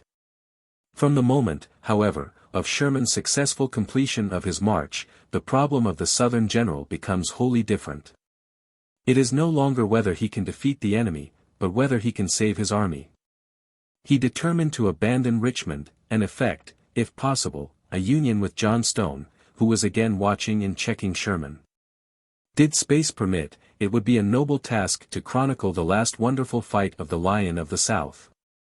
How, with an exhausted and continually diminishing army, he still proved how much he was to be feared, how he turned on Sheridan and beat him, checked Grant and broke away again only to find his path barred by another Union army. At Appomattox Courthouse the end came. The Lion was trapped and caught at last. There was nothing for it but to make the best terms he could for his men. The two generals met. Both rose to the nobility of the occasion. Lee had never been anything but great, and Grant was never so great again. The terms accorded to the vanquished were generous and honorable to the utmost limit of the victor's authority. "This will have the happiest effect on my people," said Lee, in shaking hands with his conqueror. They talked a little of old times at West Point, where they had studied together, and parted. Lee rode away to his men and addressed them, "We have fought through this war together. I did my best for you." With these few words, worth the whole 2 volumes of Jefferson Davis's rather tiresome apologetic, one of the purest, bravest, and most chivalrous figures among those who have followed the noble profession of arms rides out of history. The Black Terror. The surrender of Lee and his army was not actually the end of the war. The army of General John Stone and some smaller Confederate forces were still in being. But their suppression seemed clearly only a matter of time, and all men's eyes were already turned to the problem of Reconstruction, and on no man did the urgency of that problem press more ominously than on the President. Slavery was dead. This was already admitted in the South as well as in the North. Had the Confederacy, by some miracle, achieved its independence during the last year of the war, it is extremely unlikely that slavery would have endured within its borders. This was the publicly expressed opinion of Jefferson Davis even before the adoption of Lee's policy of recruiting slaves and liberating them on enlistment had completed the work which the Emancipation Proclamation of Lincoln had begun. Before the war was over, Missouri, where the slavery problem was a comparatively small affair, and Maryland, which had always had a good record for humanity and justice in the treatment of its slave population, had declared themselves free states. The new governments organized under Lincoln's superintendence in the conquered parts of the Confederacy had followed suit. It was a comparatively easy matter to carry the celebrated 13th Amendment to the Constitution declaring slavery illegal throughout the Union. But, as no one knew better than the President, the abolition of slavery was a very different thing from the solution of the Negro problem. 6 years before his election he had used of the problem of slavery in the South these remarkable words: "I surely will not blame them, the Southerners, for not doing what I should not know how to do myself. If all earthly power was given I should not know what to do as to the existing institution." The words now came back upon him with an awful weight which he fully appreciated. All earthly power was given, direct personal power to a degree perhaps unparalleled in history, and he had to find out what to do. His own belief appears always to have been that the only permanent solution of the problem was Jefferson's. He did not believe that black and white races would permanently live side by side on a footing of equality, and he loathed with all the loathing of a Kentuckian the thought of racial amalgamation. In his proposal to the border states he had suggested repatriation in Africa, and he now began to develop a similar project on a larger scale. But the urgent problem of the reconstruction of the Union could not wait for the completion of so immense a task. The seceding states must be got into their proper relation with the federal government as quickly as possible, and Lincoln had clear ideas as to how this should be done. The reconstructed government of Louisiana which he organized was a working model of what he proposed to do throughout the South.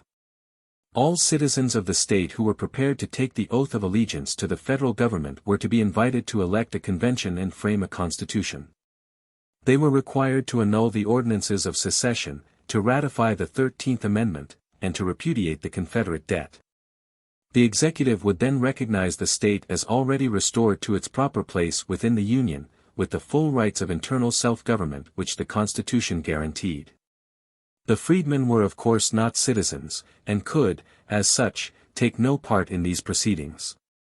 But Lincoln recommended, without attempting to dictate, that the franchise should be extended to the very intelligent and those who have fought for us during the war. Such was Lincoln's policy of Reconstruction. He was anxious to get as much as possible of that policy in working order before Congress should meet. His foresight was justified, for as soon as Congress met the policy was challenged by the radical wing of the Republican Party, whose spokesman was Senator Sumner of Massachusetts. Charles Sumner has already been mentioned in these pages. The time has come when something like a portrait of him must be attempted. He was of a type which exists in all countries, but for which America has found the exact and irreplaceable name. He was a highbrow. The phrase hardly needs explanation. It corresponds somewhat to what the French mean by intellectual, but with an additional touch of moral priggishness which exactly suits Sumner. It does not, of course, imply that a man can think. Sumner was conspicuous even among politicians for his ineptitude in this respect. But it implies a pose of superiority both as regards culture and as regards what a man of that kind calls idealism, which makes such an one peculiarly offensive to his fellow men. The senator so conducts himself, said Fessenden, a Republican, and to a great extent an ally, that he has no friends. He had a peculiar command of the language of insult and vituperation that was all the more infuriating because obviously the product not of sudden temper, but of careful and scholarly preparation. In all matters requiring practical action he was handicapped by an incapacity for understanding men, in matters requiring mental lucidity by an incapacity for following a line of consecutive thought. The thesis of which Sumner appeared as the champion was about as silly as ever a thesis could be. It was that the United States were bound by the doctrine set out in the Declaration of Independence to extend the franchise indiscriminately to the Negroes. Had Sumner had any sense it might have occurred to him that the author of the Declaration of Independence might be presumed to have some knowledge of its meaning and content. Did Thomas Jefferson think that his doctrines involved Negro suffrage? So far from desiring that Negroes should vote with white men, he did not believe that they could even live in the same free community. Yet since Sumner's absurd fallacy has a certain historical importance through the influence it exerted on Northern opinion, it may be well to point out where it lay. The Declaration of Independence lays down three general principles fundamental to democracy. One is that all men are equal in respect of their natural rights. The second is that the safeguarding of men's natural rights is the object of government. The third that the basis of government is contractual, its just powers being derived from the consent of the governed to an implied contract. The application of the first of these principles to the Negro is plain enough.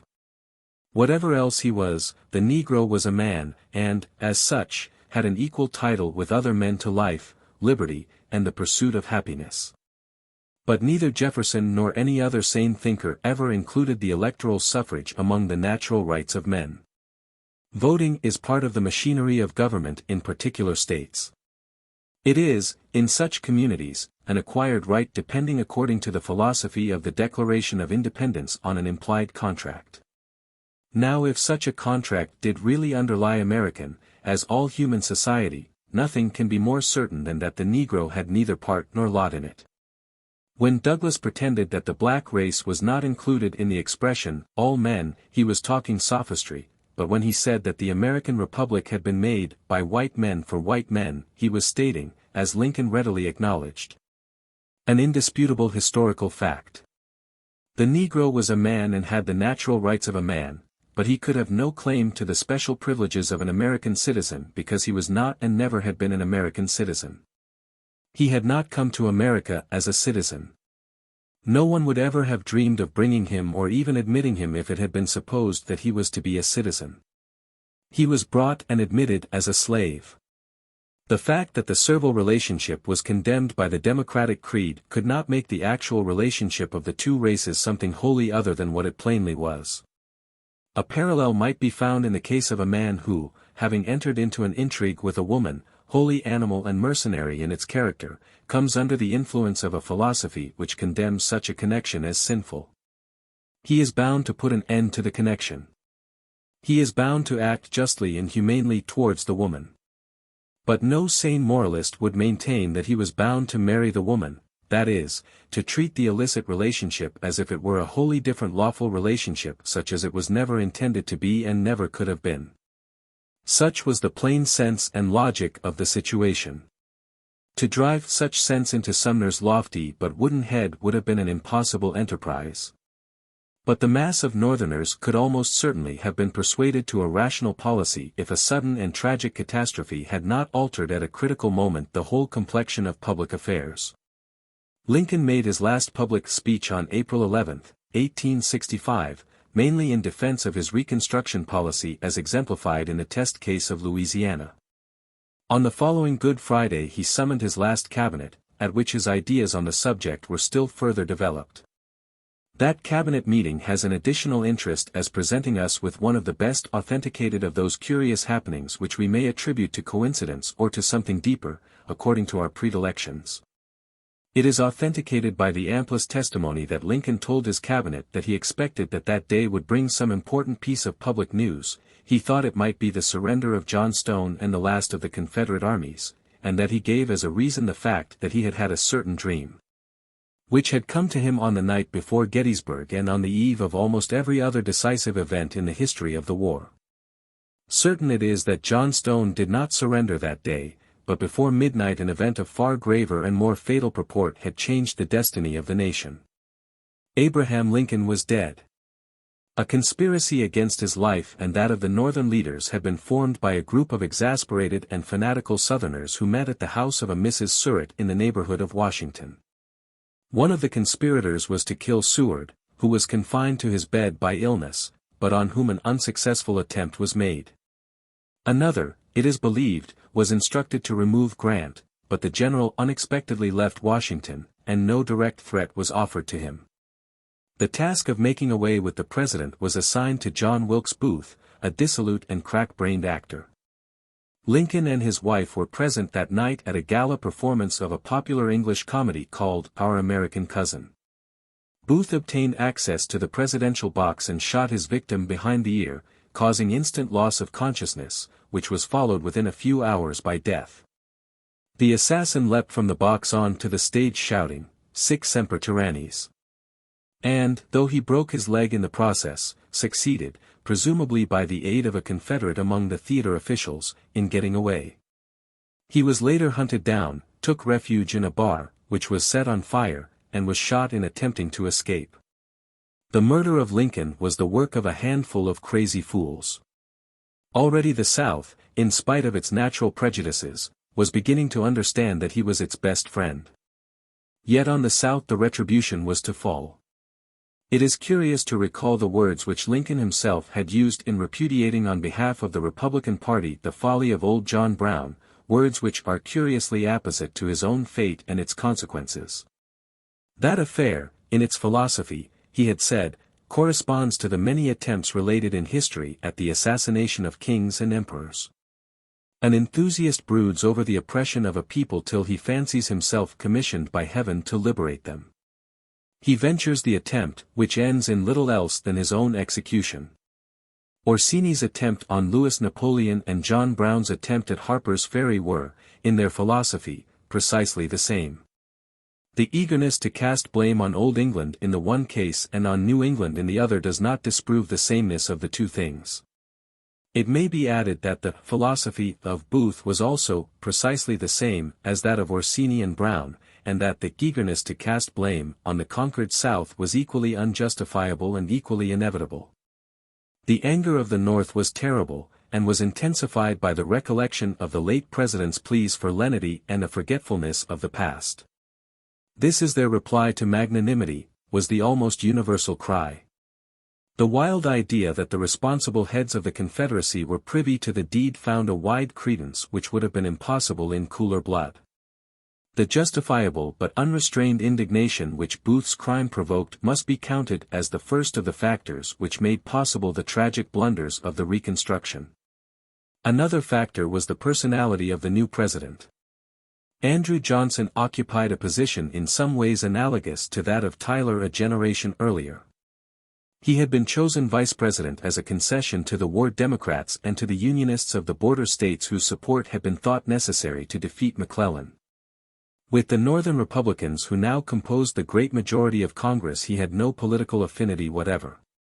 Yet at the beginning of his term of office he was more popular with the Radicals than Lincoln had ever been. He seemed to share to the full the violence of the popular mood.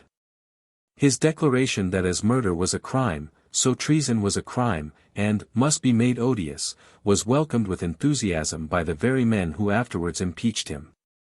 Nor, when we blame these men for trafficking with perjurers and digging up tainted and worthless evidence for the purpose of sustaining against him the preposterous charge of complicity in the murder of his predecessor, must we forget that he himself, without any evidence at all, had under his own hand and seal brought the same monstrous accusation against Jefferson Davis.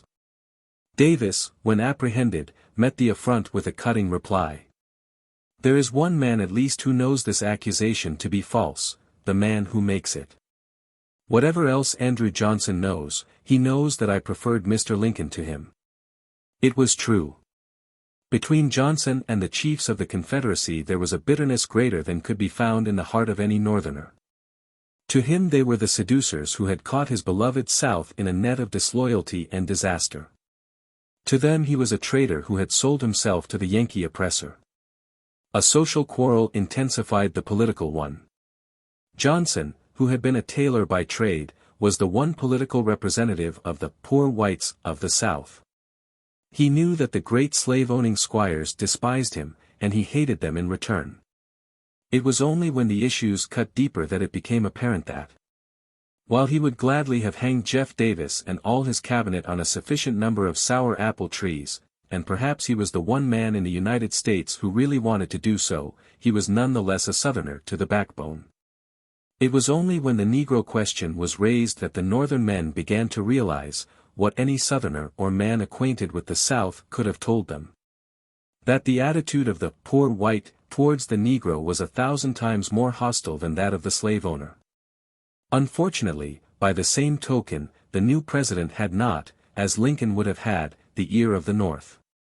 Had Lincoln lived he would have approached the task of persuading the North to support his policy with many advantages which his successor necessarily lacked. He would have had the full prestige of the undoubted elect of the people, so important to an American president, especially in a conflict with Congress. He would have had the added prestige of the ruler under whose administration the rebellion had been crushed and the Union successfully restored. But he would also have had an instinctive understanding of the temper of the Northern masses and a thorough knowledge of the gradations of opinion and temper among the Northern politicians. Johnson had none of these qualifications, while his faults of temper were a serious hindrance to the success of his policy. He was perhaps the purest lover of his country among all the survivors of Lincoln, the fact that told so heavily against his success, that he had no party. That he broke with one political connection in opposing secession and with another in opposing congressional reconstruction, is itself a sign of the integrity and consistency of his patriotism. Also he was on the right side. History, seeing how cruelly he was maligned and how abominably he was treated, owes him these acknowledgments. But he was not a prudent or a tactful man. Too much importance need not be attached to the charge of intemperate drinking, which is probably true but not particularly serious. If Johnson had got drunk every night of his life, he would only have done what some of the greatest and most successful statesmen in history had done before him. But there was an intemperance of character about the man which was more disastrous in its consequences than a few superfluous whiskies could have been. He was easily drawn into acrimonious personal disputes, and when under their influence would push a quarrel to all lengths with men with whom it was most important in the public interest that he should work harmoniously. For the extremists, of whom Sumner was a type, were still a minority even among the Republican politicians, nor was Northern opinion, even after the murder of Lincoln, yet prepared to support their policy. There did, however, exist in the minds of quite fair-minded Northerners, in and out of Congress, certain not entirely unreasonable doubts, which it should have been the President's task, as it would certainly have been Lincoln's, to remove by reason and persuasion.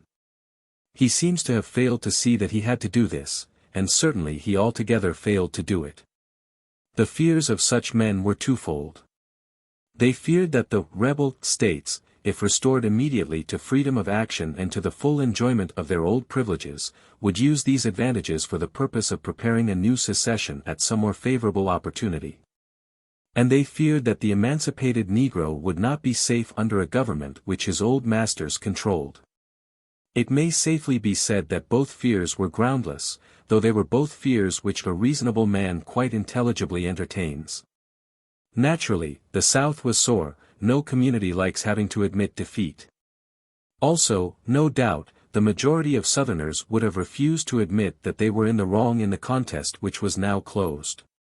Indeed, it was by pressing this peculiarly tactless question that Sumner and his friends procured most of their evidence of the persistence of disloyalty in the South. On the other hand, two facts already enforced in these pages have to be remembered. The first is that the Confederacy was not in the full sense a nation. Its defenders felt their defeat as men feel the downfall of a political cause to which they are attached, not quite as men feel the conquest of their country by foreigners. The second is that from the first there had been many who, while admitting the right of secession, and therefore, by implication, the justice of the Southern cause, had yet doubted its expediency. It is surely not unnatural to suppose that the disastrous issue of the experiment had brought a great many round to this point of view. No doubt there was still a residue, perhaps a large residue, of quite impenitent rebels, who were prepared to renew the battle if they saw a good chance. But the conditions under which the new Southern governments had come into existence offered sufficient security against such men controlling them. Irreconcilables of that type would not have taken the oath of allegiance, would not have repealed the ordinances of secession or repudiated the Confederate debt, and, if they had no great objection to abolishing slavery, would probably have made it a point of honor not to do it at Northern dictation.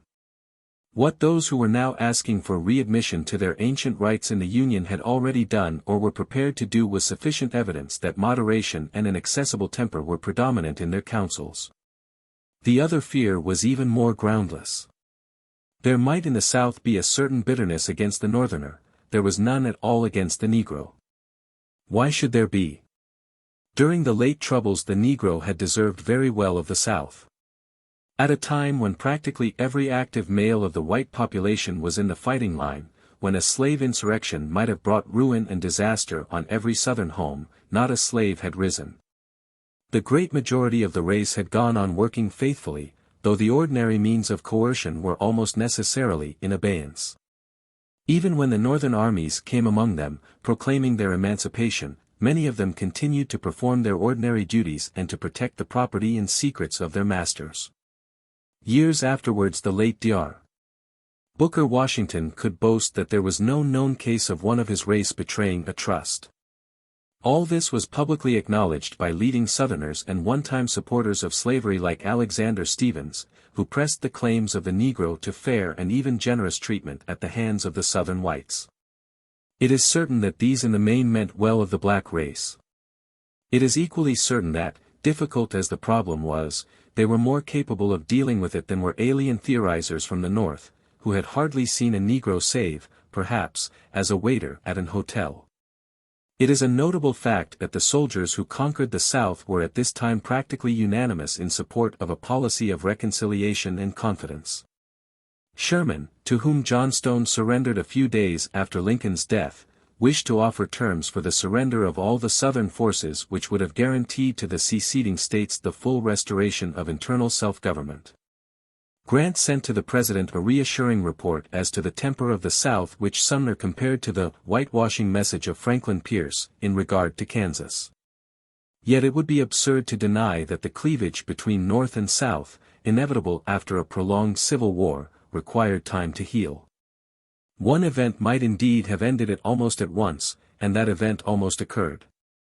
A foreign menace threatening something valued by both sections would have done more than a dozen acts of Congress or amendments to the Constitution. There were many to whom this had always appeared the most hopeful remedy for the sectionable trouble. Among them was Seward, who, having been Lincoln's Secretary of State, now held the same post under Johnson. While secession was still little more than a threat, he had proposed to Lincoln the deliberate fomentation of a dispute with some foreign power, he did not appear to mind which. It is thought by some that, after the war, he took up and pressed the Alabama claims with the same notion.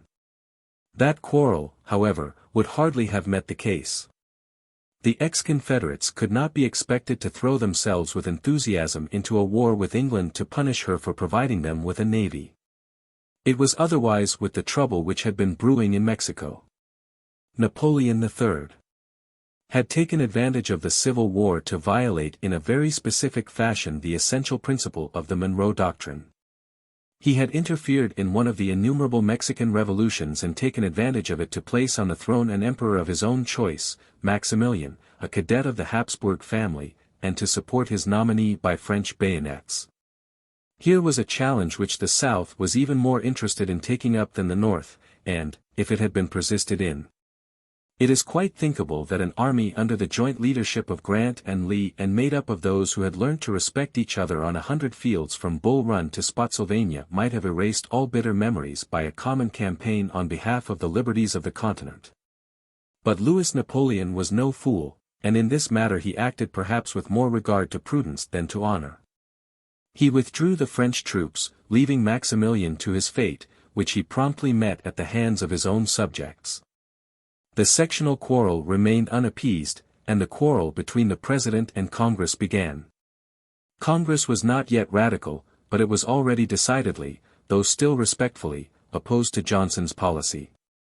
While only a few of its members had yet made up their minds as to what ought to be done about Reconstruction, the great majority had a strong professional bias which made them feel that the doing or not doing of it should be in their hands and not in those of the executive. It was by taking advantage of this prevailing sentiment that the radicals, though still a minority, contrived to get the leadership more and more into their own hands. Of the radicals Sumner was the spokesman most conspicuous in the public eye. But not from him came either the driving force or the direction which ultimately gave them the control of national policy. Left to himself, Sumner could never have imposed the iron oppression from which it took the South a life-and-death wrestle of 10 years to shake itself free. At the worst he would have been capable of imposing a few paper pedantries, such as his foolish Civil Rights Bill, which would have been torn up before their ink was dry. The will and intelligence which dictated the Reconstruction belonged to a very different man, a man entitled to a place not with puzzle-headed pedants or coat-turning professionals but with the great tyrants of history. Thaddeus Stevens of Pennsylvania was in almost every respect the opposite of his ally, Charles Sumner of Massachusetts. Sumner, empty of most things, was especially empty of humor. Stevens had abundance of humor of a somewhat fierce but very real kind. Some of his caustic strokes are as good as anything recorded of Talleyrand, notably his reply to an apologist of Johnson who urged in the President's defense that he was a self-made man. "I am delighted to hear it," said Stevens grimly. "It relieves the Creator of a terrible responsibility."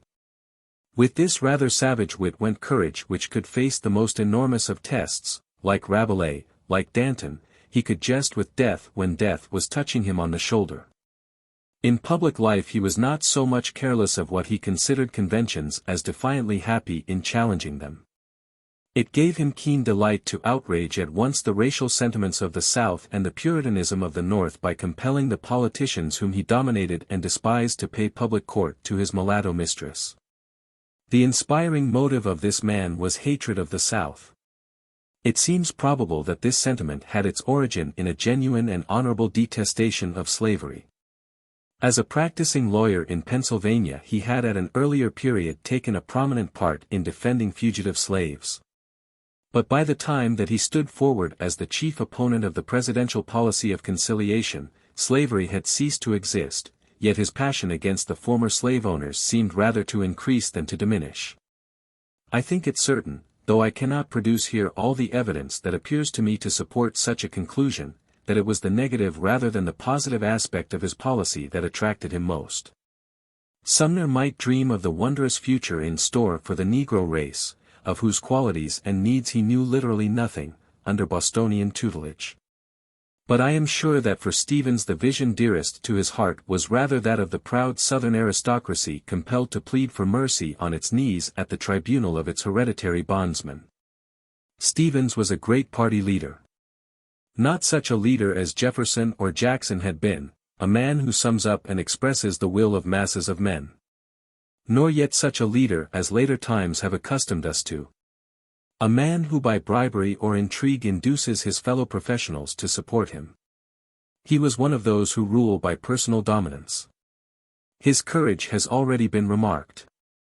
And he knew how much fearlessness can achieve in a profession where most men are peculiarly cowardly. It was he who forced the issue between the President and Congress and obtained at a stroke a sort of captaincy in the struggle by moving in the House of Representatives that the consideration of Reconstruction by Congress would precede any consideration of the President's message asking for the admission of the representatives of the reorganized states. By a combination of forceful bullying and skillful strategy, Stevens compelled the House of Representatives to accept his leadership in this matter. But the action of Congress on other questions during these early months of the contest shows how far it still was from accepting his policy. The plan of Reconstruction which the majority now favored is to be found outlined in the 14th Constitutional Amendment which, at about this time, it recommended for adoption by the states. The provisions of this amendment were threefold. 1. For which a precedent had been afforded by the President's own action, declared that the public debt incurred by the federal government should never be repudiated. And also that no state should pay or accept responsibility for any debt incurred for the purpose of waging war against the Federation. Another, probably unwise from the point of view of far-sighted statesmanship but more or less in line with the President's policy, provided for the exclusion from office of all who, having sworn allegiance to the Constitution of the United States, had given aid to a rebellion against its government. The third, which was really the crucial one, provided a settlement of the franchise question which cannot be regarded as extreme or unreasonable. It will be remembered that the original constitutional compromise had provided for the inclusion, in calculating the representation of a state, of all free persons, and of 3/5 of the other persons, that is, of the slaves. By freeing the slaves, the representation to which the South was entitled was automatically increased by the odd 2/5 of their number, and this seemed to Northerners unreasonable, unless the freedmen were at the same time enfranchised. Congress decided to recommend that the representation of the South should be greater or less according to the extent to which the Negro population were admitted to the franchise or excluded from it. This clause was recast more than once in order to satisfy a fantastic scruple of Sumner's concerning the indecency of mentioning the fact that some people were black and others white. A scruple which he continued to enforce with his customary appeals to the Declaration of Independence, until even his ally Stevens lost all patience with him. But in itself it was not, perhaps, a bad solution of the difficulty. Had it been allowed to stand and work without further interference, it is quite likely that many Southern states would have been induced by the prospect of larger representation to admit in course of time such Negroes as seemed capable of understanding the meaning of citizenship in the European sense. Such, at any rate, was the opinion of General Lee, as expressed in his evidence before the Reconstruction Committee. The South was hostile to the proposed settlement mainly on account of the second provision. It resented the proposed exclusion of its leaders. The sentiment was an honorable and chivalrous one, and was well expressed by Georgia in her protest against the detention of Jefferson Davis: "If he is guilty, so are we." But the rejection of the amendment by the Southern states had a bad effect in the North. It may be convenient here to remark that Davis was never tried. He was brought up and admitted to bail, which the incalculable Greeley found for him, and the case against him was not further pressed. In comparison with almost every other government that has crushed an insurrection, the government of the United States deserves high credit for its magnanimity in dealing with the leaders of the secession. Yet the course actually pursued, more in ignorance than in malice so far as the majority were concerned, probably caused more suffering and bitterness among the vanquished than 100 executions. For the radicals were more and more gaining control of Congress, now openly at war with the executive. The president had been using his veto freely, and, as many even of his own supporters thought, imprudently. The Republicans were eager to obtain the two-thirds majority in both houses necessary to carry measures over his veto, and to get it even the meticulous Sumner was ready to stoop to some pretty discreditable maneuvers. The president had taken the field against Congress and made some rather violent stump speeches, which were generally thought unworthy of the dignity of the chief magistracy. Meanwhile alleged Southern outrages against Negroes were vigorously exploited by the radicals, whose propaganda was helped by a racial riot in New Orleans, the responsibility for which it is not easy to determine, but the victims of which were mostly persons of color. The net result was that the new Congress, elected in 1866, not only gave the necessary two-thirds majority, but was more radical in its complexion and more strictly controlled by the Republican machine than the old had been. The effect was soon apparent. A Reconstruction bill was passed by the House and sent up to the Senate.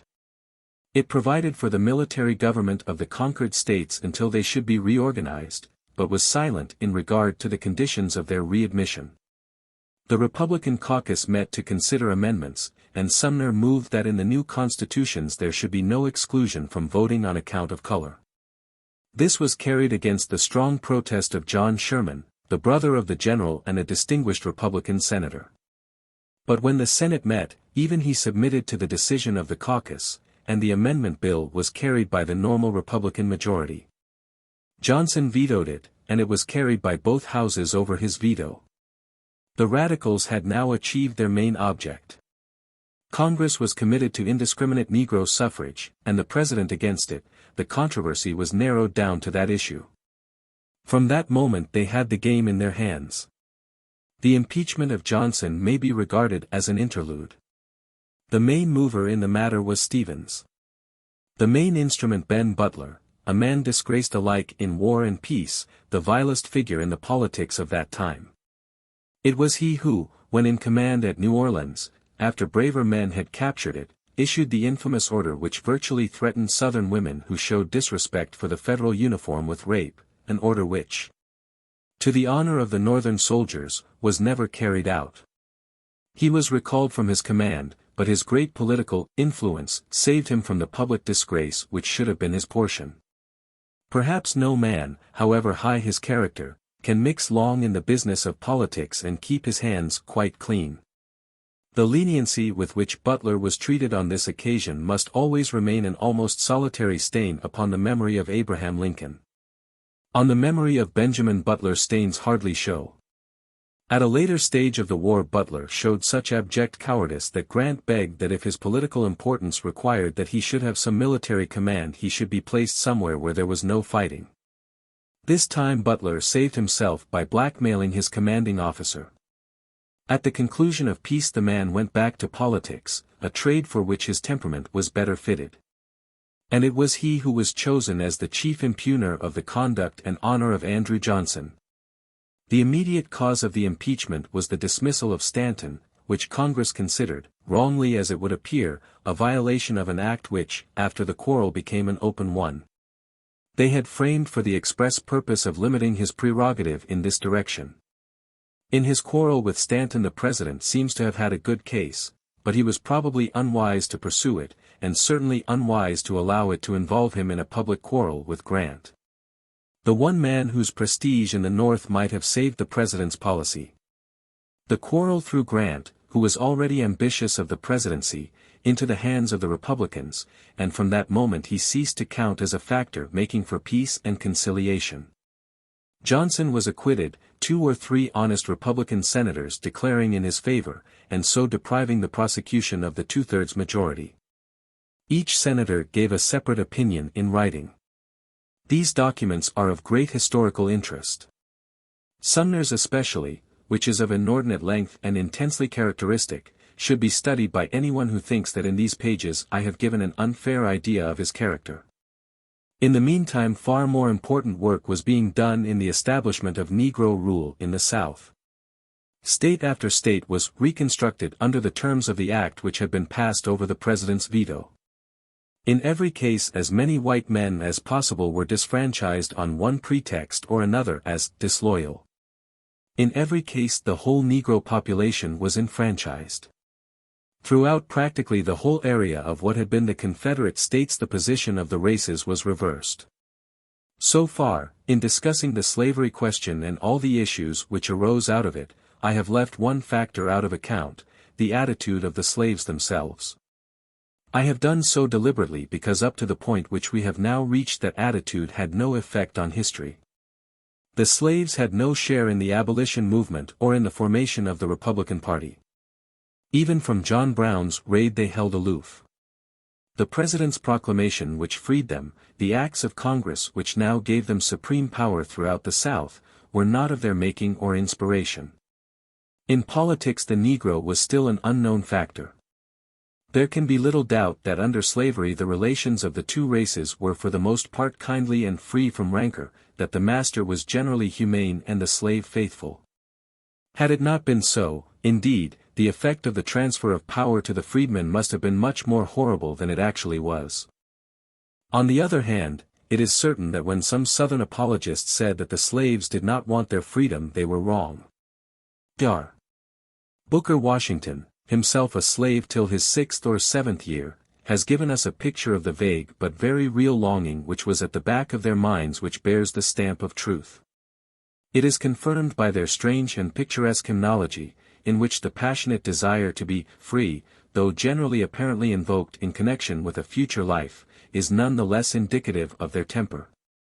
And in their preoccupation with those parts of the Old Testament, the history of the Exodus, for instance, which appeared applicable to their own condition. Yet it is clear that they had but the vaguest idea of what freedom implied. Of what citizenship implied they had, of course, no idea at all. It is very far from my purpose to write contemptuously of the Negroes. There is something very beautiful about a love of freedom wholly independent of experience and deriving solely from the just instinct of the human soul as to what is its due. And if, as some Southerners said, the Negro understood by freedom mainly that he need not work, there was a truth behind his idea. For the right to be idle if and when you choose without reason given or permission sought is really what makes the essential difference between freedom and slavery. But it is quite another thing when we come to a complex national and historical product like American citizenship. Of all that great European past, without the memory of which the word republic has no meaning, the Negro knew nothing, with it he had no link. A barbaric version of the more barbaric parts of the Bible supplied him with his only record of human society. Yet Negro suffrage, though a monstrous anomaly, might have done comparatively little practical mischief if the Negro and his white neighbor had been left alone to find their respective levels. The Negro might have found a certain picturesque novelty in the amusement of voting, the white American might have continued to control the practical operation of government. But it was no part of the policy of those now in power at Washington to leave either black or white alone. Loyal governments were to be formed in the South. And to this end political adventurers from the North, carpetbaggers, as they were called, went down into the conquered South to organize the Negro vote. A certain number of disreputable Southerners, known as scallywags, eagerly took a hand in the game for the sake of the spoils. So of course did the smarter and more ambitious of the freedmen. And under the control of this ill-omened trinity of carpetbagger, scallywag, and Negro adventurer grew up a series of governments the like of which the sun has hardly looked upon before or since. The Negro is hardly to be blamed for his share in the ghastly business. The whole machinery of politics was new to him, new and delightful as a toy, new and even more delightful as a means of personal enrichment. That it had or was intended to have any other purpose probably hardly crossed his mind. His point of view, a very natural one, after all, was well expressed by the aged freedman who was found chuckling over a pile of dollar bills, the reward of some corrupt vote, and, when questioned, observed, "Wall, it's de 5th time I's been bought and sold, but, F.O. de Lord, it's de fust I eber got de money." Under administrations conducted in this spirit the whole South was given up to plunder. The looting went on persistently and on a scale almost unthinkable. The public debts reached amazing figures, while Negro legislators voted each other wads of public money as a kind of parlor game, amid peals of hearty African laughter. Meanwhile the governments presided over by Negroes, or white courtiers of the Negro and defended by the bayonets of an armed black militia, gave no protection to the persons or property of the whites. Daily insults were offered to what was now the subject race. The streets of the proud city of Charleston, where 10 years before on that fatal November morning the palmetto flag had been raised as the signal of secession, were paraded by mobs of dusky freedmen singing, "The bottom rails on top now. And we's gwine to keep it dar." It says much for the essential kindliness of the African race that in the lawless condition of affairs there were no massacres and deliberate cruelties were rare. On the other hand, the animal nature of the Negro was strong, and outrages on white women became appallingly frequent and were perpetrated with complete impunity. Every white family had to live in something like a constant state of siege. It was not to be expected that ordinary men of European origin would long bear such government. And those on whom it was imposed were no ordinary men. They were men whose manhood had been tried by 4 awful years of the supreme test, men such as had charged with Pickett up the bloody ridge at Gettysburg, and disputed with the soldiers of Grant every inch of tangled quagmire in the wilderness. They found a remedy. Suddenly, as at a word, there appeared in every part of the downtrodden country bands of mysterious horsemen. They rode by night, wearing long white garments with hoods that hid their faces. And to the terror-stricken Negroes who encountered them they declared themselves, not without symbolic truth, the ghosts of the great armies that had died in defense of the Confederacy.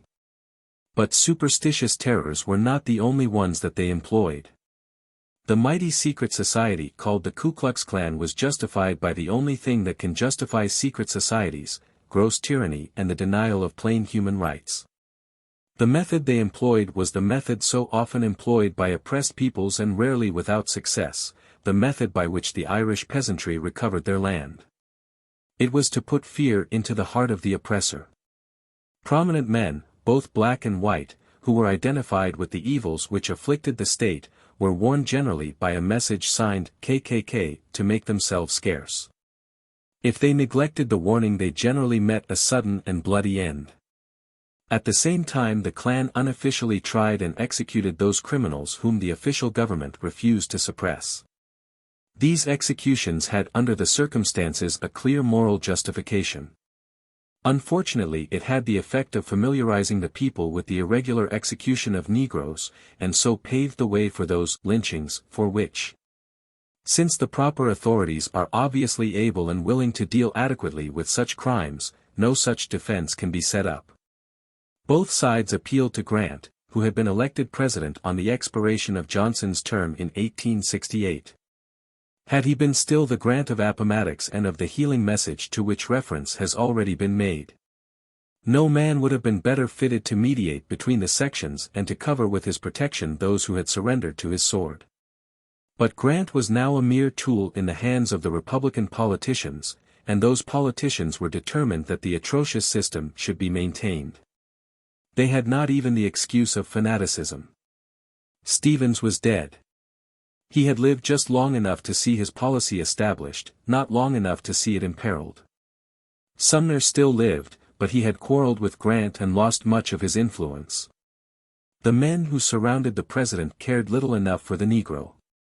Their resolution to support African rule in the South depended merely upon the calculation that so long as it endured the reign of the Republican Party and consequently their own professional interests were safe. A special act of Congress was passed to put down the Ku Klux Klan, and the victorious army of the Union was again sent south to carry it into execution. But this time it found an enemy more invulnerable than Lee had been, invulnerable because invisible. The whole white population was in the conspiracy and kept its secrets. The army met with no overt resistance with which it could deal, but the silent terrorism went on. The trade of carpetbagger became too dangerous. The ambitious Negro was made to feel that the price to be paid for his privileges was a high one. Silently state after state was wrested from Negro rule. Later the Ku Klux Klan, for such is ever the peril of secret societies and the great argument against them when not demanded by imperative necessity, began to abuse its power. Reputable people dropped out of it, and traitors were found in its ranks. About 1872 it disappeared. But its work was done. In the great majority of the southern states the voting power of the Negro was practically eliminated. Negroid governments survived in 3 only, South Carolina, Florida, and Louisiana. For these the end came 4 years later. The professional politicians of the North, whose motive for supporting the indefensible regime established by the Reconstruction Act has already been noted, used, of course, the atrocities of the Ku Klux Klan as electioneering material in the North. Waving the bloody shirt, it was called. But the North was getting tired of it, and was beginning to see that the condition of things in the conquered states was a national disgrace. A Democratic House of Representatives had been chosen, and it looked as if the Democrats would carry the next presidential election. In fact they did carry it. But fraudulent returns were sent in by the 3 remaining Negro governments, and these gave the Republicans a majority of 1 in the Electoral College. A commission of inquiry was demanded and appointed, but it was packed by the Republicans and showed itself as little scrupulous as the scoundrels who administered the reconstructed states. Affecting a sudden zeal for state rights, it declared itself incompetent to inquire into the circumstances under which the returns were made. It accepted them on the word of the state authorities and declared Hayes, the Republican candidate, elected. It was a gross scandal, but it put an end to a grosser one. Some believe that there was a bargain whereby the election of Hayes should be acquiesced in peaceably on condition that the Negro governments were not further supported. It is equally possible that Hayes felt his moral position too weak to continue a policy of oppression in the South. At any rate, that policy was not continued. Federal support was withdrawn from the remaining Negro governments, and they fell without a blow. The second rebellion of the South had succeeded where the first had failed.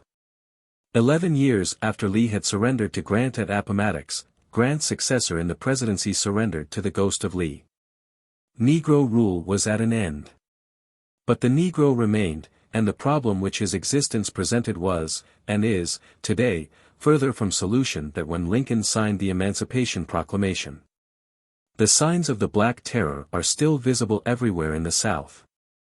They are visible in the political solidarity of those Southern states, and only of those states, which underwent the hideous ordeal, what American politicians call, the Solid South. All white men, whatever their opinions, must vote together, lest by their division the Negro should again creep in and regain his supremacy. They are visible in those strict laws of segregation which show how much wider is the gulf between the races than it was under slavery, when the children of the white slave owner, in Lincoln's words, romped freely with the little Negroes. They are visible above all in acts of unnatural cruelty committed from time to time against members of the dreaded race. These things are inexplicable to those who do not know the story of the ordeal which the South endured, and cannot guess at the secret panic with which white men contemplate the thought of its return. Well might Jefferson tremble for his country. The bill which the first slave traders ran up is not yet paid. Their dreadful legacy remains and may remain for generations to come a baffling and tormenting problem to every American who has a better head than Sumner's and a better heart than Legree's. 11. The new problems. Most of us were familiar in our youth with a sort of game or problem which consisted in taking a number, effecting a series of additions, multiplications, subtractions, etc. And finally, taking away the number you first thought of. Some such process might be taken as representing the later history of the Republican Party. That party was originally founded to resist the further extension of slavery.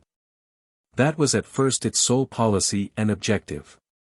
And when slavery disappeared and the anti-slavery societies dissolved themselves, it might seem that the Republican Party should logically have done the same. But no political party can long exist, certainly none can long hold power, while reposing solely upon devotion to a single idea. For one thing, the mere requirements of what Lincoln called national housekeeping involves an accretion of policies apparently unconnected with its original doctrine. Thus the Republican Party, relying at first wholly upon the votes of the industrial North, which was generally in favor of a high tariff, took over from the old Whig Party a protectionist tradition. Though obviously there is no logical connection between free trade and slavery. Also, in any organized party, especially where politics are necessarily a profession, there is an even more powerful factor working against the original purity of its creed in the immense mass of vested interests which it creates. Especially when it is in power, men holding positions under it, men hoping for a career through its triumphs, and the like. It may be taken as certain that no political body so constituted will ever voluntarily consent to dissolve itself, as a merely propagandist body may naturally do when its object is achieved. For some time, as has been seen, the Republicans continued to retain a certain link with their origin by appearing mainly as a pro-Negro and anti-Southern party. With Southern outrages as its electoral stock-in-trade and the maintenance of the odious non-American state governments as its program. The surrender of 1876 put an end even to this link. The bloody shirt disappeared, and with it the last rag of the old Republican garment. A formal protest against the use of intimidation in the solid South continued to figure piously for some decades in the quadrennial platform of the party. At last even this was dropped, and its place was taken by the much more defensible demand that Southern representatives should be so reduced as to correspond to the numbers actually suffered to vote. It is interesting to note that if the Republicans had not insisted on supplementing the 14th Amendment by the 15th, forbidding disqualification on grounds of race or color, and consequently compelling the South to concede in theory the franchise of the blacks and then prevent its exercise, instead of formally denying it them, this grievance would automatically have been met. What, then, remained to the Republican Party when the number at first thought of had been thus taken away?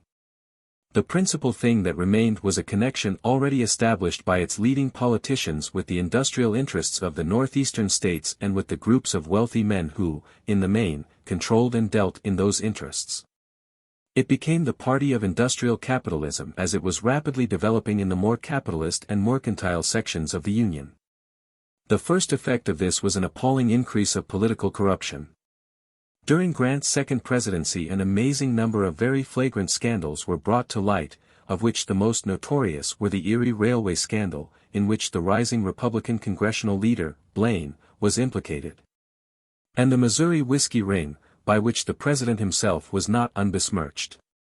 The cry for clean government became general, and had much to do with the election of a Democratic House of Representatives in 1874 and the return by a true majority vote, thought defeated by a trick, of a Democratic president in 1876.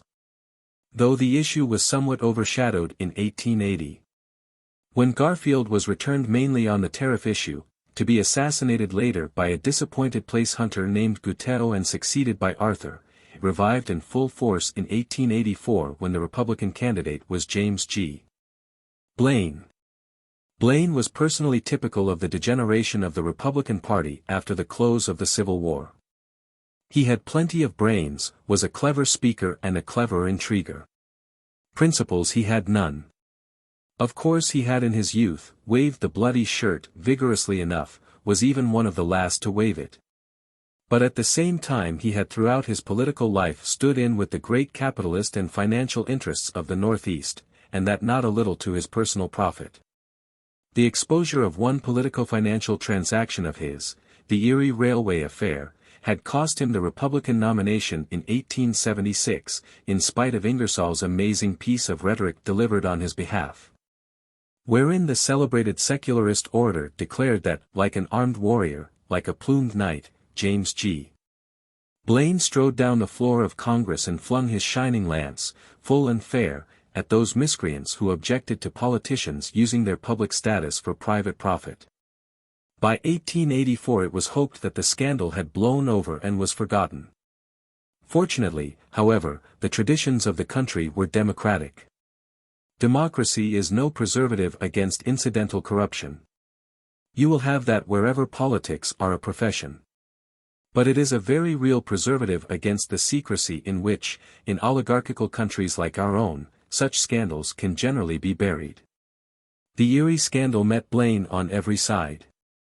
One of the most damning features of the business was a very compromising letter of his own which ended with the fatal words, "Please burn this letter." As a result of its publication, crowds of Democratic voters paraded the streets of several great American cities chanting monotonously, "Burn, burn, burn this letter. James G. Blaine. Please, please. Burn this letter. James G. Blaine. Oh. Do. Burn this letter. James G. Blaine." The result was the complete success of the clean government ticket, and the triumphant return of Grover Cleveland, the first Democrat to take the oath since the Civil War, and perhaps the strongest and best president since Lincoln. Meanwhile, the Republic had found itself threatened with another racial problem, which became acute at about the time when excitement on both sides regarding the Negro was subsiding. Scarcely had the expansion of the United States touched the Pacific, when its territories encountered a wave of immigration from the thickly populated countries on the other side of that ocean. The population which now poured into California and Oregon was as alien in race and ideals as the Negro, and it was, perhaps, the more dangerous because, while the Negro, so far as he had not absorbed European culture, was a mere barbarian, these people had a very old and elaborate civilization of their own, a civilization picturesque and full of attraction when seen afar off, but exhibiting, at nearer view, many characteristics odious to the traditions, instincts and morals of Europe and white America. There was also the economic evil, really, of course, only an aspect of the conflict of types of civilization, arising from the fact that these immigrants, being used to a lower standard of life, undercut and cheapened the labor of the white man. Various acts were passed by Congress from time to time for the restriction and exclusion of Chinese and other Oriental immigrants, and the trouble, though not even yet completely disposed of, was got under a measure of control. Sumner lived long enough to oppose the earlier of these very sensible laws, and, needless to say, trotted out the Declaration of Independence, though in this case the application was even more absurd than in that of the Negro. The Negro, at any rate, was already resident in America, and had been brought there in the first instance without his own consent. And this fact, though it did not make him a citizen, did create a moral responsibility towards him on the part of the American Commonwealth. Towards the Chinaman it had no responsibility whatever. Doubtless he had, as a man, his natural rights to life, liberty, and the pursuit of happiness, in China. But whoever said anything so absurd as that it was one of the natural rights of man to live in America? It was, however, less to the increased absurdity of his argument than to the less favorable bias of his audience that Sumner owed his failure to change the course of legislation in this instance. An argument only 1 degree less absurd had done well enough as a reason for the enslavement and profanation of the South a year or two before. But there was no great party hoping to perpetuate its power by the aid of the Chinese, nor was there a defeated and unpopular section to be punished for its treason by being made over to Mongolian masters. Indeed, Congress, while rejecting Sumner's argument, made a concession to his monomania on the subject of Negroes. And a clause was inserted in the act whereby no person of African descent should be excluded, with the curious result that to this day, while a yellow face is a bar to the prospective immigrant, a black face is, theoretically at any rate, actually a passport. The exclusion of the Chinese does but mark the beginning of a very important change in the attitude of the Republic towards immigration. Up to this time, in spite of the apparent exception of the Know-Nothing movement, of which the motive seems to have been predominantly sectarian, it had been at once the interest and the pride of America to encourage immigration on the largest possible scale without troubling about its source or character, her interest because her undeveloped resources were immense and apparently inexhaustible. And what was mainly needed was human labor to exploit them.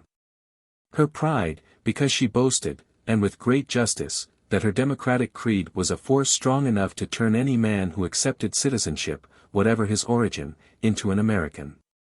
But in connection with the general claim, which experience has, on the whole, justified, there are two important reservations.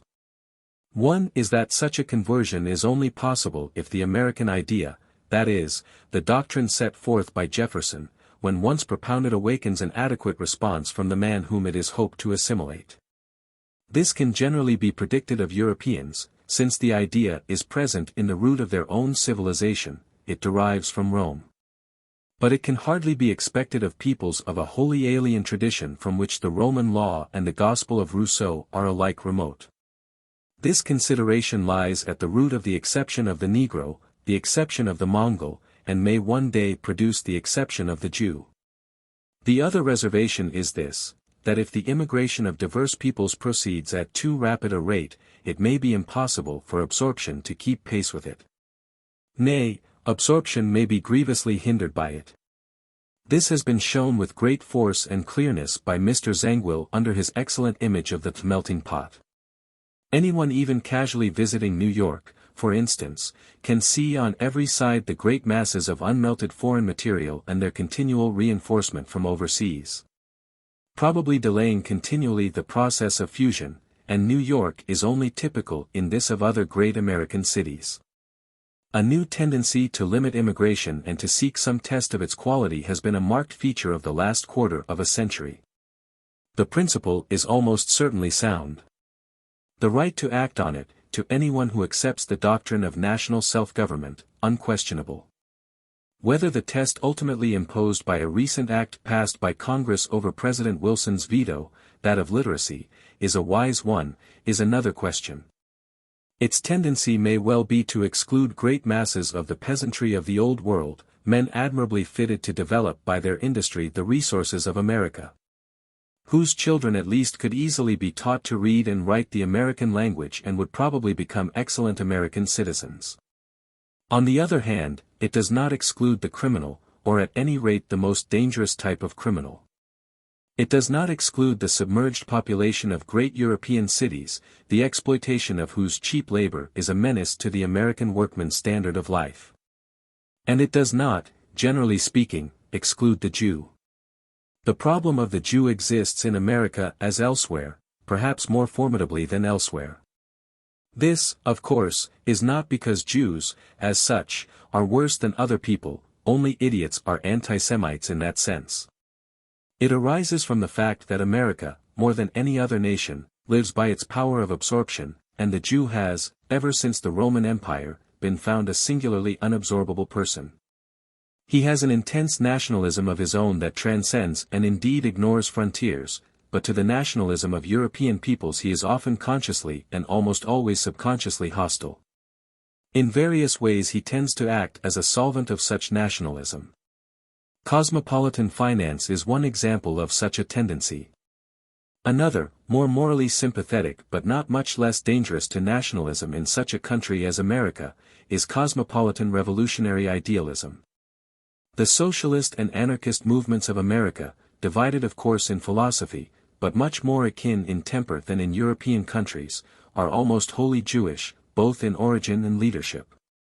For this reason, since America's entrance into the Great War, these parties, in contrast to most of the European socialist parties, have shown themselves violently anti-national and what we now call Bolshevist. But organized socialism is, in America, almost a negligible force, not so organized labor. In no country has the trade union movement exercised more power, and in no country has it fought with bolder weapons. In the early struggles between the organized workers and the great capitalists, violence and even murder was freely resorted to on both sides. For if the word must be applied to the vengeance often wreaked by the labor unions on servants of the employer and on traitors to the organization, the same word must be used with a severer moral implication of the shooting down of workmen at the orders of men like Carnegie, not even by the authorized police force or militia of the state, but by privately hired assassinators such as the notorious Pinkerton used to supply. The labor movement in America is not generally collectivist. Collectivism is alien to the American temper and ideal, which looks rather to a community of free men controlling, through personal ownership, their own industry. The demand of American labor has been rather for the sharp and efficient punishment of such crimes against property as are involved in conspiracies to create a monopoly in some product and the use of great wealth to squeeze out the small competitor. Such demands found emphatic expression in the appearance in the 90s of a new party calling itself populist and formed by a combination between the organized workmen and the farmers of the West, who felt themselves more and more throttled by the tentacles of the new commercial monopolies which were becoming known by the name of trusts. In the elections of 1892, when Cleveland was returned for a second time after an interval of Republican rule under Harrison, the Populists showed unexpected strength and carried several Western states. In 1896, Democrats and Populists combined to nominate William Jennings Bryan as their candidate, with a program the main plank of which was the free coinage of silver, which, it was thought, would weaken the hold of the moneyed interests of the East upon the industries of the continent. The Eastern states, however, voted solid for the gold standard, and were joined, in the main, by those Southern states which had not been reconstructed and were consequently not included politically in the solid South. The West, too, though mainly Bryanite, was not unanimous, and McKinley, the Republican candidate, was returned. The Democratic defeat, however, gave some indication of the tendencies which were to produce the Democratic victory of 1916, when the West, with the aid of the solid South, returned a president whom the East had all but unanimously rejected. McKinley's first term of office saw the outbreak and victorious prosecution of a war with Spain, arising partly out of American sympathy with an insurrection which had broken out in Cuba, and partly out of the belief, now pretty conclusively shown to have been unfounded, that the American warship Maine, which was blown up in a Spanish harbor, had been so destroyed at the secret instigation of the Spanish authorities. Its most important result was to leave, at its conclusion, both Cuba and the Philippine Islands at the disposal of the United States. This practically synchronized with the highest point reached in this country, just before the Boer War, by that wave of national feeling called imperialism. America, for a time, seemed to catch its infection or share its inspiration, as we may prefer to put it. But the tendency was not a permanent one. The American Constitution is indeed expressly built for expansion, but only where the territory acquired can be thoroughly Americanized and ultimately divided into self-governing states on the American pattern. To hold permanently subject possessions which cannot be so treated is alien to its general spirit and intention. Cuba was soon abandoned, and though the Philippines were retained, the difficulties encountered in their subjection and the moral anomaly involved in being obliged to wage a war of conquest against those whom you have professed to liberate, acted as a distinct check upon the enthusiasm for such experiments. After the conclusion of the Spanish War, McKinley was elected for a second time. Almost immediately afterwards he was murdered by an anarchist named Zalgas, sometimes described as a Pole, but presumably an East European Jew. The effect was to produce a third example of the unwisdom, though in this case the country was distinctly the gainer, of the habit of using the vice presidency merely as an electioneering bait. Theodore Roosevelt had been chosen as candidate for that office solely to catch what we should here call the khaki sentiment, he and his Rough Riders having played a distinguished and picturesque part in the Cuban campaign. But it soon appeared that the new president had ideas of his own which were by no means identical with those of the party bosses. He sought to recreate the moral prestige of the Republican Party by identifying it with the national idea, with which its traditions as the war party in the battle for the Union made its identification seem not inappropriate, with a spirited foreign policy and with the aspiration for expansion and world power. But he also sought to sever its damaging connection with those sordid and unpopular plutocratic combinations which the nation as a whole justly hated. Of great energy and attractive personality, and gifted with a strong sense of the picturesque in politics, President Roosevelt opened a vigorous campaign against those trusts which had for so long backed and largely controlled his party. The Republican bosses were angry and dismayed, but they dared not risk an open breach with a popular and powerful president backed by the whole nation irrespective of party. So complete was his victory that not only did he enjoy something like a national triumph when submitting himself for re-election in 1904, but in 1908 was virtually able to nominate his successor. Mr. Taft, however, though so nominated and professing to carry on the Rooseveltian policy, did not carry it on to the satisfaction of its originator. The ex-president roundly accused his successor of suffering the party to slip back again into the pocket of the trusts, and in 1912 offered himself once more to the Republican Party as a rival to his successor. The party convention at San Francisco chose Taft by a narrow majority. Something may be allowed for the undoubtedly prevalent sentiment against a breach of the Washingtonian tradition of a two-terms limit. But the main factor was the hostility of the bosses and the trusts behind them, and the weapon they used was their control of the Negro pocket boroughs of the southern states, which were represented in the convention in proportion to their population of those states, though practically no Republican votes were cast there. Colonel Roosevelt challenged the decision of the convention, and organized an independent party of his own under the title of Progressive, composed partly of the defeated section of the Republicans and partly of all those who for one reason or another were dissatisfied with existing parties. In the contest which followed he justified his position by polling far more votes than his Republican rival. But the division in the Republican Party permitted the return of the Democratic candidate, Dr. Woodrow Wilson. The new president was a remarkable man in more ways than one. By birth a Southerner, he had early migrated to New Jersey. He had a distinguished academic career behind him, and had written the best history of his own country at present obtainable. He had also held high office in his state, and his term had been signalized by the vigor with which he had made war on corruption in the public service. During his term of office he was to exhibit another set of qualities, the possession of which had perhaps been less suspected, an instinct for the trend of the national will not unlike that of Jackson, and a far-seeing patience and persistence under misrepresentation and abuse that recalls Lincoln. For Mr. Wilson had been in office but a little over a year when Prussia, using Austria as an instrument and Serbia as an excuse, forced an aggressive war on the whole of Europe. The sympathies of most Americans were with the Western Allies, especially with France, for which country the United States had always felt a sort of spiritual cousinship. England was, as she had always been, less trusted, but in this instance, especially when Prussia opened the war with a criminal attack upon the little neutral nation of Belgium, it was generally conceded that she was in the right.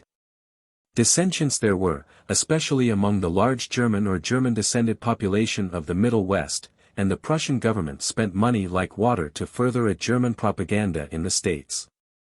But the mass of American opinion was decidedly favorable to the cause of those who were at war with the German Empire. Yet it was at that time equally decided and much more unanimous against American intervention in the European quarrel. The real nature of this attitude was not grasped in England, and the resultant misunderstanding led to criticisms and recriminations which everyone now regrets. The fact is that the Americans had very good reason for disliking the idea of being drawn into the awful whirlpool in which Europe seemed to be perishing. It was not cowardice that held her back. Her sons had done enough during the 4 terrible years of civil conflict in which her whole manhood was involved to repel that charge forever. Rather was it a realistic memory of what such war means that made the new America eager to keep the peace as long as it might. There was observable, it is true, a certain amount of rather silly pacifist sentiment, especially in those circles which the Russians speak of as intelligentsia, and Americans as highbrow. It went, as it usually goes, though the logical connection is not obvious, with teetotalism and similar fads. All these fads were peculiarly rampant in the United States in the period immediately preceding the war, when half the states went dry. And some cities passed what seems to us quite lunatic laws, prohibiting cigarette smoking and creating a special female police force of flirt catchers. The whole thing is part, one may suppose, of the deliquescence of the Puritan tradition in morals, and will probably not endure. So far as such doctrinaire pacifism is concerned, it seems to have dissolved at the first sound of an American shot. But the instinct which made the great body of sensible and patriotic Americans, especially in the West, resolved to keep out of the war, so long as their own interests and honor were not threatened, was of a much more solid and respectable kind. Undoubtedly most Americans thought that the Allies were in the right, but if every nation intervened in every war where it thought one or other side in the right, every war must become universal. The Republic was not pledged, like this country, to enforce respect for Belgian neutrality. She was not, like England, directly threatened by the Prussian menace. Indirectly threatened she was, for a German victory would certainly have been followed by an attempt to realize well-understood German ambitions in South America. But most Americans were against meeting trouble halfway. Such was the temper of the nation. The President carefully conformed to it, while at the same time guiding and enlightening it. For nearly 2 years he kept his country out of the war. The task was no easy one. He was assailed at home at once by the German propagandists, who wanted him, in defiance of international law, to forbid the sale of arms and munitions to the Allies, and by Colonel Roosevelt, who wished America to declare herself definitely on the Allied side. Moreover, Prussia could understand no argument but force, and took every sign of the pacific disposition of the government at Washington as an indication of cowardice or incapacity to fight. But he was excellently served in Berlin by Mr. Gerard, and he held to his course. The Lusitania was sunk and many American citizens were drowned as a part of the Prussian campaign of indiscriminate murder on the high seas, and the volume of feeling in favor of intervention increased.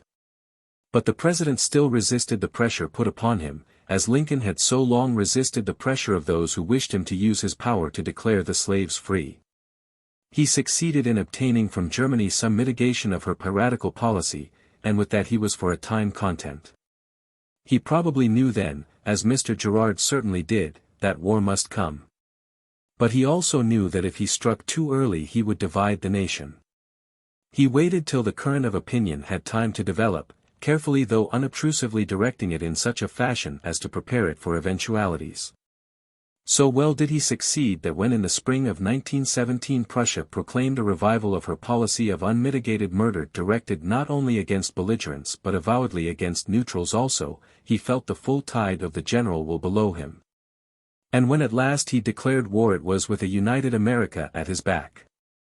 Such is, in brief, the diplomatic history of the intervention of the United States in the Great War. Yet there is another angle from which it can be viewed, whereby it seems not only inevitable but strangely symbolic.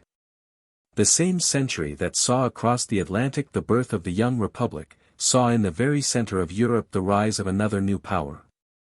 Remote as the two were, and unlikely as it must have seemed at the time that they could ever cross each other's paths, they were in a strange fashion at once parallel and antipodean. Neither has grown in the ordinary complex yet unconscious fashion of nations. Both were, in a sense, artificial products. Both were founded on a creed. And the creeds were exactly and mathematically opposed. According to the creed of Thomas Jefferson, all men were endowed by their Creator with equal rights. According to the creed of Frederick Hohenzollern there was no Creator, and no one possessed any right save the right of the strongest. Through more than a century the history of the two nations is the development of the two ideas. It would have seemed unnatural if the great atheist state, in its final bid for the imposition of its creed on all nations, had not found Jefferson's republic among its enemies. That anomaly was not to be. That flag which, decked only with 13 stars representing the original revolted colonies, had first waved over Washington's raw levies, which, as the cluster grew, had disputed on equal terms with the cross of St.